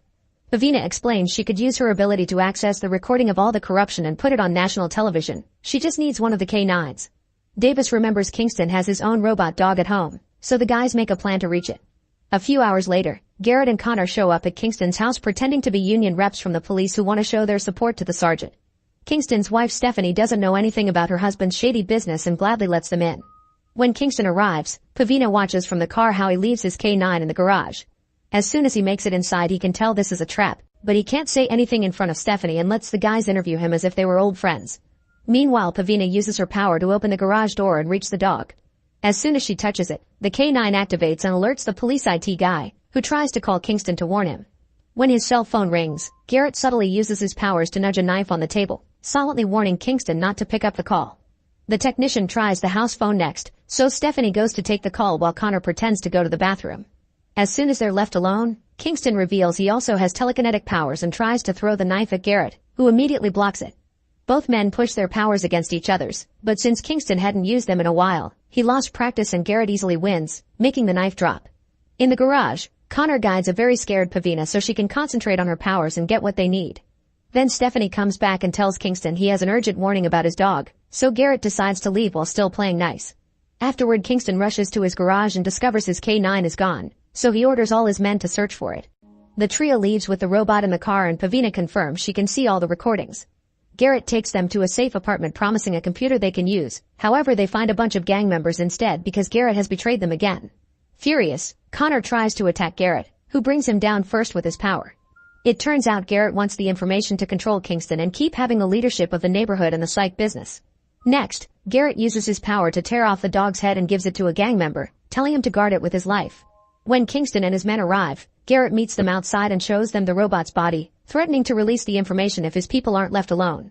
However, Kingston responds by stabbing Garrett and cuffing him before sending his man and another K9 into the building. In the apartment, the group notices that reporters are already arriving in the area and Pavina points out they can still pull off her plan, so Connor convinces the guy to give him the robot head. At that moment, a K9 unlocks the door and the cops burst in, so Connor tries shooting electricity at them, but unfortunately their shields have been modified to absorb it. The officers immediately open fire, so Connor runs away with Pavina while the gang members fight back with a variety of powers, including telekinesis and flames that create a fiery barrier between them and the cops. Sadly, the K9 quickly puts the fire out and the cops attack again, causing a fierce fight to ensue. Thanks to their powers and excellent teamwork, they manage to bring down the cops one by one. However, when a man with super strength tries to attack Kingston, he stops him with his own power and shoots him in the head. Meanwhile, Connor and Pavina make it to the corridor, where they're approached by a K9. Connor keeps shooting electricity at it, but it isn't enough to stop it, and the robot tackles him to the ground to try to inject him with the poison. A desperate Connor unleashes all his power to hit the dog, causing the power to go out as well. When the emergency lights activate, Connor sees the K9 is frozen and thinks he's won. However, the robot suddenly moves and starts injecting him. As the poison slowly goes into Connor's body, Pavina comes over and concentrates until she can take control of the robot, making it stop. Connor doesn't die, but he's weak by the little poison he's received. At that moment, the IT guy appears in the elevator with another K9, so Pavina sends the first one out to fight, easily destroying the new arrival in a quick move. Terrified, the cop opens fire, but bullets do nothing and the K9 tackles him to the floor, cutting his fingers to disarm him. When Connor finally stands up, he discovers a stray bullet has hit Pavina and she's heavily bleeding. While more cops enter the apartment and manage to overpower the gang members, Connor picks up Pavina and takes her outside, but he's too weak to keep going and puts the girl down on the ground. At that moment, they see the reporters nearby and Connor asks them to come closer. The police try to send another K9 after him. However, Garrett uses his telekinesis to fold it into a useless metal ball. Suddenly, Davis finally arrives and makes all the cops step back, allowing the reporters to reach the duo. With her last energy, Pavina touches both the robot head and the camera to transmit Kingston's corruption to the whole country. At home, Stephanie is devastated to see the truth about her husband. Kingston comes out of the building and tries to shoot Pavina. However, Garrett controls his hand and keeps him at gunpoint, giving Davis time to approach Kingston and arrest him. With their goal achieved, Connor and Pavina pass out. 3 months later, Kingston is being investigated and the reporters start to follow the trail of corruption into higher positions. Garrett is in jail and watches the news with satisfaction. Connor returns to his janitor job and opens the youth center for all the children in the neighborhood, including a recovered Pavina who thanks him for everything. Make sure to subscribe and turn on notifications so you can watch more videos like this. Thanks for watching. After escaping a planet with an alien nest, the spacecraft Silico drifts through space while its crew is frozen in hypersleep. Unfortunately, there's a stowaway alien egg on the ship that soon hatches and causes an electrical fire. While the alien attaches itself to one of the crew members, the automated systems send all the cryotubes into an escape pod and eject it into outer space. The vehicle's navigation system takes it to the nearest planet called Fiorina 161, an all-male exile colony populated by only the most dangerous criminals and owned by the same company behind the ship. The inmates find the pod and discover Ripley is still alive, so they take her to the infirmary. Dr. Clemens takes care of her and gives her an injection that helps her with the pain. He also shares bad news. She's the only survivor from the crash. The other 2 humans died and the android was damaged beyond repair. Meanwhile, the inmates use a crane to take the destroyed ship into the building. Their dog Spike takes the chance to look inside and begins barking when he sees the alien, which is gone unnoticed by the locals. Afterward, Warden Andrews announces to the prisoners that they now have a woman in the building. Some of the men point out this will bring trouble, but Andrew assures them he's already talked to the company and asked for a rescue ship. Ripley is left under the care of Clemens with strict orders of not leaving the infirmary until the ship comes for her. Meanwhile, Murphy checks on Spike and is shocked to see the poor dog has a bunch of wounds on his head, which is strange because none of the prisoners would dare hurt it. Once Ripley is feeling better, she demands to see the wreckage, so Clemens takes her there while explaining how each person died. The little girl died in her sleep, but Ripley notices a scorching mark on the side of the cryotube. Remembering the aliens have acid for blood, she gets suspicious and asks to see the girl's body. Next they go to the morgue and Ripley begins inspecting the little girl's body, wanting to be sure she doesn't have an alien inside. Then she demands an autopsy under the excuse of a possible infection, so a suspicious Clemens opens the body up. To Ripley's relief, the girl did die of drowning and there are no signs of alien life. At that moment Andrews comes in and scolds Ripley for leaving the infirmary, but Ripley distracts him by asking him to burn the bodies using the infection excuse. Moments later, the bodies from the ship are cremated and inmate Dylan offers a very heartfelt eulogy. At the same time in another room, Spike starts convulsing and suddenly explodes as an alien comes out of his body to then run and hide somewhere in the building. Afterward, Ripley washes up and shaves her head because it's prison policy. Then she goes to the mess hall and tries to thank Dylan for his eulogy, but Dylan warns her not to befriend him because he's done horrible things to women in the past. Ripley sits down and has lunch with him anyway. Later, Ripley asks Clemens how he ended up being a prison doctor and if he committed a crime because he also has a barcode on his skin like the inmates. Clemens dodges the question and in return asks about the real reason for the autopsy. To distract him, Ripley flirts with him and they end up doing the dirty. In the meantime, Murphy is working in an isolated tunnel when he finds a shed skin. Suddenly he hears a noise and thinks it's Spike, but when he takes a closer look he's shocked to see the alien. The creature attacks by throwing acid at his face, causing Murphy to stumble back and fall into a gigantic fan that immediately destroys him. Soon Clemens is called to investigate Murphy's remains. Andrews thinks Murphy was distracted and came too close to the sucking fan, but Clemens concludes that the fan was blowing in Murphy's direction. He also finds a burn mark like the one Ripley saw on the hypersleep pod. Wanting answers, Clemens goes looking for Ripley and finds her searching the ship wreckage for the flight recorder. When he tells her about Murphy, Ripley begins to suspect there's an alien around and Clemens demands to hear the whole story. But before sharing that information, Ripley wants to recover the remains of the android. Clemens tells her to go to the garbage dump, but he can't escort her because he has a meeting with Andrews. When Clemens meets with Andrews, he immediately gets scolded for letting Ripley wander alone. He also shares that they've received high-level communication from the company regarding Ripley, who apparently is extremely important for the higher-ups, but Andrews doesn't know why. An argument ensues on how to proceed and Andrews tells Clemens to behave or he'll tell Ripley about his dark past. Meanwhile, Boggs, Rains, and Golik are on a survey assignment that has them placing candles to measure various tunnels and rooms in the building. However, some candles in the distance keep getting blown out. Assuming it's the wind, Rains goes to relight them only to find the now fully grown alien, which grabs Rains and begins biting him. Boggs and Golik hear screaming and run to check on their friend, but as soon as they see the creature they run back to the entrance. There they find Rains' dead body. Suddenly Boggs is attacked from above by the alien, which rips out his throat. The blood sprays on Golik, who after a moment of frozen shock runs away in panic. Back to Ripley, she searches the garbage dump and finds the remains of the android. When she tries to leave, she's cornered by 3 prisoners, who quickly jump on her and bend her over, intending to take advantage of her. At that moment Dylan comes in and beats the inmates up with a piece of steel, threatening to re-educate them. Before leaving, Ripley punches one of her attackers in the face. Afterward, Ripley connects what's left of the android to a power supply in the infirmary and reactivates him. Using the android's system, she accesses the ship's flight recorder and learns that a fire caused their ejection from the ship and an alien traveled with them when they escaped the planet. This information has been shared with the network, so the company knows about it. The android is in great pain and asks for mercy, so Ripley permanently disconnects him. At that moment, Golik is dragged into the infirmary as he swears that he didn't kill anyone. A dragon did. Andrews and the others dismiss him as insane, but Dylan defends him, saying that Golik has never been a liar. Ripley overhears everything and comes out to confirm the story, but Andrews is still skeptical. They end up having a meeting in his office and Ripley shares everything she knows about the aliens. Unfortunately, Andrews reveals that aside from some knives and fire axes, there are no weapons in the prison.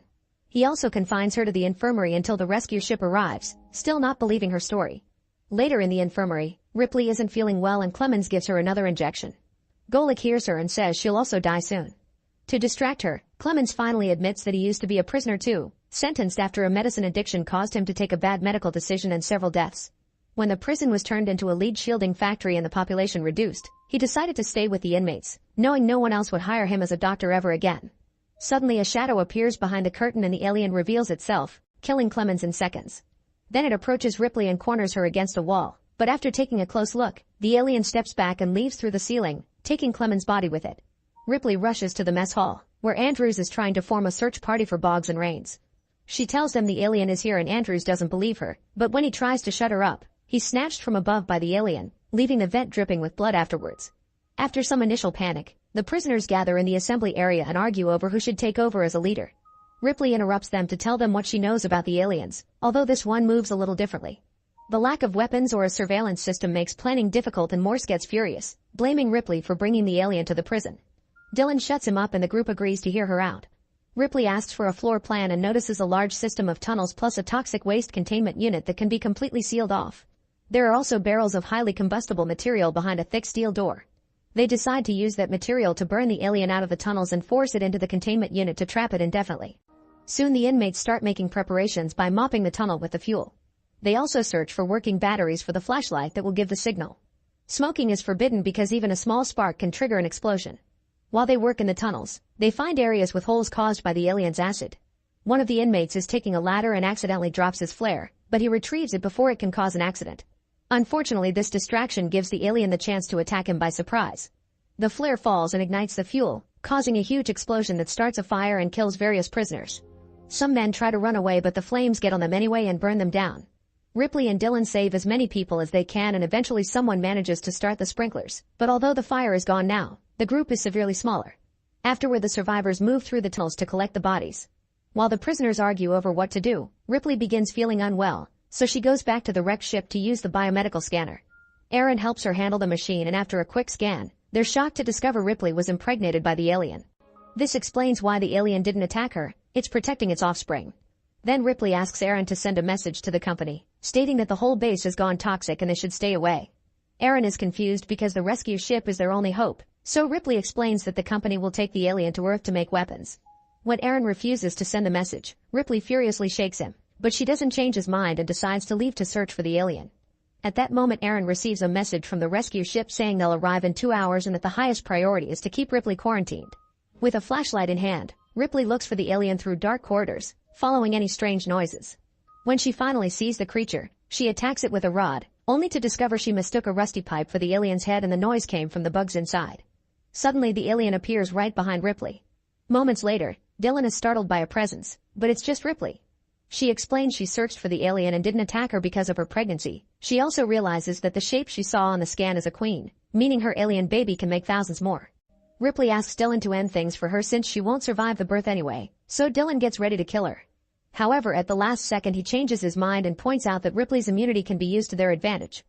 Ripley agrees to fight but makes Dylan promise he'll end things after they defeat the alien. Afterward, Dylan gathers the inmates and Ripley explains the company thought her old crew and even Marines were expendable, so the chance they'll let criminals live is zero. Everyone agrees to fight and come up with a plan. Some men will serve as bait and guide the alien to the corridors of the lead works, closing off all the entrances until the alien is forced into the mold. While everyone gets the doors and switches ready, Aaron sneaks away. Dylan explains to Ripley the structure is old and hasn't been used for 5 years, so some parts may not work. This means they only have one chance to do this right. Morse tries to close the last door but it isn't working, and soon the alien attacks an inmate to kill him. Another prisoner sees this and gets the creature's attention to trigger the chase. As they run through the corridors, the others close the doors to force the alien into the right path. However, the maze-like design of the area confuses everyone and they aren't sure what doors to close anymore, not to mention the alien breaking the window of one of them. After they lose track of the creature, an inmate goes looking for it and gets its attention again with a flare. The chase restarts and although they keep on closing doors, 2 more guys get killed. A guy panics and almost activates the piston too soon, but Ripley stops him just in time. Outside, the ship with the company workers finally lands and Aaron receives them, telling them that Ripley is in the furnace area. The group makes their way inside while carrying a huge steel cage. Then Dylan enters the tunnels and finds the alien killing another prisoner, so he drags the body away from the creature's clutches and drops him near the mold as bait. The alien comes closer and a prisoner activates the piston. However, the alien realizes it's a trap and drags the body back into the tunnels without stepping into the mold. Now they have 5 minutes to bait the alien again before the piston shuts the mold off. The team runs through the corridors in different directions, trying to find the alien. While Ripley keeps on finding bodies, an inmate runs as fast as he can only for the alien to grab and kill him before he can enter the mold. In another corridor, Morse bumps into a prisoner and they both fall. While they laugh at the false scare, the alien uses the chance to kill the other man. Morse moves away from the alien while Ripley arrives with a flare and starts struggling with the alien, trying to force it to attack her. At that moment Dylan arrives and drags her away as she screams, so the alien follows them to protect its offspring. This finally makes the creature enter the mold and Morse closes the door to trap it. While Morse runs to the lead platform, Ripley tries to stay in the mold too, but Dylan pulls her away and promises to kill her later. The duo starts to climb out only to notice the alien is following them, so Dylan decides to stay in the mold to keep the alien there. While the alien attacks Dylan, Ripley climbs out and tells Morse to pour the hot lead into the mold, completely covering both the alien and Dylan. Thinking it's finally over, Morse celebrates, however the alien comes out of the mold and starts chasing after Ripley. She starts climbing a series of chains, but the alien climbs after her at great speed. At that moment Morse shouts to Ripley to remind her of the sprinkler system, so she jumps to activate it. The water falls on the alien and the sudden cooling causes cracks all over its body until it finally explodes. Then Ripley joins Morse on the platform, only to be suddenly surrounded by Aaron and the company employees. To Ripley's shock, she can see the same android from her last crew, but this guy is actually human and the designer that gave the androids his face. He swears they'll destroy the fetus after removing it from Ripley's body, but she doesn't believe him and closes the fence between the platform and the group. Morse tries to move away, but one of the guard soldiers immediately shoots him in the leg. Seeing Ripley was right, Aaron hits the designer in the back with a pipe, causing the soldiers to shoot him and kill him. Meanwhile Ripley asks Morse to help her one last time, and he moves the platform over the boiling furnace. Determined to end it all, Ripley falls off the platform. At that moment the alien bursts out of her chest, but Ripley holds tightly onto it and they both die as soon as they land in the flames. In the end, the scientists bandage Morse and take him with them. In the wreckage of the ship, Ripley's recording from her first adventure can be heard saying she's the last survivor. Make sure to subscribe and turn on notifications so you can watch more videos like this. Thanks for watching. In the year 10,191, humanity can travel through space thanks to a valuable substance called spice, which is only found on a planet called Arrakis. The locals are known as freemen and are treated cruelly by the Empire because nobles have come to the planet to colonize and control the supply of spice. For many years the Harkonnen family was in charge of Arrakis, but one day the Emperor kicked the Harkonnens out and the Atreides family took over. However, the Harkonnens never stopped plotting revenge and eventually sent an attack on Arrakis to regain the leadership of the planet. Most of the Atreides family is killed except for the son Paul and his mother Jessica, who escape to the desert and meet with the Freemen. Jessica belongs to the Bene Gesserit, an organization that has secretly made up a prophecy that makes some Freemen believe Paul may be the chosen one who will save them from the Empire. Paul proves himself in a fight and the Freemen agree to take them to their town. However, everyone else in the universe thinks there are no members of the Atreides family left. The leader of the Harkonnen family, Vladimir, rewards his nephew Robin for completing the mission by putting him in control of the spice production on Arrakis. In the desert, Paul's group rushes to hide when they hear a spaceship drop a bunch of Harkonnen soldiers. They leave a body behind as bait and when the soldiers come closer, a thumper begins calling for the giant worms. The Harkonners hear the noise and guess the plan, so they fly to the nearest rock formation. At that moment an eclipse makes the sky dark and the Freemen use the chance to shoot at the soldiers with their laser weapons from afar. One of the soldiers comes down to check on the fallen bodies, so Paul rushes to steal a blade and starts fighting the guy, showing off great skills before killing him. A second soldier appears behind Paul, but Jessica immediately beats him to death with a rock. Once the battle is over, the Freemen extract all the water from the dead bodies. Jessica suddenly throws up and the others think she's disgusted by the sight, but she's secretly pregnant. Then all the soldiers' bodies are piled up and the Freemen call a giant worm to devour them. Meanwhile, Robin is told that he should move his troops away from Freemen territories because they're losing too many men there. Furious, Robin begins beating up his assistant while yelling that they're losing men to rats. Eventually Paul's group reaches the Freemen's town. Many people aren't happy to see Paul and are wary of him, but some locals believe the prophecy and bow to him. Stilgar tries to convince the council that Paul is the chosen one, but they don't take him seriously. Paul and Jessica are still given food, and the spice in the dish makes Paul have a vision he can't understand. Afterward, Jessica is called to watch the ritual in which they extract the water from the warrior Paul killed and add it to a lake in the cave. Stilgar explains that this is one of thousands of water caches created by the Freemen to help terraform the planet. Then he reveals their Reverend Mother is dying and they would like Jessica to take her place. Jessica accepts for the sake of helping Paul. She's taken to a cave where the Reverend Mother touches her face while the Freemen outside pray. Next, the Freemen give the water of life to drink, explaining that the poison frees the soul and will kill her but will also help her see. Jessica takes a sip and immediately starts having a convulsion as the fetus inside her changes. As her eyes turn blue, the Reverend Mother realizes she's pregnant and calls the ritual a mistake. After the Reverend Mother dies, an argument ensues among the freemen. Some think it was a miracle that Jessica survived while pregnant and it proves the prophecy, while others think the prophecy is a lie created by the big families and that their savior shouldn't be an outsider. Paul interrupts the fight to explain his mother had been trained to survive poisons, so it wasn't a miracle. He also says he has no intentions to lead and that he only wants to fight beside them, but his humility only makes Stilgar more sure that he's the chosen one. When Jessica wakes up, she tells Paul that the baby can now talk to her and that he should drink the water too. Sometime later Paul is given a tent and some food to make a trip through the desert so he can learn the freeman's ways. Paul carefully walks on the sand but he isn't very good at it, so Chani joins him and teaches him how to improve his technique. She also teaches him many things about the desert and being a freeman, and as they start spending time together, they begin falling for each other. In town, Jessica continues to talk to her baby and begins planning how to make the non-believers change their minds. A few days later, a harvester appears in the desert to gather spice. The freemen come out from their hiding spots in the sand for a surprise attack, killing a bunch of soldiers while moving expertly on the sand, which gives them an advantage. The enemy has also brought an aircraft along that opens fire on them, so the freemen rush to take cover under the harvester. Chani and Paul come out and bring out 2 more soldiers, then Paul acts as bait to get the aircraft's attention on him and Chan brings it down with her laser gun. Now the way is open for more freemen to come out of hiding and shoot at the harvester at the same time, finally destroying it. That night the group celebrates their victory and finally accepts Paul as part of the freemen. They give him a warrior name and hug him as an official welcome. The next day Paul watches Stilgar ride a worm and takes off his family ring, accepting he isn't an Atreides anymore. Then Chani joins him and they share a kiss. For the next few months, the group keeps traveling together through the desert and bringing down any harvester they can find, slowly causing great losses to House Harkonnen. When Vladimir hears about all this trouble, he kills 2 assistants in fury. He calls Robin to his chambers and informs him that if they keep on failing, the Emperor will take spice out of their control. Robin must make things right or he'll be punished. Back to Paul, he wakes up from another nightmare. He tries to share it with Chani but he doesn't remember much. He sees himself following a woman into war while hundreds of people die around them. Chani tells him weird dreams are just a consequence of being exposed to spice for so long. Afterward Paul gets ready for the freeman's rite of passage, which consists of summoning and riding a sandworm. Paul tests the sand on a few spots until he finds the perfect place and puts down a thumper. Soon a worm bigger than usual appears, yet Paul isn't afraid. He jumps on top of it and using some hooks, he manages to hold onto the worm before he falls off. After some struggling, he gets on the right spot and connects the hook to start riding the worm properly, gaining the respect of the freemen. Everyone cheers for him but some of them also bow since this is also part of the prophecy. The news quickly reaches Jessica, who asks her followers to spread the word. She decides to travel to the south to gather followers there, but Paul doesn't go with her. When he says goodbye, he realizes she's the woman in his dreams. Sometime later the freemen attack a spice depot, which destroys 80% of the enemy's harvest. Furious, Robin gathers his troops and flies to the desert to look for the freemen.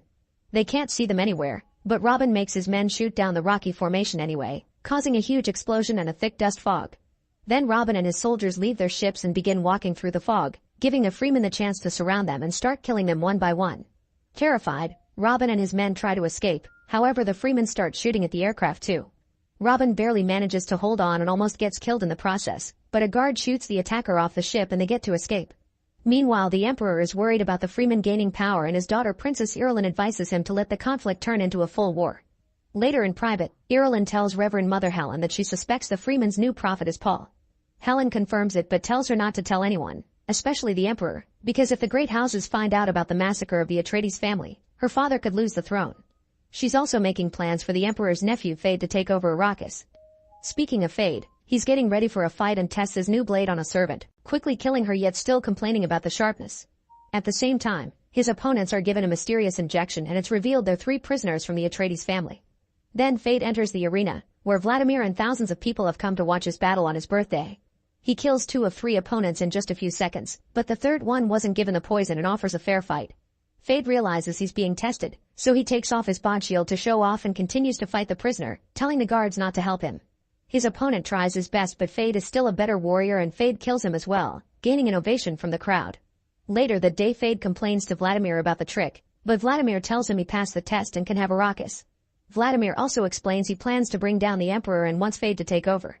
On his way out, he notices he's being followed by Margot, a member of the Bene Gesserit. Fade realizes he's seen her in his dreams and Margot manipulates him into following her to her room and they get dirty together. The next day Margot informs Helen and Irulan that the bloodline has been secured because she's pregnant with Fade's child, just as planned. At the same time Vladimir declares Fade the new governor of Arrakis. In the desert, a band of smugglers lands a harvester to gather some spice, but the Freemen immediately activate hidden mines and open fire to destroy all their equipment. Paul jumps on one of the smugglers, but he stops his attack when he notices it's Gurney, the War Master that used to work for his family. Paul tells the others not to attack anymore and reunites with his old friend with a hug. Afterward Gurney and his men start traveling with Paul's group. Gurney tells Paul that he should use his power to control the Freemen and get revenge, but Paul is scared of doing so because his visions lead to a holy war with millions of deaths. Sometime later, Gurney reveals he knows where the Atreides family hid all their firepower. Paul starts seeing things different because all that power could help him get freedom for the Freemen. They tell the others and travel to the hidden cave, where only Paul's DNA can open the door. Inside they find 92 atomic warheads. In the meantime, Jessica arrives at the south and continues to spread the word about Paul's achievements. She also meets with the Maker Keeper, who shows her how the water of life is done. Inside a temple, the Keeper summons a baby sandworm that she drowns in a small lake to then extract its poison. When the poison is done, Jessica uses her power to force the Keeper to share the water with Paul when he comes, which is forbidden. Sometime later, Paul finds Chani staring at the sun and discovers her face is burned. Suddenly he wakes up and finds all the Freemen looking around because they can hear explosions. It turns out Fade is attacking their town, effectively bringing it down with heavy artillery shot from aircraft. When Robin arrives he confronts his brother Fade for taking his place, but Fade quickly knocks him down and forces him to kiss his feet. Then Fade meets with a friend of Chani's who was captured during the attack, but since she refuses to share any information, she gets killed. Back to Paul's group, they rush back to their town to help the few people that managed to survive the attack. They receive a message from the south saying the leaders are gathering to discuss the situation, but Paul refuses to go because he's afraid of his visions. When he touches the sand, he has the same terrible visions again, but Chani convinces him they have no choice if they want to survive. The entire group rides a bunch of sandworms and finally make their way to the south. Paul enters the temple and the Keeper gives him the water of life, which he drinks without hesitation. He has a vision of his future sister standing on a beach and telling him the truth about their family. By the time the rest of the group arrives at the temple, Paul's vitals are so low that he looks dead. Chani is furious and tells Jessica she should fix it, but Jessica uses her power on Chani to force her to finish the ritual. Chani combines her tear with a small amount of the water of life, then she drops that liquid on Paul's lips to make him wake up. Everyone bows because they consider this a miracle, but Chani slaps Paul and then leaves in a huff. Afterward in private, Paul explains to Jessica he can see all the futures and understand the past. He's also seen his entire bloodline and learned that Jessica is Vladimir's daughter. Jessica claims she didn't know either until she drank the water. Paul announces that if they're Harkonnens then they shall fight as them, marking the beginning of Paul's descent from savior to tyrant. Paul then makes his way to the War Council, where all the Freemen are praying. Chani tries to tell them they're being manipulated by the prophecy and that this will end up badly, but nobody believes her. As Paul walks to the middle of the room, the locals discuss if Stilgar should die so Paul can take his place as a leader, but Paul yells at them for wanting to get rid of a fantastic warrior. Then he offers a grand speech, talking about himself as a prophet and surprising everyone by mentioning things from a random person's past he only knows thanks to the water. Everyone is impressed and falls to their knees again, accepting Paul as their leader for good. Then Paul puts on his father's ring again, calls himself the Duke of Arrakis, and promises to bring green paradise for the Freemen. Everyone except for Chani chants his name, ready to fight for him. Moments later, the Emperor receives a message from Paul challenging him for the throne. In private, Helen tells Irulan that her father will lose the throne no matter who prevails, but her family can remain in power if Irulan marries the victor. Sometime later, the Emperor's army arrives at Arrakis. Paul makes a plan with the Freemen and reminds them to capture the Emperor alive. Vladimir sees the arrival too and tells Fade to warn all the great houses. Soon the Emperor meets with Vladimir and his nephews to demand information, but since Vladimir knows nothing about what's happening in the south, the Emperor makes a guard punish him. At that moment the Freemen open fire, destroying the enemy's shields thanks to the atomic warheads and causing sand to blow everywhere, providing cover. They also set up a bunch of thumpers to summon an army of worms, which they ride right into battle to kill hundreds of soldiers at the same time. Many Freemen come out of the sand as well, attacking from behind structures so the enemy is surrounded on all sides. The soldiers try to fight back but they aren't used to the desert and their loss is inevitable. Soon the Freemen make their way inside and Paul walks through the room without anyone reacting because they are protecting the Emperor. Paul finds Vladimir trying to crawl away, and after calling him grandfather, he kills him. On his way out, he tells the others to feed Vladimir's body to the desert and take everyone prisoner. For the next few hours, the battle carries on and the Freemen are clearly winning. Robin tries to escape, but Gurney finds him and challenges him, killing him in just a few seconds as revenge for losing his duke and friends. The battle ends that night and all the bodies are burned down except for Vladimir's, who is thrown in the sand. The next morning, Paul learns that the Great House's ships are above them. waiting to attack. He gets Gurney to send a warning, saying that if they don't honor his ascendancy and attack him, their warheads will obliterate the spice field. Then Paul announces he'll marry Irulan so they can rule together, but he wants the Emperor to answer for the massacre of his family. The Emperor refuses to negotiate, so he gives Feyd his blade and chooses him to represent him in a fight. Paul calls Feyd cousin and the duel begins. Both men are amazing warriors and the fight is pretty equal, but soon Feyd knocks Paul down and mocks him while calling Chani his pet. Refusing to give up, Paul attacks again, and in just a few moves Feyd manages to stab him twice. However, this was a trick by Paul, who has made himself vulnerable to bring Feyd close and stab him right in the heart, killing him. As the freemen chant Paul's name, Irulan has no choice but to accept the marriage and give Paul the throne. Paul extends his hand and forces the Emperor to kiss his ring, causing everyone to bow. Upset, Chani leaves the room while Gurney informs them that the great houses have answered that they'll honor Paul. In the end, Paul orders Stilgar to take the freemen to paradise. Chani doesn't join them and goes to the desert to escape on a worm. Make sure to subscribe and turn on notifications so you can watch more videos like this. Thanks for watching. In the middle of a lake, Kevin suddenly resurfaces and swims out as it's revealed he isn't from this reality. He walks down the road and activates a bracelet to jump into another world, desperate to find his wife. This all started over a decade ago. Kevin loses his job at the bank, so he goes to a bar to drink and forget. Here he's approached by Molly, who was dared by her friends to talk to him. It starts as a prank, but the two quickly hit it off and start dating, eventually getting married and having a child.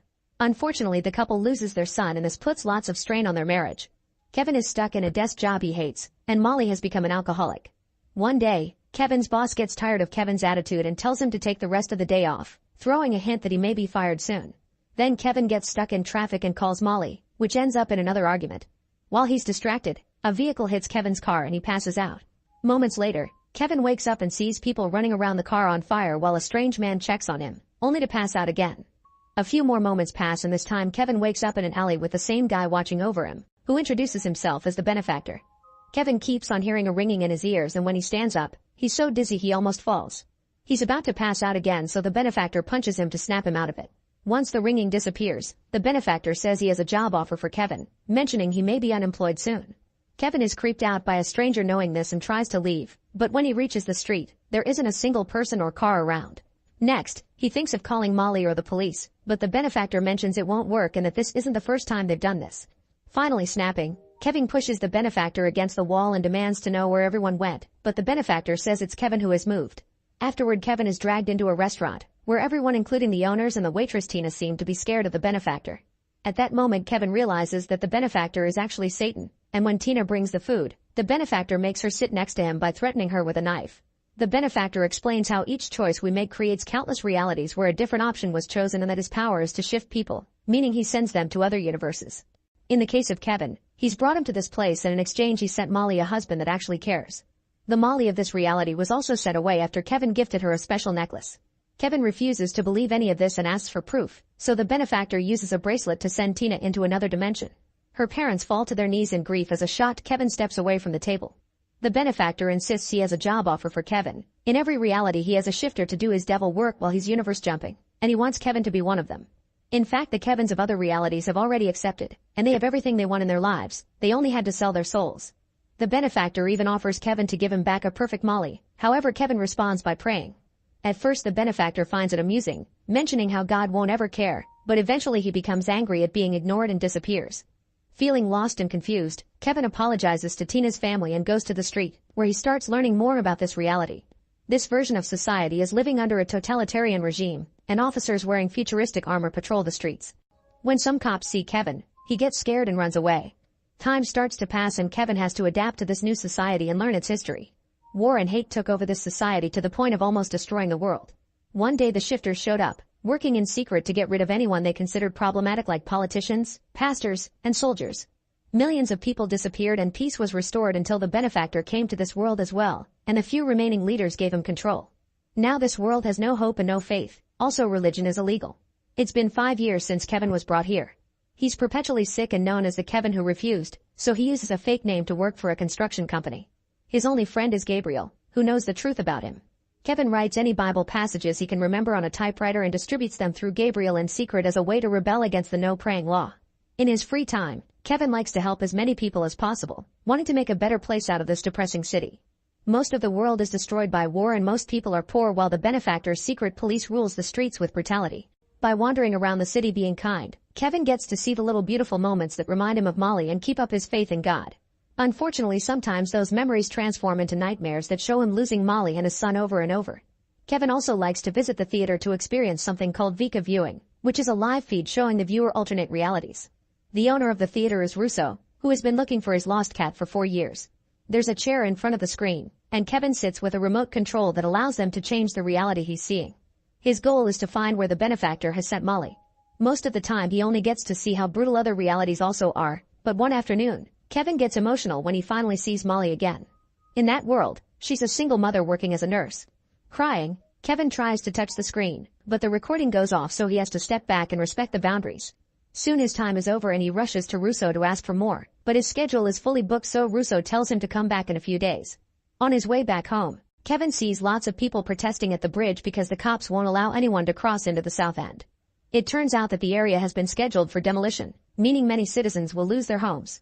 Suddenly a man jumps over the barrier and past the cops to reach the middle of the bridge where he suddenly disappears, meaning he was a shifter. The crowd begins panicking and pushing back against the cops, causing the officers to throw gas bombs and open fire to get them all to leave. As everyone runs away, Kevin is cornered by a cop who almost shoots him, but Gabriel drags him away just in time. The duo hides inside an old factory and Gabriel tells Kevin that God has abandoned them. Afterward, Kevin goes to the grocery store and while waiting in line, he sees a kid walk away from his mother. He immediately goes after him, but when he walks around the shelves the kid is gone, which triggers awful memories of the time he and Molly lost their son in the supermarket. Thankfully the boy appears again next to his mother, but Kevin can't help scolding the mother for not noticing the kid was gone. Everyone in the store looks at him as if he was crazy, so Kevin panics and runs away. As he runs through the streets, Kevin thinks again about the time he lost his son. He and Molly turned around for 2 seconds to say hello to some friends, and that was enough for their kid to disappear. They looked for him all over the building to no avail. Sometime later, the police informed the couple that they found the child's backpack but not him, so it was safe to assume he was dead. Afterward, Molly and Kevin fought all the time. Molly also drank a lot while Kevin escaped to a support group. One day he tried gifting Molly a necklace that said he lives as a symbol of hope, but Molly found it distasteful. She wanted Kevin to grieve with her and move on, but Kevin still thought there was a chance they could find their son. The ensuing argument caused them to separate. In the present, Kevin is grabbing some alcohol from a trash can when he's seen by his neighbor Rajit, who invites him to have dinner with his family. Kevin is having a very nice evening when suddenly Rajit reveals he knows Kevin's real name because he overheard Gabriel say it. Rajit also knows Kevin has been sharing Bible verses, so to thank him, he makes his girls sing a sweet little tune. Kevin is so touched by this ray of hope that he cries, and when Rajit asks him to teach the girls, Kevin immediately agrees. That evening, Kevin shares as many stories from the Bible as he can remember. After he's done, Rajit notices Kevin has a tattoo, and Kevin explains it represents an empty tomb. It happens to match the design of Molly's necklace. At that moment a siren begins echoing through the city and people on the streets run to hide. Kevin and Rajit's family check the TV to watch an emergency broadcast announcing that the benefactor has returned. The mayor reminds the citizens that if the benefactor needs them for anything, they need to cooperate or the punishment will be death. Sometime later, Kevin returns to the theater and begins looking at the Mollys from different universes until he finds one wearing the necklace, meaning that's the one from his world who got shifted. An excited Kevin rushes to the control room to celebrate and ask for that universe's address code, and when Russo says he can't give it to him, Kevin gets rather aggressive. Russo immediately scolds him and explains he lost the connection when Kevin got off the chair, so he doesn't have the code. Kevin wants to try again, yet Russo refuses, saying that even if they manage to find the same Molly, which could take hours, the address is pointless if Kevin doesn't have the special bracelet, also known as Deviator. A desperate Kevin runs out until he finds Gabriel, dragging him into an alley to talk. Kevin wants Gabriel to get him a gun so he can go after the benefactor, but Gabriel reminds him weapons are illegal and trying to kill the devil is crazy. When Kevin gives him an envelope with more Bible stories and says these will be the last ones, Gabriel gives in and offers Kevin his own gun.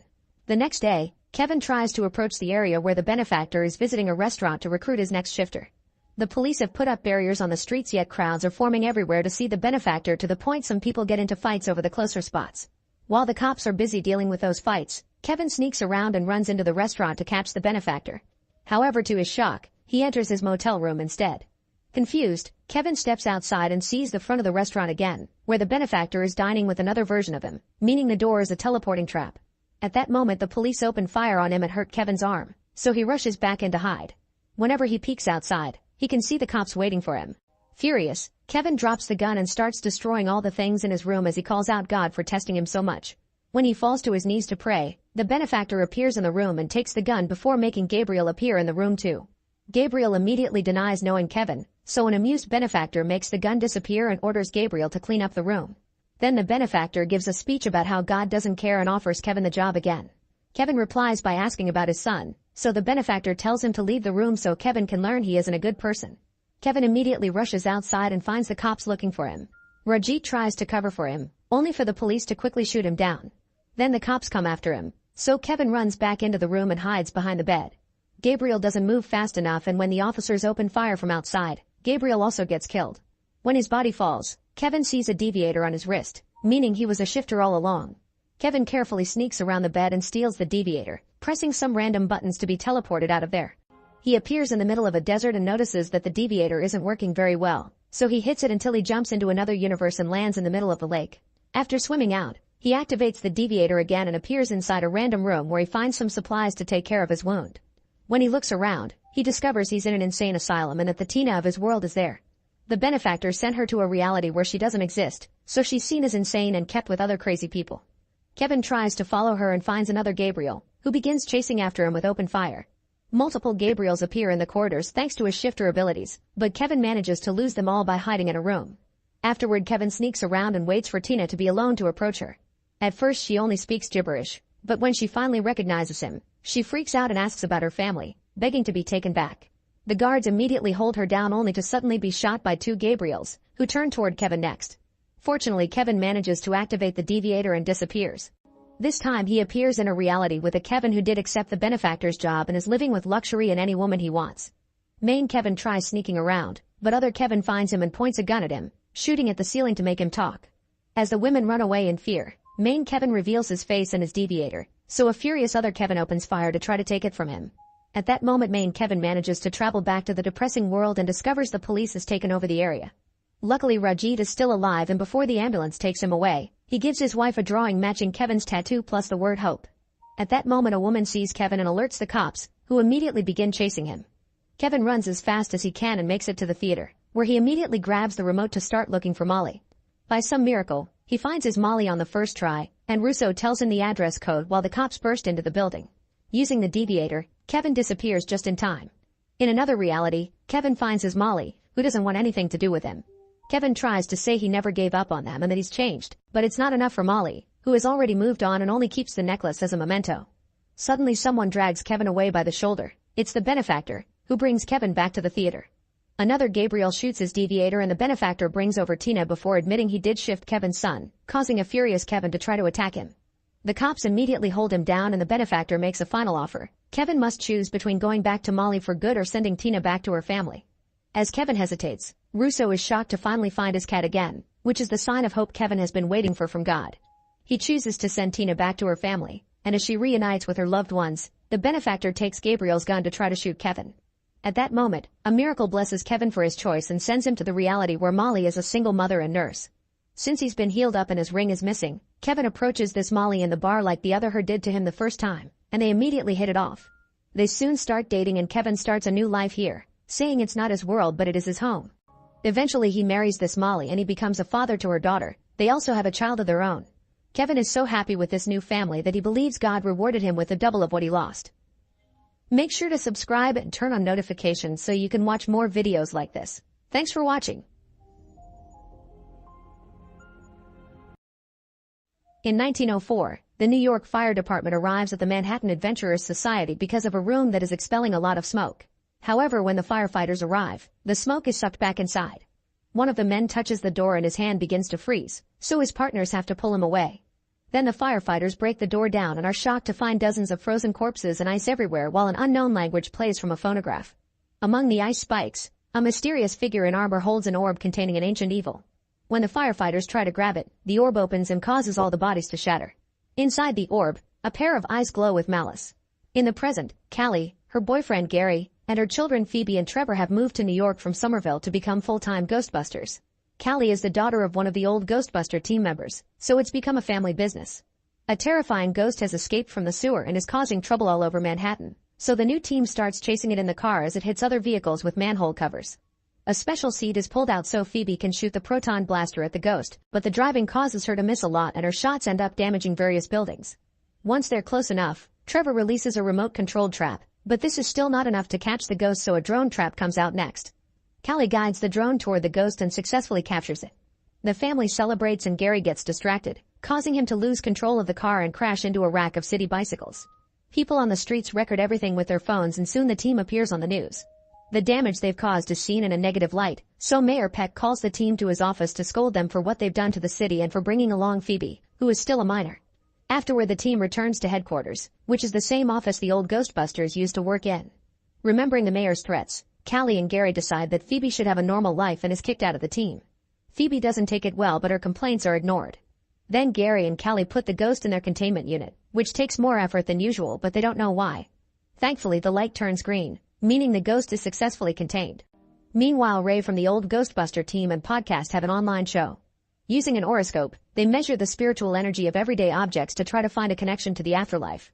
A woman brings a watch from her late husband, but Ray gets no readings and podcast just smashes it with a hammer. Later, when Phoebe comes to visit, she discovers that their shop has a bunch of little entities known as marshmallow men running around his room.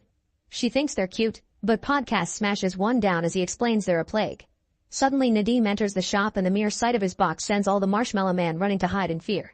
The box has a bunch of family antiques that Nadim wants to sell, and Ray is immediately curious about the orb, noticing the glyphs on it.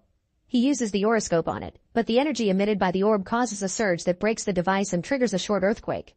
A freezing energy can be seen moving through the street and eventually hitting the wall with the ghost container. Ray immediately buys the orb and Nadim leaves with the money as fast as possible, noticing the flame on a food cart outside suddenly growing larger than usual for no reason. At the Ghostbusters headquarters, Gary finds the damage on the wall and calls Janine, the secretary of the previous team, who promises to send an expert to check on this. Upstairs, Trevor notices some green slime leaking through the roof and goes to the attic to investigate.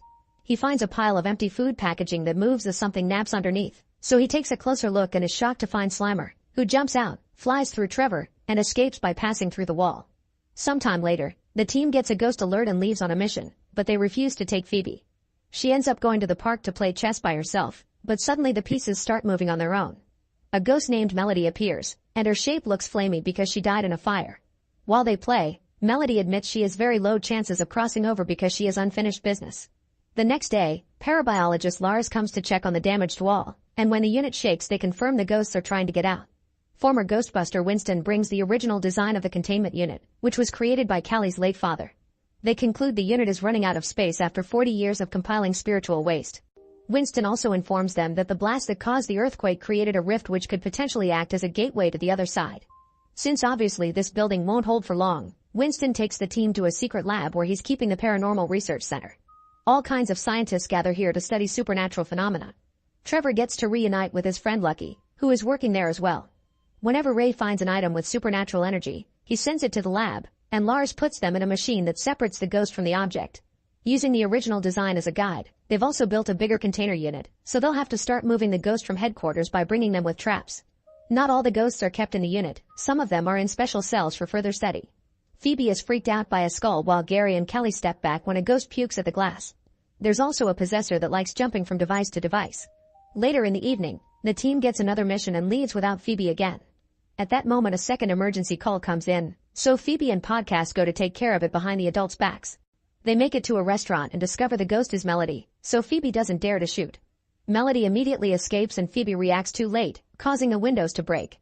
Meanwhile in the lab, Lars and Lucky are working with Ray's objects. When it's the orb's turn, all the ghosts in the cells feel rather disturbed. The machine fails to remove the spirit and suddenly the lab goes through a power surge. Some cell windows break and the ghosts start moving to escape, but at that moment Lars fixes the power and everything goes back to normal. Then he grabs the orb, only for his hand to start freezing. Lars drops the orb right before he can lose his arm. Moments later, Melody visits Phoebe in her room. Phoebe shows her around and Melody almost touches the containment unit but stops just in time.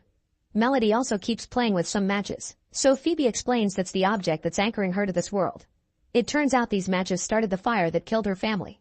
In the lab, the orb sends out a freezing blast that hits the unit again and shuts down the power in the city. The blast moves near Melody, who says she's working as fast as she can but sounds hesitant about having to use Phoebe for the plan. The following day, Trevor puts down a trap in the attic and covers it with junk food before hiding with a proton blaster ready. Slimer comes out to eat, But before Trevor can shoot it, another earthquake hits the city.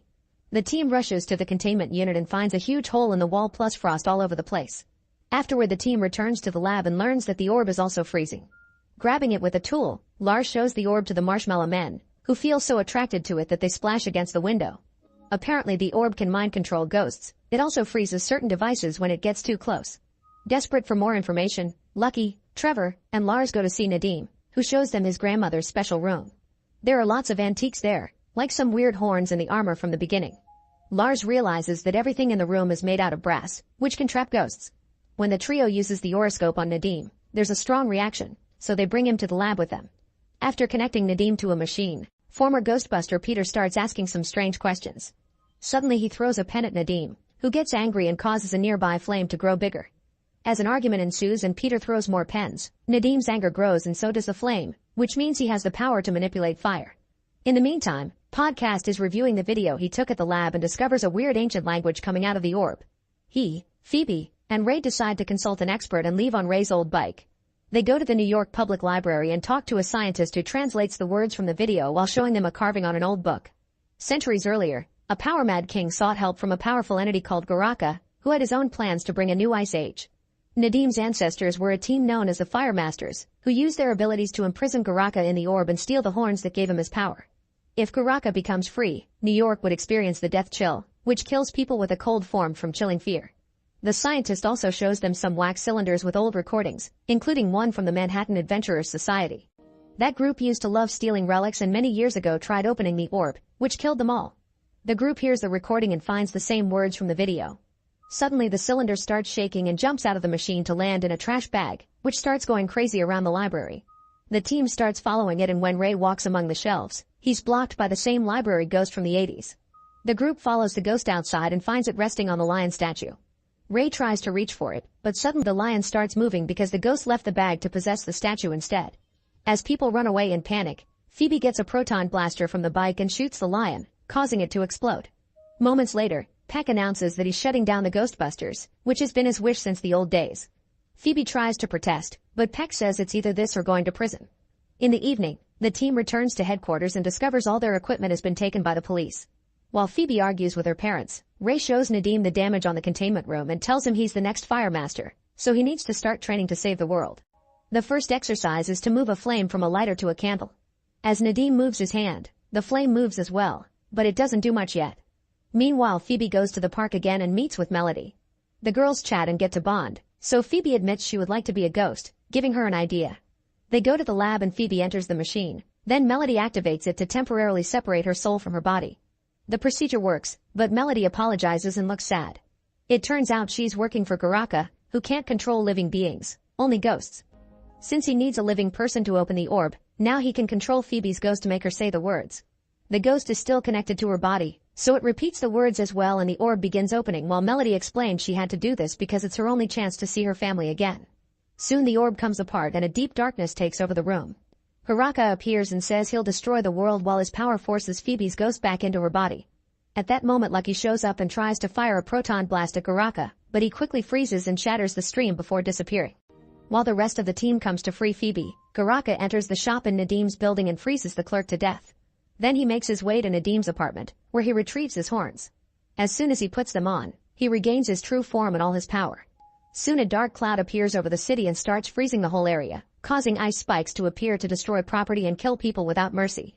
Both the old and new teams gather at headquarters to discuss ideas and Nadim shows off his training, but he still can only do the basics.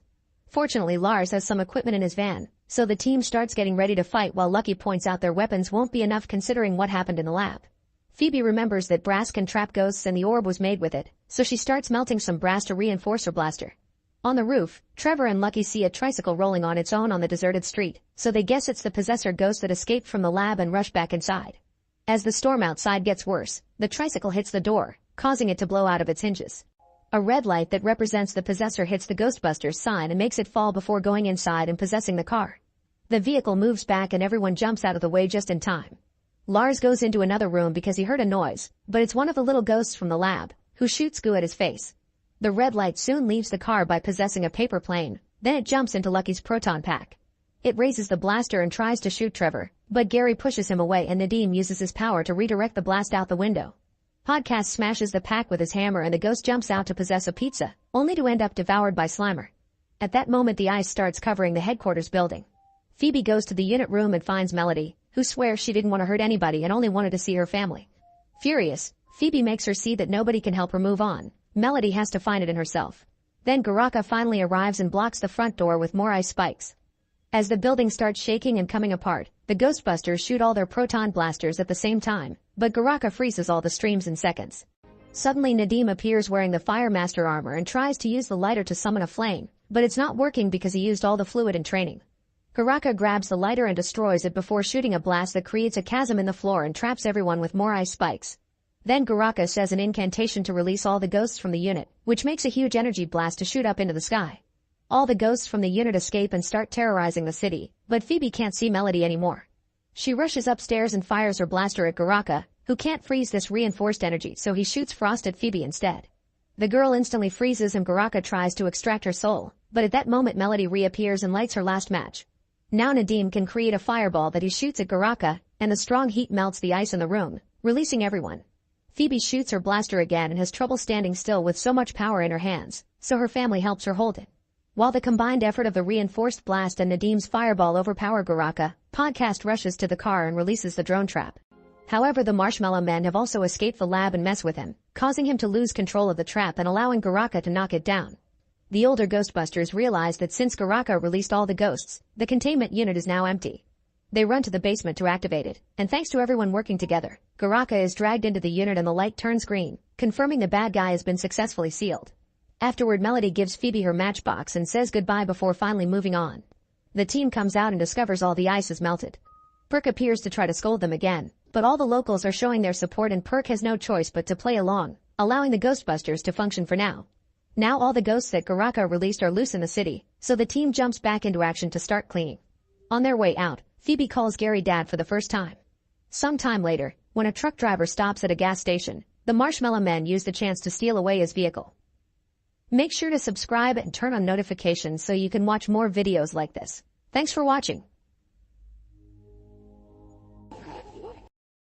A spaceship on an important mission has crashed on the moon and the situation is dire. Oxygen levels are declining, engines are down, a crew member is hurt, and they're too far from the research station. When Dr. Song awakens, she falls from her seat and notices the water, which means there's a leak. She wants to fix it, but when she looks out, she discovers the spaceship is resting on the edge of a massive chasm. This all started a few weeks ago. The year is 2075 and Earth is going through a serious water shortage. Sea levels are falling, it never rains, and infant mortality rates have spiked as people desperately consume contaminated water. Food shortage keeps getting worse because vertical farms can't do enough, and having pets becomes illegal. The government establishes a supply regulation to control the situation, rationing water depending on social class. The most important citizens get gold cards with unlimited access. This has caused hundreds of riots from the lower classes. At the Environment for Human Survival Research Center, Song is working with plants and animals. She gets a visit from Section Chief Kim of the SAA, or Space and Aeronautics Division, asking her to join their mission. At first she refuses, but she changes her mind when she hears it's about the Balhi Lunar Station, where her sister died 5 years ago. Because of her death, the government compensated Song with a gold card. Song attends a meeting to learn the mission details and meet the crew. The Balhi station had to be closed because of a radiation leak 5 years ago, so now the new team has to retrieve some important samples in capsules to bring back to Earth for research. Once they land on the moon, they have 24 hours to complete the mission, and the capsules must be transported in low temperatures. If they have any damage, they need to be extra careful with them. The team isn't told the capsule's contents or their location, so it's all very suspicious. Moments before takeoff, the crew is shocked to learn the usual co-pilot has been replaced at the last second by a stranger named Lee. The spaceship leaves Earth and reaches orbit right on schedule, and their flying goes smoothly until they get closer to the moon. The alarm starts ringing and they learn that the docking system is having trouble, meaning the bolt won't last if they get into the landing orbit. Since they can't reach the SAA, they decide to release the landing module early. Unfortunately, the main engine won't ignite and they have to change the thrust controls, which don't work either. The spaceship crashes on the ground and slides down until it gets stuck upside down on the edge of a chasm. Back to the beginning, the crew suits up and tries to open the door, which causes the ship to slide down a little more. Some furniture starts falling and the crew dodges it, but it breaks a window instead. Song slips out and manages to hold on at the last second, and the others carefully grab her hand to bring her back inside. Afterward they get out only to watch the spaceship slide down and fall into the abyss. There's no communication with the SAA and the station is a little over 7 kilometers away, but considering the limited oxygen, they have no choice but to start walking toward Balhi. Moments later, Huang collapses because of his punctured lungs. His suit is out of water, but when the others try to give him some, Huang stops them and throws up blood before dying. The crew decides they'll pick up his body later when they get rescued and keep moving after leaving a vial of water in the guy's hand. By the time they make it to the station, their oxygen levels are at 1%, so they hurry inside on the verge of collapse and shut the airlock just in time. Then a flashback reveals Song in her old lab trying to decrypt a message left by her sister. An old conversation helps her guess the password is silent C in Latin, and once the message is decoded, it reads "Find Luna." Later she asked Huang about it and he explained that Luna is the data storage at Balhi station. In the present, the crew recharges their oxygen supplies before going out to explore the station. Since it's dark, their first goal is to find the power supply. As they walk through the hallway, they're shocked to find a body on the ground. There have been many attempts to break out into the station since it was shut down, and the suit and weapon indicate the man is a mercenary, probably working for the resource mafia. A quick scan indicates he drowned, which doesn't make sense. As they continue to wander, the crew gets another surprise. The radiation levels are normal. Song is getting too suspicious of the government's lies and wants to do an autopsy on the mercenary to check for any potential danger they may encounter, but Captain Han orders her to keep moving. Eventually the team reaches the main hub and turns on the power. The communication system is still down, but the radiation levels are okay and there's plenty of oxygen, so they take off their helmets and activate the air filtration system in the rest of the base. Afterward they examine a map of the base and discover some red areas that require level 1 authorization and were closed because of the supposed radiation contamination. There are 3 storage areas and 8 gates, so Han decides to split the group into 3 teams. Han's team reaches storage 1 but the door won't open, so they have to force it by hand. They only get to open it a few inches before an arm falls through, and when they open it completely, they find all the bodies of the previous crew. They're in the same state as the mercenary, so they didn't die from radiation either. There are blood handprints on the walls indicating the crew tried to escape, but it seems the area was shut down in an emergency. This means the crew died after the shutdown and not before, as the government said. Afterward Han's team enters storage 1 and notices someone had already been there. There are some capsules on the ground but they're all empty. Song's team heads to storage 3, but they stop when they find a strange biosignature on the scanner. Since it's moving alone, it can't be a crew member, so Chief Gong decides to investigate and tells his teammates to wait. Since this is getting too weird, Lee tells Song that she was right to be suspicious and offers to cover for her while she heads off to the infirmary to find the medical records. As soon as she's gone, Lee enters storage 3 to discover the power isn't working here and the capsules are empty. He accidentally drops his flashlight and when he reaches under the furniture to retrieve it, something takes the flashlight away. After the initial shock, Lee tries again, only to find a capsule full of water. Meanwhile, the team heading to storage 2 finds some creepy drawings on the ceiling. This storage door won't open either, so they have to hack the lock. Once inside, they discover that someone already searched the place and the remaining capsules are empty.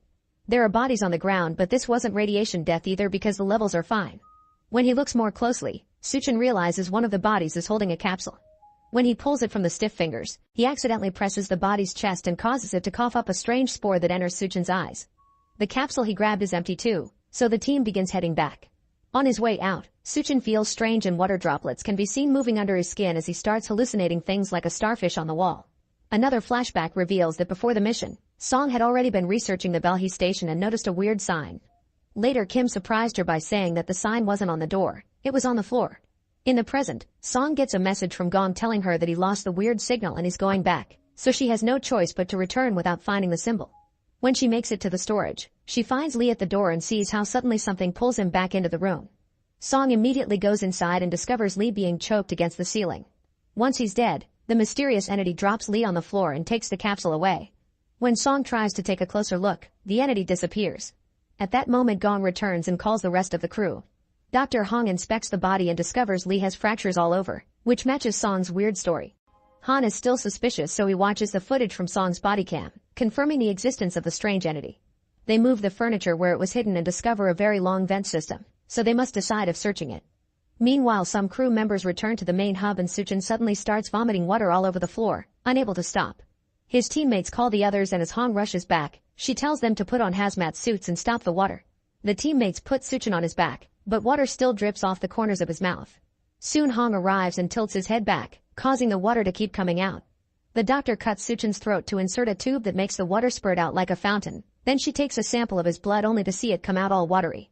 Water keeps coming out of the tube with no end in sight and eventually Suchin dies, drowning just like the bodies they found earlier.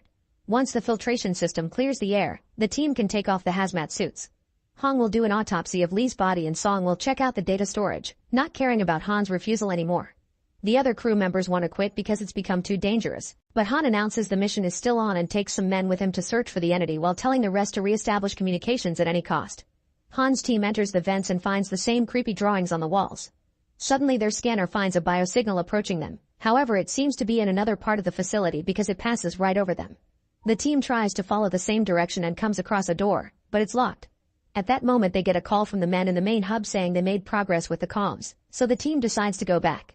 Meanwhile Suchin's body is taken to the infirmary, where Hong begins opening him up. Song checks the medical records, but they're all locked, so she goes to gather tissue samples from the other bodies. Minutes later while Song is working, she thinks she's found the body of her sister, but when she checks the tag she notices it's a different woman with the same surname. Afterward Song returns to the infirmary, where Hong confirms that the body was filled with water from the inside with no signs of external damage. Song mentions the other bodies had similar symptoms and when she checks the samples, she discovers the previous crew were in perfect health when they died, with no signs of virus or bacteria. Not to mention Suchin's blood appears to hold a separate layer of something unrecognizable. Back to Han, he learns from the others that they need to fix the digital unit. Usually the elevator would take them there, but it's out of order so someone will have to climb down, which is very dangerous. Han volunteers to go, and when he stops by to inform the doctors, Song shares a theory. The creature didn't hurt her and is familiar with the internal base structure, so she thinks it may be a survivor. However, Han thinks it isn't possible. Afterward Song and Hong examine the vomited water and notice it's distilled. It seems the water itself could be the virus, probably extraterrestrial, and it could be the solution to the drought on Earth. It's not in the air, so something happened 5 years ago that made it spread among the old crew. At the chasm, Han starts carefully descending to reach the unit. Suddenly the elevator starts moving on its own and the computer controls are unable to stop it. Han holds on tight and moves out of the way just in time, so the elevator keeps going and disconnects Han's rope in the process. Then it crashes into the station, causing the power to go out only to return a second later. Then the crew begins lowering the rope again, but Han asks them to throw the whole thing off because the elevator is now falling. Moving quickly, Han connects the rope to one of the shafts and dodges the elevator again, but this time his body bounces against the metal and his oxygen system is damaged. After dreaming of his sick daughter back on Earth, Han decides to keep going instead of returning and successfully finds the unit. He quickly changes a panel so the team can reboot the system. Then he passes out. Thankfully, the crew quickly saves him and brings him back, but they have bad news. The comms still aren't working. The computer is completely functional, yet for some reason there's no signal. Suddenly they detect an unknown signal coming from Storage 3, so they go there to investigate. The room turns out to be empty, but when they check Lee's body, they find an old communicator indicating he's a rogue agent. Using this communicator, they manage to make the comms work and get in contact with Director Choi of the SAA. After Han updates her on everything, Choi orders him to concentrate on finding the intruder, and Han asks for the codes to access the restricted areas. He also points out Choi isn't surprised by anything he mentioned, so he suspects she knows more than she lets on. Meanwhile Song wanders around the station and finally finds the door with the sign on the floor, but she can't open it without the right code. She returns to the lab and decides to try a new test. She drops some blood on a sample of vomited water, and it immediately starts multiplying at an amazing speed. They immediately hit it with extinguishers and all the drops instantly freeze, confirming that the water can only multiply as long as its host is alive. Song rushes to see Han, announcing the sample they had to pick up has always been water and accusing Han of knowing everything. A flashback reveals what Kim and Choi told Han before the mission. Song's sister Won Kyung had found water on the moon, so the Belhi station was built to study it. Han tells the others of this and says he kept the secret to protect them from moles like Lee, but Song immediately corrects him. She points out the lunar water is what killed everyone because it can't be controlled, but the government is hiding that information because they probably want to commercialize it without caring about the consequences. Then in private Song tells Han that her sister wanted her to be there and asks him for the access codes. They go to the door with the symbol and after Han removes their body cams, he uses the code to finally open it. The walls are covered with the database, and on a hatch on the floor, they're shocked to see some leaves. When they open it, they discover a long tunnel covered with plants. Song and Han immediately bring the rest of the crew and they agree to go investigate. While E2 stays by the hatch to guard it, the others carefully climb down and find multiple storage rooms filled with plants. They also notice this area isn't on the map. Eventually they find a control room with tons of sample capsules, including a broken one on the floor from which all the plants grew out. The team begins gathering capsules to take back, and Han notices something moving among the vines. Other crew members notice something in the hallway only to suddenly scream and run away. The creature tears off E1's arm to steal his capsule, so Sun shoots it to make it drop the sample. The creature runs to hide in the vines and Hong approaches E1 to discover he's died. The others approach the vines and open fire when the creature moves, jumping and climbing around like a monkey. It doesn't stop moving until a stray bullet hits a bursting pipe, making the entity fall. The crew approaches the creature and they're shocked to see it's actually a young girl with a weird protuberance on her jaw and reptile eyes. When she sees them come closer, she quickly runs away and leaves through the upper tunnel, knocking out E2 in the process. The others try to follow her, only to discover that the sample she dropped before is broken and now the water is making contact with E1's blood, multiplying at a crazy speed. The crew rushes to retrieve the sample briefcase and runs to climb out while hearing an alarm go off in the control room. They pick up E2 and make sure to lock the hatch again before rushing to the infirmary. Afterward, Hong and Song operate on E2 because there's blood in his lungs, and Ryu has to donate some blood to help. Once he's left alone in the infirmary, Ryu reveals he also has an extra communicator and sends someone a message saying he has a sample.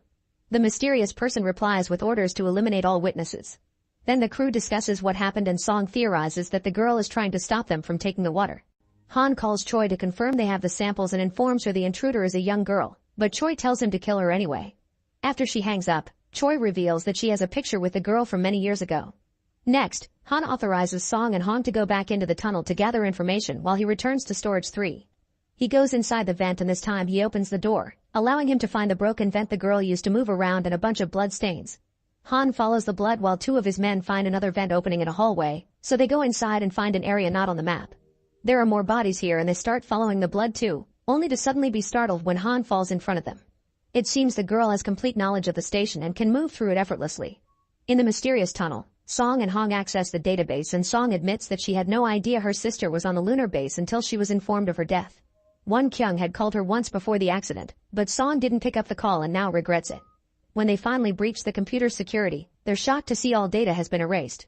The duo returns to the infirmary and finds Ryu taking the samples, pretending that he has orders from Han. Song gets suspicious and stops him, and when Ryu takes out his gun to kill them, they all step back when they see the girl at the door. Ryu tries shooting her, but the girl dodges all the shots and jumps on Ryu to knock him down. While the rest of the crew arrives, Song carefully shows she means no harm and puts down a capsule for the girl, who has a tag with the name of Song's sister. When the girl grabs the sample, Ryu destroys it with a shot, and the girl collapses as she has a seizure. Song notices the protuberances on her cheeks moving like gills, but the girl runs away because she can take a closer look. Afterward, Song puts away all the other capsules and tells the crew that the water can't kill the girl. Some crew members want to kill her but Song forbids it because the girl is the only chance they have to save humanity. Then Han calls Kim, who confirms Choi was the one who ordered the station to be shut down and not everyone in SAA agreed. He refuses to share more information. He only urges Han to work with Song to find the truth. When Kim leaves his office, he discovers some rioters have managed to break a storage wall and now everyone is rushing to collect water. Meanwhile, Ryu sends a message asking for support forces. He gets a call from his contact, revealing it's an American man who insists he should kill everyone and go to Gate 7. Ryu grabs all the samples and as he leaves, E2 wakes up and sees everything. E2 tries following Ryu, who immediately shoots him and hides all the evidence. Back to Han, he tells the others they'll lure the girl out to capture her alive. They find the girl's location with the scanner, and then Song stands in the middle of a hallway with a sample in her hands. Suddenly the girl comes out of the vents, so Song puts down the sample and begins walking away. Han closes the first gate and drags Song out so he can close the other one, causing the girl to run out and get her leg caught in the door. Song tries to help her and as the girl bites her, she reveals a tag on her neck that says Luna 073. When Song calls her that, the girl starts crying, and Han shoots her with a sedative. Then Song opens the door and rushes to comfort the poor girl. At that moment, Ryu activates closure for all the gates from the main terminal. Luna panics and rushes to escape through a vent, so Song grabs the sample and follows her right before the gate closes between her and the team. Hong is locked up in the infirmary and when she checks on the samples, she finds E2's body inside the freezer, so she informs the others. Sun runs to go through an entrance right before, so he starts making his way to the command center. Han and Gong manage to run through a few doors as well, but soon they also get stuck so they decide to take the vents. In the meantime, Song moves through the vents. Her map is broken and she can't contact the others, but Luna waits for her to show her the way. After lots of wandering, Song finds an office that Luna transformed into her personal hideout. There are drawings on the walls, a bunch of capsules, and pictures of the old crew including Won Kyung. Song shares some candy with Luna and after the girl falls asleep, Song finally finds the missing data brick. She connects it to a computer and watches a video called Water Response Test, in which the previous crew tested the lunar water on a fish. The little animal survived and the water filled a small tank. There's also a video called Luna and Song is horrified to discover the previous crew had done genetic experiments on human clones. Whenever a Luna died to another failed test, they would bring out a new one, making the number on her name go up with each test. The current Luna is the 73rd clone and the only one who survived. The next video is from Won Kyung, who explains she did all this to save humanity but isn't proud of it. Then Song injects Luna with the water sample, which instantly heals her wounds. At the same time, Hong escapes the infirmary through the vents, and after wandering for a while, she's shocked to discover a storage with hundreds of Lunas in bags.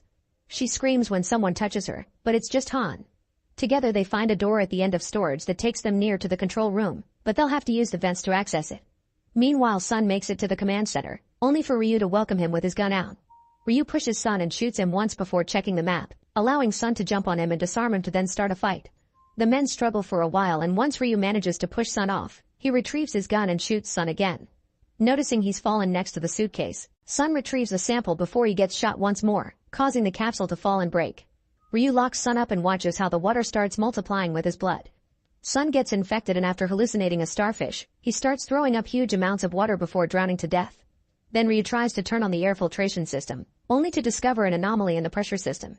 This is caused by the water in the plant rooms, which has spread and flooded the area. Ryu ignores the warning and opens the filtration system anyway, giving the water room to keep on growing. At that moment, Han and Hong drop down from the vent and find Sun's body but no Ryu in sight. Han immediately opens all the gates, and now the water has even more room to keep on expanding. Gong is still in the vents and eventually finds Luna's hideout. He wants to shoot the girl, but Song gets between them. When Gong informs Han, he also wants him to keep them alive and bring them over to the main hub. Afterward, Han finally finds Ryu and jumps on him, starting a fight. The men struggle to gain control of the gun and keep accidentally shooting it, creating holes in the ceiling. Eventually, Han manages to overpower Ryu and tries to choke him, but Ryu punches him and gets away as he accidentally drops his communicator. At that moment, the filtration system gives in and water begins sprouting out of all the vents, leaking out of the base and freezing under space's cold temperature. The water also begins to dribble through into the hallways and creates a wall between Ryu and Han, giving Ryu the chance to escape. Then a flashback shows the incident 5 years ago. Everyone was working normally when suddenly the alarm started ringing, so the crew ran to evacuate while the water found a little seed on the floor, instantly making it grow. The computer kept closing the gates and not everyone made it out on time. Others found the hallway blocked by guards who would shoot at them to keep them back while the gates closed. In the present, the water is starting to flood the station. The crew reunites in the medical bay and discusses how to proceed. Suddenly, Song starts feeling sick and runs to lock herself up in another room, not wanting to infect the others. Then she starts vomiting water and passes out as she sees herself drowning. But while thinking about her sister, Song sees a light and starts fighting against the water. Minutes later, Song is shocked to wake up in the infirmary. Hong theorizes that Luna's bite filled her up with antibodies. Then Han and Gong read Ryu's messages and call Kim, who confirms the SAA rescue ship has detected a second spacecraft approaching the base. Song wants to know what will happen to Luna, and Kim explains she'll be taken to the Ministry of National Defense and the government will continue with the experiment. Song refuses to bring the water back to Earth, and Han reveals he asked Kim to gather the other officials to go against Choi, but Kim explains nobody wanted to join him because Choi is powerful.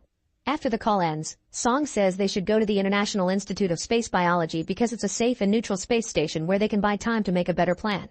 Meanwhile, Ryu wanders around the station as he starts to hallucinate because he's infected too, seeing the people he killed blocking his way while the water continues to leak through crevices.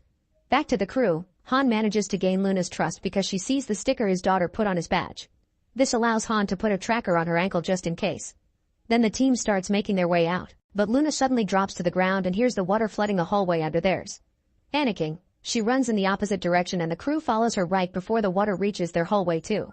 Vent lids continue to snap out all over the place and more water keeps coming in, but thankfully the crew runs fast enough to reach gate 7 and close it behind them. Here the crew finds a delirious Ryu, who shoots in the air to keep them back and starts crying as he apologizes for all the people he killed. It turns out he was one of the guards that kept the scientists from escaping 5 years ago and even pressed the button to close the gate. Noticing the water about to bring down the gate behind them, Gong shoots Ryu multiple times to bring him down, but Ryu manages to land a bullet on him too. Now the crew can step forward and bring down another gate that stops the water just in time. While Ryu vomits watery blood and dies, the team grabs his samples and rushes to the airlock, where they start suiting up. Gong is very weak, so Han closes his wound with tape and helps him put on his suit, but his efforts are in vain and Gong dies anyway. Once everyone is ready, Han tries to activate the air depressurization, but the system isn't working and he'll have to do it manually. Ignoring Song's pleas, Han sneaks out and activates the lever right before the water reaches this area too and brings him down. At that moment, Song and Hong notice that Luna has already gone out without her suit. Both women immediately leave the station, running for their lives as the water brings down the last gate and reaches the outside, instantly freezing. Afterward, both women go looking for Luna and find her watching Earth. It seems she doesn't need oxygen to live.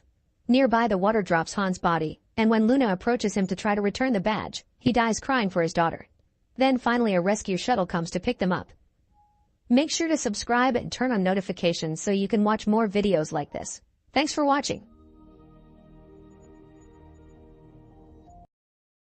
In Tokyo, the police are chasing after a criminal whose wanted posters are all over the place. The guy makes it to a crowded street and takes a random girl as hostage, threatening to shoot her. At that moment his chest begins hurting and he falls to the ground, where he quickly dies of a heart attack. The next day, the deputy director of foreign affairs is walking out of his office only to be surrounded by a bunch of reporters. Before he can tell them off, he also falls and dies of a heart attack. Nearby, a congressman accused of murder is released over lack of evidence, but he dies of a heart attack as he's also surrounded by reporters. As days pass, more and more criminals begin suddenly dying of heart attacks all over the city, even inside their cells. As the police and the media realize this can't be a coincidence, everyone starts talking about the person behind this and calls him Kira, which is the Japanese pronunciation of the word killer. Some people are in favor of what Kira does because crime is going down, while others think no human has the right to play God like that. Some religious groups actually think it's God behind this, finally passing judgment against sinners. One night, a newscast informs that a guy has broken into a financial company and is holding the employees hostage. When Light sees the name and picture of the criminal on TV, he immediately takes out his notebook and writes the name down. In just a few seconds, the reporter announces that the criminal suddenly died of a heart attack. The next day at college, Light and his girlfriend Shiori discuss the subject of Kira. Shiori is against Kira's actions and believes in the law, pointing out Light will help people more fairly when he becomes a lawyer. However, Light shares that he has lost faith in the law. A few weeks ago, he hacked into the police system and discovered lots of cases were dropped without catching or punishing the criminals. Refusing to believe it, one night he went to a bar where he overheard the criminals talking about how much they loved killing. Soon they noticed Light staring at them and threatened him with a knife as they pointed out nobody could put them behind bars. Shiori is disgusted by the story too, but Light doesn't share the real ending. When he left the bar, Light threw his law book into a pile of trash, disgusted by the current state of the system. Nearby he found a mysterious notebook with the words Death Note on the cover. He took it home and read the first page, which said that whoever's name was written in the notebook would die. Light thought it was a joke, but when he saw on the news a murderer on the loose, he wrote the name on the notebook just for fun. The next morning, he read the newspaper and was shocked to discover the criminal was dead. At first he thought it was a coincidence, but later while he was taking a walk, he saw the criminal from the bar and decided to try again. Light wrote the guy's name on the notebook while watching from across the road, and to his surprise, the guy suddenly fell and died from a heart attack. Now that he was sure the notebook was powerful, Light read the other rules. The notebook only worked if the writer could visualize the person's face in their mind, and if the cause of death wasn't specified within 40 seconds after writing the person's name, they'd die of a heart attack. Afterward Light headed home, only to come across a terrifying creature that introduced himself as Ryuk. It turned out he was a Grim Reaper and only people who touched the notebook could see him. He was the one who dropped the notebook for Light to find and wanted to see what a human could do with it, so Light was free to use it as much as he wanted. After hearing this, Light swore to use the Death Note to create a world without crime. 4 months later, the police are still investigating the Kira case but they have no leads. One of the detectives involved is Soichiro, who is also Light's father. The cops are desperate for any clues so they agree to work with L, a mysterious genius that communicates with them through a laptop handled by his butler. L has analyzed the data of all the mysterious crimes that have been happening all over the world and has concluded that L is in Japan. To prove it, he makes a plan with the cops. Sometime later, Light is watching a special worldwide broadcast in which a detective swears he has enough evidence to catch Kira. His name is on the screen, so Light immediately writes it on the Death Note and the guy dies on television. Suddenly L's logo appears on the screen and his voice explains it had all been a trap. The guy who died was just a criminal from the death row, and the broadcast wasn't truly worldwide. It was presented as such to trick Light, but it was actually only transmitted in Japan to confirm his location. L ends the broadcast by promising to catch Light and give him the death sentence. Light wants to strike back but doesn't have L's real name or face, so he's powerless. Ryuk explains his Reaper eyes are capable of seeing people's names in time of death. That's how he collects souls. He can share this power with Light but he must pay with half of his remaining lifespan, so Light turns it down. The next day L presents the cops with the new calculations he's made, revealing that all the timings of the deaths match a college timetable, meaning Kira is a college student who doesn't kill during classes. Since Light keeps hacking into the police system to keep up with their case, he quickly learns about their conclusions and remembers that the notebook's rules state he can establish the time and cause of death, so he writes down a bunch of deaths and programs them to happen during a whole day. When L sees this, he can tell Kira is covering his tracks and concludes there's someone in the force leaking information. He has no choice but to start investigating all the cops and their families. A few days later, Light is taking a walk with Ryuk and notices someone is following him. Ryuk says that the same person has been following Light for 2 days already. He didn't say anything because he must stay neutral. Sometime later, Light and Shiori take the bus and the guy sits behind them. Light immediately confronts him, but the man pretends he doesn't know anything. At that moment a crazy man gets on the bus and takes the passengers hostage. Light recognizes him as a wanted criminal who recently escaped from prison and he wants to help, so he writes on a piece of paper that he's about to tackle him. When the man behind him sees this, he immediately warns him of the danger and tells him to trust him because he's FBI. Light doesn't believe him, so the man shows him his badge and Light can see his name is Ray. Noticing the guys talking, the criminal comes closer and snatches the piece of paper from Light, which turns out to be a torn portion of the death note. This allows the guy to see Ryuk, so he immediately panics and opens fire. Bullets can't hurt Ryuk and the criminal gets more scared, so he rushes out of the bus only to get hit by a car and die instantly. Light isn't surprised by this turn of events. He wrote all this down in the notebook to kill the criminal and get the agent's identity at the same time. Now Light knows the cops are looking for the information leaker. He wants to kill Ray but can't because he become the prime suspect, so he'll have to gather the identities of every FBI connected to the case first. Sometime later, Ray says goodbye to his fiancée Naomi after suddenly canceling plans for the day. Finding this suspicious, Naomi starts following him and boards the subway with him. Meanwhile, Ray grabs an envelope that someone left for him and finds a bunch of paper sheets together with a radio. At that moment Light contacts him from the other train car, using a distorted voice to say he's Kira. When Ray asks for proof, Light kills the man sitting next to Ray, who is also a criminal. Light threatens to kill all the passengers on the train if Ray doesn't do as he says, so Ray follows his instructions. On his laptop, he accesses the police database and looks at the list of FBI agents involved in the case. Then he copies all the names on the paper sheets while looking at their profile pictures. All the FBI agents start dying at the same time and after seeing Ryuk in the window, Ray steps out of the train, but he also has a heart attack. Naomi rushes to his side but it's too late. Light watches this from inside the train and smirks in satisfaction while recovering the envelope, revealing the papers he had given Ray were pages from the death note. Later at the police station, Soichiro tells the other cops that Kira has begun to kill agents, so nobody in the force is safe. Everyone involved is allowed to leave now without getting punished or judged for it. Most of the team immediately leaves the room and only a few officers stay behind to help. Since things are getting serious, the team demands to meet Elle in person. Their request is accepted and they soon visit an apartment where they finally meet Elle, who turns out to be very young. Elle has deduced Kira can manipulate the time and cause of death, but he also needs the victim's name so he tells everyone to use fake names from now on. Elle looks at all the security camera tapes from the subway station and notices Ray pointed at someone on the train before dying. He then tells the cops that their families are suspects and will be monitored for a week. Meanwhile, it's revealed Naomi used to be FBI too and even worked for Elle. She wants justice for Ray and starts investigating on her own, eventually getting some details about the bus incident from the driver.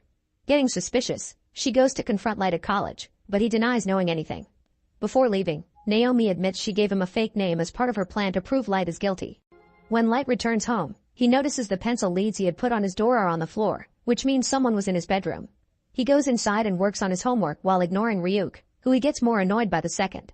Later when Light goes out for a walk, he explains to Ryuk that his room was probably bugged. His theory is right, and now Elle and the cops are watching his room 24/7. For the first few days, nothing happens. Eventually a criminal dies in mysterious circumstances and Soichiro thinks it's enough proof, but Elle points out Kira can manipulate the time of death so they need to wait for the death of a recently caught criminal.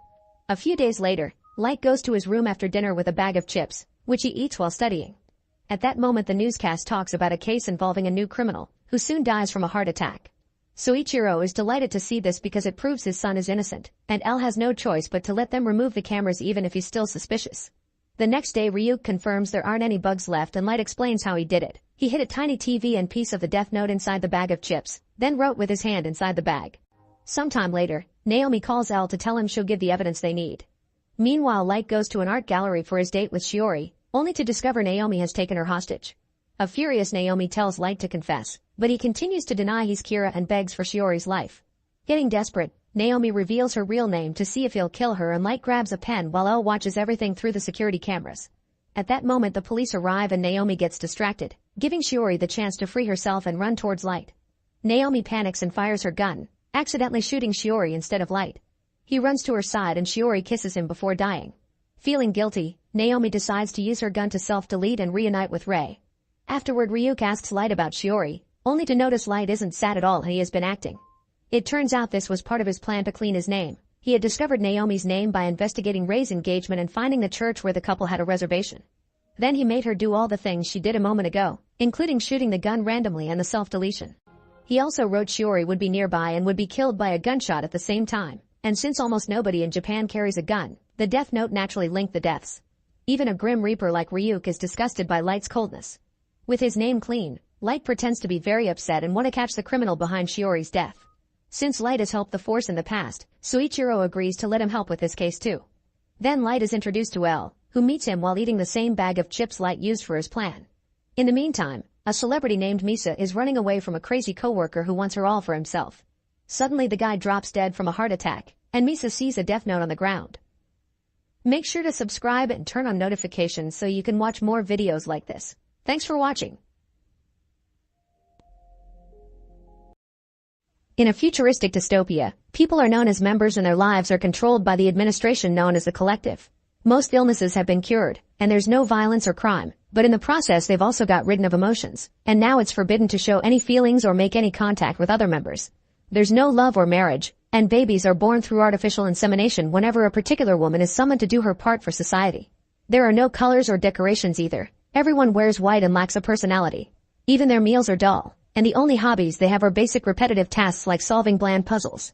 They also have chips on their arms so computers can watch over their daily lives, and that chip must be scanned every time they use the train or enter their work building. One of these members is Silas, who follows the same routine as everyone else. Wake up and let the bed make itself, have a bland breakfast, and go to work. Nobody talks as they travel on the train, and they stay silent while they work as well. Everywhere around them, screens remind members to report any deviant behavior, including minor things like a faint smile. The screens also talk about an illness called SOS, or switch-on syndrome, which makes people regain their emotions. Members are reminded to see the doctor if there are any signs of a symptom. Silas works for a company called Atmos as an illustrator, so he spends the whole day drawing on a screen. His art is quite a contrast to the world he lives in, probably because he's inspired by a documentary he listens to while he works. This documentary is about the Great War, a period during which the collective fought to split from the peninsula, a chaotic place where emotions aren't suppressed. There are two moments in the day during which workers talk to each other. First, it's during project meetings so they can discuss ideas, and Silas listens to Nia's suggestions with utmost attention. The other moment is lunch, during which everyone makes sure to sit with enough distance among them. Their conversation isn't very lively though, and they stick to factual topics like the coworker that returned from conception duty.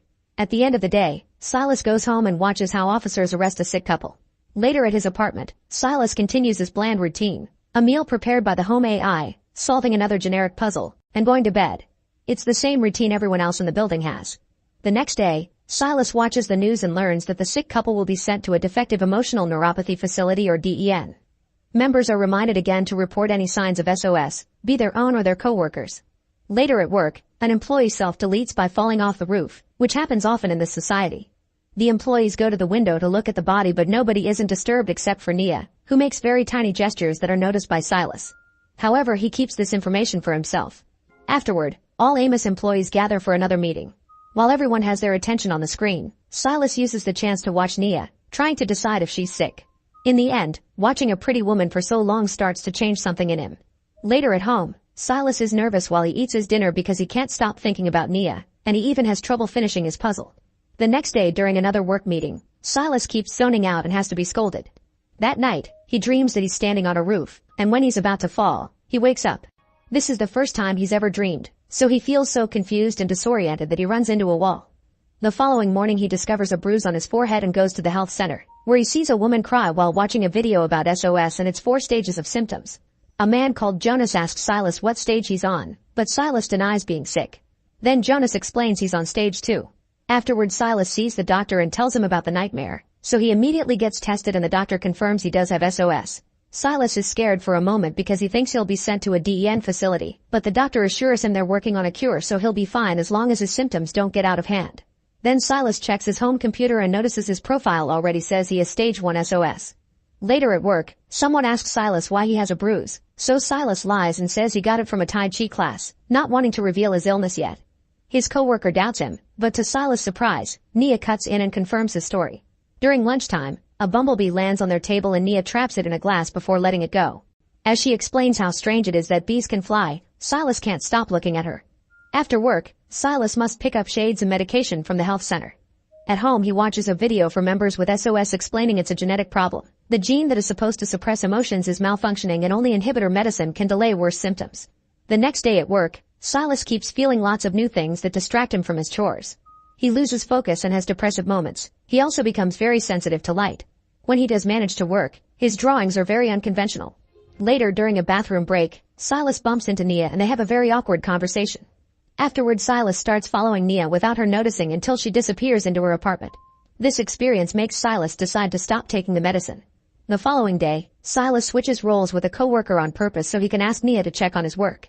Nia does notice is strange, but she helps him anyway. This is noticed by his superior, who makes sure they aren't interacting out of enjoyment. Nia provides very good feedback, but Silas is more concentrated on watching her face. He's becoming so obsessed with her to the point that later in the night, Silas enters the empty office and uses Nia's computer to listen to her recordings. During the next work meeting, Silas accidentally spills his drink, and when a coworker helps him, his shades are discovered as well. Now Silas has no choice but to admit he has SOS, and even though he swears he isn't contagious, they decide to separate him from the group. Silas is hurt because Nia agrees with the idea. From then on, Silas works in a corner far away from the others. After work, Silas continues to follow Nia. This time she notices and surprises him from behind, threatening to report him if he doesn't stop. When Silas says Nia also has SOS, she tries to deny it, so Silas points out that if she wasn't affected she would have already reported him. Not knowing what to say, Nia leaves. The next day, Silas and Nia pretend nothing happened, and Nia tries to avoid interacting with him as much as possible. However, Silas notices she fidgets a lot with her hand, confirming his theory. Later, when they're alone in the office, the tension is so thick that Nia rushes to hide in the bathroom. Sia follows her and the two awkwardly stand in the same stall as they try to understand what they feel. After some hesitation, Silas touches her hands and face, not believing how amazing it feels. Finally giving in, Nia leans against him and they share the first hug in their lives. As they enjoy the warmth, Nia admits she's been sick for a year. She's very scared and waiting for the cure, so she tells Silas that they can't be together. Silas accepts this but can't stop himself from kissing her before leaving. The following day, Nia can't stop thinking about Silas even though she asked for distance. Silas returns every look and follows her around until they're alone again in the bathroom stall. They are so close that they're almost melting into each other as they experience the warmth of human touch. Unfortunately, the moment is interrupted when someone enters the bathroom, so Silas leaves the stall alone to discover it's his manager, who asks Silas if he's thought about self-deleting yet. Silas explains he'll only consider it when he reaches later stages. On their way out, the manager sees that Nia's computer is on and reveals there have been rumors of Silas snooping on Nia, so he must stop if he doesn't want to be reported. The next day after work, Nia waits for Silas in the stall but he doesn't show up. Later they meet in a pathway and discuss the manager's threat. Silas announces he'll ask to be transferred to another job, and Nia leaves without saying anything. When she arrives at her apartment, she has a full breakdown.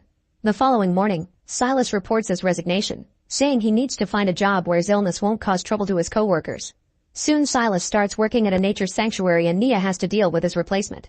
She isn't handling the situation well as she thinks of Silas every time she sees his cup, which she ends up taking back to her place. Her performance at work starts to decline as well.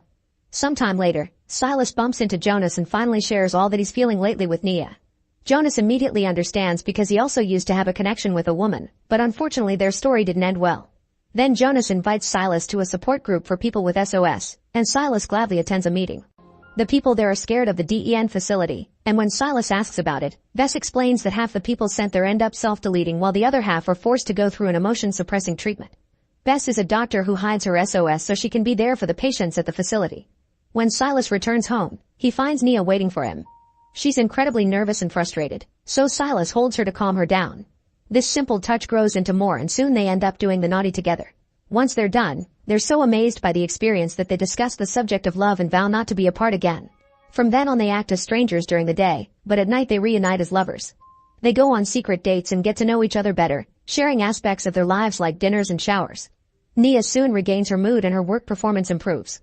Sometimes when they cross each other on the street during the day, they let their hands brush against each other. One day, a group of officers appear to make a huge announcement. The collective has found a cure for SOS. Silas and Nia agree that neither of them wants the cure, and Silas takes Nia to the support group so they can share the news together. They plan to escape to the peninsula. The others try to convince them it's a bad idea, and Bess shares the story of a man who died trying, but the couple doesn't change their minds. Seeing their strong love, Jonas agrees to help, and he makes arrangements for them to escape in 3 days. The next day when Nia arrives at the office, an alarm goes off and an officer immediately takes her away. Later Nia meets Silas with some terrible news. She's getting summoned for conception duty. This means Nia can't leave because she won't be allowed in trains.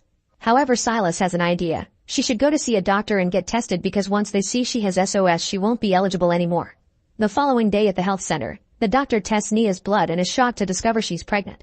Naturally occurring pregnancies are one of the worst crimes in this society. Meanwhile, Silas is waiting for Nia at their meeting spot, but she doesn't show up and he gets worried. He goes to the health center and is devastated to discover Nia is being taken away to the DEN facility.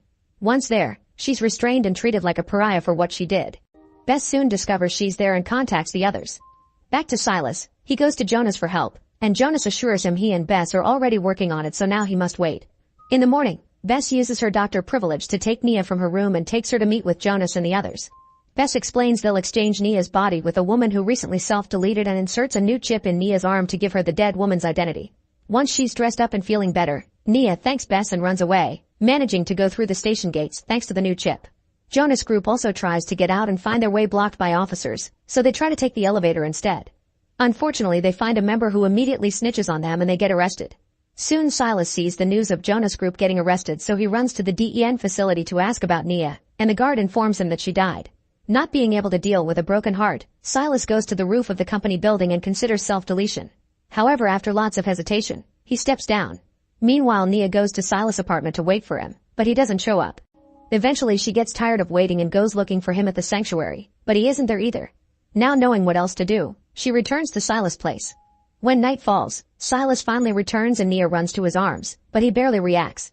Nia takes a closer look at him and discovers he's taken the medicine to cure the SOS, so he only has 5 hours left of emotions. Determined to win this, Nia tells him to fight the medicine as she continues to touch him, and they agree to escape anyway. In the end, they fall asleep together, hoping her cuddling will keep him feeling. In the morning, Nia wakes up alone in the bed.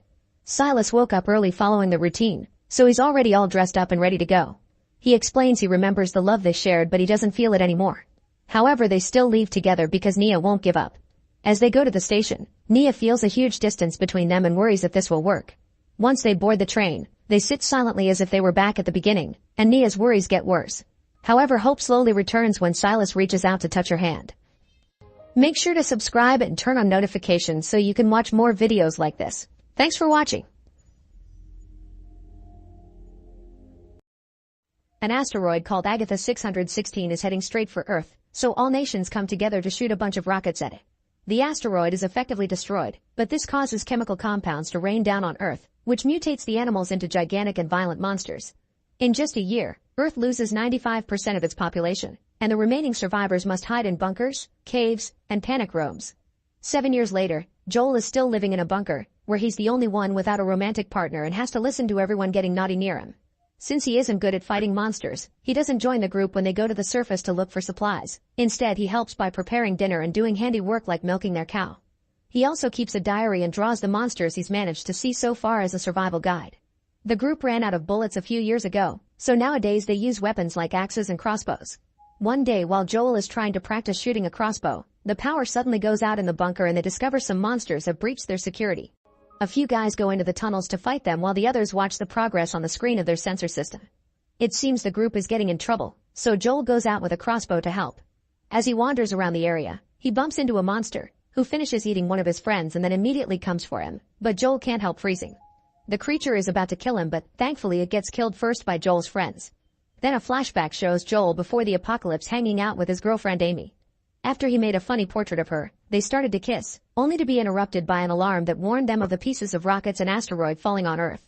They had no choice but to rush back to their families. Back in the present, Joel uses a radio to chat with other bunkers and keep in contact with Amy. Today he's telling her about the letters he wrote for her, but their connection suddenly is cut when Joel's radio breaks. This triggers another flashback, showing Joel saying goodbye to Amy and exchanging I love yous before each of them escaped with their families. In the present, Joel asks the others about Amy's colony and learns it's 85 miles from there. It would take 7 days to reach it, and it's impossible to survive out there for that long. Ignoring his friend's warnings, Joel decides to stop hiding and go looking for Amy. As he explores the outside, Joel finds lots of pieces from the old city spread in the area with plants and monsters covering every inch. After a few hours of walking, he hears a monster nearby, so he hides inside a house. However, when he opens the fridge, another monster roars at him, so he runs out into the garden. Unfortunately, a giant mutated frog comes out of the pond, attacking Joel with its long tongue. He dodges just in time and is shocked to fall next to a dog, who begins barking at the frog like a good brave boy. Joel tries to use the chance to escape, however the frog shoots its tongue again and captures his leg, making him fall. Then it starts dragging Joel into its mouth, but thankfully the dog bites the tongue and frees Joel. Afterward, Joel starts running away and follows the dog into a bus where the dog closes the door with a rope, showing he was trained. As the frog leaves the area looking for them, Joel looks around and realizes the dog used to hide here with his owner, who probably passed away. The dog's name is Boy and he keeps his owner's clothes close because he misses them. Joel spends the night on the bus, and in the morning, Boy decides to leave with him. He even brings some of his owner's clothing, and Joel puts it in his bag for safety. As they travel through destroyed cities and overgrown forests, Boy and Joel enjoy each other's company and sometimes even play, although Boy doesn't know how to catch. However, he does know how to stop Joel from eating poisonous berries. After wandering around for a while, Joel accidentally falls into a hole in the ground, and the bones under his feet indicate this is a monster nest. He can hear the creatures in the tunnels and dodges an attack just in time, but he isn't sure he will be able to fight. Thankfully at that moment, a rope falls into the hole, courtesy of Clyde and Minnow. They pull him out of the hole at the same time all the worms come out, and when a monster jumps out of the hole, they kill it with a katana. Then they throw a grenade in a hole to finish the rest of them. Afterward, the four of them start traveling together. Minnow teaches Joel how to shoot the crossbow and she and Clyde give him lessons on survival. They also share they're heading to the mountains where it's too cold for monsters to live. Suddenly their trip is interrupted when they're approached by a giant snail monster, so Clyde takes Joel's shirt and hides it in its shell. This snail is very peaceful and while it continues on its journey, it'll carry Joel's scent, hopefully making the monsters follow it instead of them. Clyde and Minnow tell Joel he can know if a monster is nice or not through its eyes. When they stop for the night, Clyde shares a few details about the monsters so Joel can add them to his journal.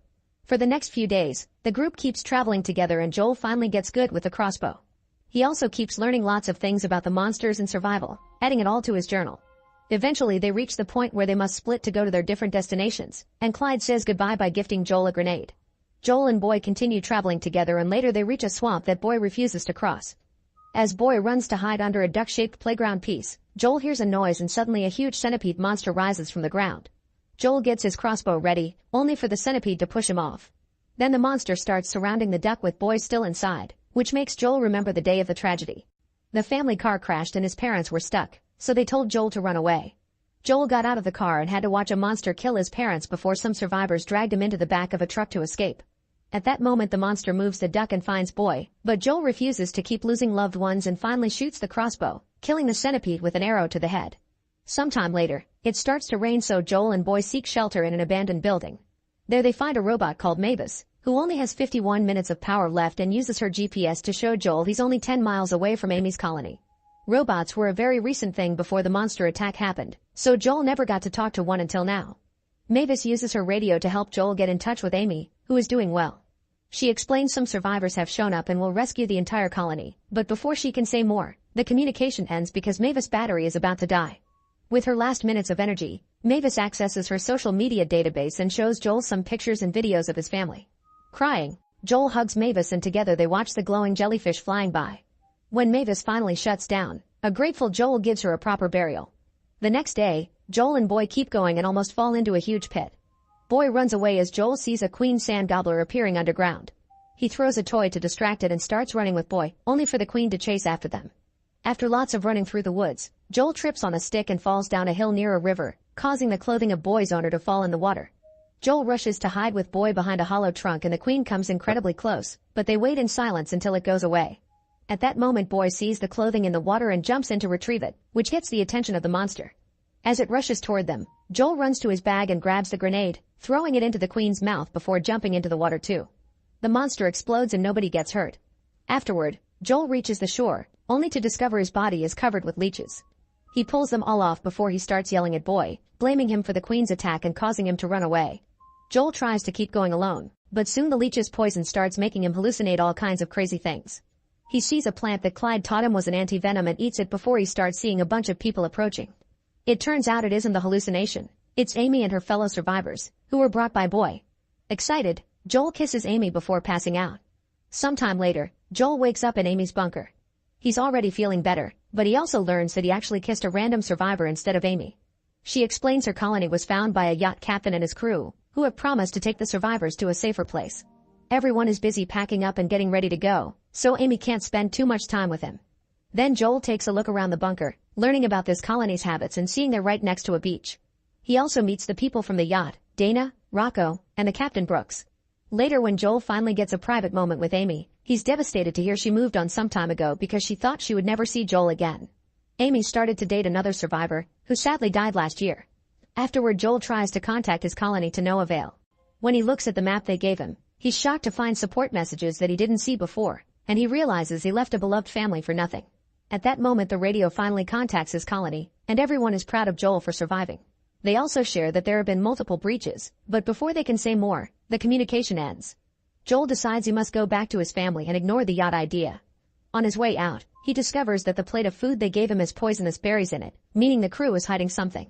He immediately runs to warn Amy, who is getting drunk with the other survivors thanks to Brooks's homemade beer. Before Joel can say something, Dana knocks him out. The next morning, Joel wakes up to discover he's been tied up to a barrel with Amy, and all the survivors were captured while they were drunk. After Dana blows up the radio tower, Brooks reveals that he and his crew go around robbing the supplies from different colonies, and they move the yacht by making a monster crab pull it. Brooks controls this monster through electric manipulation. At that moment the crab comes out and everyone runs to hide, so Amy takes the lid from the barrel and uses it to free herself and Joel. Then she runs toward Rocco, who opens fire on her. She stops the bullets with the lid to then tackle him, causing them both to fall unconscious. Meanwhile Joel finds a trident and runs to stab the crab, causing it to trip and fall on its back. However, it's still alive and an electric pulse from Brooks causes it to knock Joel down. At that moment Amy recovers and starts fighting Dana, landing a few hits but unfortunately still getting overpowered because Dana has more experience. Soon the crab also recovers and starts destroying the colony. Boy comes out to bark at the monster and Dana tries to shoot him, but Amy hits her arm and makes her hit the crab instead. Using the element of surprise, Amy manages to overpower Dana, so Brooks cuts in and knocks her down before ordering his crew to get to the boat. As the crab continues its destructing ways, Boy dodges its attacks and reaches Amy, licking her face to wake her up.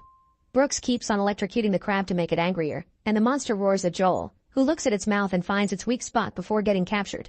Amy soon comes over with the weapon Dana dropped and hands it to Joel, who is about to kill the crab only to look into its eyes and discover it's actually a kind creature being controlled by an actual monster. Joel shoots the chain instead and frees the crab, who immediately releases Joel and jumps into the water. In just a few seconds, it reaches the yacht and eats Dana, Rocco, and Brooks, destroying the yacht in the process. Moments later, once everyone is safe, Joel says goodbye to Amy by sharing a hug and gifting her his journal so she can also learn about the monsters. Even if they didn't get together, he's grateful for the trip because it made him a better man. Before he leaves, they share one last kiss. For the next 7 days, Joel and Boy travel together and survive, thanks to all their new experience. Eventually they make it to Joel's colony, where they're welcomed with open arms. Afterward Joel sends a message through the radio to all the other bunkers, teaching them how to survive out there and inviting them to go to the mountains where the cold will keep monsters away.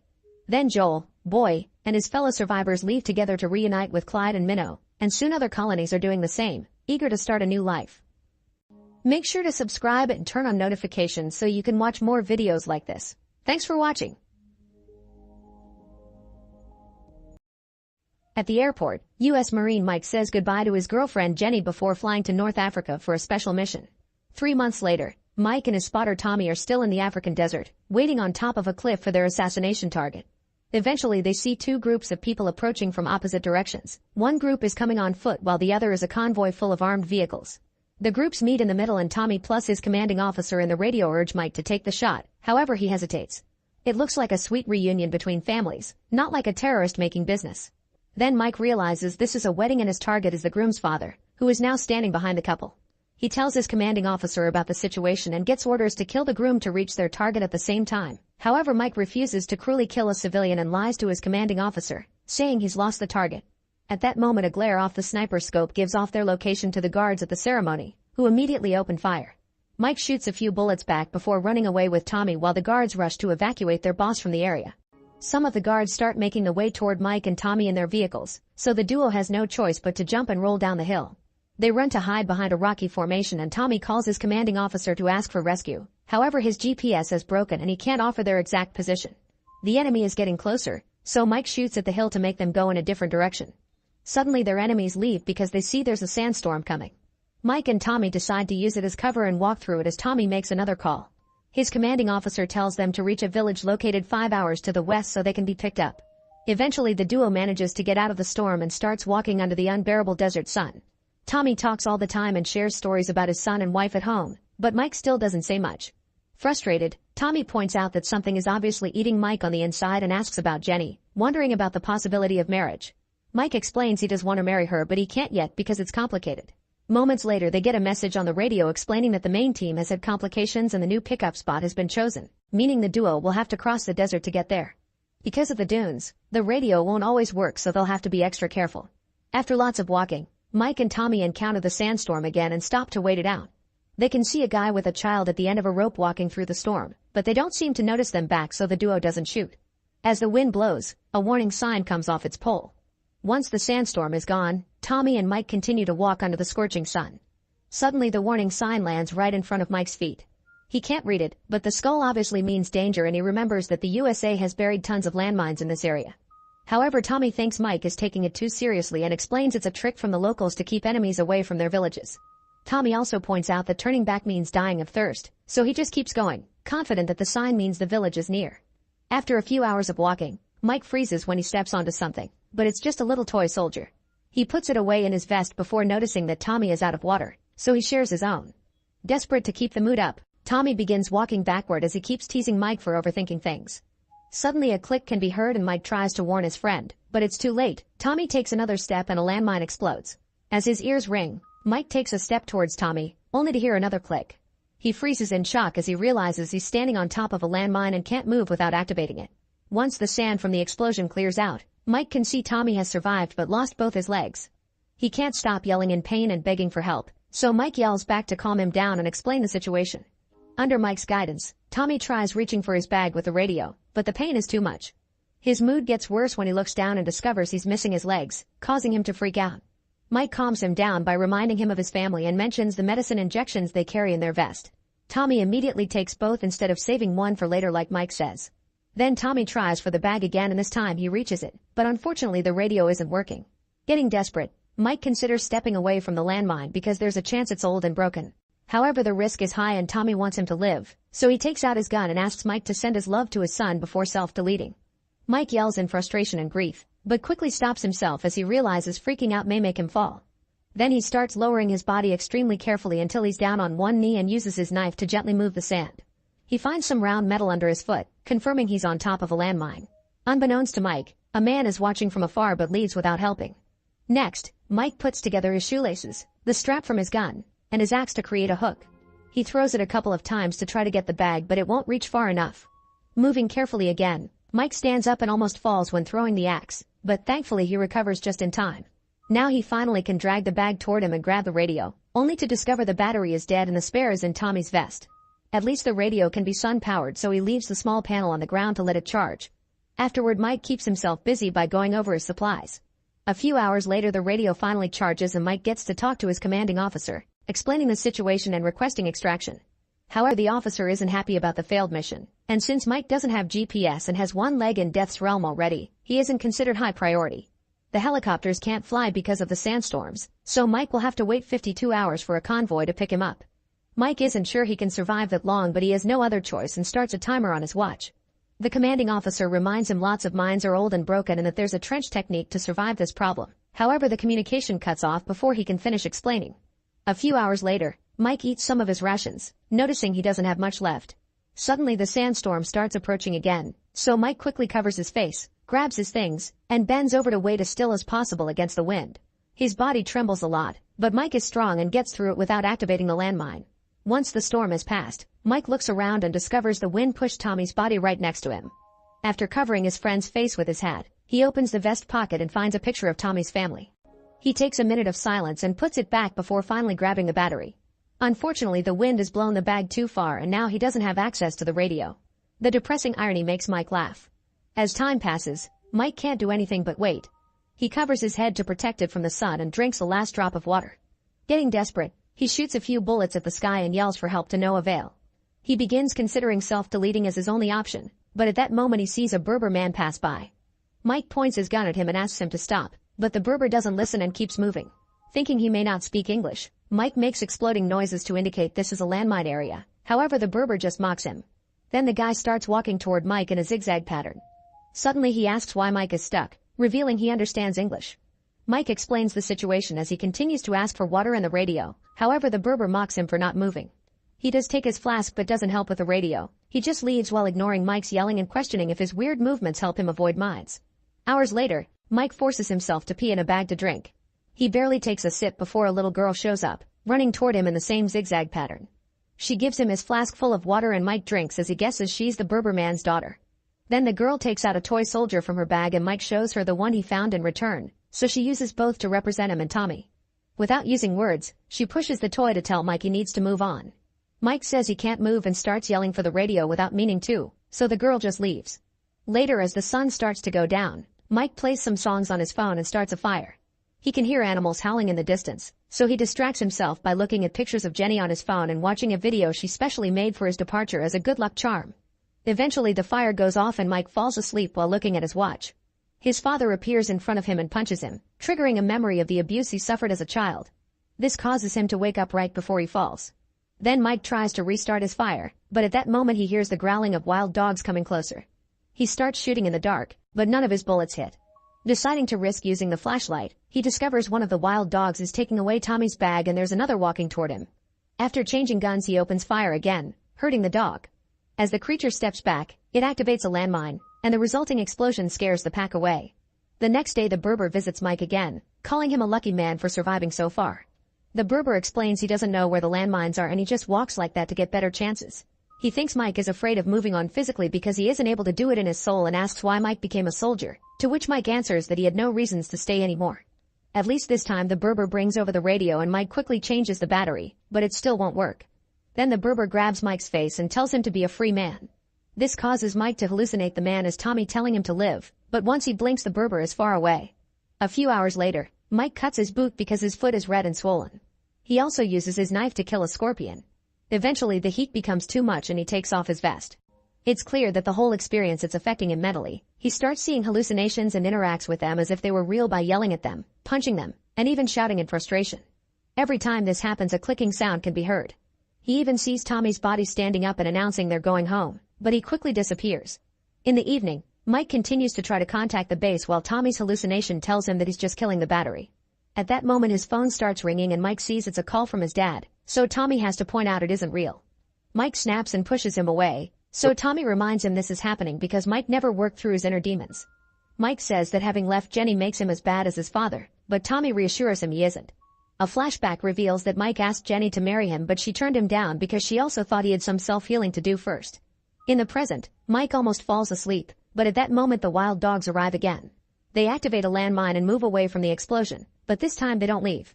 Mike shoots in the dark ahead of him, only for Tommy to warn him to watch out. Suddenly a dog approaches him from the side and bites his arm, so Mike shoots it. Then Tommy convinces him to try the technique his commanding officer mentioned, thus Mike desperately starts to dig in the sand. Unfortunately the dogs jump on him to attack and push Mike away before he can finish the trench, causing the landmine to explode and hurt him. As he falls dead, Mike blinks and realizes the explosion was a hallucination, but the dogs are truly attacking. Determined to survive, he grabs his knife and starts killing them one by one, getting several bite wounds in the process. During the fight, he keeps thinking about the times he was punched in the past. By morning time, all the dogs are dead and Mike has survived. At that moment the radio finally activates and Mike learns that the convoy is delayed because of an attack, so he'll be picked up in 17 hours. Knowing the chances of survival are low, the base connects Mike to Jenny, and he immediately begins apologizing for destroying everything he touches while seeing her in front of him. The communication ends before Jenny can reply and Mike finally passes out, but he's caught by the Berber just in time. While the man puts an ointment on Mike's wounds, he explains a landmine took his leg, showing his wooden one. He had been very scared in the hospital, but a nurse showed him enough sympathy to help him keep going and eventually she became his wife. Then the Berber makes Mike drink some medicine, warning him it'll help with the pain but will also make the hallucinations worse. Mike mentions the little girl, but the Berber reveals he was the one who brought him the flask. He only has 3 sons now because his daughter died when a landmine took his leg. They used to gather landmines together to sell them to guerrillas, and the girl was very good at retrieving the landmines by replacing them with old cans. The Berber thinks he isn't as lucky as Mike, but at least he's free because he learned to move on. Afterward the man leaves, and Mike sees his daughter walking by his side. Suddenly the medicine kicks in and Mike watches the walls of his childhood home come out of the ground. He opens the door and his child self appears watching his father being extremely violent to his mom. When his dad noticed him, he said he'd teach him to be a man and punched him too. The hit causes Mike to return to reality for a second only for the flashbacks to quickly start again. He sees his happy life together with Jenny, but a clicking sound interrupts with a memory of his mother in a hospital bed. Mike had escaped his house in fear and left his mother with his father, which resulted with her in the hospital. Another memory shows Tommy and Mike at a bar watching how 2 men are harassing a waitress, who turned out to be Jenny. Furious, Mike came to her defense and began beating the guys up with lots of pent-up aggression. The hallucinations mix again and his dad reappears to punch him. Mike's mind changes between the desert and the memory of his mom dying in the hospital, which makes him feel guilty to this day.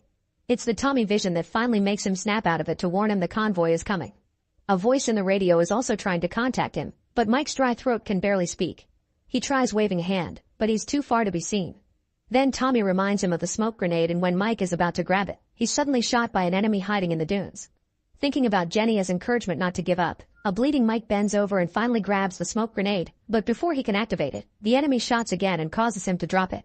Memories of arguments with Jenny and his departure fill his mind as Mike fires back, shooting as many enemies as he can before running out of bullets. His father appears again and Mike remembers his mother telling him to let her go. Confused and overwhelmed, Mike points his gun at his father, who encourages him to do it. However, he thinks of Jenny and how he asked her out after the fight at the bar, so he decides to be good for her and not shoot. His father hugs him at the same time he remembers a hug from Jenny, helping him to finally move on. The convoy won't stay much longer and the grenade isn't close enough.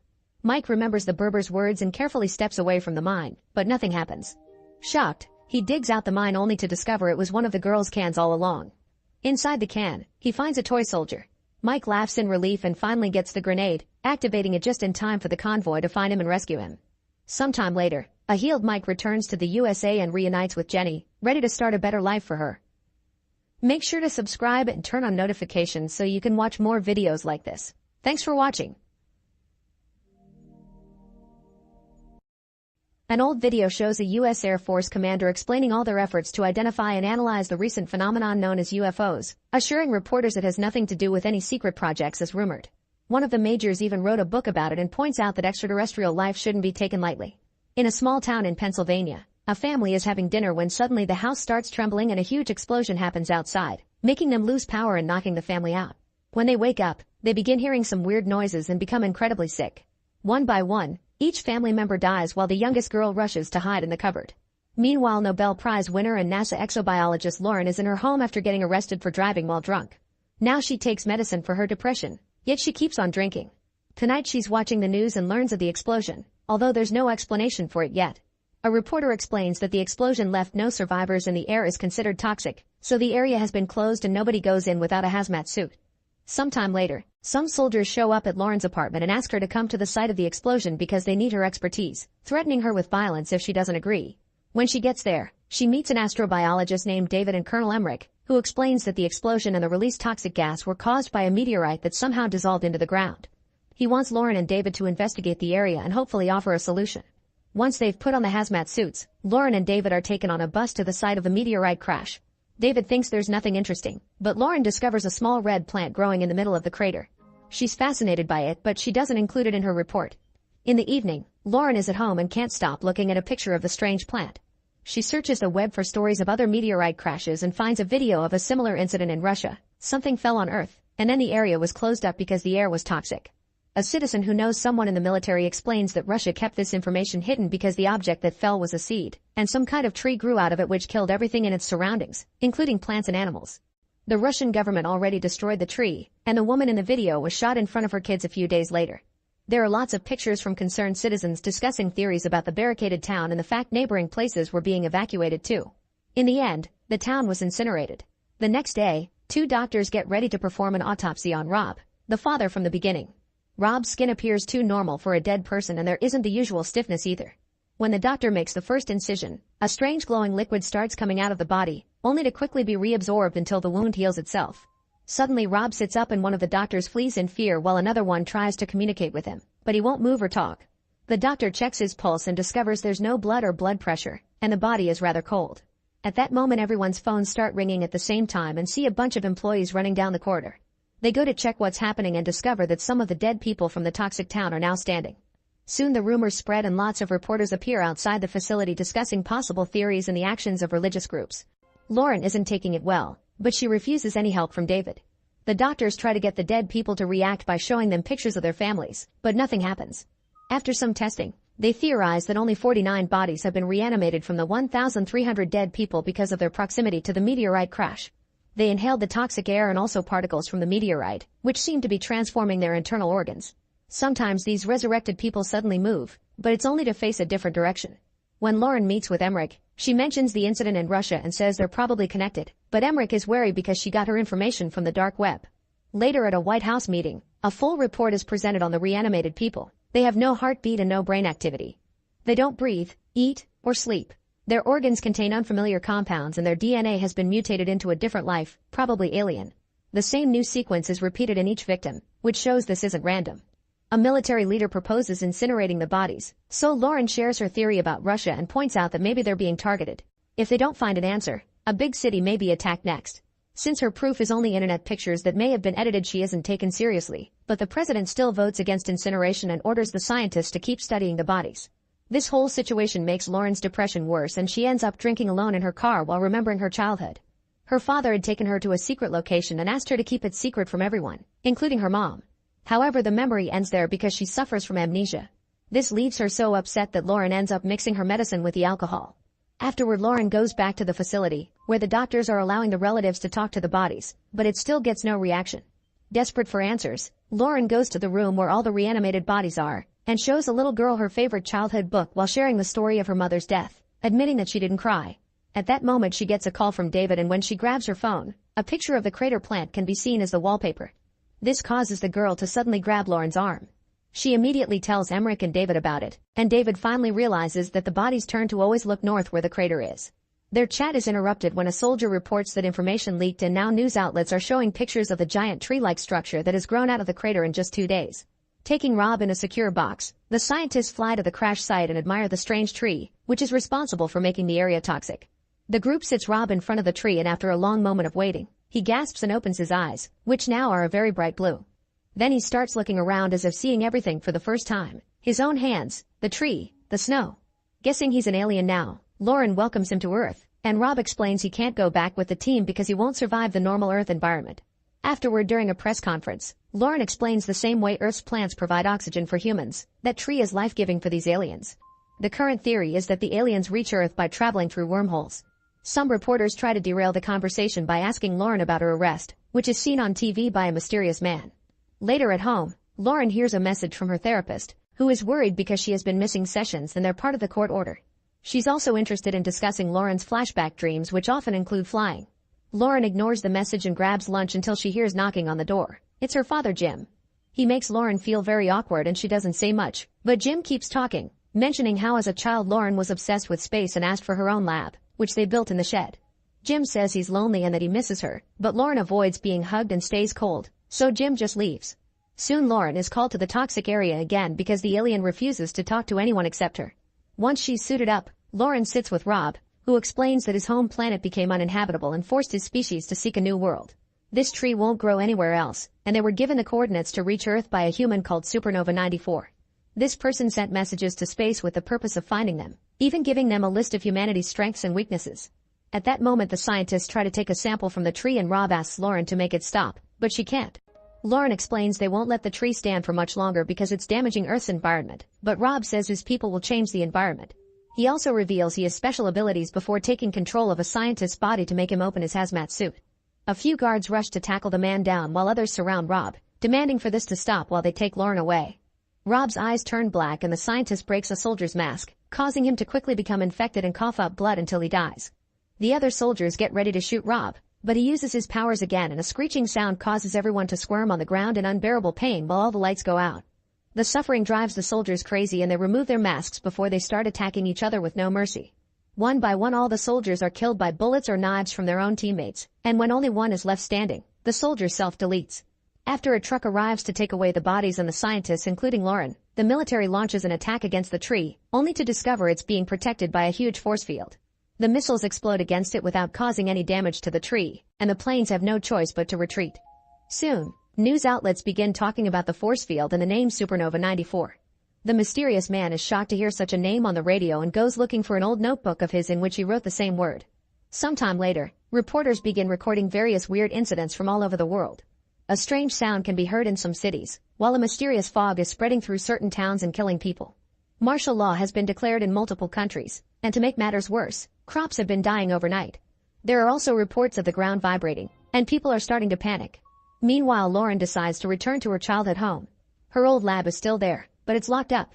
Jim is indeed lonely and sitting in his room in a very depressed state, but instead of visiting him, Lauren keeps on traveling. She feels like she doesn't know who she is and that she doesn't belong anywhere. She's also aware that the world is ending, yet she feels relief as if she was being put out of her misery. Eventually Lauren returns to the alien tree, which has been transforming more. Suddenly the ground starts shaking and Lauren puts her ear on the snow, hearing the same strange noises. Rob says it's life growing and then reveals that this is all happening thanks to Lauren, offering his hand for her to touch. As soon as Lauren grabs Rob's hand, she begins seeing her suppressed memories. It turns out Jim used to work for a senator and he took Lauren to Area 51. While the adults discussed business, little Lauren wandered around and overheard them talk about an alien that landed on Earth, who could fly but didn't survive the local environment.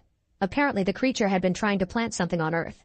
Curious, she went further inside and found the alien inside the pound, which she didn't hesitate to touch. This contact triggered a process that transferred the alien's consciousness into Lauren's body and mutated her DNA, making her an alien too like it happened to Rob in the present. As soon as she returned home, little Lauren began showing amazing intelligence, writing complicated calculations on the wall and even designing a rocket.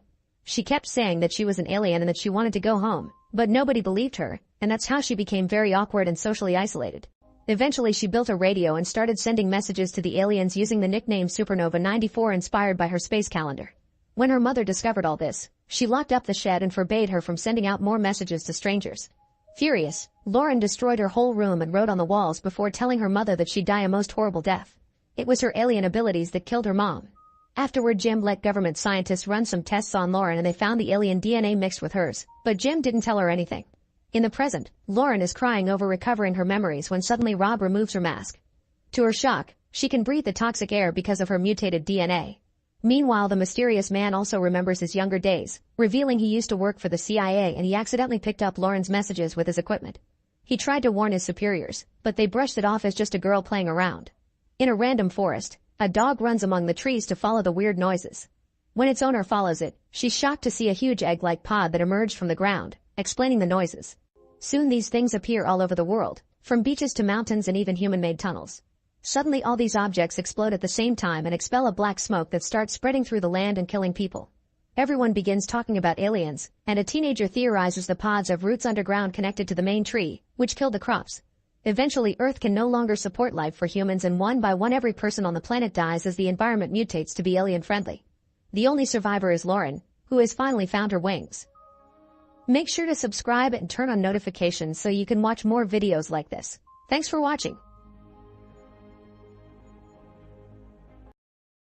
A group of college students is using their school lab for their experiment to prove that the multiverse exists. After lots of failed attempts, they use the latest model of their device on a bowl with a goldfish and discover there's a recurring pattern of particles in the water. It's not enough to make contact yet, but they conclude they just need more water and leave for the lake. While driving, they continue to check the computer screens and get excited when they see flares. Jerry decides to speed up, and when they turn around a curve, they almost hit another car. Thankfully Jerry moves his car out of the way just in time and stops it next to the hill, but the other car isn't so lucky and now it's stuck on the edge of the cliff. The car's wheels keep on turning and they can hear the group inside panicking, so Loretta goes to check on them while the others call for help. When she reaches the window, Loretta is very shocked by what she sees inside the car. Then a hand reaches out and Loretta grabs it right before the car finally falls down the cliff, killing everyone inside and Loretta too. Jerry and Amy have to hold Danny as he has a breakdown over his dead girlfriend. 5 months later, the team is testing a new device to measure emotional reactions to different pictures. Jerry thinks they should get the full emotional spectrum, but photographs of Loretta and a car put Danny in a really bad mood so he angrily takes off the headset to leave. Then Jerry notices on the screen the reaction Danny had when Amy touched him, and she confirms they've been seeing each other. Later at the library, Danny thinks he sees Loretta behind the shelves. He rushes to go after her but follows the wrong woman, only to see Loretta leaving through the main door. Danny tries to follow her again, but unfortunately she's already gone. In the evening, the friends go to a bar. Jerry admits he's bored and misses the old experiments because those pushed boundaries, so Danny has to remind him they stopped because of a death. Suddenly Jerry gets distracted because he sees a girl that looks a lot like Loretta and Danny rushes after her, but once again she's gone. Then Danny goes to Amy's house, apologizing for thinking so much about Loretta. Amy wonders if he would like her more if she wasn't deaf-mute, but Danny assures her he likes her just the way she is and he's just having trouble handling his grief. That night, Amy has nightmares of someone drowning. The next day at the lab, Jerry is shocked to find a second fish in the bowl. At that moment he gets a call from Loretta's number, and when he picks up, Loretta's voice talks to him about the usual group activities. Angry, Jerry says it's a distasteful prank and hangs up. After class, Amy meets with Danny and they share a kiss. Suddenly a woman slaps Amy. It's Loretta, who is shocked to see her boyfriend is cheating on her. Danny and Amy can't believe what they're seeing and take her to the lab, where together with Jerry they explain she's been dead for 5 months. Jerry theorizes she's been wandering around with amnesia, but Loretta assures them she's been seeing them every day as usual and that she never died or got hurt. Curiously, she doesn't understand sign language anymore and swears Amy has always talked to her. At that moment Loretta sees the second fish and gets excited because she thinks it came from another dimension. She concludes this world's Loretta is indeed dead and she comes from another universe similar to this one but with small differences, like Amy being able to talk and hear. Since in her universe she didn't die, they never stopped working on the experiment, so the machine on that side pushed her and the fish over. To prove it, she pulls up her sleeve and shows them her new tattoo, explaining all four of them got the same one recently. Afterward, Danny drops Amy at her home and apologizes for not staying together tonight, explaining he needs to be there for Loretta. The rest of the ride is quite awkward, and since Loretta can't go to her home because she's supposed to be dead, Danny allows her to stay with him but without sharing the bed. Danny ends up sleeping on the floor and when Loretta tries to ask about Amy, he ignores her questions. Seconds later in their respective homes, Jerry, Amy, and Danny begin feeling unbearable pain. They wiggle on the floor as thousands of voices echo in their head, and after lots of screaming, the pain just stops. The next day Amy is upset to hear Danny brought Loretta over, not knowing how to handle the situation. They go to the lab and find a worried Jerry, who explains someone broke in and searched the place, leaving a mess behind and a dead fish in the bowl. Amy and Jerry wonder if it was Loretta, but Danny immediately defends her. When Loretta joins them with coffee, she notices that the dead fish is the one from the other reality, and she worries about what it may mean for her own life. Later when Jerry returns home, he finds the door of his house open and the alarm off. As he notices some abandoned food and beer, Jerry hears a noise and rushes upstairs, where he sees his bedroom has been searched too. After noticing there's money missing, Jerry hears another noise and runs to the front door, but the thief is gone and has dropped his science trophy nearby. Meanwhile Loretta decides to spend the night in a motel. She decides to call her parents but doesn't say a word. Instead she hears them yell at her for using their daughter's number as a sick prank before hanging up. The next day, Loretta goes to see Amy and makes an effort to use a few words in sign language as she offers a pact, telling her about the motel and saying they both should stay just friends with Danny until they figure out what's going on. Amy agrees and the girls become best friends again.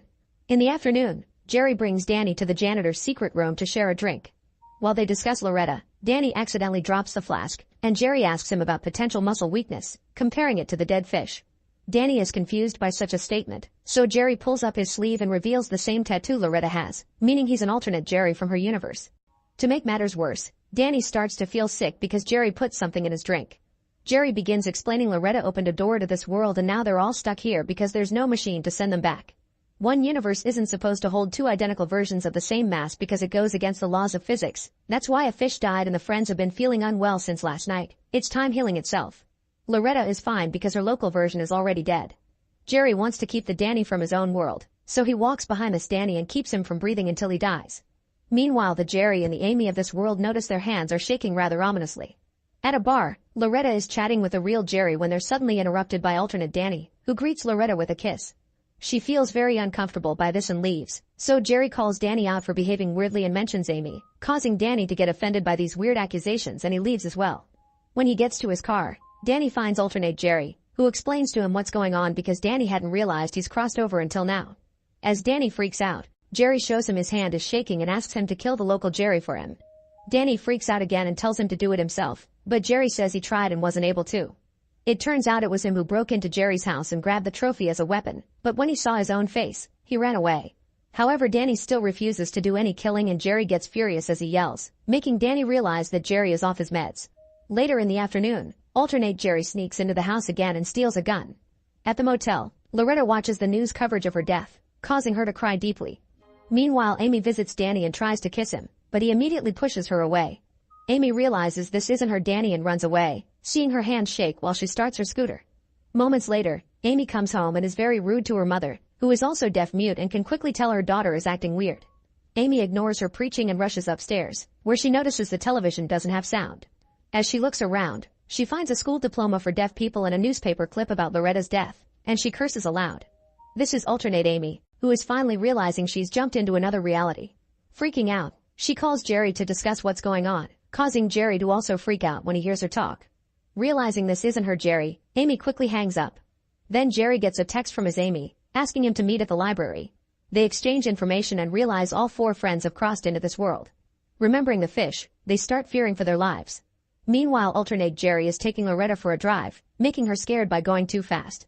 Eventually he stops the car in the middle of the road to show her the tattoo and prove he's her Jerry, so Loretta shakes his hand, agreeing to be partners. She also notices his fingers are shaking, which reminds him of what he must do. On their way back, Jerry drives even faster as he rambles like a maniac. Eventually Loretta gets off and refuses to tell Jerry where she lives, pointing out he truly is losing it. In the meantime, real Jerry goes to see Danny, demanding to know where his real friend is. Danny pushes him away and tells him that the other Jerry killed him, pointing out that in his world Jerry always had a foot in a crazy bucket. Back to Amy. She rushes back to her house and finds her mother sleeping. At that moment she gets a text from Jerry, warning her that his alternate self is a killer. Then she starts going upstairs, noticing the pain gets worse the closer she gets to her room. Amy finds her alternate self waiting on the bed, which scares her. Alternate Amy explains her mother is also deaf-mute and the odds of passing it down were 90%, so it seems she got lucky. When she was younger, she was ashamed of her mother and it made her mad for not having a normal family, so alternate Amy wasn't very nice to her. However, in this world she can see that her other mom and local Amy are very close, and she refuses to ruin that, wanting at least one mother to be happy. Then alternate Amy leaves, and when real Amy comes down, her mother is confused because she's seeing her again. Amy tells her that hadn't been her and it's just a misunderstanding, promising her she's the real one and that she won't abandon her. Afterward, Amy follows her alternate self and finds her walking into the ocean where it all started. Amy remembers her dream and tries to stop her, but alternate Amy thinks the ocean can take her back to her world and tells Amy to take care of her mom before diving in.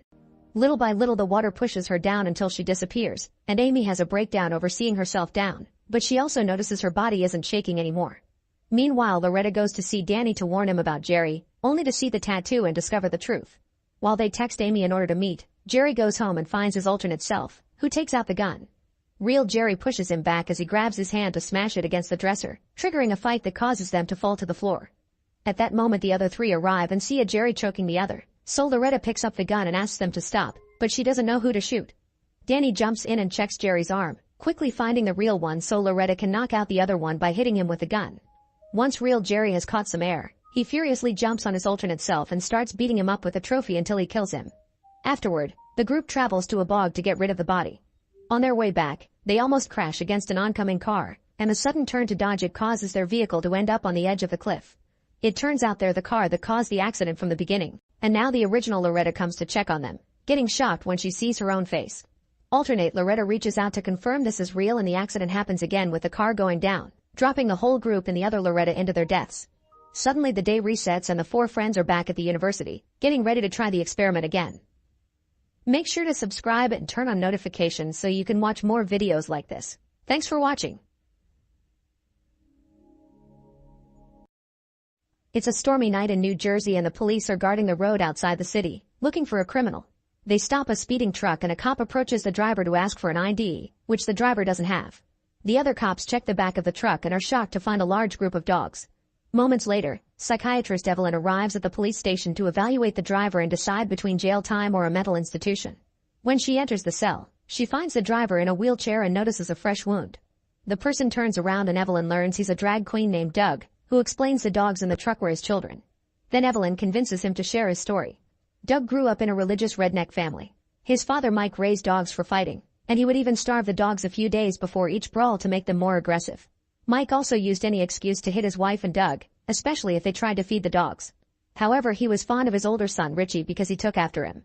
The dogs were aggressive during the fights but they loved Doug, who would lie down next to the cage to talk to them and pet them, sometimes even sneaking food for them.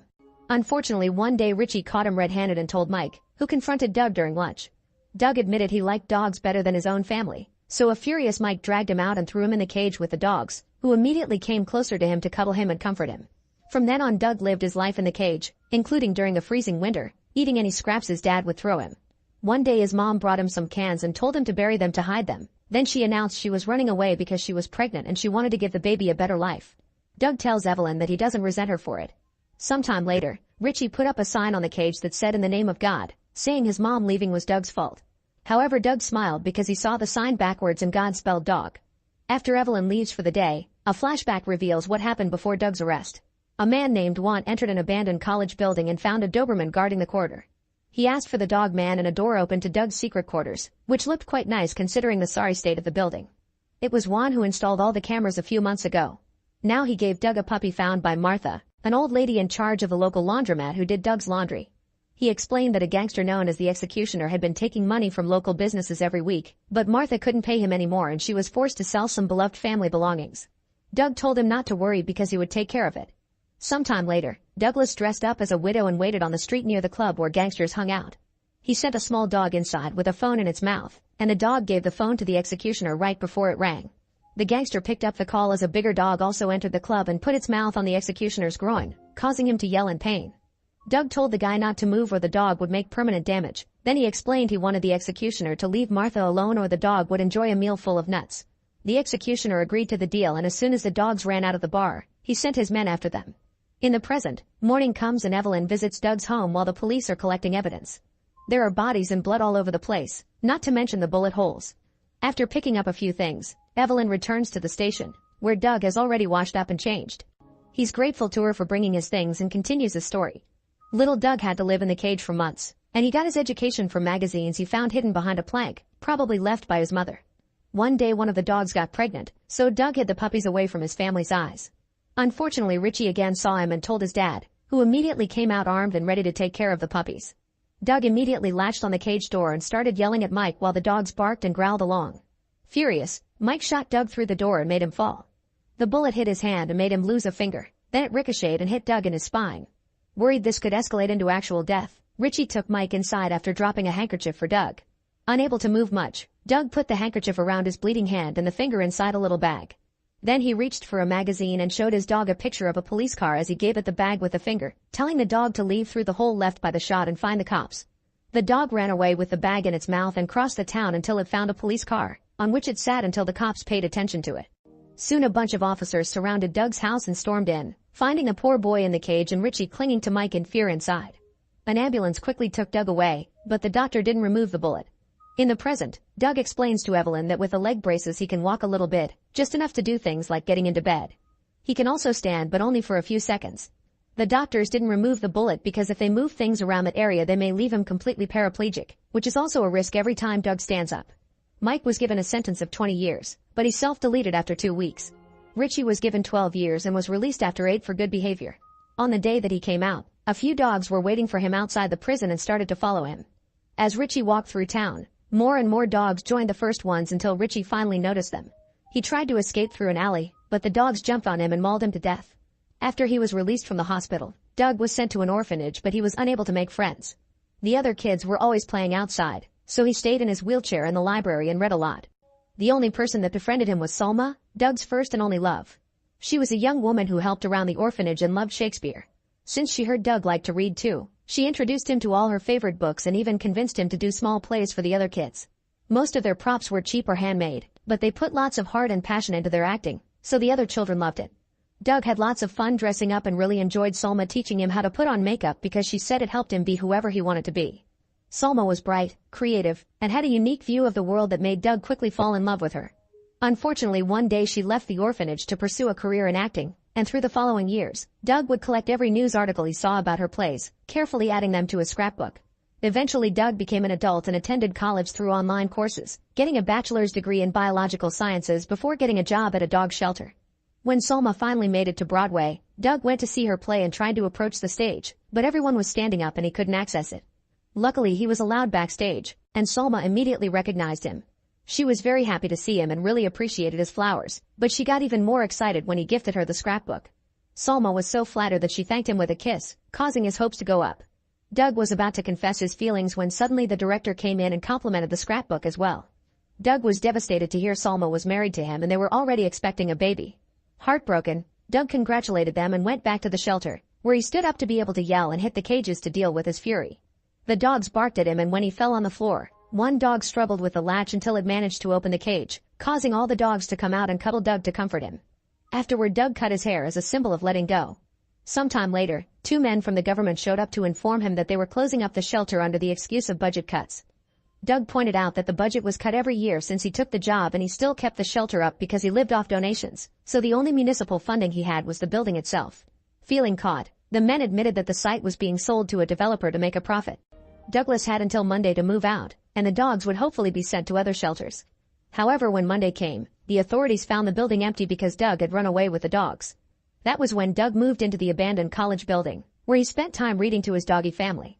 He soon started to look for a job, but every place would turn him down because of his wheelchair. One afternoon Doug went to a club that was looking for a barman and arrived just in time to watch the drag queens rehearsal, immediately falling in love with their costumes and their art. The owner told Doug that he already hired someone for the bar, but Doug announced he wanted to act instead, sharing his experience. The man pointed out people wouldn't be interested in a performance done in a wheelchair, so Doug got off the chair and explained he could stand for a whole song. The queens were very impressed and found him cute, so they convinced the owner to give Doug a chance. The following Friday, the queens helped Douglas get clothes, makeup, and a wig for his performance. Wanting to make a good impression, he removed his leg braces and asked his new friends to be ready to catch him when he was done. The queens helped him reach the stage and he waited behind the curtains, which opened when he was introduced as Edith Piaf. Doug started singing in French while doing slight movements with his hands, and both the public and his co-workers were enchanted by his voice. Everyone could hear the raw emotion in the lyrics, and by the end, everyone clapped and cheered for Doug, wanting more. The curtains closed and the other queens rushed to catch Doug right before he fell. From that on, Doug was allowed to perform in the club every Friday night. Obviously this didn't pay enough to live, so Doug started a service that matched lonely people with the right dog for company and protection. He also gave them extra help if they needed it, implying illegal activities like what he did with the executioner. One day while he was cooking, the dogs would bring him any ingredient he needed from the pantry, and this made Doug realize this could be used to do what he called fair redistribution of wealth. His smallest dog would sneak inside rich people's houses through windows or ceiling hatches that were left unlocked because of their small size. Then the dog would open a bigger entrance so all the other dogs could come in too. Together they would steal all the jewelry they could carry and nobody ever suspected animals were doing it. Things went well for a while until one day, a rich lady called insurance agent Ackerman, who thought she was trying to commit insurance fraud. Supposedly every window and door in her house had been locked except for a tiny bathroom window, not to mention her dogs didn't bark. However, the lady gave him the security camera tapes, and when Ackerman started to watch them, he saw a dog running out with something in its mouth. It looked crazy, but then he remembered the other mysterious cases from the last few months and checked the other recordings as well. He was shocked to discover that the same dogs were always on the screen and they had been dismissed as random strays by the other agents. In one particular recording, Ackerman found a guy pretending to be a guard waiting for the dogs with a truck. He investigated the license plate and found Doug's profile, eventually discovering he was working at the club. One Friday night, Ackerman attended Doug's performance and to his shock he was wearing one of the stolen necklaces. After the show, Ackerman went to the dressing room with a flower, pretending to be Doug's fan. He asked him out for dinner, but Doug turned him down because he had to go home to feed his kids. When Doug left the bar, Ackerman discreetly followed him. As he entered the old building with a gun, the dogs warned Doug, who immediately asked them to hide. Ackerman found the Doberman guarding the corridor and considered shooting, but at that moment Doug opened the door and told him the jewelry was in the safe. Once he had the box, Ackerman took a seat to check everything was in there, and Doug used the chance to order his dogs to kill him. Now that most of his life has been covered, Doug shares why he got arrested. The evening after Doug helped Martha, the executioner and his gang found the abandoned building because they beat up Juan until he talked. Once they were sure they were at the right place, they killed Juan with a shot. The sound alerted Doug of their presence and he told the dogs to get in position for war while he grabbed a weapon from his collection. The executioner ignored the Doberman and started to shoot the metal door to no avail while Doug escaped through a narrow hidden corridor. At that moment a little dog ran by the corridor and a gangster followed him into a hole, only for the bigger dogs to drag him in and kill him. Then the gang split and started to follow the different dogs that kept peeking into the corridor. A guy followed a dog into a bathroom with a wet floor, and the dog released a cable to electrocute him. Another guy followed a chihuahua into a locker room and when he got close enough, Doug shot him through the wall. A man entered the wrong room and found himself surrounded by huge dogs that immediately mauled him to death. While chasing a small dog, another guy fell inside a hidden pit, and when his friend tried to help him, the dog pushed him down as well. Then Doug came over and shot them both. In the corridor, a gangster stepped on a trap and was left hanging from the ceiling for a dog to catch. Nearby another gangster also fell in a trap and got mauled as well. The executioner started to get nervous and asked his men to bring him a better weapon. At that moment Doug opened fire through the wall, bringing down a few men. When the executioner shot back, a bullet hurt Doug's back before he managed to duck. A desperate Doug dragged his body through the floor and took the narrow corridor to return to his quarters while the executioner used the bigger weapon to finally open the door. He came inside and tried to shoot Doug only to discover he ran out of bullets, and the dogs used the chance to kill him too. Afterward Doug and his dogs escaped in a truck and that was when the police caught them. While Doug waited in the police car, he gave the dogs a sign and they immediately ran away. In the present, Evelyn tells Doug she's heard enough and leaves. Then Doug smokes near the window and smiles when he hears a dog howl. It turns out his dog has been waiting outside, and at the sound of the howl, all the other dogs come to the area too. While Doug dresses up nicely with the things Evelyn brought him, the dogs enter the station and scare the front guard into passing out. Then a very slim dog steals the keys and crosses the bars to drop the keys by Doug's door. Afterward Doug escapes and leaves his chair behind, determined to walk to the church across the street. He asks God to pass his judgment and then he falls on the ground as he takes his last breath. Soon all his dogs surround him and every dog in town also comes to say goodbye. Meanwhile, the Doberman goes to Evelyn's house to protect her from her violent ex-husband. Make sure to subscribe and turn on notifications so you can watch more videos like this. Thanks for watching. In England, in the middle of the night, 3 animal rights activists break into the Cambridge Primate Research Centre, where chimps are being experimented on with videos of human rage, violence, and destruction. As the activists start taking pictures, a scientist finds them and rushes to call security. The group stops him just in time and captures him, so the scientist begs them not to do anything because the chimps are infected with a highly contagious and very dangerous virus called rage. However, the activists don't take him seriously and release one of the chimps, who immediately attacks and bites a woman with unbound fury before one of the others kills it. While the other chimps go crazy in their cages, the woman begins vomiting blood on the floor at his friend's face. The scientist says they must kill her, but it's too late. She transforms into a zombie and attacks all the people in the room. 28 days later, Jim wakes up from a coma in an empty hospital. He leaves the room and wanders around looking for people, but he doesn't find a single soul, just chaos everywhere. After grabbing some drinks from a vending machine, he leaves the building to explore London, finding the city in the same condition. No people at all, but lots of destruction. When he finds a newspaper, he learns that Britain has gone through a mass exodus, and on a huge bulletin board he finds thousands of missing people signs. Eventually Jim enters a church, where he finds creepy messages on the walls. When he reaches the main room, he's shocked to see it's full of rotten bodies. He says hello and a few people suddenly move, staring at him with blank faces. At that moment the priest comes out, but he's a zombie and tries to attack Jim, who hits him with his bag full of cans. The priest is unbothered and tries to chase him, so Jim runs away. The other zombies also leave the church and start chasing Jim, who runs as fast as he can until he reaches a gas station. There, survivors Mark and Selena begin throwing Molotov bombs at the zombies to burn them up, and once Jim is safe with them, they throw a bomb at the gas station to blow it up. Afterward the duo takes Jim to their hideout, which is an abandoned sweet shop in the London Underground. When Jim tells them he had been in a coma because of a car crash, Selena explains that a highly contagious virus escaped from a research center and continues to spread uncontrollably, turning people into zombies and collapsing British society. Most of the population is now dead or affected, the army was overpowered, and the government doesn't exist anymore. Jim wants to go to his parents' home to check on them and ignores Selena's warnings that they most likely are dead, so she and Mark agree to go with him to stick together. In the morning, the trio carefully makes their way across a very empty London and safely arrive at Jim's old home, where a devastated Jim discovers his parents self-deleted to avoid becoming zombies. They even left a note for him saying don't wake up. As Jim cries, Selena and Mark tell him he should be grateful his family died peacefully, because they had to watch their own families become monsters.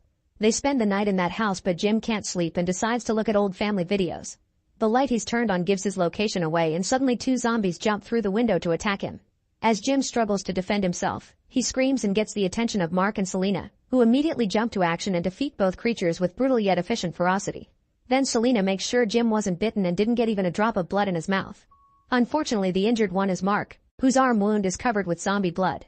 Without hesitation, Selena hacks Mark to death with her machete before announcing they must leave because more zombies will come. After washing up, changing clothes, and gathering all the supplies they can find in the house, Jim and Selena leave the area, and Selena warns Jim that if someone is infected they must be killed immediately, no matter if it's a relative or a friend. Later they see flashing lights coming from an apartment nearby and go to investigate. The building is in a sorry state and the lobby is full of trolleys, but the duo just climbs over them to reach the stairs. There are several floors to climb, and when they stop to take a break, they hear screeching from zombies that have entered the building. They also jump over the trolleys to take the stairs, so Jim and Selena begin climbing faster as the zombies come after them. After going up a few floors, they freeze when they find the way blocked by a man wearing protective gear, who gives them the number and location of his apartment. The guy stays to fight the zombies, stopping them with a shield while he beats them up with a bat. The duo makes it to the apartment, but the girl inside doesn't open the door until the man comes back in one piece. Once everyone is inside, Frank and his daughter Hannah introduce themselves, giving the duo a warm welcome. This is the apartment with all the lights, and Frank is glad his signal has finally brought over some company. The next day, Frank shows Jim all the buckets he has on the roof, explaining that it hasn't rained in a while.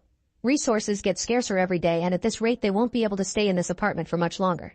Then Frank shows Jim and Selena a repeating military radio broadcast that claims that soldiers are offering other survivors protection outside Manchester and even promising the answer to the infection. Frank wants to travel there but Selena is skeptical, saying it's probably a trap or an old recording that doesn't hold true anymore. Hannah offers a heartful speech and convinces everyone is worth the risk.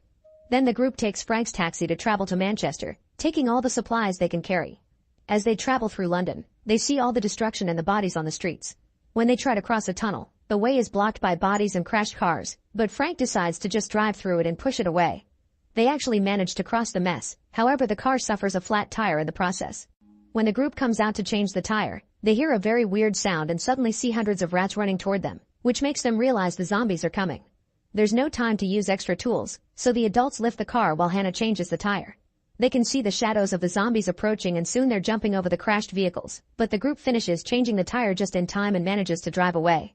Afterward they keep driving for a few hours and when they make it to the countryside, they stop at a burger shack to take gas from an abandoned truck.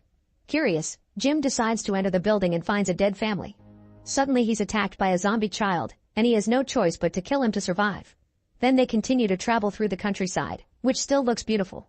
When they stop for dinner, they watch horses run around without a care for the world. Selena admits that this was better than she expected, and even kisses Jim on the cheek. That night, the group stays in an old castle in ruins.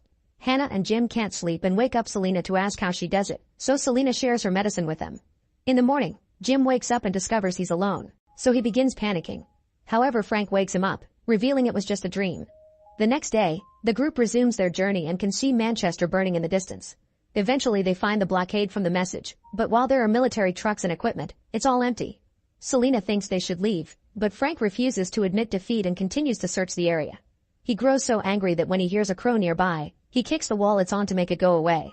The crow had been feeding on a zombie and when it moves, it causes a drop of blood to drop into Frank's eye.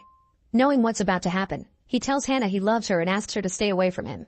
Hannah still tries to approach him, and as the virus reacts, a furious Frank pushes his daughter away. Then he moves back as he starts transforming, so Selena tells Jim to kill him while she holds Hannah down. Jim doesn't want to hurt a friend and freezes, but luckily they're saved by the sudden arrival of some soldiers who shoot Frank down in seconds. Afterward the soldiers take Jim, Selena, and Hannah to a secured mansion in the woods where a few surviving soldiers have set up a new base, fortifying the place against zombies. The leader Major West welcomes them and offers them food and a shower. Once they've settled down, Hannah is left napping and Selena has a breakdown in front of Jim. He tries to comfort her with a kiss and at first Selena kisses back, but when she realizes what's happening she leaves the room. Then Jim goes to Major West to ask about the answer to the infection that the radio message mentioned. It turns out they don't have a cure. West considers his answer to be all the extra security plans they've installed around the house and the supplies in the kitchen. West also reveals he even has captured a zombie soldier, who is being kept chained up in the mansion's courtyard for study. Jim thinks it's cruel, but West says he wants to learn what it takes to starve a zombie to death, which may be the real answer they need. In the evening, Jim's group has dinner with the soldiers, and they're a bit creeped out by their harsh macho behavior. West wears his full uniform and insults the guy who made dinner for making a mistake. He also assumes Hannah can take over kitchen duties. Suddenly the alarm rings, so all the soldiers run outside to defend the mansion from the incoming zombies. The men quickly get to their assigned positions and open fire, killing dozens of zombies and creating some big explosions with their weaponry that defeat their enemies in just a few minutes without breaking a sweat. When the soldiers come back inside, Mitchell tries to take advantage of Selena, so Jim tries to push him away. Because of his training, Mitchell easily overpowers him, and Sergeant Farrell has to hit him to make him stop. At that moment West arrives and tells everyone to go clean the bodies, then he has a talk with Jim in private. West explains that a few days ago, he found a soldier called Jones about to self-delete because there was no future. To bring back hope, West promised his men he would bring them women to repopulate after starving the zombies to death. That's why he sent out the radio message. Horrified, Jim rushes to grab Hannah and Selena and tries to leave with them, but they're immediately knocked down and captured by the soldiers. Farrell tries to defend them because he disagrees with West's plan too, only to get captured as well. Jim and Farrell are locked up together, and Farrell mentions that the infection couldn't have crossed the seas, so most likely the rest of the world is just fine and they're only quarantining Britain to keep the infection on the island. Hearing this gives Jim hope. In the morning, Mitchell and Jones take the prisoners to the forest to be executed next to a pile of bodies. Farrell calls them out for turning on their own sergeant and an argument ensues. Jones wants to shoot them to make this quick, but Mitchell wants to stab them and enjoy it. A desperate Jones shoots anyway, killing Farrell but also hurting Mitchell in the arm. While Mitchell jumps on Jones to yell at him, Jim uses the chance to disappear. As soon as the soldiers notice they go looking for him, but it turns out Jim has been pretending to be a body on the pile. Then Jim manages to escape by jumping over the wall, leaving his shirt behind. The soldiers see this and decide to leave him be, thinking he can't survive the zombies that wander beyond the walls. As Jim escapes into the woods, he suddenly trips and falls, causing him to look up. To his surprise, he sees a jet flying by, meaning Farrell's theory that the rest of the world is fine is correct. In the mansion, the soldiers want to put Selena and Hannah in pretty dresses to prepare them for a night of breeding. Selena tries to fight against them to no avail, so she changes tactics and kisses a soldier, flirting as she asks him to give them some privacy to change in peace. The soldiers accept, and after they leave the room, Selena gives Hannah some of her medicine to make the experience less traumatic for her. The soldier overhears this and rushes back inside, but before he can do anything, they hear the alarm going off again. It turns out Jim is at the blockade and sounding the alarm on purpose. Soon West and another soldier arrive and start searching the area, so Jim carefully sneaks around and ambushes the soldier to knock him down. When West realizes his partner is missing, he looks around and finds him dead in his Jeep, so he opens fire without aim just in case. Then he tries to leave in the Jeep, but it's been disabled, and at that moment a zombie jumps on top of the vehicle. West immediately shoots him down before coming out of the Jeep to also kill all the other incoming zombies. Once he's done, he runs back to the mansion. Meanwhile, Jim also returns to the mansion, and with the weapon he stole from the Jeep, he frees the chained zombie, who immediately jumps through the window to attack the soldiers guarding the girls. While Selena uses the chance to drag Hannah away, the zombie vomits blood on a soldier and then starts chasing after Jones. The first soldier now becomes a zombie as well. Selena and Hannah try to leave the house, only to be blocked by Mitchell. Suddenly Jones runs by with a zombie behind him, so Mitchell sends a soldier after them while he takes care of the girls. Jones manages to hide in the kitchen, and when the zombie is about to get him, Mitchell's friend appears to shoot him, only to be jumped on by the new zombie and get infected too. Jim happily watches all this through the window, and inside a cupboard, Jones cries because he can't help. After the zombies leave, Jones tries running away, however Jim finds him and kills him on the spot. Then Jim goes inside a secret door to hide from the zombies, who take the stairs instead. Upstairs, Hannah manages to run away from Mitchell and enters the changing room to find a picture of her dad among her things. When she hears a zombie coming, she hides behind a mirror just in time. The zombie gets confused by his own reflection and leaves. Back to Jim, he runs around the mansion looking for the girls and enters a room where he finds a soldier hiding because he has no bullets. Jim ignores his begging for help and jumps out the window, leaving the soldier to be eaten by the zombies. By running the roof, Jim sees the room where Mitchell is about to take advantage of Selena and enters through the window. Mitchell immediately takes Selena hostage, but Jim still jumps on him and makes him let go of Selena before attacking him quite furiously. Mitchell doesn't get to struggle much before Jim smashes his head against the wall and then throws him on the floor to crush his eyes. Horrified by this violence, Selena grabs her machete and almost kills Jim, thinking he's a zombie too, but her hesitation allows Jim to prove he's fine and the two of them kiss. Suddenly Hannah hits Jim with a vase, also thinking he's infected. Thankfully Jim is fine and the trio immediately runs out of the building, but when they approach Frank's taxi, they find West inside. Saying he wants revenge for his men, West shoots Jim, so Hannah quickly drives the taxi backward into the building. The previously chained zombie breaks the back window and drags West out to get his own revenge, and Hannah immediately takes off, picking up Jim and Selena on her way out while the zombie kills West. The gates that surround the mansion are locked, but Hannah just drives through them anyway. Jim's memories of what happens afterward are blurry, but he remembers Selena giving him CPR at a hospital and begging him to live. 28 days later, it's shown that the trio has been living in a cottage in the countryside. Selena has been working hard on sewing lots of fabric, and when they hear a plane fly by, the trio rushes outside with the fabric, revealing she made giant letters that spell hello. The plane sees this and turns around to rescue them. Make sure to subscribe and turn on notifications so you can watch more videos like this. Thanks for watching. In an alternate version of Earth, the Great Plagues are killing millions of people. They are diseases born from alchemists experimenting with genetic science, thinking they've discovered God's secret code for life. However, one of these plagues also creates a new kind of being that some people call vampires. They aren't supernatural creatures though, they are an improved version of humanity. Born from human mothers, the transformation happens when a specific virus interacts with a specific genetic mutation. They call themselves brothers, and by using science and taking over the church, they help humans fight against the plagues and offer spiritual guidance. Brothers drink only donated blood from churchgoers and live long disciplined lives as priests. Whenever a brother is born, he is immediately taken away to be brought up in the church, although lately not many brothers have been born and all the ones that exist so far have always been male. One day, young Silas is introduced to his newborn brother Edgar, who won't stop crying. Brother August tells him that since Silas and Edgar come from the same mother, Silas must guide him as he grows. 100 years later, an adult Silas is in the slums using his super hearing to track down a crime. He hears the blood drop from a woman's body and follows a metallic noise to find Edgar escaping through a window. Silas tries shooting him, but Edgar dodges and escapes by jumping on the roofs. The next day, Silas shares a bloody drink with Augustus and expresses his wish to team up with the human police to go after Edgar, but Augustus refuses. He's been covering up all of Edgar's murders since the guy went crazy and started feeding on humans, which the Brotherhood hasn't done in centuries. If the truth comes out, people will panic and won't trust the brothers anymore, meaning they'll be treated as monsters again. Meanwhile, in a poor neighborhood called Jamestown, there's an influenza vaccine shortage. The vaccines are supposed to be offered for free by the government, but criminals steal them for the black market. Captain Lily lost her husband and daughter to the influenza, so she works extra hard with Detective Jones to go after the illegal sellers. Today the duo is kicking down a door to burst into an apartment building, where they arrest the landlord. The man swears he's been giving out the vaccines to his tenants, but when the police enter a creepy old basement they discover dozens of sick people. As Jones gets aggressive with the landlord, Lily notices he won't move from his spot and they check under the carpet, where they finally find all the vaccines. The landlord just keeps asking for a lawyer, so an annoyed Lily punches him. The following day, a street kid is wandering around when he suddenly hears a woman screaming for help. He looks inside an alley and discovers Edgar feeding on a human, but as soon as Edgar sees the child, he escapes by climbing the walls and jumping on the roofs. At that moment a man finds the kid and thinks he killed the woman, but the child immediately says it was a brother. Moments later the police arrive, and a reporter tries to ask Lily about the rumors of a brother being the murderer, so Lily just tells the officers to arrest her.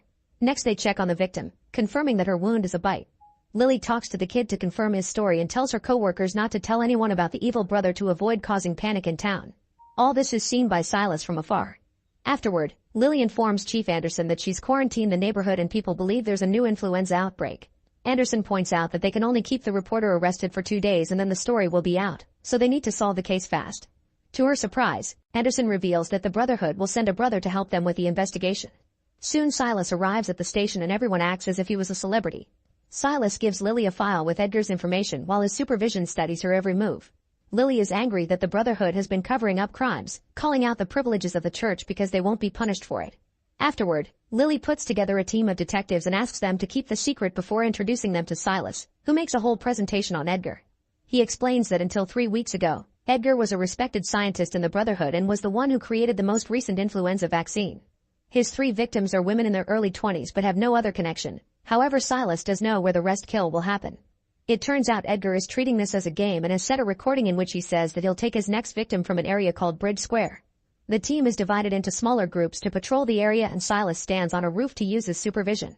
Meanwhile, Edgar is sneaking inside a building through the vents. He finds a woman he likes and tries to break in but the lead is stuck, so he goes to the neighboring apartment and waits for the male tenant to leave the room. At that moment 2 cops patrolling the building hear violent noises and alert the rest of the team. While Silas notices blood splashing on a window, Lily and the team enter the building only to find the 2 cops dead on the floor. They kick down a door and find the male tenant dead as well, so while the officers search the rest of the floor, Edgar surprises Lily from behind and pushes her into an empty room, where he starts feeding on her. At that moment Jones notices Lily is gone and comes looking for her, causing Edgar to escape through the vents before he could kill her. Then Silas arrives and offers some of his blood to Lily to help her survive. Once she's stable, Silas gets inside the ventilation shaft and uses his super hearing to follow Edgar, who ends up coming out when an angry Jones starts shooting at the vents. Edgar quickly runs down the corridor to then hide in the attic, only for Edgar to jump on him and push him through the floor. Suddenly Jones shows up and opens fire, hurting Edgar's cheek and causing him to run again. Then Silas shoots as well and this time Edgar is hit by a tranquilizer, causing his head to break the wall. Jones wants to kill Edgar but Silas doesn't let him, and Edgar is taken to the church. The next day Lily is at the hospital and keeps having horrible visions about Edgar. Silas visits her and they have a sweet bonding moment. On his way out, Silas is approached by Jones, who shows him the newspaper with the cover-up story. The authorities have told reporters that the killer had delusions of being a brother but he's now dead. Later at the church, Silas meets with Augustus and Dr. Lipsky, who is keeping Edgar in painful restraints because he decapitated a guard even though he was sedated. However, Lipsky doesn't think Edgar is insane, he thinks he's infected. The doctor shows Silas an insane woman tied to a bed, who tries to attack Silas when he comes too close.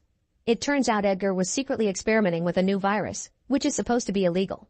However, since not a single brother has been born in 70 years and never a female, the Brotherhood higher-ups allowed Edgar to be an exception so he could genetically control the birth of more brothers.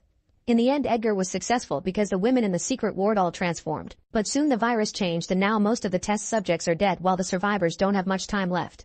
Edgar is infected with the same virus and his brain is slowly decaying, meaning he'll be the first brother to ever die. Then Silas visits Edgar, noticing how the restraints are causing him to bleed from various spots. Edgar wants to finish Lily and when Silas defends her name, Edgar makes fun of him for having fallen in love, which brothers aren't supposed to do. Later in the evening, Jones and Lily break into a house to bring down a dangerous operation. As the cops arrest anyone in sight, Lily checks the back room and finds a bunch of girls that were about to be sold.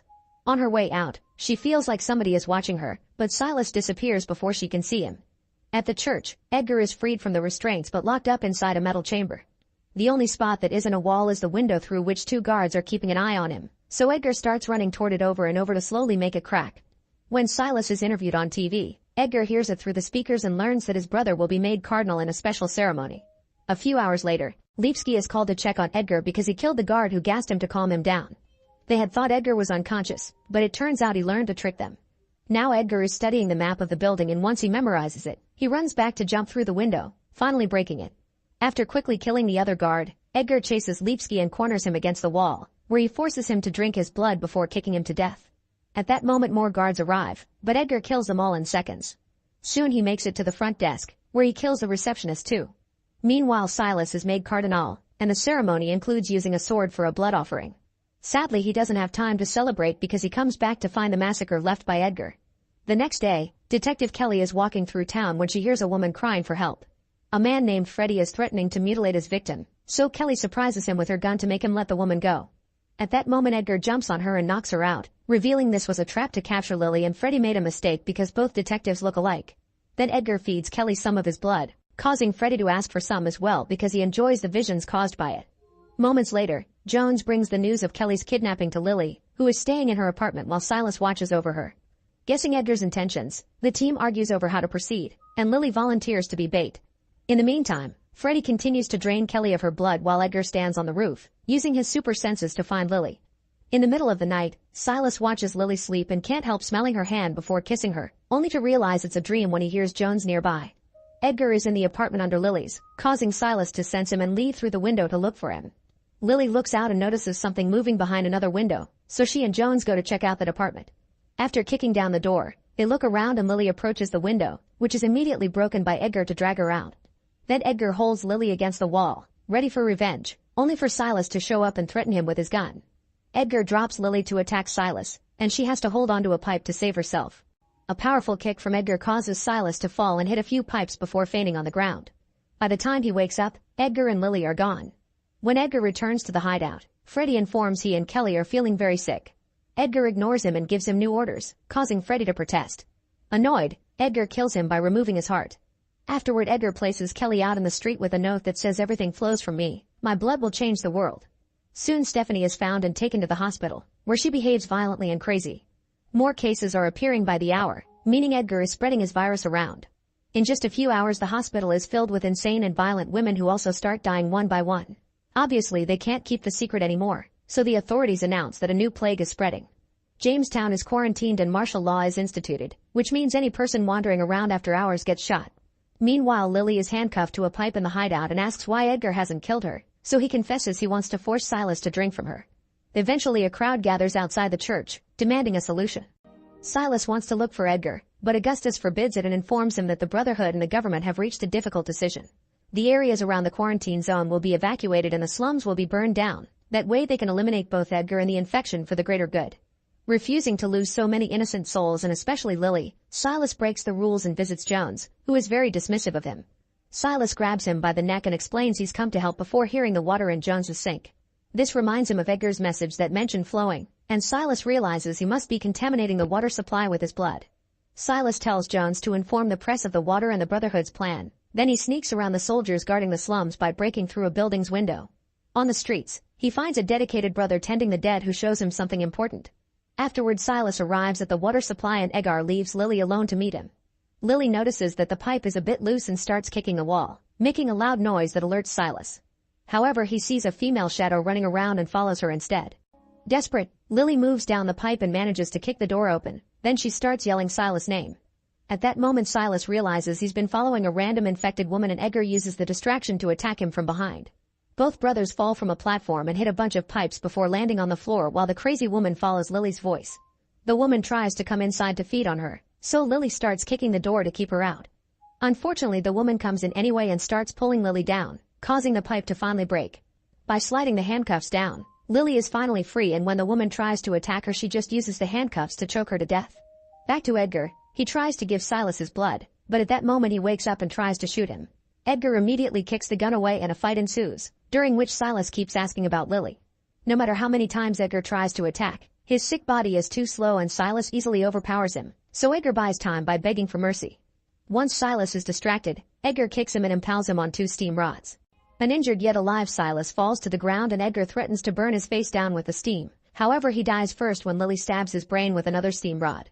On their way out, Silas kisses Lily before showing her the important thing the other brother is guarding. It turns out an infected woman has given birth to the first female vampire, so Lily accepts to leave with the baby to keep her a secret and protect her from the Brotherhood.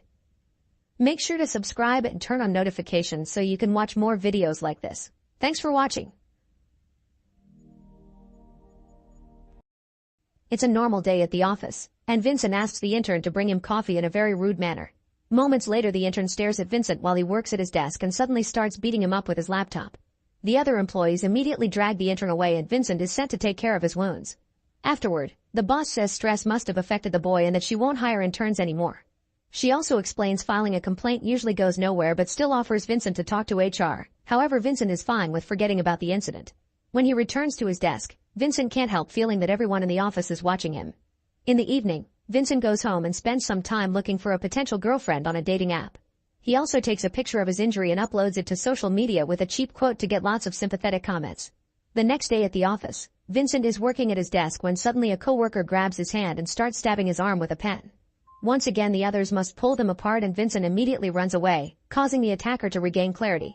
Later, after Vincent was given an arm sling by a doctor, both he and the attacker go to HR to discuss the incident, bringing a video a coworker recorded with their phone. The attacker says he wasn't in his normal state and swears he can't remember anything before he starts crying. The HR manager blames it on stress and too much workload, and Vincent doesn't want to fill a complaint, so the meeting ends with the attacker and Vincent shaking hands. Afterward, another boss asks Vincent to work remotely since obviously something about him is unnerving people. Before going home, Vincent asks a coworker to check social media to see if there are any bad rumors about him, but they find nothing. In the evening, Vincent has a date with the woman he met on the app at a restaurant. Their chat goes well and they hit it off, but Vincent can't help glancing at the window because a hobo keeps staring at him. Suddenly, the man starts walking toward the restaurant, but when he crosses the street he gets hit by a car. Terrified, Vincent decides to leave. On his way home, he can't stop feeling that everyone on the street is watching him, so he ends up taking a cab. The next day, Vincent goes for a ride on his bicycle, and when he stops at a red light, he notices a driver in a car staring at him without blinking. Scared, Vincent ignores the red light and rides away as fast as possible, but soon the car comes chasing after him. He ends up accidentally falling off his bicycle, but at least this allows him to hide off the road and the car goes away without seeing him. When he returns home, Vincent searches the internet for news related to mysterious cases of violence and finds many examples of people suddenly dissociating and attacking whoever is around them. There are also many videos filmed by people with their own phones of such incidents happening in sports events and stores. The following day, Vincent goes to see a psychologist. Unfortunately, the man doesn't believe the part about the attackers having blank faces and says Vincent may want any kind of attention, causing the others to react. Vincent goes home and starts organizing the details he knows so far on a board. The attacks start with eye contact, so he needs to know how they stop. He goes to the balcony and says hello to the neighbor, who at first returns the greeting with good manners. However, after some staring, his face goes blank and he throws things at Vincent, who immediately hides. After waiting for a few seconds, Vincent looks out again and notices the neighbor is confused over what happened. He adds to the boards that ending eye contact also ends the attack. Later, Vincent receives a package with his latest purchase, a taser, some handcuffs, and paper spray. Then he spends a few moments practicing how to react fast with the taser in hand. Feeling safe now, Vincent goes for a walk while keeping his hood up. When he returns home, the neighbor kids see him arrive and suddenly attack him. Vincent tries pushing them away without hurting them, but the kids keep trying and even bite him, so Vincent has no choice but to throw them to the floor. At that moment, he's seen by the mother, who immediately calls him an abuser, but at least she stops the attack and Vincent can run to hide in the apartment. Soon all the other neighbors are gathering outside the door and they don't believe him when he says the kids attacked first. Scared, Vincent puts some furniture against the door to keep them from breaking in. When the neighbors finally give up and leave, Vincent packs up his most important things and leaves, making sure to keep his hood up. He takes a cab to his childhood home, where he learns that his father Jean-Pierre is living with a new girlfriend. Vincent borrows his dad's car and the keys to the family's country house, but when he asks to spend the night, Jean-Pierre informs him his childhood room is going through renovations. Vincent's options are the couch or the garage, where all his old things are in boxes. Seeing he's clearly being a third wheel, Vincent decides to leave, but first he stops by the garage to get some of his old stuff and a hammer for defense. After a few hours of driving, Vincent stops at a store to buy some food. He eats it at a table in the park, where he's suddenly approached by a hobo named Joachim and his dog. Thinking he's about to be attacked, Vincent tries to leave, but Joachim asks him to stay and promises it's safe. Joachim watched him buy the food and how he avoided looking at anyone, so he can tell Vincent is like him. Vincent agrees to share his food while Joachim shares his story. This has been going on for 7 months for him. And it got so bad that he had to leave his job as a university professor. He doesn't know what caused it, but he knows there are others like them that chat on forums and blogs. Joachim recommends him the one he uses, called the Watchman blog. There they discuss techniques to survive alone, since even going to the hospital is dangerous. In fact, Joachim isn't his real name, it's the username he uses on the forum. Before leaving, Joachim tells Vincent to get a dog because it won't attack him and can warn him of any danger. Afterward, Vincent goes to the gas station and fills up his tank while trying to hide from other drivers. Unfortunately, a man parks next to him and sees him to the point he grabs a shovel from his truck, ready to attack.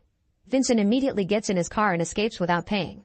After driving the entire night, Vincent finally makes it to the family's country house and locks the front gate with a chain.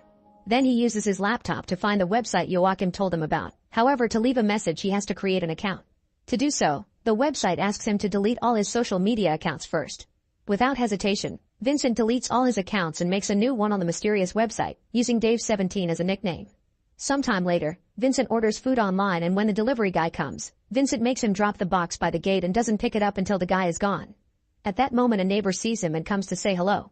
The woman is pleasant, but her daughter's face is slowly changing and she tries to reach for him, so Vincent rushes back inside. Then Vincent gets on the website again and finds Joachim's profile, so they start talking to each other through DMs. The next time Vincent goes to the bathroom, he discovers the toilet is clogged. He goes out to check the septic tank that he shares with a neighbor, finding it flooded as well. At that moment, a repairman called by the neighbor arrives and Vincent tries his best to avoid eye contact, but unfortunately the man reacts anyway and jumps on Vincent. The men start fighting, and after lots of struggle, the attacker throws Vincent on the pile of poo to beat him up. Vincent quickly makes the man fall too, and they roll on the poo until the guy starts choking Vincent, who manages to find a rock and uses it to hit the man's head until he's dead. Then Vincent quickly washes off the worst of the dong and drives away with the body in the trunk of his car. Once he's far enough, he opens the trunk and discovers the man is still alive. Vincent wonders if he should spare him, but the man attacks again, so Vincent furiously finishes him off with a hammer. After throwing away the body, he returns home and takes a thorough shower. He finds some cuts in his body, so he stitches those too. The following day, Vincent goes to the dog pound to choose a pet. All the dogs are barking except for a good boy who smiles at him, so Vincent adopts him and calls him Sultan. They go to the beach and play some games together, but soon a family arrives and starts walking toward Vincent. Sultan immediately barks to warn him and they run away together. At home, Vincent takes a picture with Sultan and the taser and sends it to Joachim. One evening, he drives to a fast food restaurant and makes an order on his phone, asking them to bring it out because he's disabled. Margot is the one who brings his order and realizes the raw meat is for Sultan, so she calls Vincent sweet. When she asks what's Vincent's disability, he confesses he lied, but Margot doesn't mind because she likes having an excuse to catch a break from the clients inside. Later at home, he looks for Margot's profile on social media and a crush starts to grow. The next day, Vincent starts exercising and watching self-defense videos. When he hears his neighbor speaking loudly outside, he looks through the window and finds the mother scolding her daughter for getting violent. Soon the people in the forums start talking about barricading their houses or even escaping to the mountains. For now, Vincent chooses to cover up all his windows. He also asks Joachim if he ever met someone, so Joachim confesses he's married and he had to leave his wife. He misses her a lot but always fights the urge to go see her. In the evening, Vincent goes out in his car and finds the road blocked by the cops. He does his best to avoid eye contact while an officer explains the situation and tells him to take a different road. Luckily, Vincent manages to drive away without trouble. Afterward, he goes to the fast food restaurant and Margot brings out the food for him again. At that moment, two bikers arrive at the restaurant, so a scared Margot gets in Vincent's car and asks him to drive away. To thank Vincent for the favor, Margot tells him to stop by a bar so she can buy him a beer.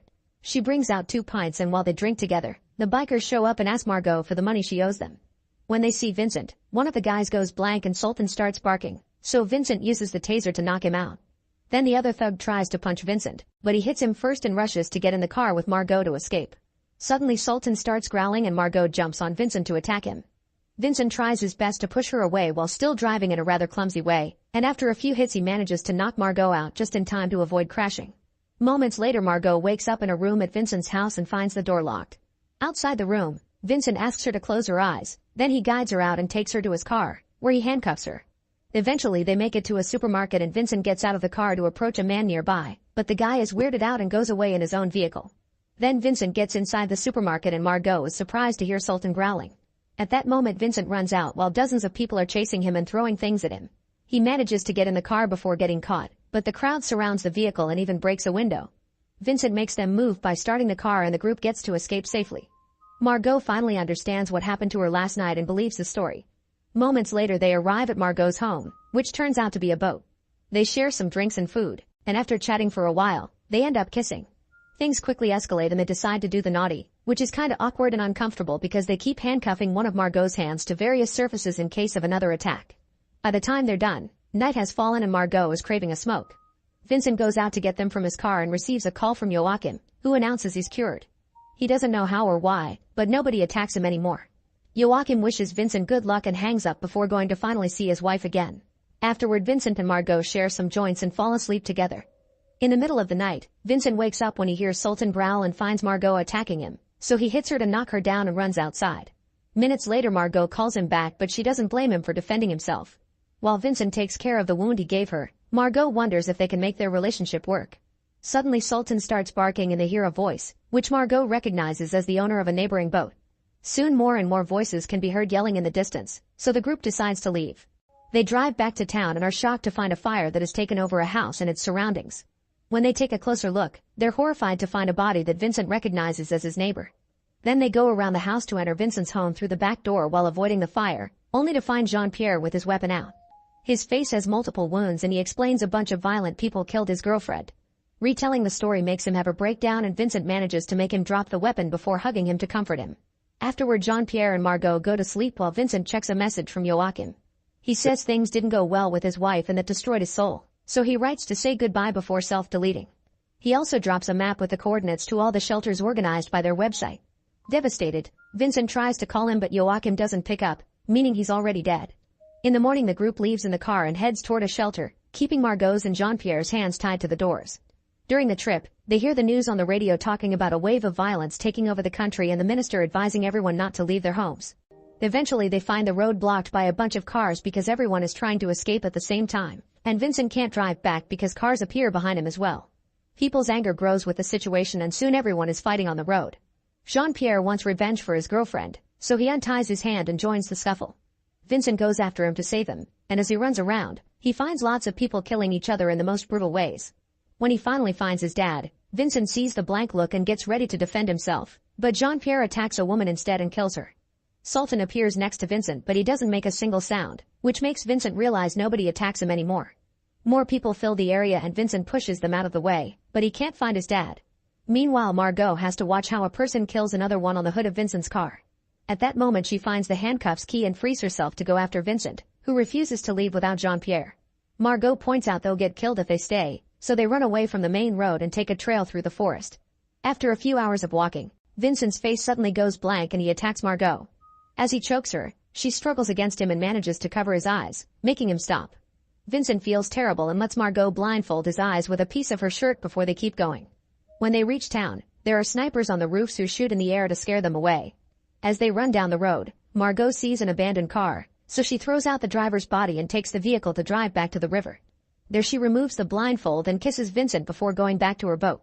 After thinking about it for a few seconds, Vincent and Sultan join her, and the group sails away together.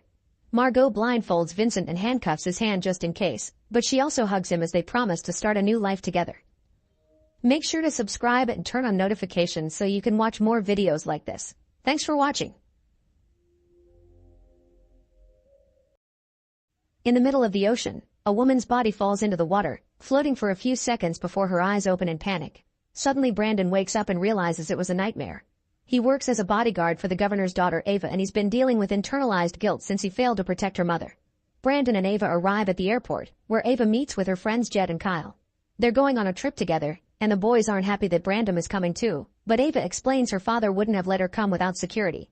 Once they board the plane, Ava and the guys sit in the back for privacy, and Ava can't help noticing it's strange for a flight to have so few passengers. Shortly after they take off, the plane shakes a little bit, but it's considered normal. Moments later the plane starts shaking again, and the engine can be seen heating up. The pilot tells the passengers that they accidentally hit some birds and there isn't anything to worry about. However, soon the plane starts shaking again, and an engine catches on fire. At that moment the pilot asks everyone to fasten their seatbelts, and as everyone starts to fear for their lives, a part of the engine breaks and flies off to hit the side of the plane, killing a passenger. The crack in the wall causes a pressure change and everything starts flying off or shaking inside the plane too, with all the bags falling off and hitting people on the head. Passengers who didn't fasten their seatbelts are pushed off their seats and thrown across the plane even when they try to hold on to other people's hands. In just a few seconds a wall blows off and creates a huge hole on the side of the plane, causing tons of people to fly away to their deaths. Brandon tries to hold onto a floating man, but the wind is too strong and the guy is blown away as well. Another guy tries to hold onto the seats, however the metal can't hold on for much longer and the few seats fall off with the guy still on them. A flight attendant tries to help a guy who is about to fall, only to end up falling with him.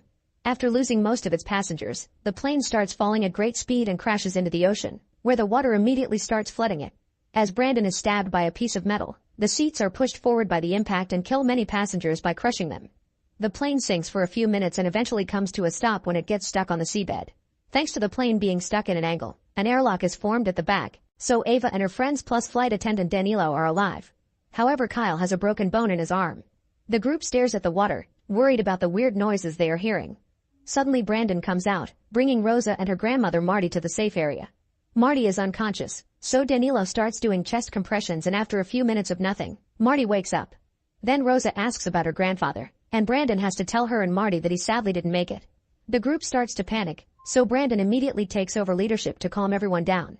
The airlock means they're safe for now, so they need to stay calm and wait for rescuers to find them. Ava checks her phone, but there's no reception under the sea. She points out there's a hole in the plane and that they should swim out, but Brandon explains their chances to survive like that are low so they must stay and wait. Danilo informs them that the pilots must have called for help before the crash, so help should be here soon. Afterward Brandon explains they should have backup oxygen just in case. Danilo says the plane has 2 tanks in the back for emergencies, but when he checks on them he finds them empty. At that moment Marty remembers that one of the passengers had a medical oxygen tank, so Brandon volunteers to jump in to find it. Before he leaves, Marty asks him if to bring her husband's hat. Brandon dives in and swims through the corridor as he checks the passengers who died in their seats. He finds the husband's hat and takes it, not noticing something swimming by the window. Then he finds the oxygen tank and takes it as well before checking on the hole. He decides to swim further to search for anything else he can take, and to his shock, he's suddenly attacked by a shark that enters through the hole. The creature immediately bites Brandon and he struggles against it, trying his best to get it off him. Meanwhile the group gets worried because they see the ripples in the water indicating something is going on. Suddenly the ripples disappear and Brandon resurfaces, telling the others to stay back while revealing some severe wounds on his body. Breathing heavily, he hands the others the oxygen tank and the hat before apologizing to Ava. Then he's dragged back into the water and the group sees the shark's tail peek out while the creature eats the poor man. Terrified, the group moves back to hide in the employees area and agrees they should keep on waiting as Brandon says. Then Marty offers to take care of Kyle's arm, explaining she used to be a nurse during wartime and that's how she met her husband. Kyle screams in pain when Marty pushes the bone back into place, and using some thick magazines and bandages, she improvises a splint. Outside, a helicopter is flying near the area in search of the fallen plane. They have priority orders because they know the governor's daughter is among the victims, but for now they don't see anything. Back to the survivors, they hear some creaking and the plane moves for a few seconds, indicating it may fall again at any moment. Jed is starting to get too negative, and Danilo opens the oxygen tank Brandon retrieved. At that moment they see the water getting red and the noises make them realize the sharks have come inside to eat the drowned bodies. Suddenly the plane shakes a little and they see the sharks swimming by their window, hitting random plane parts as they move. Rosa is getting too scared and Ava tells her not to worry because she's sure they'll be rescued. However, the helicopter still hasn't found anything and doesn't have much fuel left. The group keeps track of the water level and calculates they still have around 3 or 4 hours before the water reaches the back. However, they also keep hearing the metal creaking and notice some water leaking through the ceiling, so they can't be sure if the plane will hold up that long. Suddenly the plane starts falling, sliding down for several minutes and causing a bunch of rocks to fall off until it gets stuck again. Thankfully the group holds on and nobody gets hurt, but this new angle is causing the water level inside the plane to rise faster. Since the seabed obviously isn't as solid as they thought, the group agrees they have no choice but to swim out of the plane. They'll need to find some way to distract the sharks, and Rosa says she learned at school that sharks don't like bubbles. There's still the problem of being able to hold their breath for that long, and Kyle suddenly remembers something. Some passengers were traveling with scuba equipment. Danilo explains those things are in the baggage hold and there's a hatch that would give them access, however the oxygen tanks are probably empty, otherwise they wouldn't have been allowed in the plane. Ava thinks the rest of the scuba equipment could still be useful, but Jed is too pessimistic, so Ava pretends she needs to pee and hides in the bathroom, where she has a breakdown as she hears the plane creak. When she comes out, Ava teaches Rosa it's okay to be frightened. Outside, the helicopter only has 15 minutes of fuel left. At that moment they finally find plane parts floating around, so 2 divers jump into the water to start the search. It doesn't take them long to find the plane, and as soon as they come closer the group starts making gestures at the window. One of the divers swims toward the hole while the other approaches the window to tell the survivors it's all fine now. Suddenly the shark appears behind him and he doesn't notice it, so the group tries to warn him. The diver turns around and finds nothing, but when he looks at the plane again, he's pulled down by the shark and killed. After hearing lots of noises above the plane, the group looks out the window and sees the diver's leg floating away. Remembering the other diver, the survivors check out the corridor, but nobody shows up, so they assume the guy is also dead. Outside, the helicopter is almost run out of fuel, so they have no choice but to leave. At least they have the coordinates and backup is already on its way. Back to the survivors, Ava points out that if the other diver is dead, they could take his oxygen tank. She looks underwater and notices a shadow, but she can't know for sure. Jed tries to get a closer look by standing on the seats, only to slip and fall into the water. The group worries because they can't see him, but he then surfaces laughing because he had been pranking them. However, he doesn't come out in time and the shark soon finds him, catching with his toothy mouth. As Jed struggles against the shark's attack, the group comes closer to grab his arms and pull, managing to get Jed away from the shark and into safety. Unfortunately, they discover that Jed is missing a leg, so Marty makes Rosa stand behind the curtain while she takes care of the wound. Using some seatbelts, Marty makes a tourniquet to stop the bleeding, and Jed cries when he realizes he won't be able to participate in any more triathlons. Still determined to get out of there, Ava volunteers to go search for the scuba equipment. Danilo opens the hatch and they discover the baggage hold is also flooded, but Ava dives in anyway. With a flare, she looks around the area, unaware that something else is swimming behind the bags. Eventually she finds the scuba equipment, only to suddenly be startled by an octopus at the same time the flare goes out. The others begin getting worried when they see no more light, but thankfully soon Ava returns with the equipment. The group opens the bags to find diving suits and masks, but there are only 4. At that moment they hear something hitting the plane and rush to check the window, but no diver is around, so it must have been a shark. By the time they turn around again, Jed is already dead. A desperate Ava tries to do chest compressions, but Marty pulls her back, making her see the truth. Suddenly the plane slides down again, but this time it stops quickly because the cockpit breaks and acts as an anchor. Water is rising faster, so they need to get out fast. Remembering Rose's fun fact, they plan to use the small oxygen canisters from the emergency masks to blow bubbles at the sharks. There's still the matter of swimming such a distance, and Kyle breaks down, confessing a childhood accident that left him traumatized and made him a bad swimmer. However, with Ava and Rose's supporting words, he agrees to try. Then Ava gathers all the oxygen masks she can find without going too deep into the water. The sharks are still hitting the plane, and the ceiling is starting to crack. The group starts changing and Marty volunteers to be the one without a suit because at her age, she would only slow everyone down anyway. After saying a final goodbye to Jed, the survivors get in the water, noticing the plane is slowly starting to slide down again. Suddenly the cockpit finishes breaking and falls into the abyss, meaning the plane will fall soon as well. Marty asks Ava to go first and take Rosa with her. The girls start swimming through the corridor only to find it blocked by a shark, so they immediately open an oxygen canister to scare it away. Once the way is cleared, they keep on moving, and soon Kyle and Danilo also join them. Marty watches the young people go as the water rises inside the plane and knows she won't be able to make it, so she stays back and waits to be reunited with her husband. At that moment Kyle panics and swims back to put his head out in the small pocket of air left. Danilo tries going back for him, but suddenly a shark comes out of the baggage hold and attacks Kyle, eating him in seconds. A terrified Danilo swims to meet with Rosa and Ava, who find the dead diver and take his tank so they can fill up their lungs. Then Ava sends Rosa and Danilo through the hole with the tank, but when she's about to leave too, a shark blocks her way. Ava swims back and freezes, so the shark swims inside without noticing her. However, her tail smacks off her mask.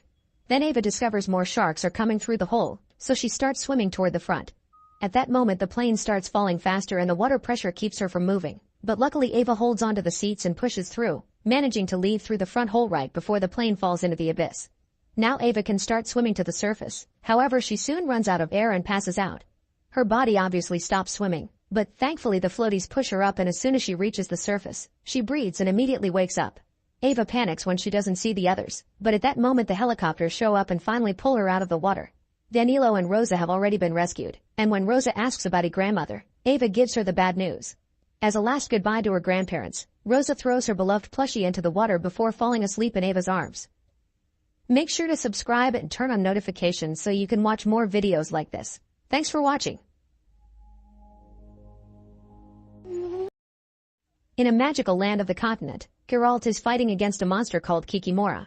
Geralt is a monster hunter known as a witcher, meaning he's a mutated human with special abilities. He manages to cut off one of the monster's legs, but the Kikimora disarms him and pushes him down into the water.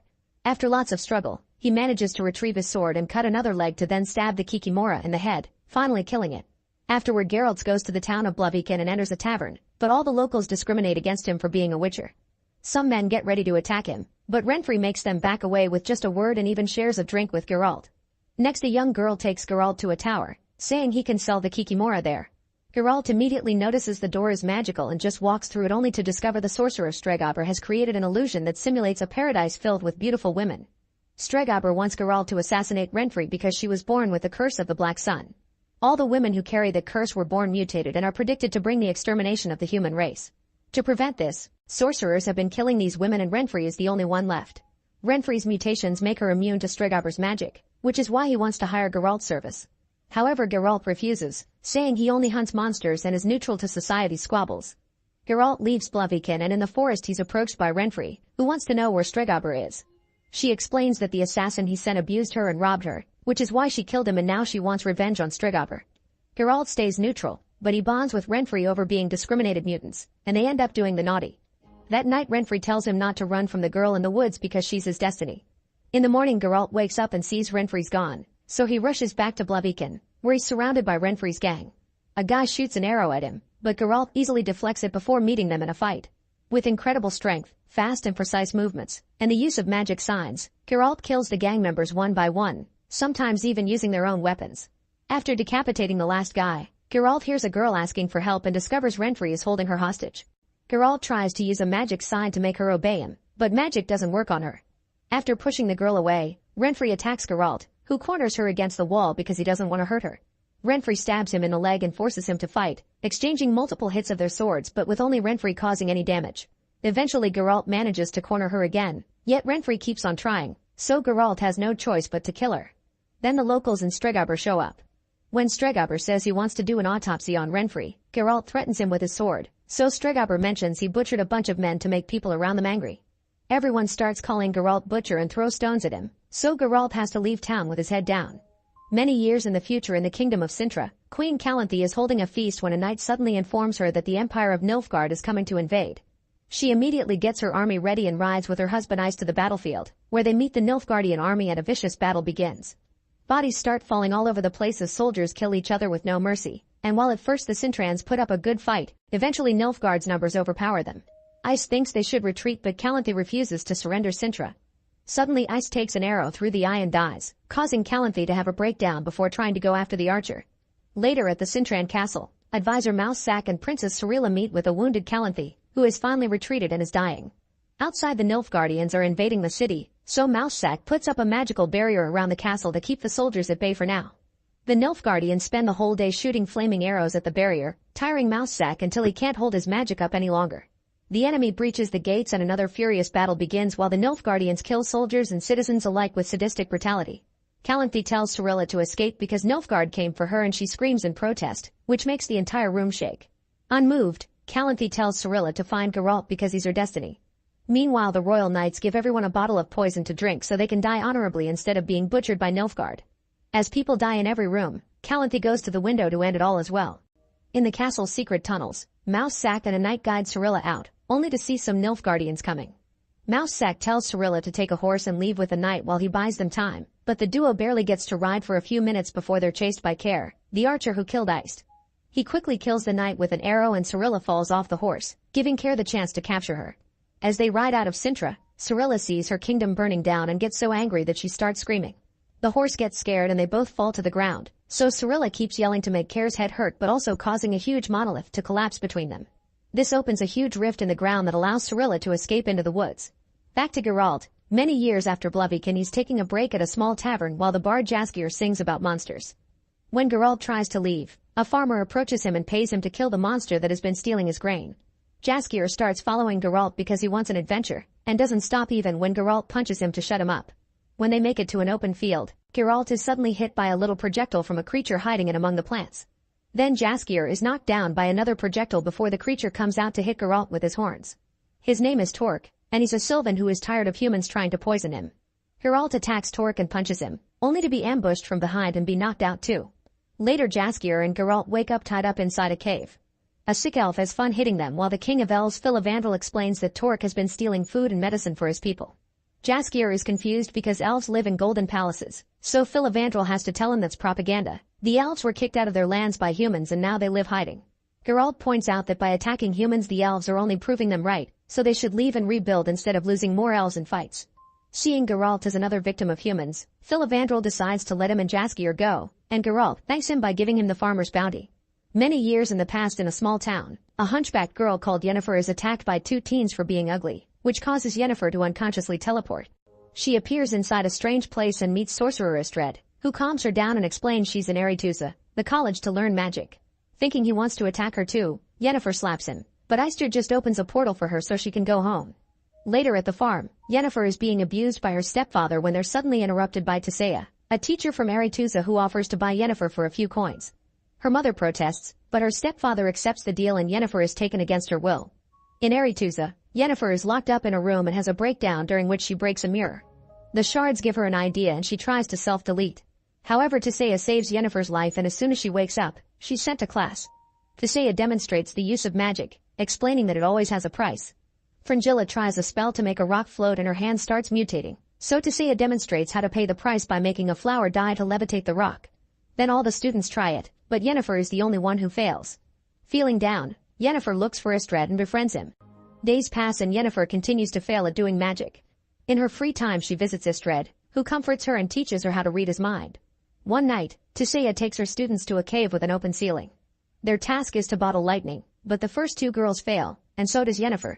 Only Sabrina pulls it off, and it makes Yennefer so angry that she shoots some lightning, which Tisea has to redirect.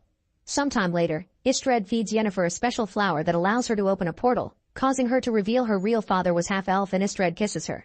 Afterward it's revealed that he's working for Stregobor and tells him that Yennefer is a quarter elf. Later Yennefer hears some noises and follows them to discover Tisea transforming 3 classmates into eels. Then Tisea asks Yennefer to push them into the water, which immediately lights the school up with magic. In the future, Cirilla hears a bunch of soldiers looking for her and hides just in time. Then she tries to grab some berries but suddenly she hears a noise and meets Dara, a boy who warns her those berries are poisonous. Dara hunts some rats and shares them with her, agreeing to stick together. Eventually they come across a Cintran refugee camp and Cirilla runs to it, but this time Dara doesn't follow. While trying to get some food, Cirilla meets a boy who has elf ears hanging on his neck because he killed a bunch of them.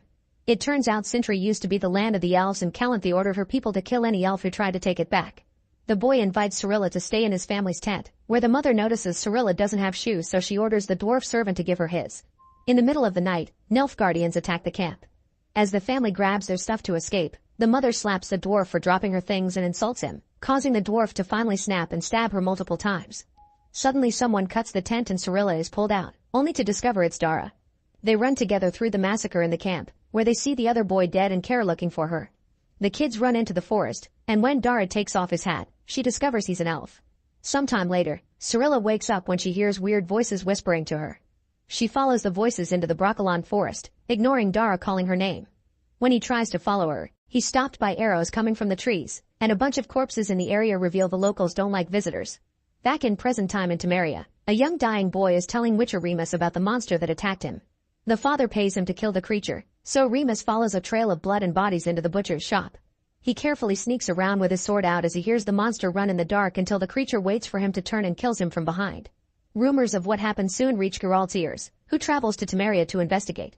The local workers want to revolt against the king for doing nothing, so courtier Ostrid and the royal knights have to show up to stop them. Then Geralt tries to offer his services, but Ostrid makes his men kick Geralt out instead. On their way out, the guards suddenly fall asleep and fall off the horses. At that moment royal sorceress Triss reveals herself, saying she wants Geralt to save the creature. Later at the castle, she explains that the attacks have been coming from the crypt of Princess Ada, who rumors said was killed while pregnant. The monster may be Ada's cursed unborn child. She also allows Geralt to examine all the bodies of the creature's victims, including Remus. Geralt discovers the bodies are only missing the heart and liver, and the only monster who eats like that is a Striga, a cursed female. This confirms the creature is the unborn princess. The next day, Triss introduces Geralt to King Foltest, and Geralt shares the truth about the monster.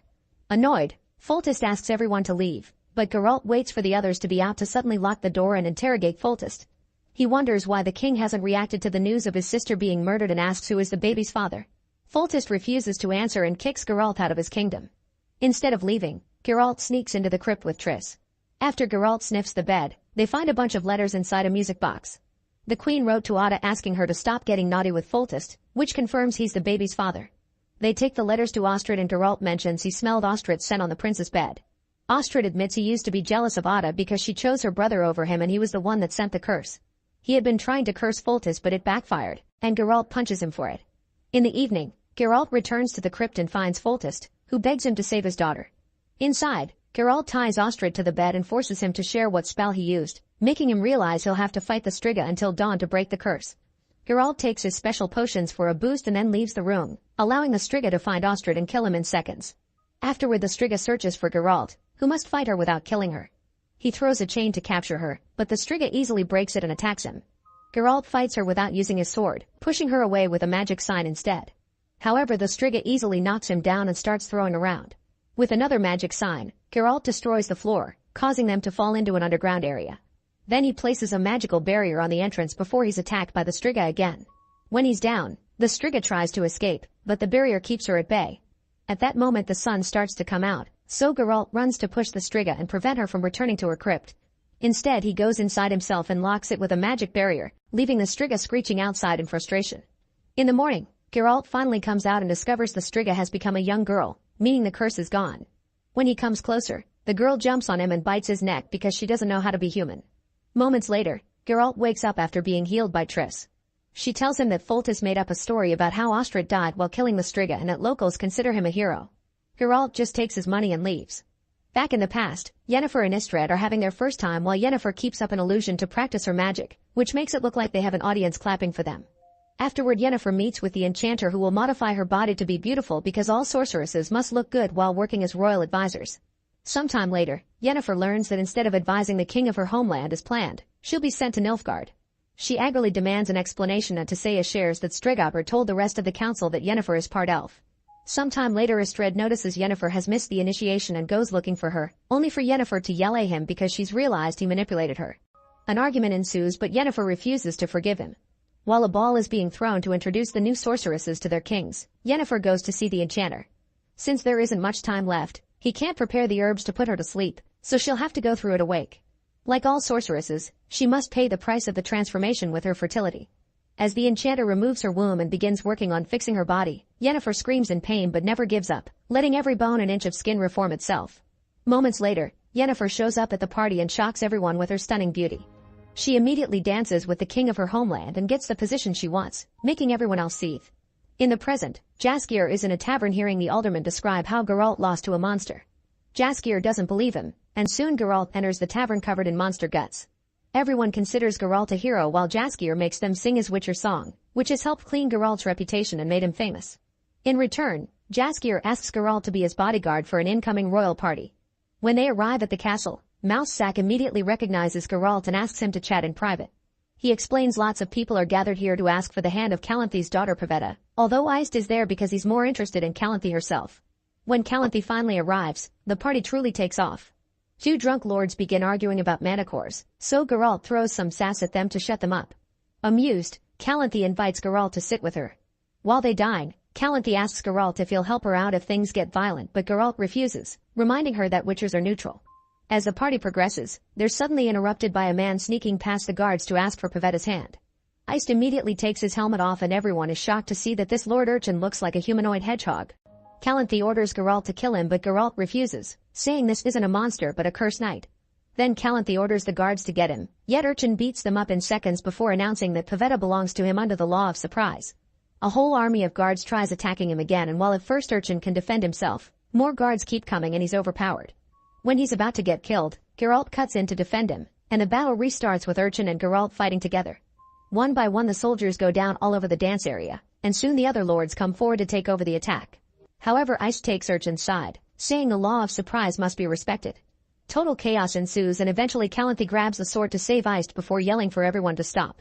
Suddenly Pavetta runs to Urchin and hugs him, revealing they've been having a secret affair. Then Urchin explains he saved the king's life years ago and as a reward, he asked for the law of surprise, which gives you what a person has but doesn't know yet. Later that day the king discovered Calanthe was pregnant with Pavetta. The king may be dead now but Calanthe reveals she knew about this, that's why she tried to hire Geralt in advance. Urchin had never intended to claim Pavetta, but one day he bumped into her by accident and they fell in love. Pavetta says she wants to marry Urchin, and Iced, Mousesack, and Geralt tell Calanthe that a promise must be honored. Cornered, Calanthe approaches Urchin with fake acceptance and takes out a dagger to kill him. At that moment Pavetta starts screaming and a magical pulse blasts through the room, knocking everyone except Urchin away. The couple floats in the middle of a magical vortex of wind, which may destroy the building soon. Geralt tries to break the vortex with his sides, but he's only pushed back. Then he drinks a potion, and with the help of Mousesack's magic, He manages to break through the vortex and make Pavetta stop. After a few seconds of darkness, everyone confirms they're fine, and Calanthe has no choice but to accept Urchin as Pavetta's husband. Iced also asks Calanthe to marry her, so they have a double wedding. The couples have a lovely ceremony, and when Urchin and Pavetta kiss, Urchin becomes human because true love breaks his curse. When Geralt tries to leave, Urchin insists on rewarding him, so Geralt asks for the law of surprise to brush him off. Suddenly Pavetta throws up, revealing that she's pregnant, which means Geralt has a claim on her child. However, Geralt doesn't care and leaves, ignoring Mousesack's warnings against ignoring destiny. In the past, years after the initiation, Yennefer is escorting Queen Callis and her seventh daughter across the countryside. Suddenly their carriage stops and they hear screaming before several swords begin poking through the carriage. Yennefer looks out and sees all the guards being slaughtered by a mage assassin controlling a creepy monster. The creature comes after them, so Yennefer opens a portal so she can run with Callis and the last standing guard. The group appears in a desert and Yennefer realizes the mage was sent by the king to kill Callis because she was unable to have a male heir. The assassin appears behind them and the monster immediately kills the guard while Yennefer opens another portal for her and Callis to escape again. They appear in a town and Yennefer begins taking Callis' jewelry off because the king probably gave her something to be traced. The mage shows up again, so Yennefer uses her magic to freeze the monster in midair while opening a portal with her other hand. Once Callis runs through it, Yennefer follows her, only for the queen to call her useless. The mage appears again, and this time an angry Yennefer escapes alone. Callis is immediately killed by the mage, and when the creature is about to kill the baby too, Yennefer shows up and decapitates it. Then she throws a magical attack at the assassin to distract him while she grabs the baby and runs through a portal, only for the mage to throw a knife at them. Seconds later, Yennefer lands on a beach and realizes the baby is dead, so she buries her in the sand. Afterward, Yennefer begins living off the grid, traveling to random towns to make money with her powers. In the future, Cirilla continues to follow the voices and finds a bright light before finding herself surrounded by dryads. They also have Dara, but they're just healing his arrow wound. In private, Dara asks some questions that make Cirilla admit she's the princess of Cintra, which makes Dara angry because his family died during Calanthe's elf slaughter. That night, Cirilla has a nightmare about the Cintra massacre, people dying everywhere, and Care's crazy face trying to kill her. When she wakes up, a dryad takes her to see an ancient tree and makes her drink its sap. Cirilla takes a sip and appears in a desert, where the tree asks her what she is. In Cintra, the Nilfgaardians continue to burn everything down, capture Mousesack, and find Calanthe's body. A servant cuts a piece of her skin to eat it, and while he has a vision, Fringilla kills him. Then she reads his entrails and discovers Cirilla is in Brokilon, so she sends Care after her. Sometime later, Care enters the room of a man who keeps people's body parts in jars. This guy is a Doppler, meaning he can take the form of any person, and Care hires his services. He takes him to see Mousesack, who tries to run only for the Doppler to jump on him and copy his appearance before killing him. In the present, a few years after the Cintran feast, Jaskier finds Geralt fishing for a gin so that he can wish for a cure for his insomnia. When he finally finds a bottle, Jaskier fights him for it, and the bottle accidentally breaks. Geralt wishes Jaskier would shut up and a cut appears on his arm as a strong wind begins blowing around them. Guessing it's the gin, Jaskier makes two dumb wishes, only to suddenly be pushed by magic. Geralt uses his sign to send the gin away, and when he turns around, he finds Jaskier puking blood with a tumor on his throat. On his horse, Geralt takes Jaskier to the nearest camp and asks for a healer. The man inspects the tumor and gives Jaskier a potion that will buy him a few hours, but they'll need a powerful mage to take care of this.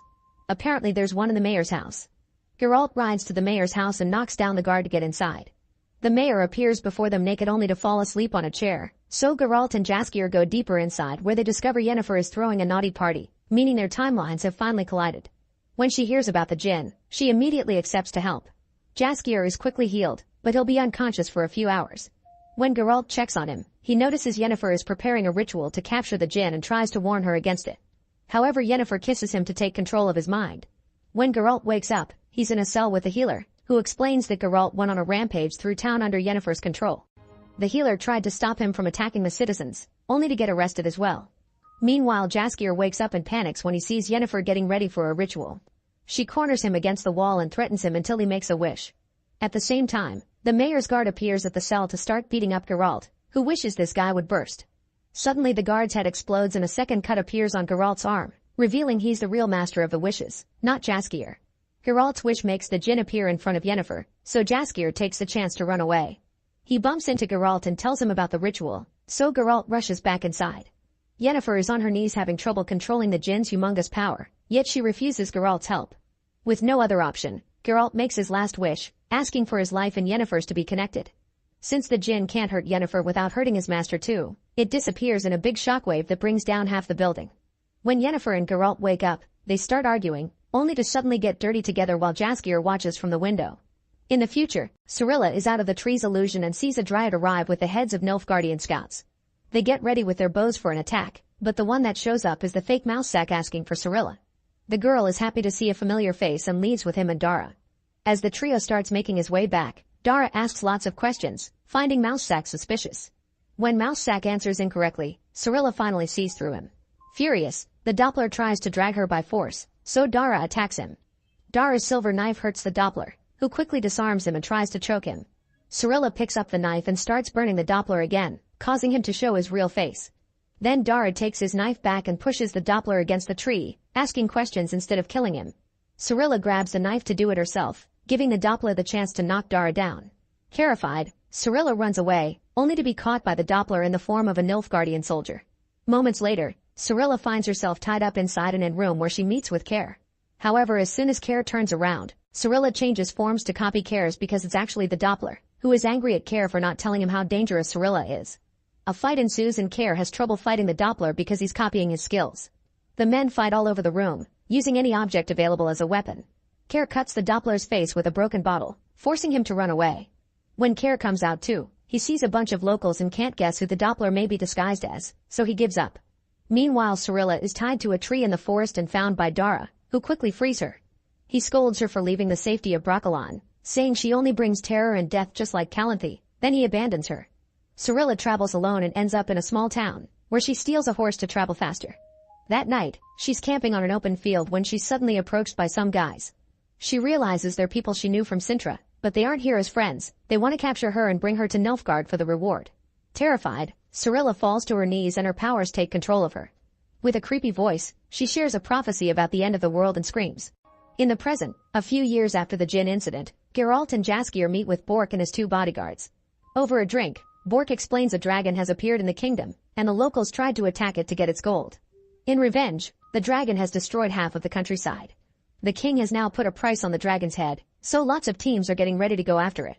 Bork wants Geralt and his team, but Geralt refuses, saying dragons are intelligent creatures and he doesn't kill them. However, he immediately changes his mind when he discovers Yennefer is coming along with a knight. While all the teams are going up the mountain, Jaskier finds a monster among the bushes and panics.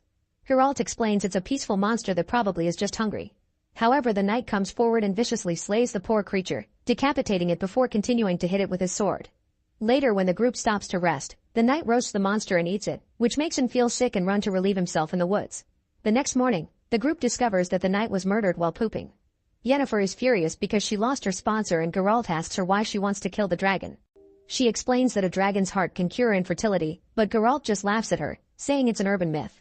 Then the dwarf team announces they don't trust the team of mercenaries, believing them to have killed the knight, so they'll take a shortcut. Geralt's team and Yennefer go with them, discovering the shortcut is a very small path around the mountain made for dwarves. They still cross it very carefully, however their weight makes the wood break and Bork and his bodyguards fall, managing to hold onto the chain at the last second.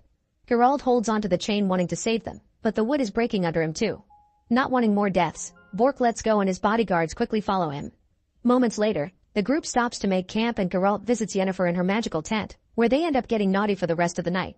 The next morning, Yennefer and Geralt discover the dwarves left without them, so they go after them. When she catches up to the dwarves, Yennefer uses magic to make them freeze. Then she enters the cave and discovers the dragon has already died protecting her egg. Yennefer tries to approach her only to find her path blocked by Bork's bodyguards, who are actually alive. The women are about to fight but Geralt interrupts them, soon followed by a second dragon. It turns down this is Bork's real body and he never hired Geralt to kill his wife, he wanted the Witcher to protect the egg from the other teams. At that moment the mercenaries arrive, so Yennefer and Geralt help the bodyguards protect the egg. A battle ensues during which Geralt and Yennefer kiss as they attack their enemies together. One by one all the mercenaries are defeated, but unfortunately more keep coming. Yennefer and Geralt fight the enemies outside while the bodyguards fight those who manage to enter the cave. A guy sneaks around and almost reaches the egg, so Bork breathes fire to kill him. Outside, a mercenary throws dirt into Geralt's eyes to distract him, but Geralt catches his weapon and allows Yennefer to kill him, ending the fight. Moments later, the dwarves finally snap out of Yennefer's spell. Back in his human form, Bork gives them a bunch of dragon teeth, which they can use to prove to the king that they killed the dragon. After the dwarves leave, Bork reveals to Yennefer what Geralt's wish was. Yennefer gets angry because now she doesn't know if what they have is real, and after an argument, she breaks up with him and leaves. Many years later, Geralt sees the Nilfgaardian army marching towards Sintra, meaning he's finally in Cirilla's time. He travels to Sintra as well because he's worried about his child of surprise, so Mousesack explains Cirilla is fine although her parents died years ago. Suddenly Geralt hears a noise and checks the tunnels to see two men, realizing Calanthe sent assassins to kill him if he ever showed up in Sintra.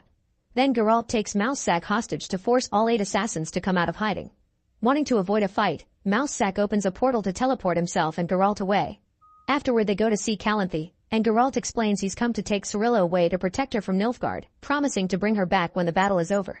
Calanthe reluctantly agrees and introduces him to a fake princess, saying she'll be ready in a few hours. While waiting, Geralt sees a mysterious wind open a door and goes outside, where he sees the real Cirilla playing with some kids and being called Your Highness. Realizing he's being tricked, Geralt rushes to confront Calanthe, who ignores his warnings and orders Ice to escort Geralt out of the kingdom. On their way out, Ice stops by an arch, where 2 gates suddenly fall to capture Geralt. Soon the Battle of Sintra happens and the city is already shown. When the guard runs by, Geralt knocks him out through the cell door and steals his keys to escape.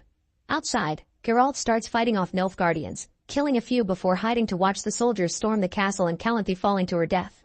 Geralt decides to sneak into the castle to find Cirilla, but after killing more soldiers, he discovers she's already gone. Meanwhile Yennefer is approached by sorcerer Vilgefortz, who convinces her to return to Aretuza. All the sorcerers are having an emergency meeting to discuss Nilfgaard's attack on Sintra. An argument ensues over whether they should help or not, only to be interrupted by Fringilla, who is working for Nilfgaard and asks them to stay out of the way. Yennefer and Tissaia want to help Sintra, but the group votes and it's decided not to intervene. In secret, Vilgefortz gathers those who voted yes to fight anyway. The sorcerers leave on a boat to reach a keep on Sodden Hill, the location that Nilfgaard will try to push through to continue further north. There are lots of refugees here, so the sorcerers must protect them as well. Both groups start working together to prepare a bunch of traps and weapons, like enchanted bottles. Yennefer magically multiplies the feathers so they can make more arrows. A few hours later, everyone is asleep but Yennefer wakes up just in time to see a fireball coming at them and deflects it with her power. While she alerts the other sorcerers, Fringilla orders another fireball to be thrown, and the mage dies in the process just like the first one because fire magic is forbidden. The fireball is deflected again, so Fringilla creates a box and gives it to another sorcerer. In the morning, the sorcerer walks through the forest while spreading a thick fog that the Nilfgaardian soldiers march through. While everyone gets ready in the keep, Triss goes outside and makes a bunch of mushrooms grow in the forest. When the soldiers step on them, a dangerous gas is released, killing them all. Another group of soldiers approaches from a different direction and a sorceress uses her magic to snap all their necks. A third group is coming, so Sabrina and her archers throw the enchanted bottles and hit them with arrows, causing a bunch of explosions to rain down on the Nilfgaardians. After the final group starts marching, Vilgefortz teleports to the Nilfgaardian camp and starts fighting the few soldiers left there, using his magic to control his sword. Care finds him and a duel starts during which Care keeps disarming Vilgefortz and he keeps calling his sword back with magic. Eventually he runs out of energy, allowing Care to kick him down a hill. Next Fringilla opens a portal that connects to the keep's entrance, and her archers shoot arrows through it to kill a bunch of people. The Nilfgaardian sorcerer uses the distraction to sneak inside and drop the box as he dies. Tissaia goes to confront Fringilla, who throws Dimeritium powder at her to block her powers. Then Fringilla activates the box, which releases a bunch of parasites. Soon the Nilfgaardians surround the keep and kill any sorcerer outside. Triss rushes to the entrance and creates a barrier out of vines that gets the enemy stuck. A soldier manages to reach through the vines and burns Triss' chest, burning the vines too.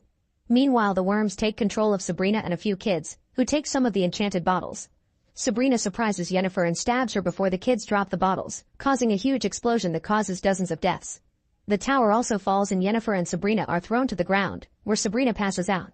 Yennefer sees all the death and destruction that surrounds her and goes outside to start killing soldiers left and right. In the forest, Vilgefortz wakes up and finds a wounded mage from his side who killed a bunch of Nilfgaardians. The poor guy asks for help, but Vilgefortz kills him instead and ignores Yennefer when she tries to contact him telepathically. The Nilfgaardian soldiers keep coming, so Yennefer absorbs all the flames from the keep and releases them on the hill, setting the whole forest on fire but protecting Tissaia. The huge flames kill all the Nilfgaardians, winning the battle. In the meantime, Geralt leaves Sintra and eventually finds the destroyed refugee camp, where a guy is trying to give the dead Sintrans a proper burial.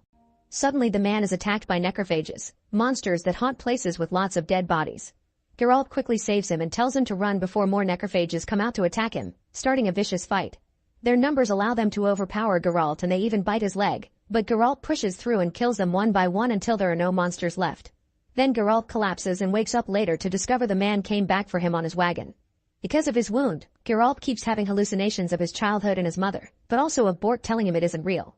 Geralt drinks some of his potion and throws the rest on his wound, only to start hallucinating again. He remembers how his mother abandoned him in the middle of the road for the Witchers to take. A few hours later, Geralt wakes up to a woman healing him. At first he hallucinates it's Renfri or Yennefer, only to then discover it's actually his mother. He calls her out for giving him to the Witchers, who painfully experimented on him to give him his powers, but his mother tells him to move on. In the meantime, Cirilla wakes up and discovers her magic killed her horse and all the men. A woman finds her and takes her home, promising she only wants to help. That night Cirilla dreams of Geralt calling out for Yennefer, and remembering he's her destiny, she decides to leave to find him. Soon the wagon arrives because this is also the home of Geralt's savior. He hears the wife mentioning a girl in the woods, and remembering Renfri's words, Geralt jumps off the wagon and runs into the forest. There's Cirilla and Geralt finally meet and they embrace as their destinies come together. Make sure to subscribe and turn on notifications so you can watch more videos like this. Thanks for watching.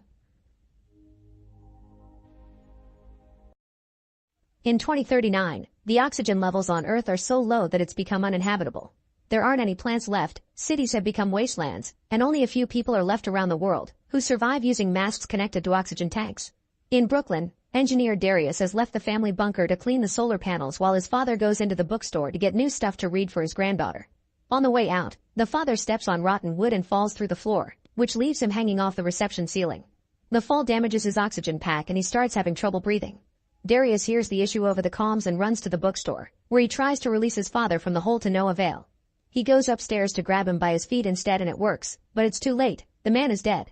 Afterward Darius returns to the bunker, where he gives the bad news to his wife Maya and their daughter Zora. Thanks to Darius' engineering knowledge and Maya's farmer experience, the bunker has enough oxygen and plants to keep a decently comfortable life. Darius announces he wants to bury his father next to his mother, who is in a cemetery more than 5 miles away. Zora protests because of the potential danger, but Darius points out they haven't seen anyone in 3 years so he should be fine. In the evening after the others fall asleep, Darius runs some maintenance on the machine that keeps the bunker running and discovers the oxygen reserve will only last 2 months. The computer even says that the system has been compromised, so Darius has a hard choice to make. The next morning, Darius says goodbye to Zora and gives her the book her grandfather got her. Then Zora watches Darius leave with the body on the security camera. Not wanting to lose contact with him, Zora uses the radio to try to reach him, sharing random stories like the fact he predicted the oxygen shortage and nobody believed him, but at least he got to build the bunker in time.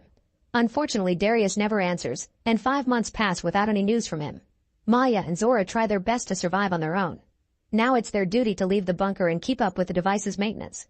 They always make sure to bring a gun when they go out, but Maya still gets angry whenever Maya wanders away on her own just to get close. Luckily the bunker has a very thick steel door and a password lock, so they should be safe for the time being. They keep each other company as much as they can, but in quiet moments Darius' missing presence is very obvious. Zora never gives up and continues to send messages through the radio talking about family memories from before the apocalypse. Maya doesn't give up either and often goes outside to plant seeds, hoping one day one will actually grow. She also runs fake errors on the computer to teach Zora how to fix any issues they may come across. Sometimes Zora says she'll go out to look for her father, but Maya reminds her she's already tried and forbids Zora from leaving.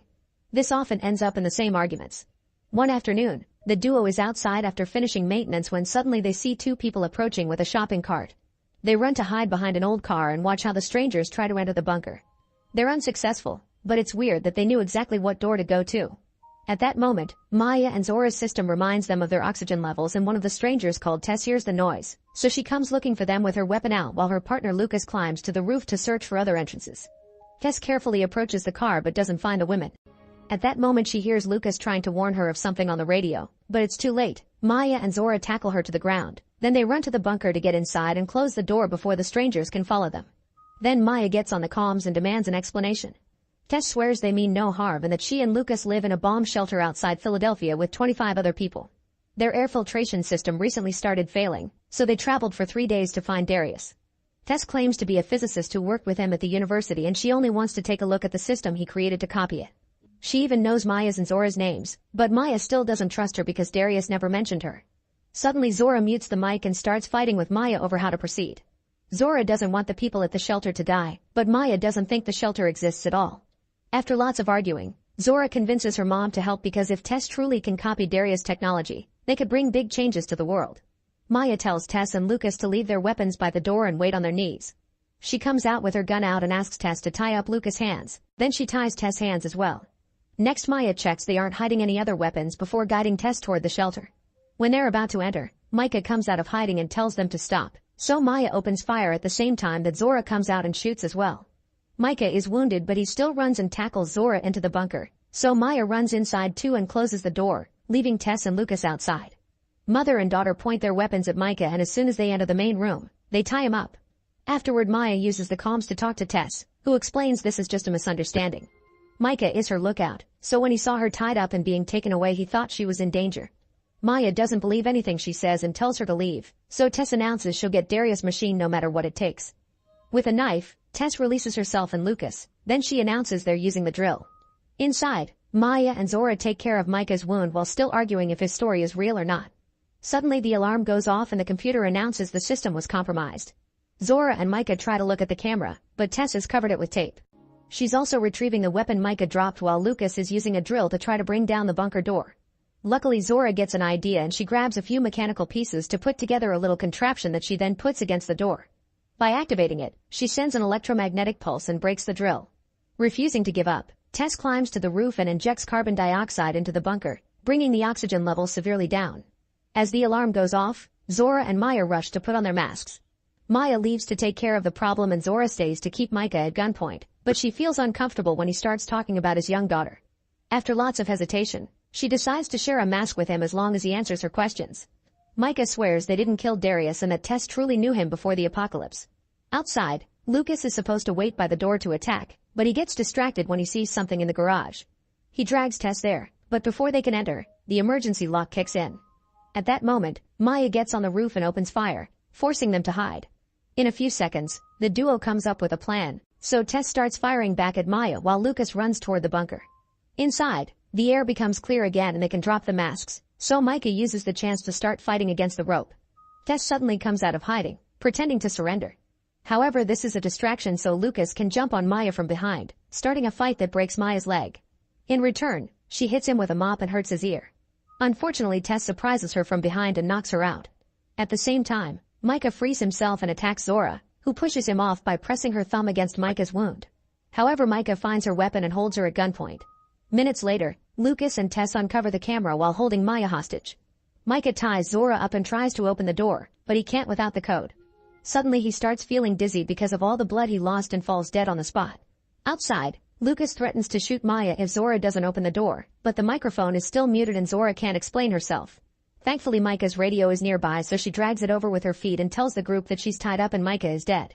Tess demands Maya to open the door from this side, but she reveals a special badge is needed together with the code and that badge is inside to prevent people from entering.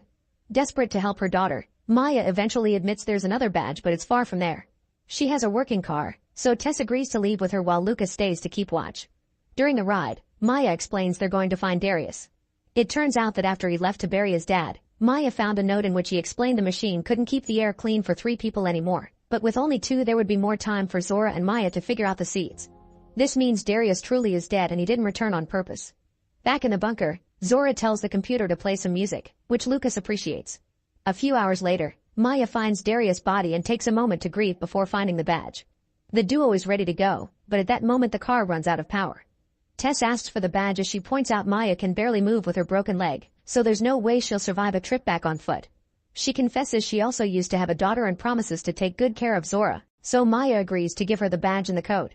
Before leaving, Tess promises to come back for Maya when she has more oxygen in her tank. Then Tess starts running back and eventually finds a bicycle in the middle of the city, so she uses it to reach the bunker safely.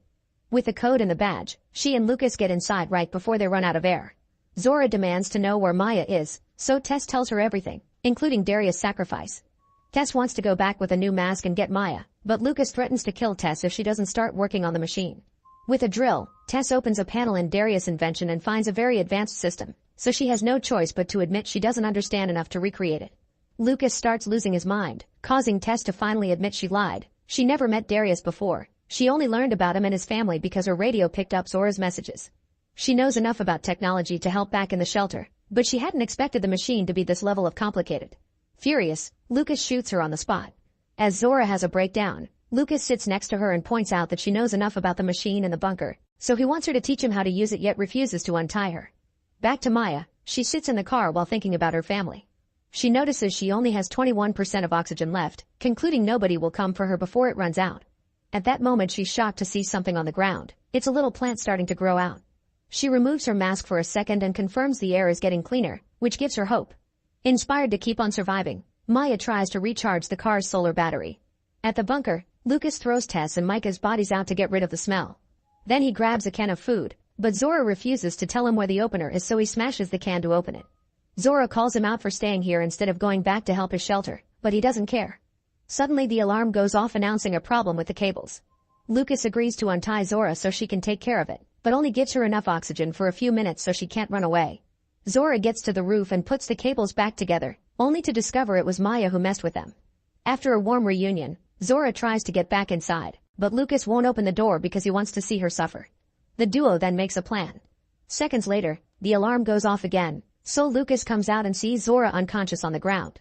He throws dirt at her and starts praying, only to suddenly be shot by Maya, which damages his oxygen tanks as well. When he tries to move, Zora reveals to be awake and makes him trip. Then Maya and Zora run back into the bunker, but Lucas manages to stand up and follows them. He passes through the first door and tackles them to get through the second one as well, causing the bad air to get into the shelter. As the alarm goes off, Lucas demands oxygen while threatening the women with his weapon. However, Zora points out that if he shoots he'll cause an explosion. He lets them move to fix it, but instead Zora and Maya go outside and close the doors, leaving Lucas in a broken room. Not wanting to die slowly, Lucas shoots his weapon and the resulting explosion kills him. Outside, Maya and Zora survive thanks to the masks and escape in the car. However, they don't have much oxygen left. Remembering Micah's story, Zora drives them through the city and tries to find the shelter, but they find the doors closed and they pass out on the stairs. Moments later, Maya is shocked to wake up clean and rested. The people from the shelter heard them and rescued them, and now Zora is sharing Daria's machine with them. With the survivors' help, mother and daughter work together to start planting the new seeds and bring back vegetation to the world. Make sure to subscribe and turn on notifications so you can watch more videos like this. Thanks for watching. 10,000 years ago at the end of the Ice Age, a machine came to Earth from outer space to change humanity into mutants. A warrior called Nichtain united all the ancient tribes and together they sealed the machine deep underground. Afterward, Nichtain's descendants formed an order in Eastern Europe to keep the knowledge of the machine alive in myths and in the sacred book of the Chronicles. However, by the year 2707, people have forgotten about the machine and Earth's natural resources have been exhausted. The world is now controlled by 4 corporations that keep going at war against each other to gain control of the few remaining resources. In Europe, the Bauhaus Corporation is getting ready for another battle against the Capital Corporation, unaware that they're fighting in the area where the machine was buried. Bauhaus Commander Steiner orders his men to keep on bombarding the enemy with artillery while Capital Commander Nathan reminds his team to be brave and not give up. However, the mood in the Capital side is incredibly low because they've already lost tons of soldiers and their chances aren't very good. Sergeant Mitch takes the dog tags of every fallen man, determined to honor their memory. At that moment Bauhaus sends out their tanks, so Capital fires back with a large cannon. Another fight begins and the resulting explosions reveal the spot under which the machine is buried and even cracks the hatch, but nobody notices. Bauhaus responds with grenades and poison gas that quickly spreads into the Capital trenches, immediately poisoning all the soldiers who don't manage to put on their masks fast enough. Soon the Bauhaus soldiers break into the Capital trenches, killing every soldier in sight. Mitch is almost killed too, but Nathan saves him at the last second by shooting the attacker. They refuse to give up and quickly start fighting back. Another huge explosion happens and the roof of the cave with the machine finally starts to crack until it collapses. A strange creature crawls out of the resulting hole and runs to the nearest soldier to take him down. Soon more mutants begin crawling out of the hole and attack the Capital trenches, obliterating most of the soldiers in seconds. When the Bauhaus advance into that area, they're surprised to see the massacred bodies, and the mutants take advantage of their distraction to attack them as well. Meanwhile, Nathan and Mitch are sneaking around to survive.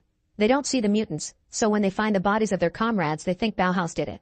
Eventually Nathan comes across Steiner and they blame each other for the current situation, so a knife fight ensues. They barely get to move before soldiers from both sides surround them. Mutants continue to come out of the hole and use the sword-like hands to kill every soldier in their path. Finally, taking notice of the monsters, Nathan and Steiner agree to team up and both armies open fire against the creatures. In the struggle, Jesus gets seriously wounded. Thankfully, an evacuation plane soon arrives, so Nathan grabs a machine gun and runs off to distract the mutants while the survivors retreat safely. Mitch manages to carry Jesus to the plane and watches in horror how Nathan runs out of ammo and is surrounded by the monsters. Sometime later, the news of the mutants' release reaches the Order of Nichtain. The leader brother Samuel and a silent nun named Severian go to the monastery's secret room to check the chronicles of mutants, hoping it will tell them how to destroy the machine. The book says that mutants carry injured and undead people to the machine to turn them into monsters, and no army in the world can defeat them because they're too strong. However, the book also predicts that there's a chosen one who will be able to destroy the machine. Then Samuel organizes a meeting with the leaders of the 4 corporations to discuss the situation. The mutants have taken over many of the big cities, so they propose to evacuate humanity to Mars, but Samuel points out they don't have enough spaceships for everyone. He's also sure that the mutants are smart enough to follow them. Samuel thinks a better plan is to send a team to the cave and destroy the machine, but the corporation leaders continue to argue and can't agree on a decision. Under the unstoppable mutant attack, life in cities is getting worse every day and evacuation soon begins. However, it's impossible to take care of everyone just like Samuel predicted. The monsters kill any soldiers that try to protect the streets, and families are split if they don't have enough evacuation tickets for everyone. Sometimes the explosions that are supposed to reach the monsters bring down the evacuation ships as well, killing every civilian inside and the monsters that it crashes on at the same time. In private, one of the leaders tells Samuel that he can't fly to Mars because of his poor health, but he's still determined to help. He gives Samuel his ship and evacuation tickets to attract volunteers for the mission by promising their relatives will get to escape. After Samuel leaves with the paperwork, the mutants surround the leader and quickly kill him too. In the meantime, Mitch goes to visit Nathan's family to bring the bad news. Nathan's wife has a breakdown, not knowing how to protect her daughter because they weren't chosen for evacuation. Mitch comforts her the best he can, but he feels useless. In the evening, Mitch goes to a bar and dips his teammates' dog tags in whiskey while he gets drunk. At that moment, he's approached by Samuel, who asks Mitch to join the mission.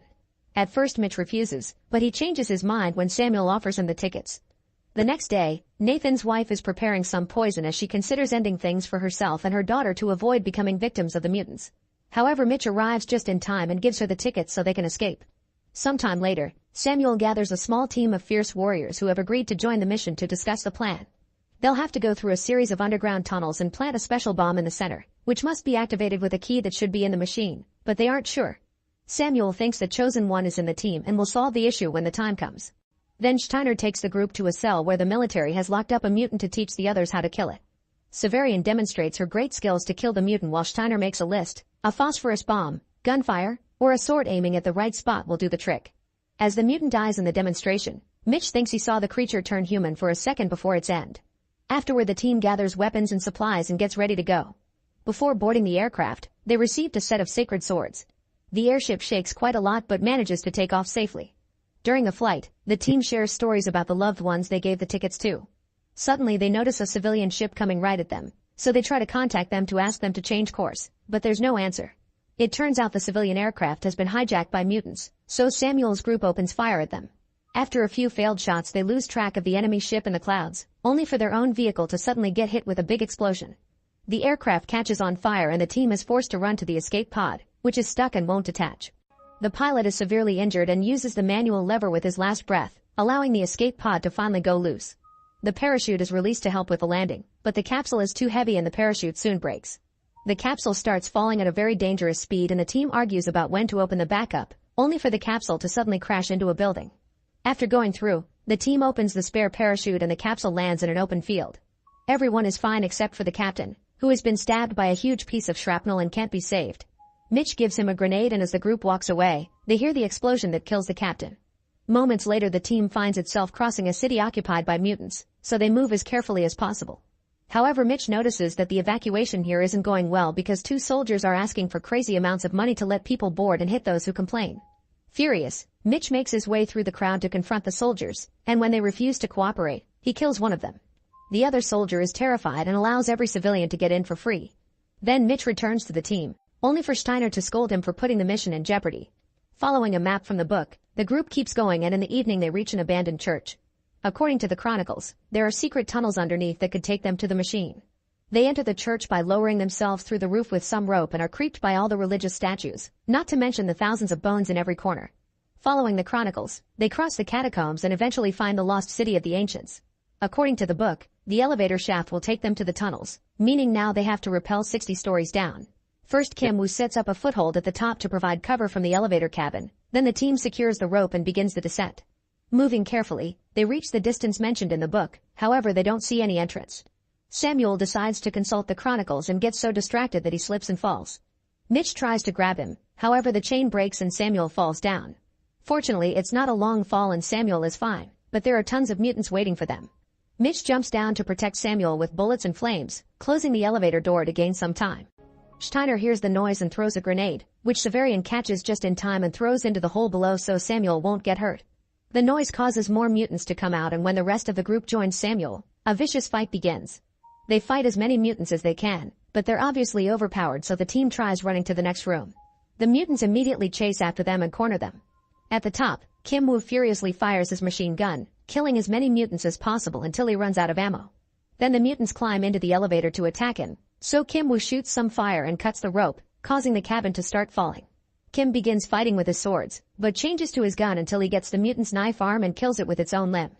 At the bottom, the team is ready to go down by fighting with their swords, but at the moment the cabin crashes on top of the horde. Another explosion occurs, yet not all the mutants are dead yet. The team gets ready to keep on fighting until Kim's hand emerges from the rubble and activates a grenade, which kills all the remaining mutants and Kim as well. After taking a moment to pay respects to Kim, the team continues their journey. Samuel checks the chronicles again, which annoys Mitch because he doesn't understand what can be so special about a book. Samuel tells him to have faith and pours some water on the ground, which falls down 2 little holes that finally reveal the entrance to the tunnel. The group quickly crosses it to reach another room where they carefully walk on an edge against the wall while watching the monsters under them. The mutants are dragging wounded people to the machine, and Mitch is shocked to see Nathan among the victims. Steiner can guess Mitch will want to save him and orders him to stay, but Mitch leaves anyway. Then Steiner considers shooting him to stop him, but he can't bring himself to do it and instead keeps on moving with the others. Mitch climbs down and sneaks around to shoot a stalactite, which kills the mutant that is dragging a very weak and bleeding Nathan. Then the friends finally reunite and Mitch carries Nathan to safety. Nathan asks about his family, so Mitch tells him they're on Mars. Now that he knows his wife and daughter are fine, Nathan can die in peace, so he tells Mitch to leave him and finish the mission. Finally accepting his friend is in deep pain, Mitch decides to put him out of his misery. Meanwhile, the rest of the team makes it to a narrow bridge, which they must cross as quietly as possible to avoid alerting the mutants underneath. Suddenly a pebble falls, and when everyone turns around to check, Steiner slips and falls, barely managing to hold on at the last second. His yelling gives away their presence to the mutants. Steiner's the one carrying the bomb, so Severian carefully hangs on the edge to take it from him before Steiner falls to the bottom, where he's attacked by the mutants. As Steiner opens fire and tries his best to defend himself, Samuel thinks they should leave him and carry on with the mission, but the others refuse and jump in to help him. A vicious battle begins as the team fights the monsters with all their might, but there simply are too many mutants and it's impossible to go against such a big army. Every member of the team gets badly wounded, and sadly Samuel is killed. An explosion also burns one of them down. Then the mutants drag all the bodies to the machine. Minutes later Mitch arrives and is devastated to find Jesus' dog Tag. Suddenly he's attacked by a mutant, which he quickly kills off, thanks to a warning from Severian. The nun had managed to hide, and that warning was the first time she spoke in years. After she shares what happened, Mitch picks up any pieces he can find of the book and asks her to read it so they can know where to go next, but it turns out Severian can't read it, she just has faith in it. Furious, Mitch decides to go to the center of the cave anyway and improvise. The duo advances until they find the mutant lair and immediately sets up an explosive while watching how their teammates are dragged to the machine. The explosive blocks the entrance and kills a few mutants off, so Mitch can run to release Valerie and Steiner. Then Mitch looks inside the pit in the center of the cave, finding a strange mechanism with people attached to it. Apparently it turns people into mutants after a complete rotation. Severian and Valerie tie themselves with a rope and head down to the heart of the machine while Mitch and Steiner hold them from above. Soon the mutants start breaking through the rock pile at the entrance, so Steiner leaves Mitch to handle the rope alone and goes to confront the monsters. With one last salute, he activates a grenade and goes down as he kills all the mutants in the process. The weight of the rope is too much for Mitch to handle alone and he's dragged to the edge of the pit until he falls. The women fall too and land safely, however Mitch ends up in the mechanism, which activates to hold him down. Mitch gets exposed to radiation and a mechanical arm inserts various chips in his body. The last chip is supposed to go into his head, so Mitch keeps bending his neck to dodge it. The machine misses and breaks the bindings instead, so Mitch is free to grab his gun and destroy the mechanical arm. Then Mitch joins the women and uses a knife to remove the chips. His face is still a bit mutated, but he never goes full monster. The group finally reaches the heart of the machine, and while Mitch prepares the bomb, Severian and Valeria fight off the monsters that come from both sides. Mitch doesn't understand the device well and can't guess which hole the detonator goes in, so he has to figure out the few book pages he has. Severian takes care of a few more monsters but freezes when she sees a mutated Samuel approach her. However, she reacts when Samuel attacks her and forces herself to fight him. On the other end, Valerie kills one more mutant yet falls in the process, so her body gets cut in two by the spinning device. Mitch takes over her spot and fights the other monsters while urging Severian to kill Samuel, but she can't bring herself to do that to her precious mentor and Samuel stabs her before pushing her off. Afterward, Samuel and Mitch begin fighting hand to hand. They exchange a few hits before Mitch manages to push Samuel to the ground and starts punching him with his team's dog tags. Samuel pushes him off and Mitch falls next to a page from the book and a sword. Seeing them together makes him realize the sacred sword is the key, so he immediately uses it to stab Samuel and inserts it in the machine at the same time. The hatch on the ceiling opens and the structure starts shaking, so Samuel tells Mitch to do a jump of faith. After some hesitation, Mitch jumps down and falls into an underground river. When he resurfaces, he watches the machine take off, flying off into space to finally leave Earth for good. Make sure to subscribe and turn on notifications so you can watch more videos like this. Thanks for watching. In New York, the Sanford family decides to go on vacation, so they rent a house on Long Island next to a forest. The house is beautiful, but the alcohol cabinet is locked. While the family settles down, the mother Amanda drives to town to buy groceries, and she can't help noticing Danny loading his truck with a great amount of supplies. Later, the family goes to the beach, and the daughter Rose notices a huge oil tanker ship sailing in the distance. At first they think nothing of it, but soon they realize the ship is approaching the beach. People start to panic and run away as the ship crashes against the sand, but thankfully nobody gets hurt and the beach is closed for the day. When the family returns home, they realize the Wi-Fi is not working, and there is no service on their phones or television. Amanda and her husband Clay are also surprised to see some deer in the backyard, which they see as a good omen. In the evening, Amanda hears a noise outside and suddenly someone knocks on their door. Clay gets ready to fight a potential intruder, but two people shock them by knowing their names. It turns out this is businessman George and his daughter Ruth, who are the actual owners of the house. It was George whom Amanda talked to through email to arrange the rent. He apologizes for turning up unannounced, but all phones are out. They went to the symphony in town and on their way back to the city, there was a total power blackout. Since they live on the 14th floor and George has a bad knee, they thought they could stay in this house for tonight. Amanda hates the idea and doesn't trust them. So George tries to offer her a 50% refund and promises he and Ruth can sleep in the guest room in the basement. To prove his identity, he reveals he has the keys to the cabinet and opens it to take out an envelope, not letting the others see there is also a gun in there. The envelope has $1,000 that he offers as compensation, but Amanda is still wary, thinking he could have the keys because he is the housekeeper. Clay has to convince Amanda to give the duo a chance. George shares the alcohol from the cabinet and tells them the story of this house, explaining Danny was his contractor. He also explains his wife is away traveling for his job. Amanda interrupts him to demand an ID, but George left his wallet and his other coat, which he forgot at the theater because of the commotion. This puts Amanda on the edge because George had said he didn't know about the blackout until later. Suddenly they hear an alarm ringing. Ruth has turned on the television and they discover that a national emergency has been issued. Now Amanda has no choice but to let the duo stay in the house. When George and Ruth go to the basement room, it is revealed George knows something because a client warned him. The next morning, Amanda wakes up to see 4 emergency messages on her phone. 2 talk about the blackout, 1 mentions hackers possibly being behind it, and the last one is just random symbols. Worried, she wakes Clay up to show him the messages, but they disappear before he can see them. Clay decides to drive to town to get a newspaper for more information. However, since the GPS is not working either, he soon gets lost.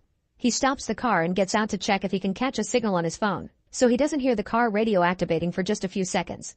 The reporter informs that the cyber attack has caused a serious environmental disaster in the south, which has impacted animal migration patterns.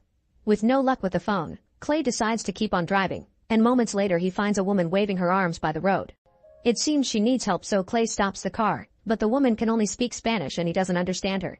Feeling disturbed by her pleas, Clay decides to ignore her and keep going. Suddenly he sees a drone flying nearby with red smoke on its tail, so he speeds up, but when the drone comes closer, Clay realizes the smoke is actually red leaflets. Meanwhile, George also drives out to visit the neighbors, keeping his gun at hand. He keeps checking his phone because he hasn't heard from his wife since yesterday, and she was supposed to fly back today. Sadly, not a single message has been delivered. The neighbor's house seems to be empty, and strangely there are tons of random things spread in the garden. The door was left open, so he goes inside and finds a complete mess. George tries using the neighbor's satellite phone, but it is not working either, which means all American satellites are down. When he is about to leave, he notices there are more things spread near the beach, so he follows the trail and finds an expensive watch in the sand. When he tries to pick it up, he is shocked to find a whole arm and falls, only to discover the body of a pilot. As he looks around, he realizes a plane has crashed on the beach. At that moment he hears another plane coming closer, so he runs away and hides in the house right before this plane crashes too. At the house, Rose is very frustrated because she wants to watch the final episode of Friends, but none of the devices are working. She runs outside and is shocked to find a huge amount of deer in the backyard. She convinces her brother Archie to go to the forest, where they find an old shed. They go inside and Archie tells Rose that someone must live there and can watch her sleep through the window. Rose gets startled and accidentally hits her head as she realizes that Archie is just messing with her. On their way back to the house, Archie is bitten by a bug and Rose sees another deer. She also notices all the birds flying away. When George comes back, he admits to Amanda that he had guessed something was coming because he saw the market behaving weirdly. As he explains what he saw on the beach, their conversation is interrupted when they start hearing explosions in the distance, followed by a loud screeching noise that hurts their ears and cracks the windows. Amanda immediately rushes into the woods to find her children, but the noise becomes so unbearable that she drops to her knees in pain. Luckily the noise ends soon and everyone goes back into the house. Amanda remembers he saw Danny buying too much stuff, and thinks he also knew something would happen. At that moment Clay comes back and shows them a leaflet, which turns out to be written in Persian. Archie recognizes it from war video games and explains it says death to America. Terrified, Amanda and Clay decide to go to a relative's house in New Jersey, ignoring George's warnings. As they drive away, they keep hearing sirens, and eventually they find the road blocked by a bunch of white cars. Amanda goes ahead to investigate and notices there are no people around. In fact, all these cars are the same self-driving model and brand new. Suddenly more automatic cars appear behind them, so Amanda rushes back to her family and moves her vehicle just in time before the speeding cars crash into the ones blocking the road.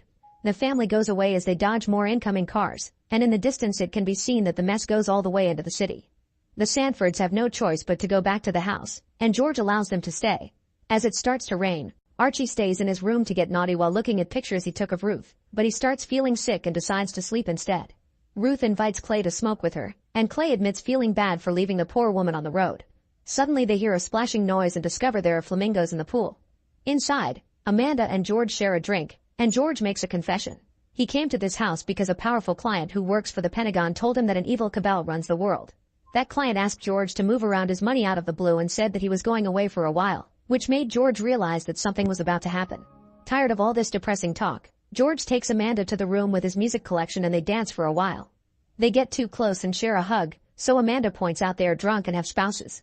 George agrees not to do anything, but he also fears that his wife is probably dead.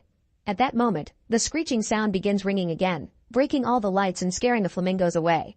Now they have to use candles for light, and each family decides to share a bed for comfort. The next morning, they realize Rose is missing and she may have taken one of the bikes. Suddenly Archie wakes up with a fever and starts puking blood. When he checks his mouth, he's shocked to discover all his teeth are falling. Archie thinks it has to do with the bug bite, so George volunteers to take Clay and a puking Archie to see Danny and ask for medicine while Amanda and Ruth go into the woods to look for Rose. After lots of searching to no avail, Ruth and Amanda take a break at the shed, only to start arguing. Neither of them likes the other very much and an argument ensues, but by sharing their worries, at least they manage to understand each other a little better. At that moment they hear a strange noise indicating something moving outside. Amanda comes out and sees bike tracks, but when she is about to follow them, she hears a noise again and discovers Ruth surrounded by a herd of deer. With no hesitation, Amanda rushes to Ruth's side and starts yelling at the deer, prompting Ruth to do the same. The trick works and the deer run away, so Amanda and Ruth hug each other for comfort. Meanwhile the men arrive at Danny's place, but to their shock, Danny makes them step back and comes out with a weapon in hand. He explains the same noise happened in Cuba a few years ago and caused radiation, so that's probably what made Archie sick. He also knows that the Russians recalled their people from Washington, so he assumes they are at war. However, Danny doesn't care if George is an old friend and Clay is willing to pay. His priority is to help his own family, so he refuses to help them.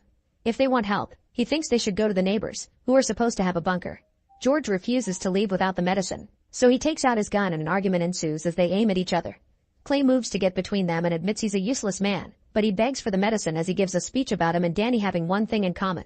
They just want to protect their families. Danny finally agrees and gives them the medicine in exchange for money. While Archie has the medicine, Danny shares some more information. This was done by the Koreans. Clay responds by showing him the leaflet to prove it's the Iranians, but Danny has more intel. Before the phones went out, a friend of his in San Diego told him a drone dropped leaflets there too, but those were in some East Asian language like Korean or Chinese. The friend is a veteran of Iraq, so he would have recognized it if it had been Persian. Danny's theory is that since the US has lots of enemies, they are teaming up to destroy the country. The guys return to the car and George admits that Danny's information confirms a rumor he heard before. This is a three-stage maneuver used to destroy a country's government from the inside. First, they isolate citizens by disabling all their communication and transportation. This makes people scared, causing stage 2, synchronized chaos.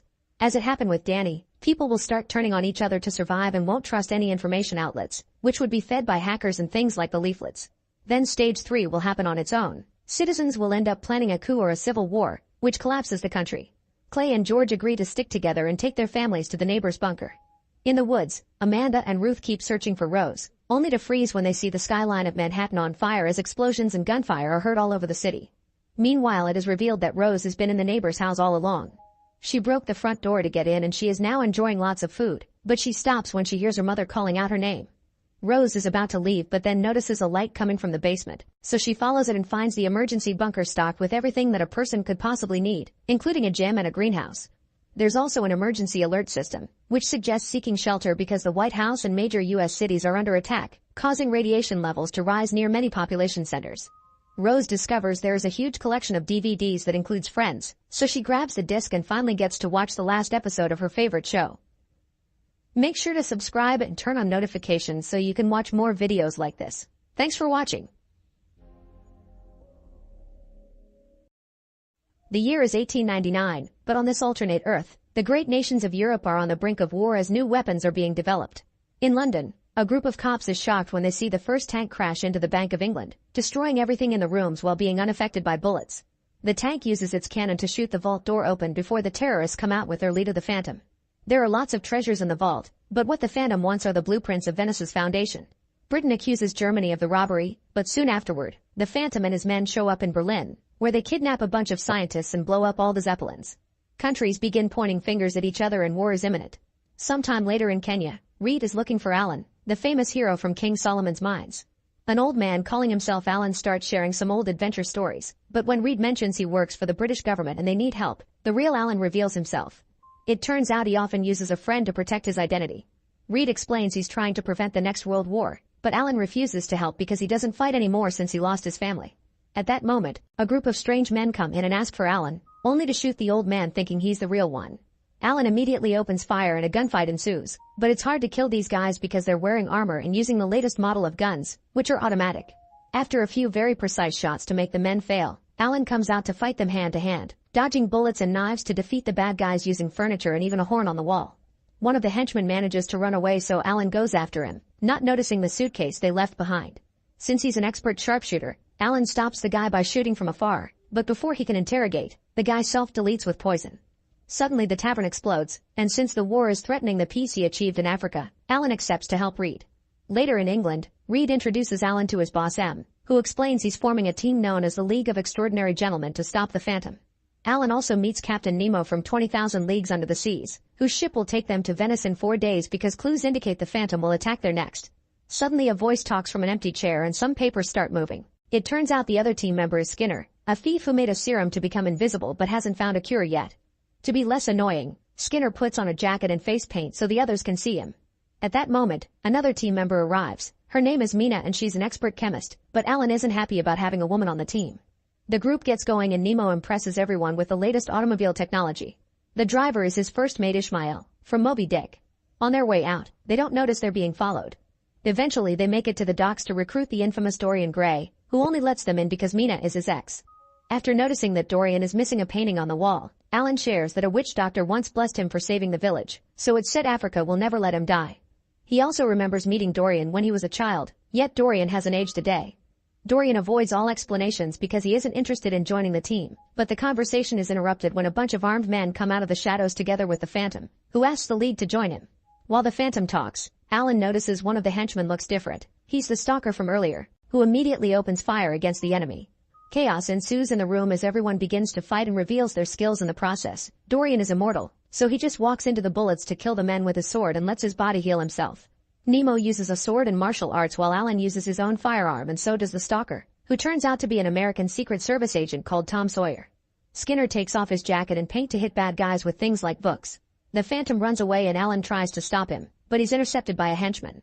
While they fight, Tom tries to chase after the Phantom, who manages to escape by jumping through the window into the river. The guys think the fight is over, but there's one last man hiding and he takes Mina hostage. However, Mina's eyes suddenly turn red and she bites the guy to kill him by drinking his blood. It turns out she's the widow of Jonathan Harker, who was part of the team that killed Dracula. Then Dorian accepts to join the team because he took this attack personally, and Alan lets Tom join too. Tom was sent by the American government because they're worried the war will reach the Americas too.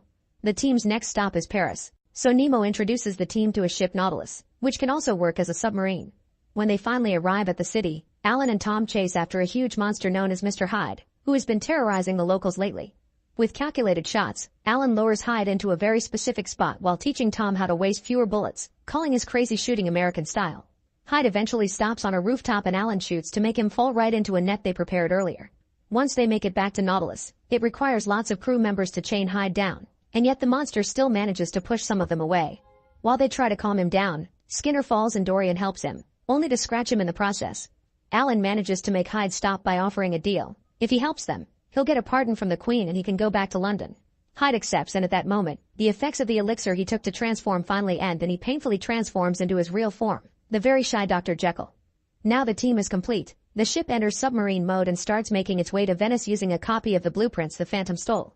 Now the team has to learn to live with each other. Alan is soon annoyed by Skinner because he doesn't wear his coat to make his presence known, and Mina is disturbed to learn that Nemo worships the goddess of death. However, Alan is more scared of her than some religious statue. One afternoon after the Nautilus enters ship mode again, Alan tries to teach Tom how to waste fewer bullets and shoot more accurately, but when Tom asks him about his dead son, Alan leaves. Meanwhile, Nemo and Ishmael are surprised to find powder in the control room right before a book closes on its own behind them. They give the powder to Mina, who analyzes it and discovers that it's the powder photographers use to create Flash. Dorian visits her and shares his secret. The missing portrait at his home is magical, and it ages instead of him. He can't look at it or he'll lose his powers. Dorian also flirts with Mina and shares a drink, but when the glass breaks, it cuts her finger. The smell of blood gets Mina excited and they end up kissing, which makes Jekyll jealous while he watches from afar. His inner Hyde reminds him he could be noticed by women if he drank the elixir again, and he even gets aggressive. But before he can lose control, Nemo interrupts him. The captain says he doesn't want a monster loose in his ship, and Jekyll reminds him that he has a dark past as a pirate so he can't talk. Then Jekyll returns to his room and is shocked to discover one of his elixir bottles is missing. He immediately lets Alan know and accuses Skinner of stealing it since none of them have heard from him in a while. When they finally arrive at Venice, there's a carnival going on, and by looking at the blueprints the team guesses the Phantom will be blowing up the city. The League gets ready to start searching for the explosives, but as soon as they touch land, the bombs go off and the buildings start crumbling in a domino effect.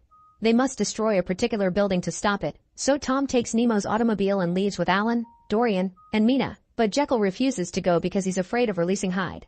As soon as the team drives down the streets, the Phantom's men surround them and open fire. Dorian thinks Skinner let them know they were coming and runs away. Alan and Tom try to shoot back, but there are too many men. So Mina jumps out of the car and climbs the wall with her powers to quickly feed on all the bad guys without mercy.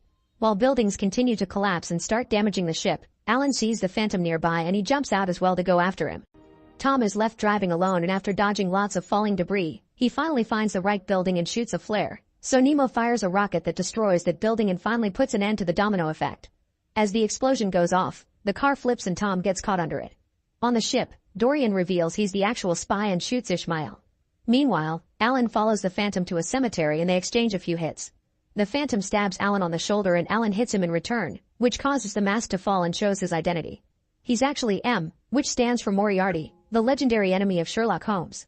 The Phantom runs away and Alan throws the knife back at him, but it isn't enough to stop him.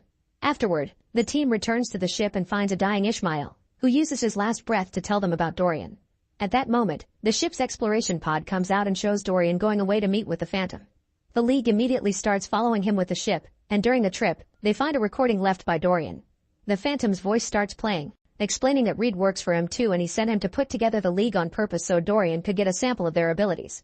Dorian stole Jekyll's elixir bottle, took Mina's blood with the broken glass, took Skinner's skin when he scratched him, and took pictures of Nemo's technology. Alan was recruited because he was the only one capable of capturing Hyde. With these samples, he'll able to build super soldiers to sell during war times. As he listens, Jekyll notices his inner Hyde is in pain because of a weird frequency in the recording, and at that moment the Phantom announces the ship will explode when the recording ends. That's exactly what happens, and the entire ship shakes as water starts to flood the engine room and drags down some crew members. Nemo can't make the Nautilus resurface because of this, so he orders his men to seal the engine room with the men inside for the greater good. Hyde convinces Jekyll they can help, so he runs into the room before it's sealed and takes the elixir to transform underwater. Then he swims down to the bottom and using his strength, he pulls the levers and opens the valves, which immediately drains the ship and allows it to resurface. While everyone tries to organize things, they get a message in Morse code from Skinner, who sneaked into the pod with Dorian and now sends the team directions to follow. Eventually they make it to northern Mongolia, where they discover the Phantom's secret fortress. They hide in a cave to wait for Skinner, who arrives with a disturbing report. The fortress is huge and the kidnapped scientists are working in factories 24/7 to make super soldiers and copy Nemo's inventions. While the team makes a plan, Dorian asks the Phantom for his painting, revealing that the Phantom stole it just to make him work for him. Now that he has it back, Dorian refuses to fight again. Soon the League arrives at the fortress and they knock down the guards outside with their powers. They sneak inside and Skinner begins placing explosives around the factory while Hyde, Nemo, and his crew free the families of the scientists, but unfortunately they're found by a whole army of guards. A gunfight soon ensues, but Nemo's weapons don't do anything because the enemy is wearing full body armor. Hyde uses a huge metal door to deflect the bullets, giving Nemo the chance to fight the guards at the lab with his sword and release the scientists too. Meanwhile, Mina finds Dorian in his room and they begin a fight with blades, but no matter how much they slash at each other, their wounds keep regenerating. Suddenly Mina is distracted when she notices the magical painting, so Dorian uses the chance to nail her to the bed with his sword. However, he fails to get her heart, so Mina surprises him from behind and impales him on the wall with his own sword. Then she forces him to look at his painting, which breaks the spell and Dorian regains all the years the picture took from him until he dies. Alan and Tom go looking for the Phantom, who is currently overseeing the box with all the League samples. They manage to corner him, but unfortunately a guard catches them from behind and they have to dodge an attack, which allows the Phantom to escape with the box. The duo immediately goes after him, and in one of the corridors they bump into an invisible man who suddenly attacks them because he isn't Skinner. While Alan continues to chase the Phantom, Tom stays to fight this new invisible man, but he continues to waste too many bullets. At that moment an armored soldier arrives and uses a flamethrower to start burning everything in the room, but this time, the real Skinner distracts him and ends up on fire too. Tom quickly uses the chance to hit the guy with a torch, causing the gas tank to blow up and kill him. Afterward Tom checks on a burnt Skinner, only to be caught by the other invisible man. At the same time, Alan finds the Phantom in a dark room and they begin to fight, exchanging a bunch of hits until Phantom falls and Alan grabs an axe, ready to end it all. Back to Nemo, he manages to get all the scientists out while Hyde protects them, but one of the guards steals some elixir from the lab and drinks more than he should. He transforms into such a powerful monster that Hyde and Nemo have trouble fighting against him even while teaming up. At that moment Hyde changes back into Jekyll, so he and Nemo have to run. The monster and Alan are about to make their kills at the same time but suddenly Skinner's explosives go off and the building starts to crumble. Hyde and Nemo run outside while the monster is killed by the falling debris. Meanwhile the Phantom uses the distraction to dodge Alan's attack.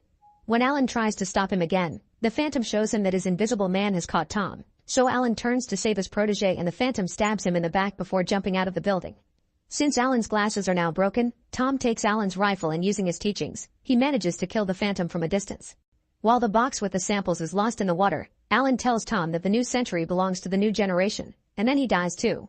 Sometime later, the League buries Alan with his family in Africa, and Tom leaves the rifle on the grave.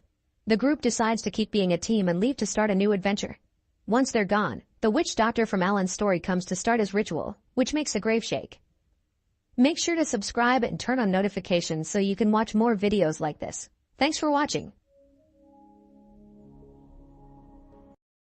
In the near future, a nuclear holocaust known as the Flash causes an ecocide, which is the mass destruction of nature.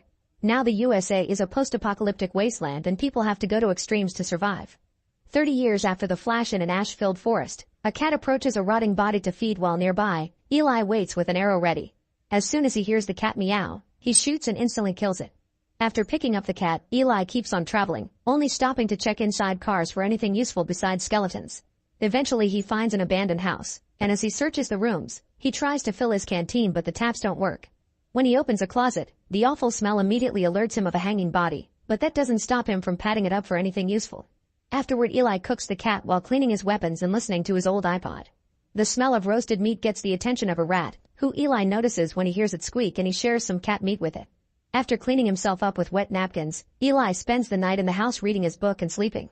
The next morning, he discovers his iPod is almost out of battery and the car battery rig he uses to charge it is about to run out too. For now he keeps on traveling and in the middle of the road, he finds a woman with a broken shopping cart asking for help. At that moment he detects a horrible smell and calls out the thugs hiding nearby, noticing it's just a trap. The gang comes out and the leader starts pushing Eli around to rob him, but suddenly Eli cuts off the leader's hand with his machete.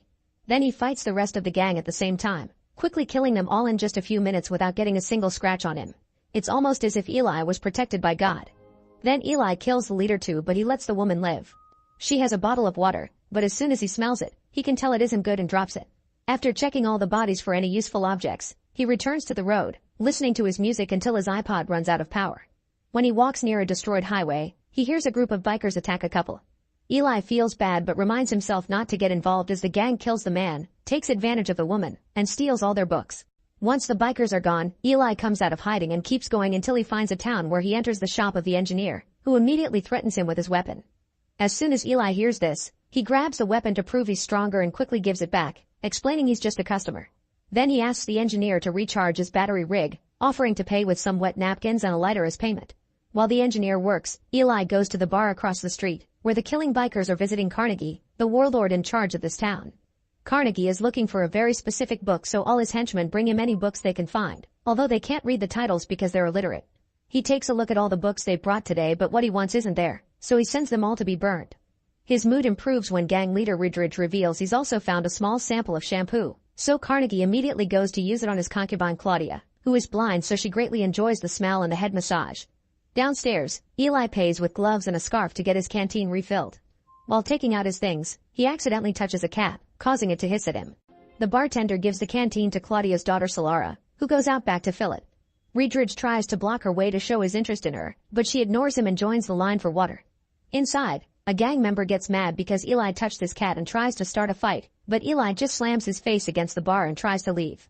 At that moment, the rest of the gang attacks him, so Eli has no choice but to fight.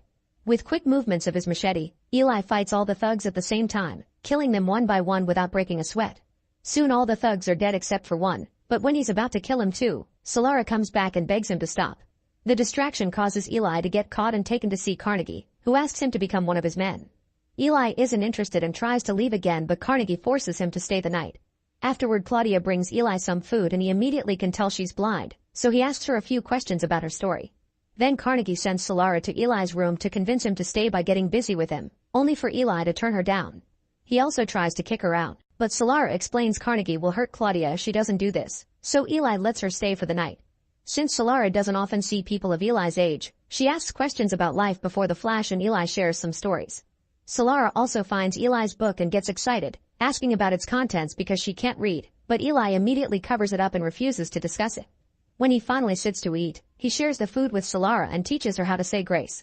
The next morning Solara has breakfast with Claudia and recites the words Eli taught her. Carnegie is shocked to hear this and demands to know how Solara learned it, hurting Claudia when Solara doesn't say much. Desperate to help her mother, Solara tells him that Eli has a book with a weird symbol on it, making a cross with her fingers. It turns out Carnegie wants a Bible, and Eli has the only one left in the world because all the others were burned down shortly after the flash. Excited, he orders Ridridge to get him Eli's book, but when they enter the room Eli is already gone. Ridridge immediately kills the guard for their mistake, then sends his men to find Eli. Meanwhile, Eli gets his battery from the engineer and tries to leave town, only for Carnegie to show up and ask him for the book. He thinks the Bible is the best way to put society under his control and is willing to kill Eli for it, yet Eli just keeps walking away. Suddenly Ridridge shoots Eli twice, but he misses both shots. Annoyed, Eli takes out his gun and starts shooting any person he can hear moving, expertly landing every single shot while the bullets shot by the enemies miss him every time. When he's out of bullets in his gun, he takes out a shotgun and keeps killing the thugs, hitting Carnegie in the leg in the process. Seeing as Eli truly has holy protection, Ridridge lets him leave for now. After Carnegie gets his leg treated by a doctor, he tries to send the gang after Eli. However, Ridridge is wary after losing so many men, so he makes a deal. He'll get the book if Carnegie lets him have Solara as his concubine. Moments later, Ellie hears Solara following him. She explains Claudia sent her because she would be safer with him, but Eli tries sending her away. Determined to change his mind, Solara offers to take him to the town's water supply, which turns out to be a clean underground spring. Eli eagerly fills his canteen, then he tricks Solara and locks her up in the cave so he can continue his journey alone. Soon Solara manages to escape and tries to go after Eli, only to find the woman with the broken cart instead. Solara tries to help her, but the woman tells her to leave, not wanting a young innocent girl to fall for the trap. Suddenly 2 thugs attack Solara and after hitting her a few times, they drag her to a private spot to take advantage of her. Her screaming allows Eli to find her and he shoots a thug in the groin with an arrow, then the other in the throat. Solara thanks Eli with a hug and they leave together. Later on, Carnegie and Ridridge find the bodies thanks to the birds flying above them. They also find a piece of Solara's clothing, so they know what direction to take. On the road, Eli also hears a bird and uses an arrow to bring it down. While he picks the bird up, he asks Solara to take the wire from his bow. When night falls, Eli and Solara decide to rest in an old cooling tower. Solara asks Eli to read to her, so Eli shares a few lines before putting the book away. Eli also shares that when he found the Bible, a voice told him where to go to keep the book safe and that he would be protected. Then Solara asks him to teach her how to read, but he doesn't respond, so Solara waits for him to fall asleep to try to take the book. However, as soon as she opens the zip, Eli opens his eyes and makes her step away from the bag.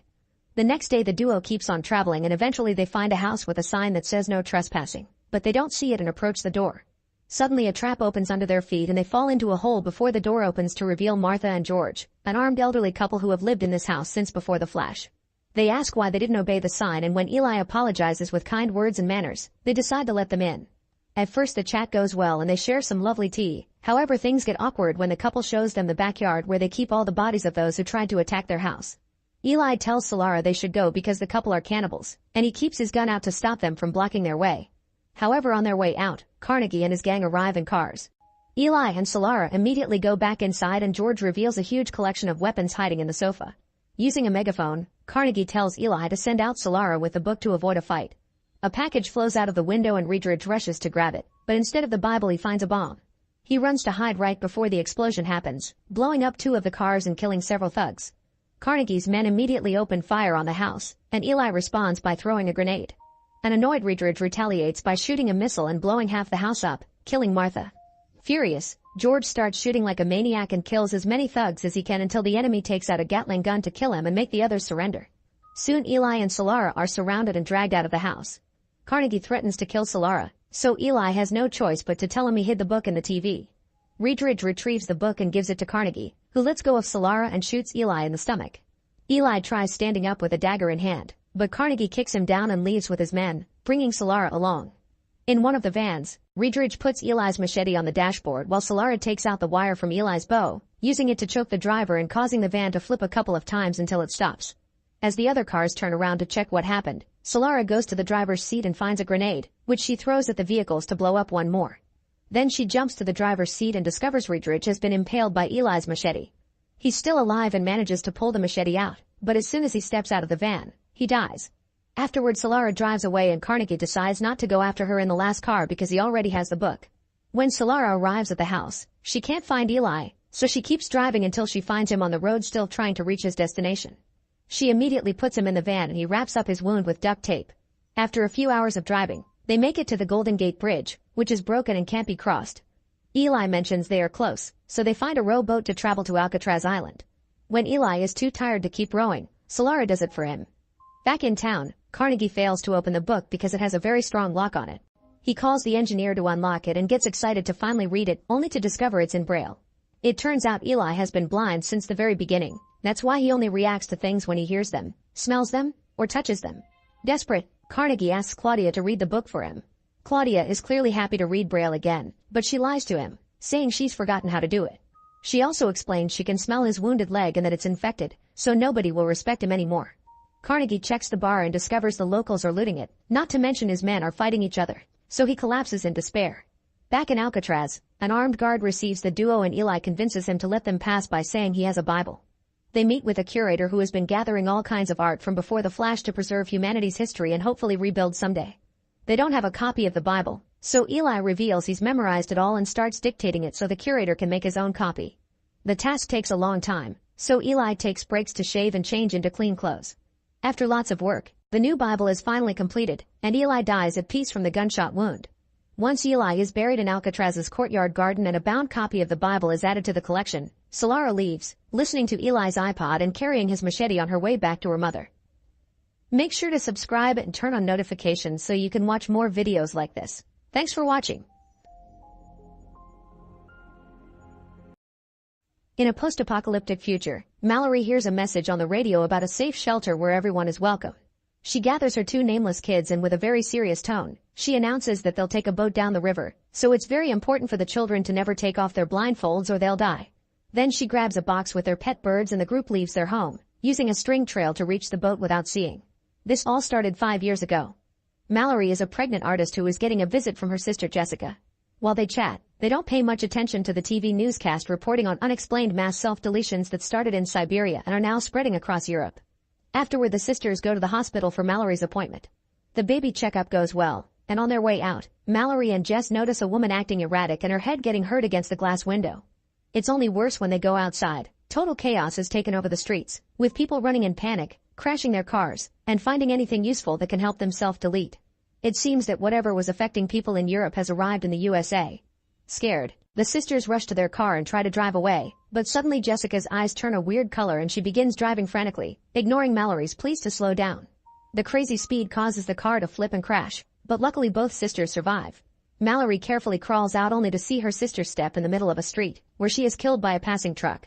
Upset and panicking, Mallory begins running with the crowd, which is getting more chaotic and scared by the second as cars start to explode around them. When Mallory is pushed down by the crowd, a woman comes out of a house to help her while ignoring her husband Douglas' objections. But before she can reach Mallory, the woman suddenly goes into a trance. As she talks to an invisible person, the woman gets inside a burning car that soon explodes. Then a man named Tom helps Mallory up and brings her to the house, where Douglas refuses to open the door. However, the house owner Greg decides to help and lets them in together with other survivors. Everyone starts sharing their theories about what is going on, like demons or the end of the world, but nobody has a proven explanation. Only one thing is for sure, looking at the entity forces people to self-delete. A couple manages to call their son and hears he is in trouble, so they leave the house to find him regardless of the danger. The TV newscast also shows that the phenomenon is spreading through the whole world, but soon all signals go out so there's no more programming or phone calls. Then the remaining survivors decide to cover all the windows to prevent anyone from looking outside. In present day, Mallory and the kids have been on the river for 6 hours. She never stops making attempts to contact people over the radio and keeps everyone covered with a blanket. She also regularly checks on the birds in the box. When the birds start getting nervous, Mallory can hear the entity whispering her name and tries her best to ignore it. Back in the past, the group suddenly hears a knock. It's a survivor called Olympia, who begs for help because she's pregnant. Douglas is against letting more people in, but Mallory calls him heartless and they decide to let her in. Mallory grabs a rifle just in case and everyone closes their eyes until they're sure Olympia is harmless. Afterward, Greg volunteers to investigate the situation by watching the outside through his security cameras. The others tie him up to the chair in front of the monitors then leave him alone. Greg concentrates to avoid looking away, and after a few minutes of nothing, his expression changes. The group hears a weird sound coming from the room and rushes inside to discover Greg fell and smashed his head, instantly dying. The others immediately destroy the screen. Later that night, Mallory can't sleep and walks around the house, hearing another weird sound. However, it turns out to be Lucy and Felix getting busy together. In the present, Mallory and the children have been on the river for 14 hours when she suddenly hears a man's voice tell her to take the blindfold off because it's safe and even promising food. Mallory tells the kids not to do it and takes out her gun to fire blindly, but all her shots miss and the man jumps on the boat to attack them while the birds start making lots of noise. The man tries to take her blindfold off insisting the entity is beautiful, but Mallory fights him off and after lots of struggle, she manages to kill him with a machete. Back in the past, the group is starting to run out of food, and it's clear by now that help won't be coming. Mallory, Tom, Douglas, Lucy, and Charlie volunteer to go to the supermarket, hoping there's safety in numbers. They paint and cover the windows to avoid even glancing outside and then use the GPS to guide them through the streets, where they keep bumping against abandoned cars and dozens of dead bodies. As they drive around every obstacle, the GPS detects something surrounding the car. They can see a shadow shaking the car with a whooshing sound, so they begin driving faster in panic. The noises and the shaking get worse by the second, but eventually the GPS announces they have made it to the supermarket, so they rush inside and don't take the blindfolds off until they have covered all the windows. The group splits and starts gathering all kinds of supplies like food but also things for the babies. Mallory finds some birds and decides to take them as well. Douglas thinks they should stay here, but Mallory scolds him and points out it would be heartless to abandon those in the house. Suddenly the group hears someone knocking on a door and Charlie recognizes a familiar voice. It's his coworker, who accidentally got stuck in the freezer and is begging to be let out. The group isn't sure of trusting him and opens the door just a little bit to check, causing the birds to go crazy and confirm the man is actually the entity trying to trick them. The man begins yelling the entity should be seen and pushes the door, so Charlie tackles him to send him back into the fridge, allowing the others to lock it again. Then blood begins coming out from under the door, confirming Charlie is dead. The group leaves while still hearing the guy's voice begging for freedom. That night in the house, the group hears what sounds like a car being driven away, so they rush into the garage, only to discover that Lucy and Felix have gone away with their only vehicle. In the present, Mallory finally takes a break after 24 hours of non-stop rowing. However, she's too worried about the kids and soon starts rowing again, but the boat accidentally bumps against the sunken truck. The boy falls out of the boat and Mallory catches him right before he drowns, only to lose their blanket and food in the process. Mallory tries her best to warn him up with a jacket and decides to stop the boat by a shore, where she tells the kids not to move while she goes looking for supplies. Then Mallory connects some string to the boat and explores the woods until she finds a building, where she starts gathering food and a new blanket. Her string can't go on for that long, so she ties it up to the furniture while she continues to investigate. Suddenly she hears a noise and sees the string shaking before a shadow moves outside, so she immediately rushes out of the building, running through the forest as the entity begins whispering her name. Mallory blindly shoots her gun just in case, which is heard by the little girl and makes her get off the boat to help. Fortunately, Mallory moves fast and reaches the child before the entity does, so she drags her back into the boat and yells at her for disobeying her, reminding both kids to leave Mallory behind and save themselves if things get too dangerous. In the past, another survivor knocks on their door and Olympia lets in without checking with the others first. His name is Gary, and after Tom checks he isn't hiding anything, Gary explains that only crazy patients can survive the entity. He ran away from some insane guys who escaped from a mental institution and now are out there forcing people to look at the entity, claiming it's beautiful. Douglas doesn't trust Gary and tries to force him out of the house at gunpoint, but Cheryl knocks him out and locks him in the garage while allowing Gary to stay. In the present, Mallory and the kids have been on the river for 38 hours. Mallory covers everyone with a blanket to warn them that they're approaching the rapids, which is the most dangerous part of the journey. Somebody will have to keep their eyes open to navigate, and both kids volunteer, but Mallory remembers promising Olympia she would take care of her daughter if something happened to her, and she can't bring herself to hurt her own son either. In the end, she decides they'll just risk it and go through the rapids without seeing. In the past, both Mallory and Olympia begin to go into labor at the same time. While Tom and Cheryl take the women upstairs to their room, Gary takes out a bunch of drawings of the horrifying creatures and starts making a new one, revealing he's actually one of the crazy people who escaped from the mental institution. Then he takes Mallory's birds and puts them in the fridge before tearing the papers off the windows, which Douglas sees from afar. When Tom comes down and finds the drawings, Gary immediately knocks him out. Then he opens the front garage door hoping to make Douglas see, but he quickly covers his eyes. Upstairs, Olympia and Mallory give birth to two very healthy and beautiful babies. Suddenly Gary enters the room and pulls the blinds up in front of Olympia, who immediately falls for the entity. Mallory manages to take the baby from her before Olympia runs to the window to self-delete. Afterward, Gary grabs Cheryl's face and forces her to open her eyes to the outside, causing her to also self-delete with scissors. While Mallory hides with the babies under a blanket, Douglas shows up with the rifle and does some blind shooting, hurting Gary in the arm. However, Gary quickly retaliates by jumping on Douglas to push him through the railing and stab him with the scissors. The rifle falls to the floor and Tom tries to grab it at the same time as Gary, causing the weapon to go off. Mallory hears 2 shots before someone approaches her, but luckily it's Tom, who has won the fight. 5 years pass, and Mallory and Tom have been living together while raising the kids as a couple. They have a whole system in place to keep the house safe and use string to go looking for supplies when they need them. One afternoon, Mallory is out on a supply run when she hears some cars driving nearby. She waits for them to leave and rushes back to the house to tell Tom about it, so they agree they won't go out alone anymore. That night, the two receive a radio transmission saying there's a safe compound with plenty of supplies and food down the river. The voice on the radio even gives them instructions, which Tom writes down on a map.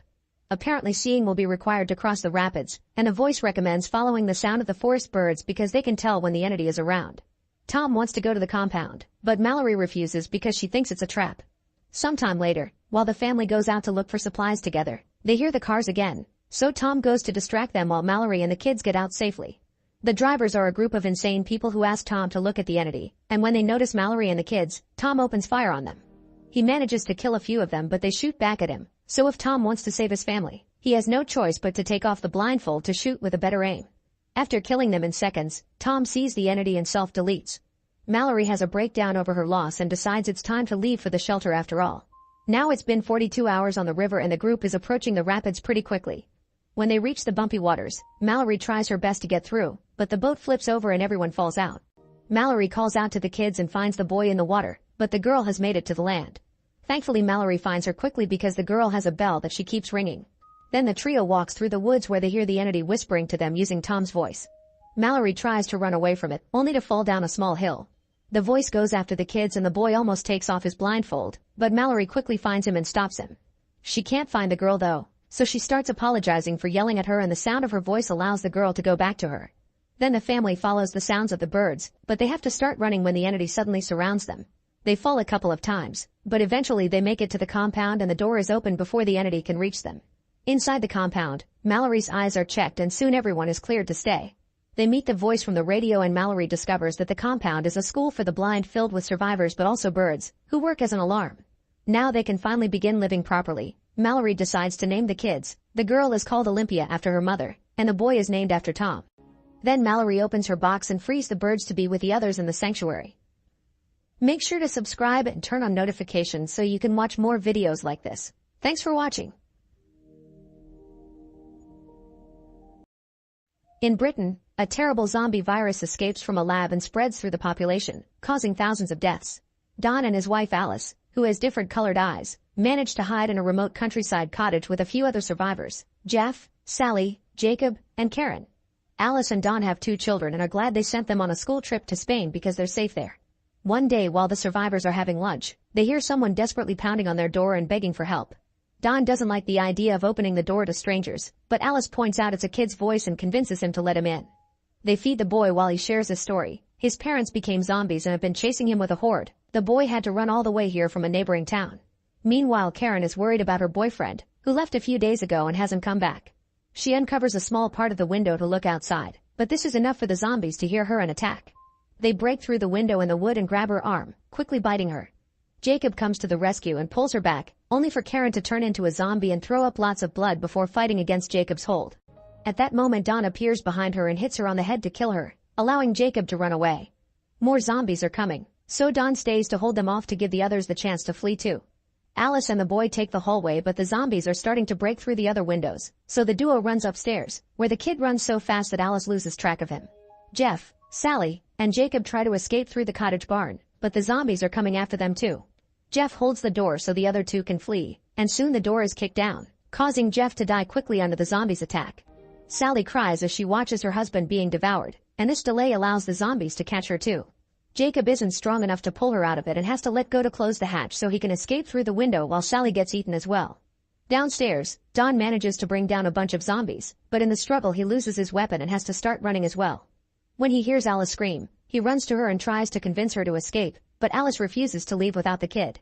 As Don stays back, Alice finally finds the boy hiding, only for a zombie to cut in between them and Don. Alice begs for help, but Don is too scared so he closes the door and escapes through the window, leaving his wife and the kid with the zombies inside the house. With dozens of zombies chasing after him, Don runs across the farmland while ignoring Alice at the window. Eventually he reaches the river dock, where Jacob is trying to escape on a motorboat. Don gets on the boat first to start the motor while Jacob finishes untying it, but when he tries to jump in, he slips and falls into the water, where he's bitten by the zombies. He soon transforms and tries to attack Don, who kicks him down and finally starts the motorboat to kill Jacob with the propeller blades before safely sailing away. 15 days after the outbreak, Britain is quarantined. By day 28, the virus has destroyed the entire country. 5 days later, the zombies begin dying of starvation, and 11 weeks later, the USA sends NATO forces to London to start cleaning the area. 18 weeks later, Britain is finally declared free of infection, and by week 24, reconstruction begins thanks to all the Britons who escaped during the chaos being allowed to come back. American soldiers still patrol and protect London, like Sniper Doyle and helicopter pilot Flynn. All the soldiers are bored with nothing to fight and use their radios to joke with each other. On the latest plane, a bunch of kids come back from their school trip, which annoys Dr. Scarlet because she thinks it's too early for young people to be exposed. While running tests on all the new arrivals, she meets Tammy and Andy, who happen to be Don and Alice's children. Scarlet notices that Andy has different colored eyes, and he explains he takes after his mom. Once the siblings are confirmed to be healthy, they take the train and watch how soldiers keep burning down bodies, getting rid of toxic waste, and washing every corner of town. Eventually they reach a fortified repatriation zone known as District 1, where they finally reunite with their father Don. He takes them to his fancy apartment he got for being the caretaker of District 1, but the kids are more interested in knowing what happened to their mom. Don tells them how the zombies attacked the cottage but lies that he saw Alice getting killed, so there was nothing he could do to help. The night, Andy has a nightmare of Alice becoming a terrifying zombie, and when he wakes up he goes to sleep with his sister as he admits he's afraid of forgetting his mother's face. The next morning, Andy and Tammy wait for Don to leave for work and sneak out of the apartment without telling him. They leave the safe zone by carefully crossing the side of the bridge, which is seen by Doyle from his spot on a roof. While he alerts his team, the sibling runs through an unoccupied part of London, enjoying the lack of adults scolding them. When they find a delivery bike outside a pizzeria, Tammy goes inside to find the keys and is horrified to find rotting bodies everywhere. Covering her mouth and nose, Tammy carefully takes the keys from a body and gets startled by a bunch of roaches. Then she grabs a helmet too and reunites with her brother to leave together on the bike. As they drive through the city, they see all the damage left by the zombie attack and all the extra graves that were built in the last few months. Eventually they reach their old home, where they grab a picture of Alice and collect some of their old belongings. When Andy enters the attic, he finds the windows covered in lots of rotten food on a table. There also are weird marks and the siblings' names on the wall. Suddenly he sees someone in the mirror and thinks it's Tammy, but the person comes out and reveals to be Alice, who has a bloodshot eye but otherwise is fine. Alice rushes to hug her son and at first Andy is happy, but soon Alice starts hugging him too strongly. At that moment the military arrive and take the kids away while capturing Alice. Sometime later, Alice is given a thorough shower and tied to a stretcher. Scarlet tries to ask her some questions, but Alice stays silent. Then Scarlet takes a blood sample and notices Alice was bitten, which makes no sense because she hasn't transformed. When Scarlet is done with the tests, she confirms that Alice carries the virus and can infect others, but she's somehow immune. This means she could be the key to creating a vaccine. However, the higher-ups want to kill her before she spreads the virus and tell Alice to do her testing later on the dead body. Meanwhile, the siblings are in quarantine, and when Don comes to see them, they yell at him for lying. Feeling guilty, Don slips past the military security to visit Alice in the isolation room. He apologizes for running and explains he had reacted to panic, to which Alice responds with "I love you." Touched, Don returns the words and kisses his wife. Her saliva immediately infects Don, who starts feeling very sick and begins yelling in pain as he becomes a zombie. Alice is terrified, but she's still tied up and can't escape from an incoming Don, who beats her up, bites her neck, and then crushes her eyes. Afterward, Don attacks a bunch of guards, killing them with his bite before escaping from the hospital to spread the virus through District 1. When the higher-ups discover what happened, they move to a safety bunker and execute a lockdown called Code Red. While the soldiers in town get ready to fight, Tammy and Andy watch their guard cross the door, only to come back transformed into a zombie. He begins hitting the glass trying to reach them until his head suddenly explodes when Scarlet shoots him. Then she frees the kids and takes them with her, seeing all the bodies in the building as they run. Soon they end up in a desperate crowd trying to escape, and when the soldiers try to tell Scarlet that civilians must go through another door, she announces that the kids are top priority figures. An argument ensues, and in the chaos, Andy gets separated from Scarlet and Tammy, getting pushed with other civilians into a safe room garage. Then the soldiers lock them all inside for their protection right before the power cuts out in the whole district. While waiting, Andy hears a noise and goes to check the door to find his zombie father covered in blood. Don goes crazy and shakes the door until he manages to break in, quickly jumping on the civilians to start biting them. Andy runs in panic and tries to hide while the virus begins to spread through the garage, causing people to panic and make the whole situation worse. Now Don isn't the only one biting people. Zombies keep appearing all over the room and making even more of them. Andy manages to climb on top of the crowd and crawls away until he reaches the ventilation system and hides in there. The rest of the people finally break the lock and take the stairs, which allows the zombies to also escape and continue to spread the virus. On the streets, enough emergency lights are turned on so the soldiers can run to the hospital and the snipers can provide cover. Soon the zombies reach the lobby, so Scarlet and Tammy begin running away while the soldiers open fire. Doyle and the other rooftop snipers kill zombie after zombie with admirable skill, but no matter how many they shoot, more keep coming out. It's also becoming hard to see who is infected and who isn't. They're supposed to shoot only the zombies, but seeing the chaos on the security cameras, the higher-ups admit they lost control and order the soldiers to kill everyone in sight. As the soldiers increase the fire and a massacre ensues, Andy comes out of the vents right into the middle of the chaos. Luckily, he's in the sector watched by Doyle, who refuses to kill survivors. He proceeds to shoot every zombie around Andy and even the one that almost kills him, giving the kid the chance to escape with other survivors. A few zombies reach the roofs and begin killing other snipers, so after cleaning out the street, Doyle has no choice but to escape as well. The survivors run to hide inside a warehouse, where Andy reunites with Scarlet and Tammy and tells his sister about their dad. Soon Doyle shows up as well and offers to guide the survivors out of the area before the military kills them too. The group leaves the building through the back door and carefully sneaks through the streets, always making sure to stay in the dark so they won't be seen by other guards. When Flynn flies by with a helicopter, Doyle makes the group wait and distracts Flynn through the radio before making the group move again. Then Flynn drops some bad news. The military will be bombing all of District 1 in 4 minutes. Doyle convinces him to pick him up at Regent's Park, not telling him about the survivors. Afterward, the group starts running toward the park, but a sniper kills one of the guys. The group rushes to hide, but the sniper never stops shooting and a few more survivors get killed in the process. Scarlet gets a flesh wound, and now the only ones left are her, the siblings, Doyle, and a guy named Sam. Once they're hidden behind a wall, Doyle tries using the reflection of a piece of metal to find the sniper, who immediately shoots the object down. This makes Doyle realize the guy isn't an actual soldier, just a civilian panicking. Doyle asks Sam to run in zigzag to distract the shooter so he can kill him, but Sam refuses, so Andy goes out instead. The zigzag running is enough to make an amateur fail all his shots and gives Doyle enough time to kill the guy with just one shot. Then Andy hides behind another wall and is shocked to see his father standing nearby, but before he can react, the group comes to pick him up and Don's image disappears. Then the group runs as fast as they can and climbs over a fence to get out of District 1 right before the area is bombed. Soon the whole area is blowing up, thousands of people are killed, and all of Scarlet's research for a cure gets destroyed. Flames go through the hospital windows and catch Alice, burning her to death. The group continues to run through a tunnel that is being reached by the flames as well, but they manage to get out before the building explodes too. The generals watch it all from their bunker and are shocked to notice a large number of zombies have survived the bombing and are escaping into London, entering every building looking for victims and causing chaos everywhere. In the morning, Doyle's group finally reaches Regent's Park, which has been abandoned since the virus broke out. While they wait for Flynn, Scarlett tells Doyle about Alice and the possibility of the children carrying the same gene that could hopefully create a vaccine. At that moment Flynn contacts Doyle and tells him he's on his way, but they must watch out for the zombies that escaped. Doyle immediately makes everyone hide in the tall grass and Flynn lands nearby, but he gets angry when he sees the group and refuses to take them. As an argument ensues, Sam notices the zombies are coming closer, so he runs to hold onto the chopper. A furious Flynn begins flying around with crazy moves intending to make Sam fall, and when the zombies finally reach the park, he brings the helicopter down and starts killing the zombies using the rotor blades. Lots of blood and guts cover the tall grass, but a few zombies still manage to survive and begin chasing Doyle, Scarlett, and the kids. Sam eventually falls, and since he's covered in blood, he probably becomes a zombie as well. The group keeps on running as fast as they can while Doyle occasionally turns around to shoot at the zombies that get too close.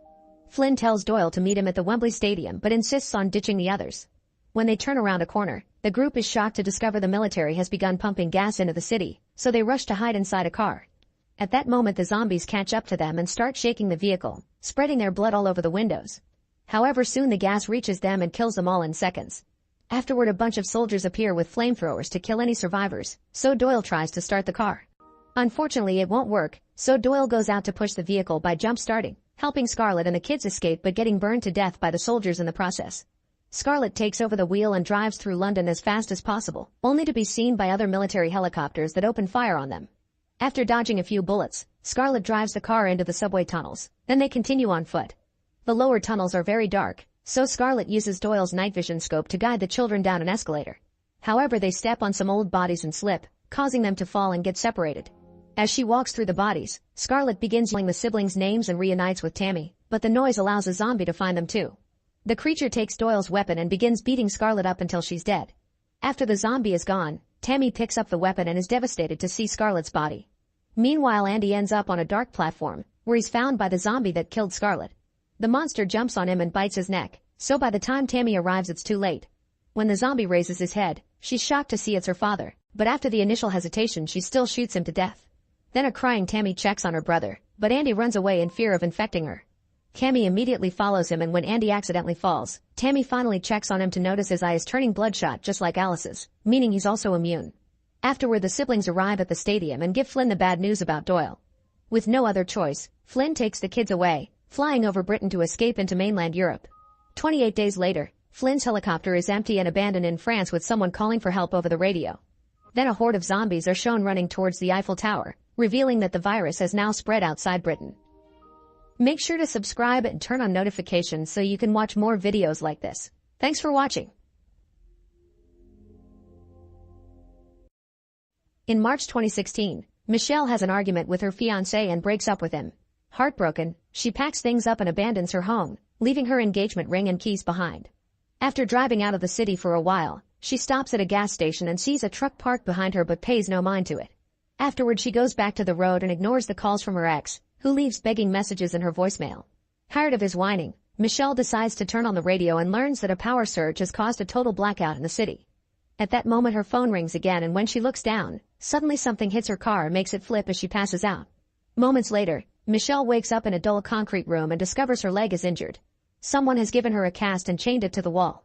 She tries to free her leg from the chains to no avail, then she notices her things nearby on the ground. Michelle grabs the fourth pole and uses it to poke at her things until she finds the phone, dragging it with the pole toward her.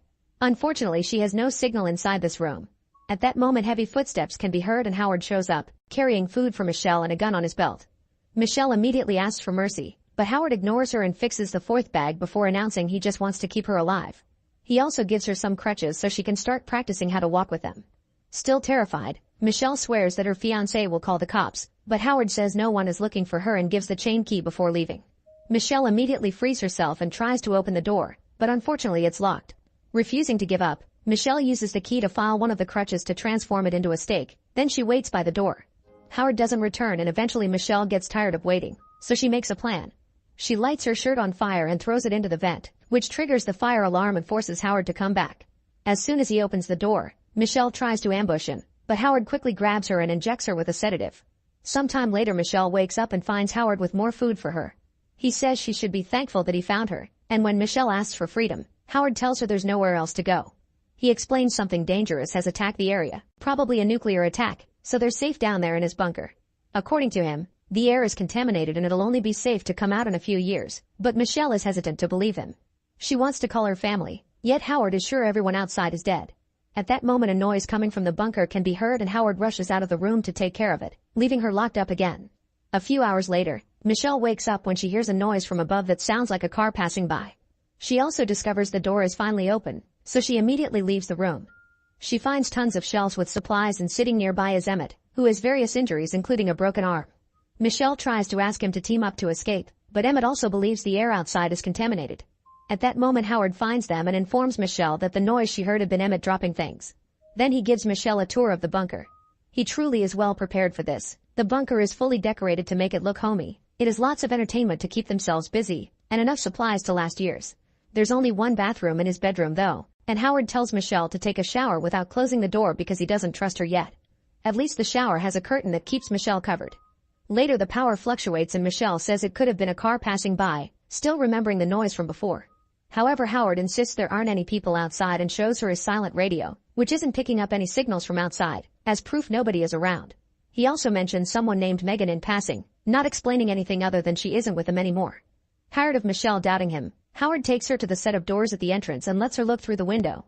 Michelle sees dead pigs and Howard claims they were killed by the poisoned air, but Michelle can't help noticing a truck with bloodstains on it and gets more suspicious. Later Emmett tells Michelle a bit about Howard because he's known him for a while. Howard used to work on satellites for the military before moving to this farm, where Emmett helped him build the bunker. Michelle admits she thinks Howard is lying but Emmett disagrees because he saw a huge explosion like light in the sky. It made him so scared that he forced his way into the bunker to survive, which is how he injured his arm. When Michelle explains she heard a car earlier, she's suddenly interrupted by Howard, who says food is ready. During dinner, the mood is tense and awkward so Emma tries some chit-chat, jumping from topic to topic. It drives Howard crazy and yells at him to shut up. This gives Michelle an idea and she starts flirting with Emmett while gently touching his arm and following his conversation ideas. Howard immediately gets jealous and pushes Michelle against the wall, yelling at her for not respecting him. Michelle takes this chance to steal the keys from his belt before apologizing and pretending to behave. At that moment another car could be heard passing by and distracts Howard, so Michelle uses the opportunity to hit him with a bottle and run away. She makes it to the entrance and manages to unlock the first door because she saw Howard do it earlier, but she's struggling with the second one. Outside, a car stops near the farm and as soon as Michelle sees it, she starts yelling for help. A woman comes out of the car and runs toward the bunker door, begging to be allowed inside and saying she didn't touch it. Michelle is horrified to see the injuries on the woman's face, proving Howard's story. Finally giving up, Michelle goes back inside. Afterward Howard confesses that he was the one who crashed Michelle's car, but it had been an accident. When the attack happened, he panicked and drove too fast to reach his bunker, causing the crash. Howard shares some of Megan's old clothes with Michelle and while she stitches the cut from the bottle attack, he finally opens up. Megan was his daughter, but his ex-wife took her away to Chicago and he hasn't seen her in a while. The conversation ends with Howard showing Michelle a picture of Megan. From that on, the trio starts to live in harmony and gets used to the new routine in the bunker. They cook together, play games, and share stories about their lives. Michelle doodles on magazines and reveals she used to be a fashion designer, which she misses. One day, the bunker starts shaking and the lights flicker as a loud noise indicates helicopters are passing by. Howard thinks it's the enemy searching the area for any survivors, claiming that his experience in the Navy can tell those weren't American choppers. Suddenly an alarm goes off because the bunker's air filtration system has gotten blocked. Because of her smaller size, Michelle is sent into the vents to restart the system. The space is narrow so she struggles a bit, but eventually she makes it to the mechanical room and follows Howard's instructions to make the filtration system work again. At that moment Michelle notices a ladder that leads to a window hatch, so she climbs up and is shocked to find the word help scratched on the window with a bloodstain. When she climbs down, she finds some earrings that also have blood on them. Later when they're alone, Michelle shows Emmett the earrings together with Megan's photo because they match. However, Emmett says that's actually Brittany, a girl who went to high school with his sister and disappeared 2 years ago. As Michelle tells him about the word help scratched from the inside, another photo falls from Howard's book showing him and Brittany together. To the duo's shock, Brittany's shirt is the one Michelle is currently wearing, which means Howard killed her. Emmett and Michelle discuss how to proceed when they're interrupted by Howard, who tells Michelle to take a shower because of the possible contamination. In the bathroom, she sees the shower curtain and realizes she can build a hazmat suit with it. Soon she and Emmett make a plan. In the evening while Howard is watching an old VHS movie, Emmett grabs a pair of scissors and hides them in his sling.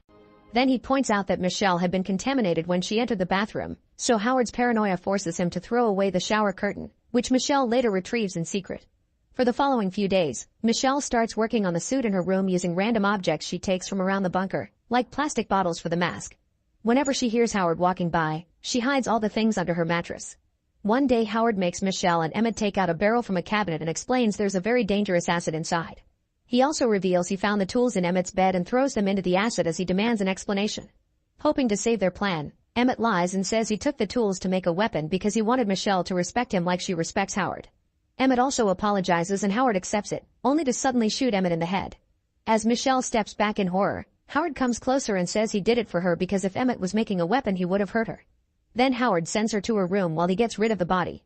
Michelle deals with her grief while staring at Emmett's ID when she's interrupted by Howard, who is washed and shaved. He leaves her some ice cream and says that from now on they can be a very happy family. After Howard leaves, Michelle finds Emmett's bus ticket to university in his wallet and decides she mustn't give up or Emmett would have died in vain. The rest of the day, Michelle continues to work on the suit. When she hears Howard coming, she rushes to hide everything but accidentally leaves the mask out, so she hides it in the vent. Howard comes in to tell her about dinner and a screw falls on him, so he checks the vent but doesn't find the mask. He turns around to ask why the vent lid is loose and sees something peeking out from under the mattress, so he pushes Michelle away and finds the suit. Michelle uses the chance to run out of the room and close the door behind her. Next, Michelle goes to Howard's room to grab a chemical coolant, discovering Emmett's body and acid in the process. When Howard shows up and tries to stop her, she kicks the barrel of acid toward him and makes him fall.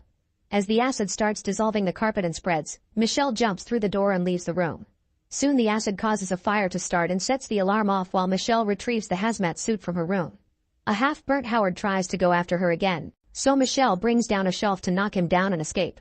Unfortunately, the fire is blocking the main door, meaning Michelle has to climb through the vent to reach the mechanical room.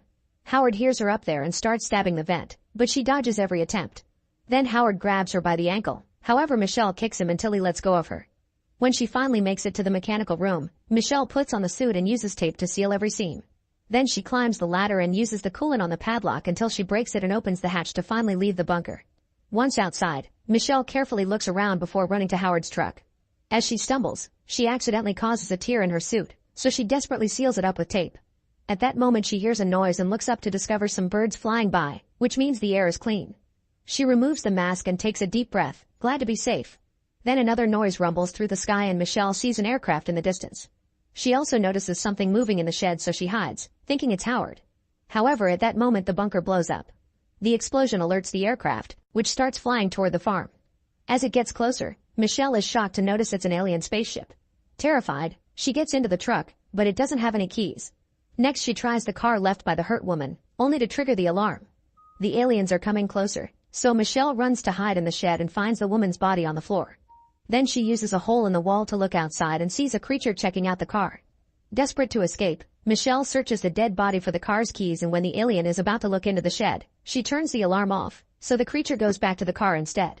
Afterward, Michelle sneaks out of the shed and runs toward another house, but the alien hears her and starts chasing after her.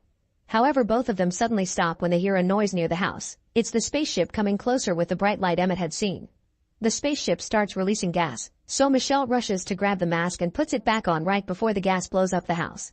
Then Michelle runs to hide in the truck only for the alien to block the door and steal her mask as it moves back. Now Michelle can close the truck, which is suddenly pulled up by the spaceship. At that moment Michelle finds a lighter and a wine bottle in the truck, which she uses together with some maps to create a Molotov bomb. Once the truck is close enough to the spaceship, she throws the bomb at the huge creature, causing the alien to explode and drop the truck.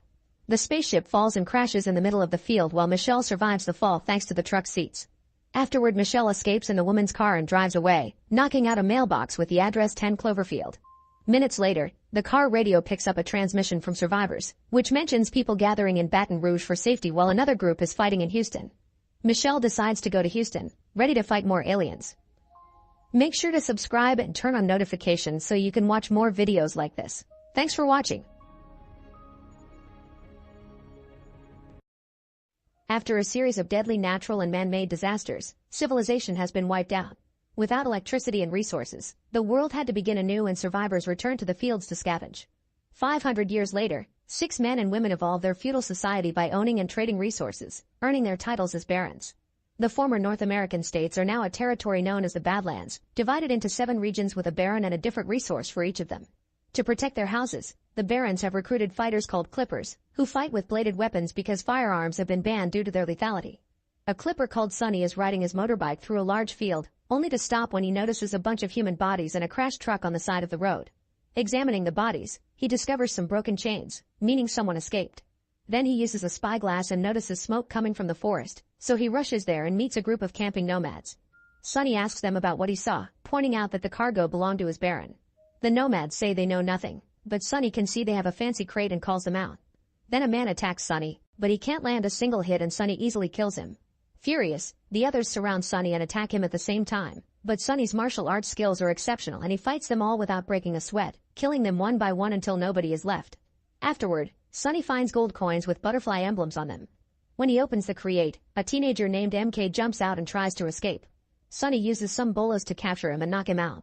Moments later MK wakes up and sees Sunny burying all the bodies. After MK explains a baron known as the Widow paid those nomads to capture him, Sunny makes him help him finish the grave. Later the duo makes it to the fort, where Sunny shows MK the kids being trained to be clippers. Then they attend a conference by Baron Quinn, who reminds the trainees that religion is false and only he will feed them, not God. Quinn orders Sunny to remove his shirt, revealing numerous tattoos on his back which represent each kill Sunny has done for him. After the conference, Sunny tells Quinn and his son Ryder about what happened, but MK has no idea why the Widow wants him. Ryder wants to counterattack, but Quinn and Sunny refuse to start a war. Next MK is sent to the pit with the other boys, where Ajax bothers him and steals his necklace. MK immediately jumps on him and starts a fight, so Sunny comes over to break them apart.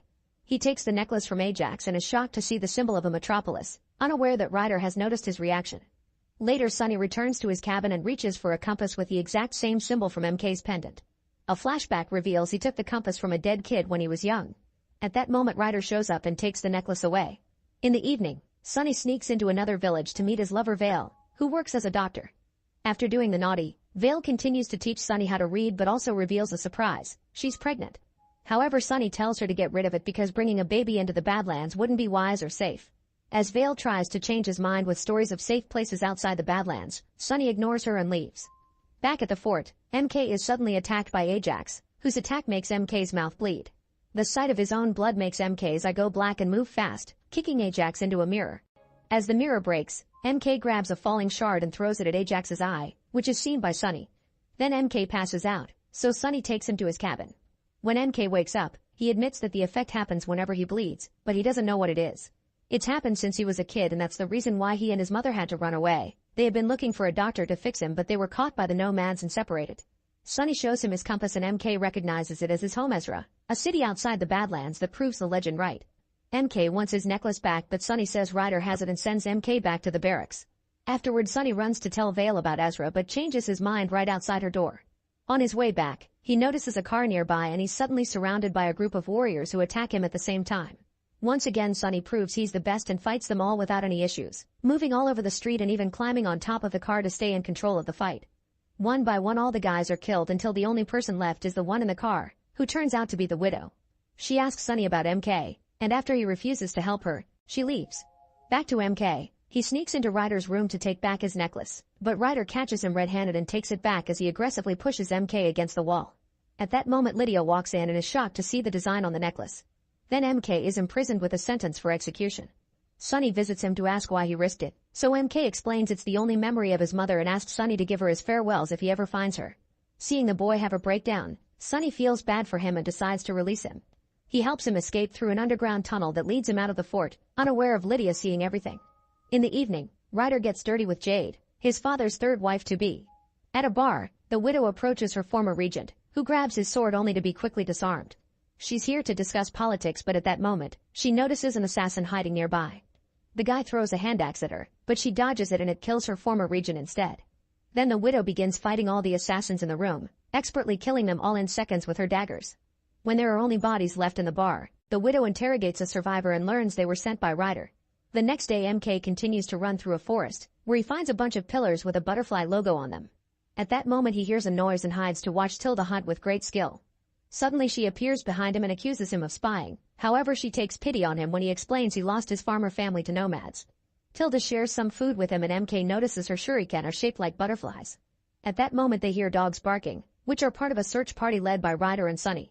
Luckily Tilda takes MK away with her into the Widow's territory, and the search party can't follow them there without making it look like an act of war. When they make it to the Widow's fort, MK learns that Tilda is the Widow's daughter. MK is sent to have a bath and he uses the chance to interrogate him, pointing out he's lying about being a farmer. She asks him about a boy with a necklace and shows him a picture of Ezra, but MK pretends he knows nothing. Later, 3 nomads come to see the widow but refuse to join her because they're afraid of Quinn, so the widow offers a deal. If Tilda can take down one of his men, they'll have to join her. The nomads agree, but if they win, they get to keep Tilda. A fight ensues between Tilda and one of the nomads, but it only takes her a few moves to easily kill him, which is seen by a hiding MK. Afterward, the widow tells Tilda to fight MK and draw blood, hoping to prove he's the guy she's looking for. MK is told his training must begin and is left alone with Tilda, who immediately attacks and holds him at knife point. She asks about the forest and he desperately swears he had only been looking for his mother. Taking pity on him, Tilda uses her own blood to stain MK's cheek and tells him to pretend to be hurt. MK screams in fake pain and leaves while the widow watches from afar. Meanwhile, Sunny escorts Quinn to see a doctor, who happens to be Vale's father. In private, the doctor informs Quinn that he has a brain tumor and he'll only live until winter solstice. Quinn asks him not to tell anyone, and on his way out, he orders Sunny to kill the doctor and his wife. Sunny refuses, saying those aren't enemies, so Quinn takes his sword and rushes inside to do it himself. Afterward, Quinn orders Sunny to burn down the house and the bodies. In the evening, Sunny visits a grieving Vale and tells her Quinn killed her parents. He suspects Quinn is sick and is afraid of anyone knowing. Then Sunny promises to protect Vale and the baby, saying he'll take them out of the Badlands. In a small town, Ryder hires a naughty worker Angelica and notices she's got a block of his father's upper.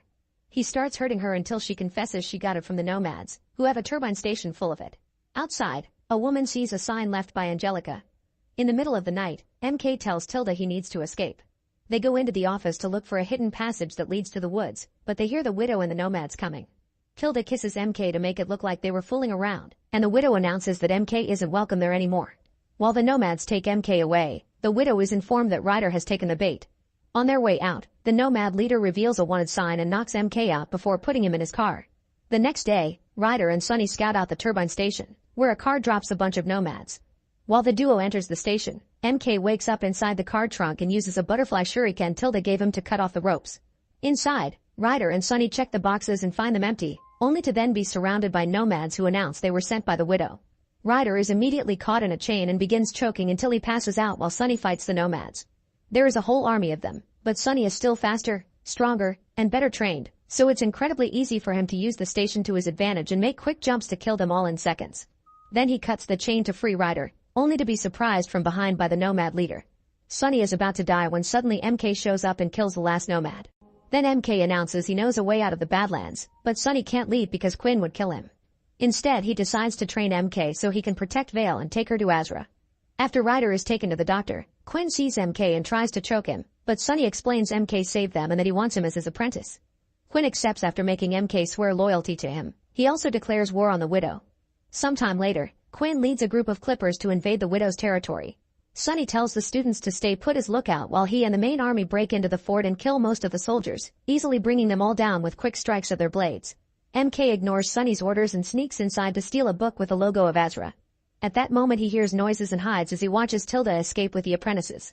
MK calls her name, but she ignores him and leaves. Meanwhile, Quinn finds the widow and starts fighting her as both warriors expertly use their blades in a deadly dance. Eventually Quinn manages to make the widow fall, but when he's about to kill her, he has a headache and collapses.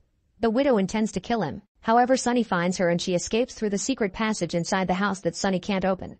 After it's all over, MK shows Sunny the book, but Sunny is angry at the disobedience and hides it away. As punishment, Sunny makes MK stand on the edge of their training pit and pushes him to make him feel the fall. Then Sunny takes him to meet former Regent Waldo and asks him to fight him as a lesson. MK is skeptical because Waldo is in a wheelchair, but Waldo is fast and strong enough to just defeat him with his arms. When MK finally surrenders, Waldo reminds him to see beyond what's obvious. In the widow's territory, she and her pupils wander into an old home that they can use as shelter.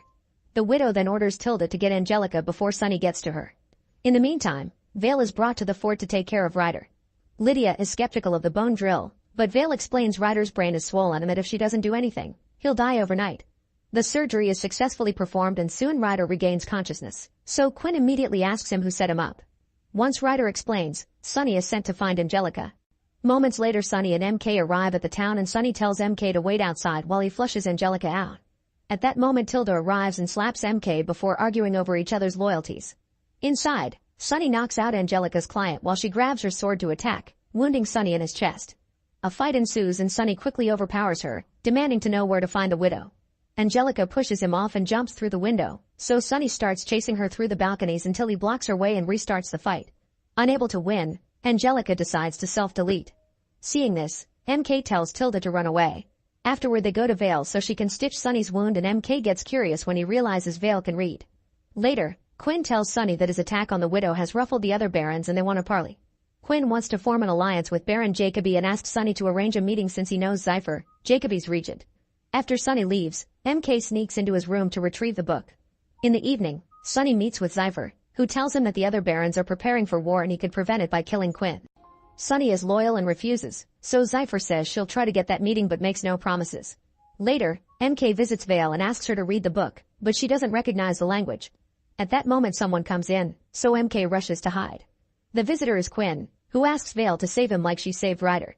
Vale gives him a concoction that could weaken him but also will slow down the growth of the tumor. Sometime later, Tilda is running in a forest covered in blood pretending to be a woman in trouble. She stops a car on the road, and when the guys come out to help her, the widow and the other girls kill them. Tilda checks the back of the car and finds a bunch of gold while the widow picks a pickaxe from a dead guy. It's then revealed her army caught a clipper during the invasion, and now the widow uses the pickaxe to cut his head off. In the evening, Sunny watches MK train his forms on a combat dummy. Suddenly MK takes out a knife and considers activating his hidden power, but decides against it. In the morning, Sunny takes MK out to the middle of nowhere and cuts his arm, saying that they need to understand that power. MK's eyes immediately turn black, and with just one hit, he knocks out Sunny before passing out. When they wake up, Sunny tells him that when it happens again, MK should focus on a safe or pure point inside him like a memory. In the fort, Quinn receives the head of the dead Clipper with the word parley on his forehead.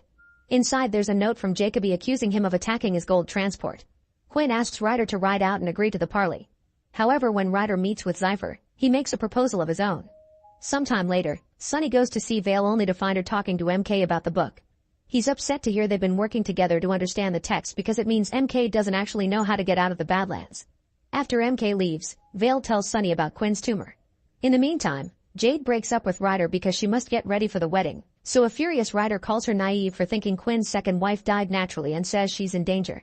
Jade goes to talk to a servant, who explains that before the second wife's death, she saw Lydia gathering poisonous flowers. The next day Sunny picks 6 apprentices to come to the parley, and MK gets angry over not being chosen. When Quinn and his group arrive at the city of the dead, Sunny detects someone nearby and grabs him, only to find MK. He scolds him and makes him keep guard while they go to the meeting. Zypher brings out Baron Jacobi, who doesn't believe Quinn when he says the widow is behind everything. At that moment MK sees Tilda arrive and throw a pickaxe, so she warns Sunny just in time to stop it from killing Quinn. Then Jacobi's and Quinn's men start fighting while Sunny chases after Tilda, only to suddenly be stopped by Zypher.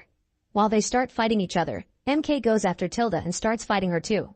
They exchange a few hits before Tilda runs away and throws a butterfly shuriken at him, causing him to bleed and activate his power. A desperate Tilda throws a vase at him, but it does nothing. Then MK grabs her by the neck and throws her against the wall. Tilda manages to dodge his attacks and says his name, snapping him out of it before he passes out. Then she notices Sunny watching them, so she throws another shuriken to distract him and runs away. Meanwhile, most of the soldiers have died in combat, and now Jacobi and Quinn are about to duel each other. Zephyr comes to help, but she's interrupted by Sunny, who presents Tilda's shuriken to prove the widow has been manipulating them. Jacobi tells Quinn that he was the one who got on the widow's bad side, so if he wants the other barons to calm down, he must deal with her. When Quinn's group returns to the fort, they're devastated to discover that the widow and her army have killed all the Clippers. A surviving housemaid explains that the apprentices were all bribed with gold. Quinn orders Sunny to bring him the widow for revenge. Meanwhile, Zypher promises Ryder to take him to Jacobi, but instead takes him to see the widow because Zypher has been working for her all along. The widow offers Ryder to help him get his father's position and Zypher to get Jacobi's if in return they get her MK. Tired of his father not believing in him, Ryder accepts the deal. Sometime later, Sunny rides to the docks and uses a gift from Waldo to get an audience with the River King.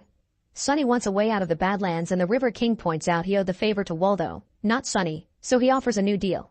He explains had a shipment of 28 apprentices coming through, but one of them killed all the others, so he wants the boy back in exchange for safe passage for Sunny. When he shows him a picture, Sunny is surprised to see MK. When he returns to the fort, Sunny continues to train MK and holds him on the edge while asking about the dead people in the boat. Suddenly MK's eyes turn black and push Sunny off the edge first, only for Sunny to wake up from the nightmare. He's at Vale's house and takes the chance to look at the book, only to discover his compass fits perfectly in a hole in the pages, which makes the arrows move. Meanwhile, the widow welcomes the several boys she freed from Quinn's fort, promising a better life. However, she also cuts their hands trying to find the boy with the secret power, but nobody reacts. At Quinn's fort, Ryder meets with Waldo to show him the necklace, and Waldo tells him to search for his grandfather because he may know something about it. Quinn tries to talk to the new recruits but he starts feeling an unbearable headache, so he's taken back inside. Vale comes over to give him the medicine and Quinn tells her he didn't kill her parents, Sonny did. Later, Ryder visits his grandfather Penrith. At the sight of the necklace, Penrith explains it comes from Azra, a place that only exists in stories. After Ryder leaves, Penrith tells a cleric to notify the apostles in the fort that there is a dark one there. The next day, Sonny takes 3 warriors including MK to the forest to look for clues to find the widow. MK finds a butterfly shuriken and tries to grab it, but Sonny stops him and pokes it with a stick, causing a trap to spring immediately. Then Sonny jumps into the air and kicks a large tree branch, activating all other traps in the area. At that moment they hear a scream and find that a clipper has fallen into a trap. Sonny immediately frees him, but the guy won't be able to help with a leg wounded like that. When night falls, the group stops to make camp and Sonny orders MK to be on first watch. While the others sleep, Tilda secretly approaches MK to warn him that the widow suspects he's the boy with the power and that the more he uses that power, the weaker he'll get. In fact, using too much power will eventually kill him. Tilda advises MK to escape because everyone just wants to use him for power, from the widow to Sonny himself. Suddenly, Sonny appears behind her and knocks her down to capture her. MK tries to explain it was thanks to Tilda that he controlled his power the other day, but Sonny insists on interrogating her about the widow's location. Apprentice Bale insults her to make her talk, so Tilda bites his neck. Since Tilda refuses to talk, Sonny decides to take her to the fort. In the morning, the widow and her warriors arrive and find Tilda's dagger with blue cloth on it stuck on a tree. A furious widow orders a warrior to send word to their spy in the fort to plan a rescue. At the fort, Jade brings food for Quinn only to suddenly collapse as she has a seizure. In the dungeons, Sonny asks Tilda to tell him where the widow is hiding, stating he doesn't want to hurt her. At that moment the widow shows up and brings down MK with her whip. Sonny immediately attacks her and a battle ensues as they cross blades all over the dungeon.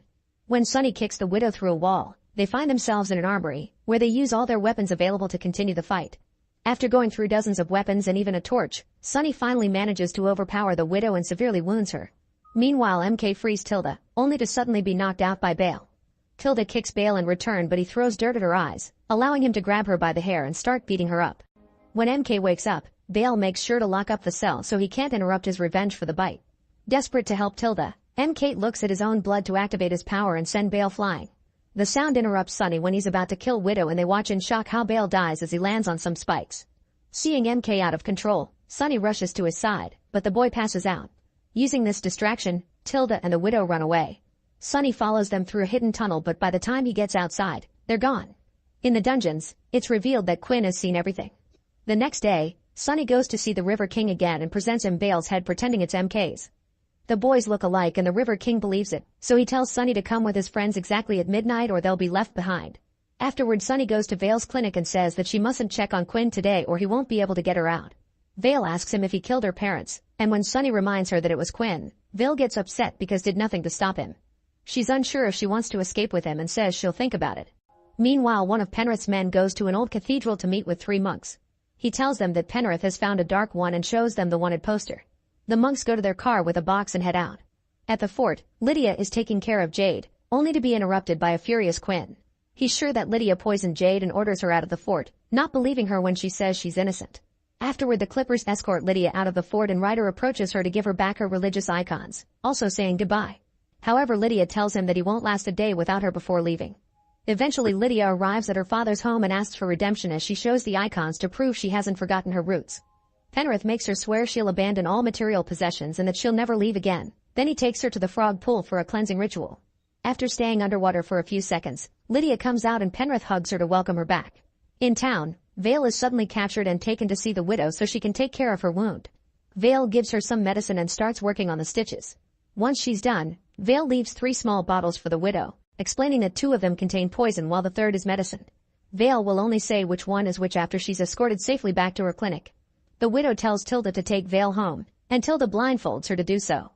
When they return to town, Vale tells Tilda that the blue bottle is the medicine and that her mother shouldn't be forcing young girls to fight for their cause, so Tilda now has the power to choose to save her or not.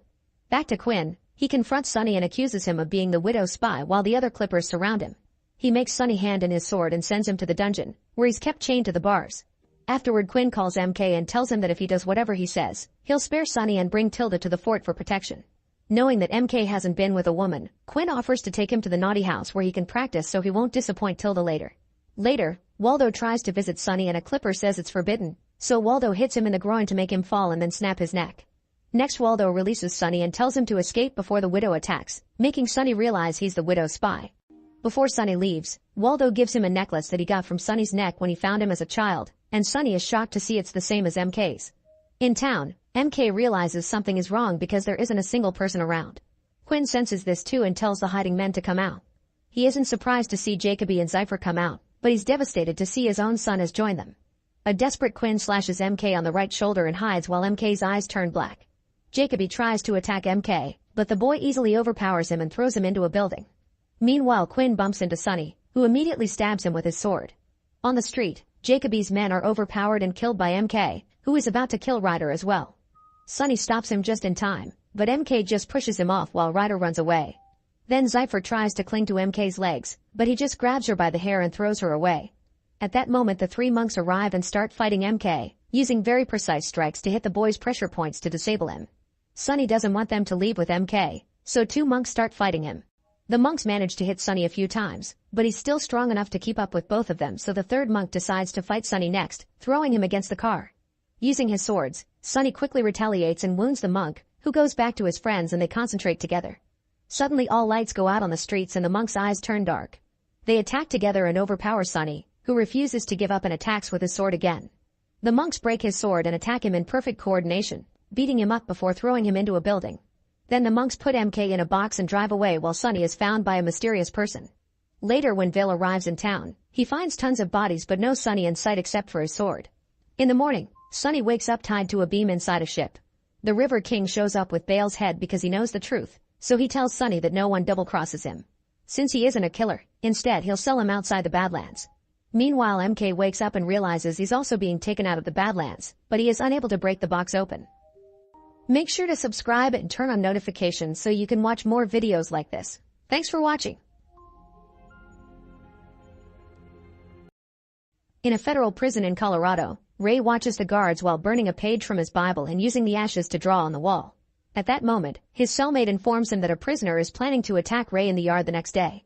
When the time comes, Ray attacks first and quickly overpowers two other prisoners, fighting like a pro and severely injuring them in the process. The guards immediately capture Ray and take him to solitary confinement, where he's allowed to keep his Bible. As days pass, Ray studies the guards' routines, like their smoking breaks and the use of a keypad lock. Ray also starts making little balls with toilet paper and water, which he hides inside the toilet paper tube. When they bring him lunch, he extracts a transparent plastic sheet from the milk carton. One afternoon, Ray asks a guard for the time, then he starts counting for himself.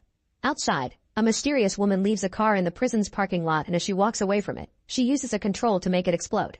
All the guards run to evacuate the prisoners, only to discover Ray has escaped. The fire truck rushes to take care of the fire and it's revealed Ray is on it dressed as a fireman, using the chance to escape in a vehicle driven by his friends Hush and Abigail, who triggered the explosion. They drop Ray at a store by the road and give him a coin, which Ray uses to call a certain number and just say the word showtime. Soon Ray is surrounded by policemen and he's arrested again, but he isn't bothered because his contact Lester is already taking care of it.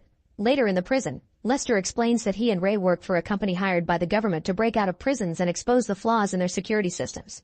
Ray has already escaped from 14 prisons and explains how he did this time. He studied the layout and the routines, discovering an unsecured fire garage. He made some enemies on purpose to be sent to solitary confinement, where he noticed the prison was understaffed and he was left alone whenever the guards left to smoke. Then he wrote a letter for his team, hiding the chosen day to escape in code.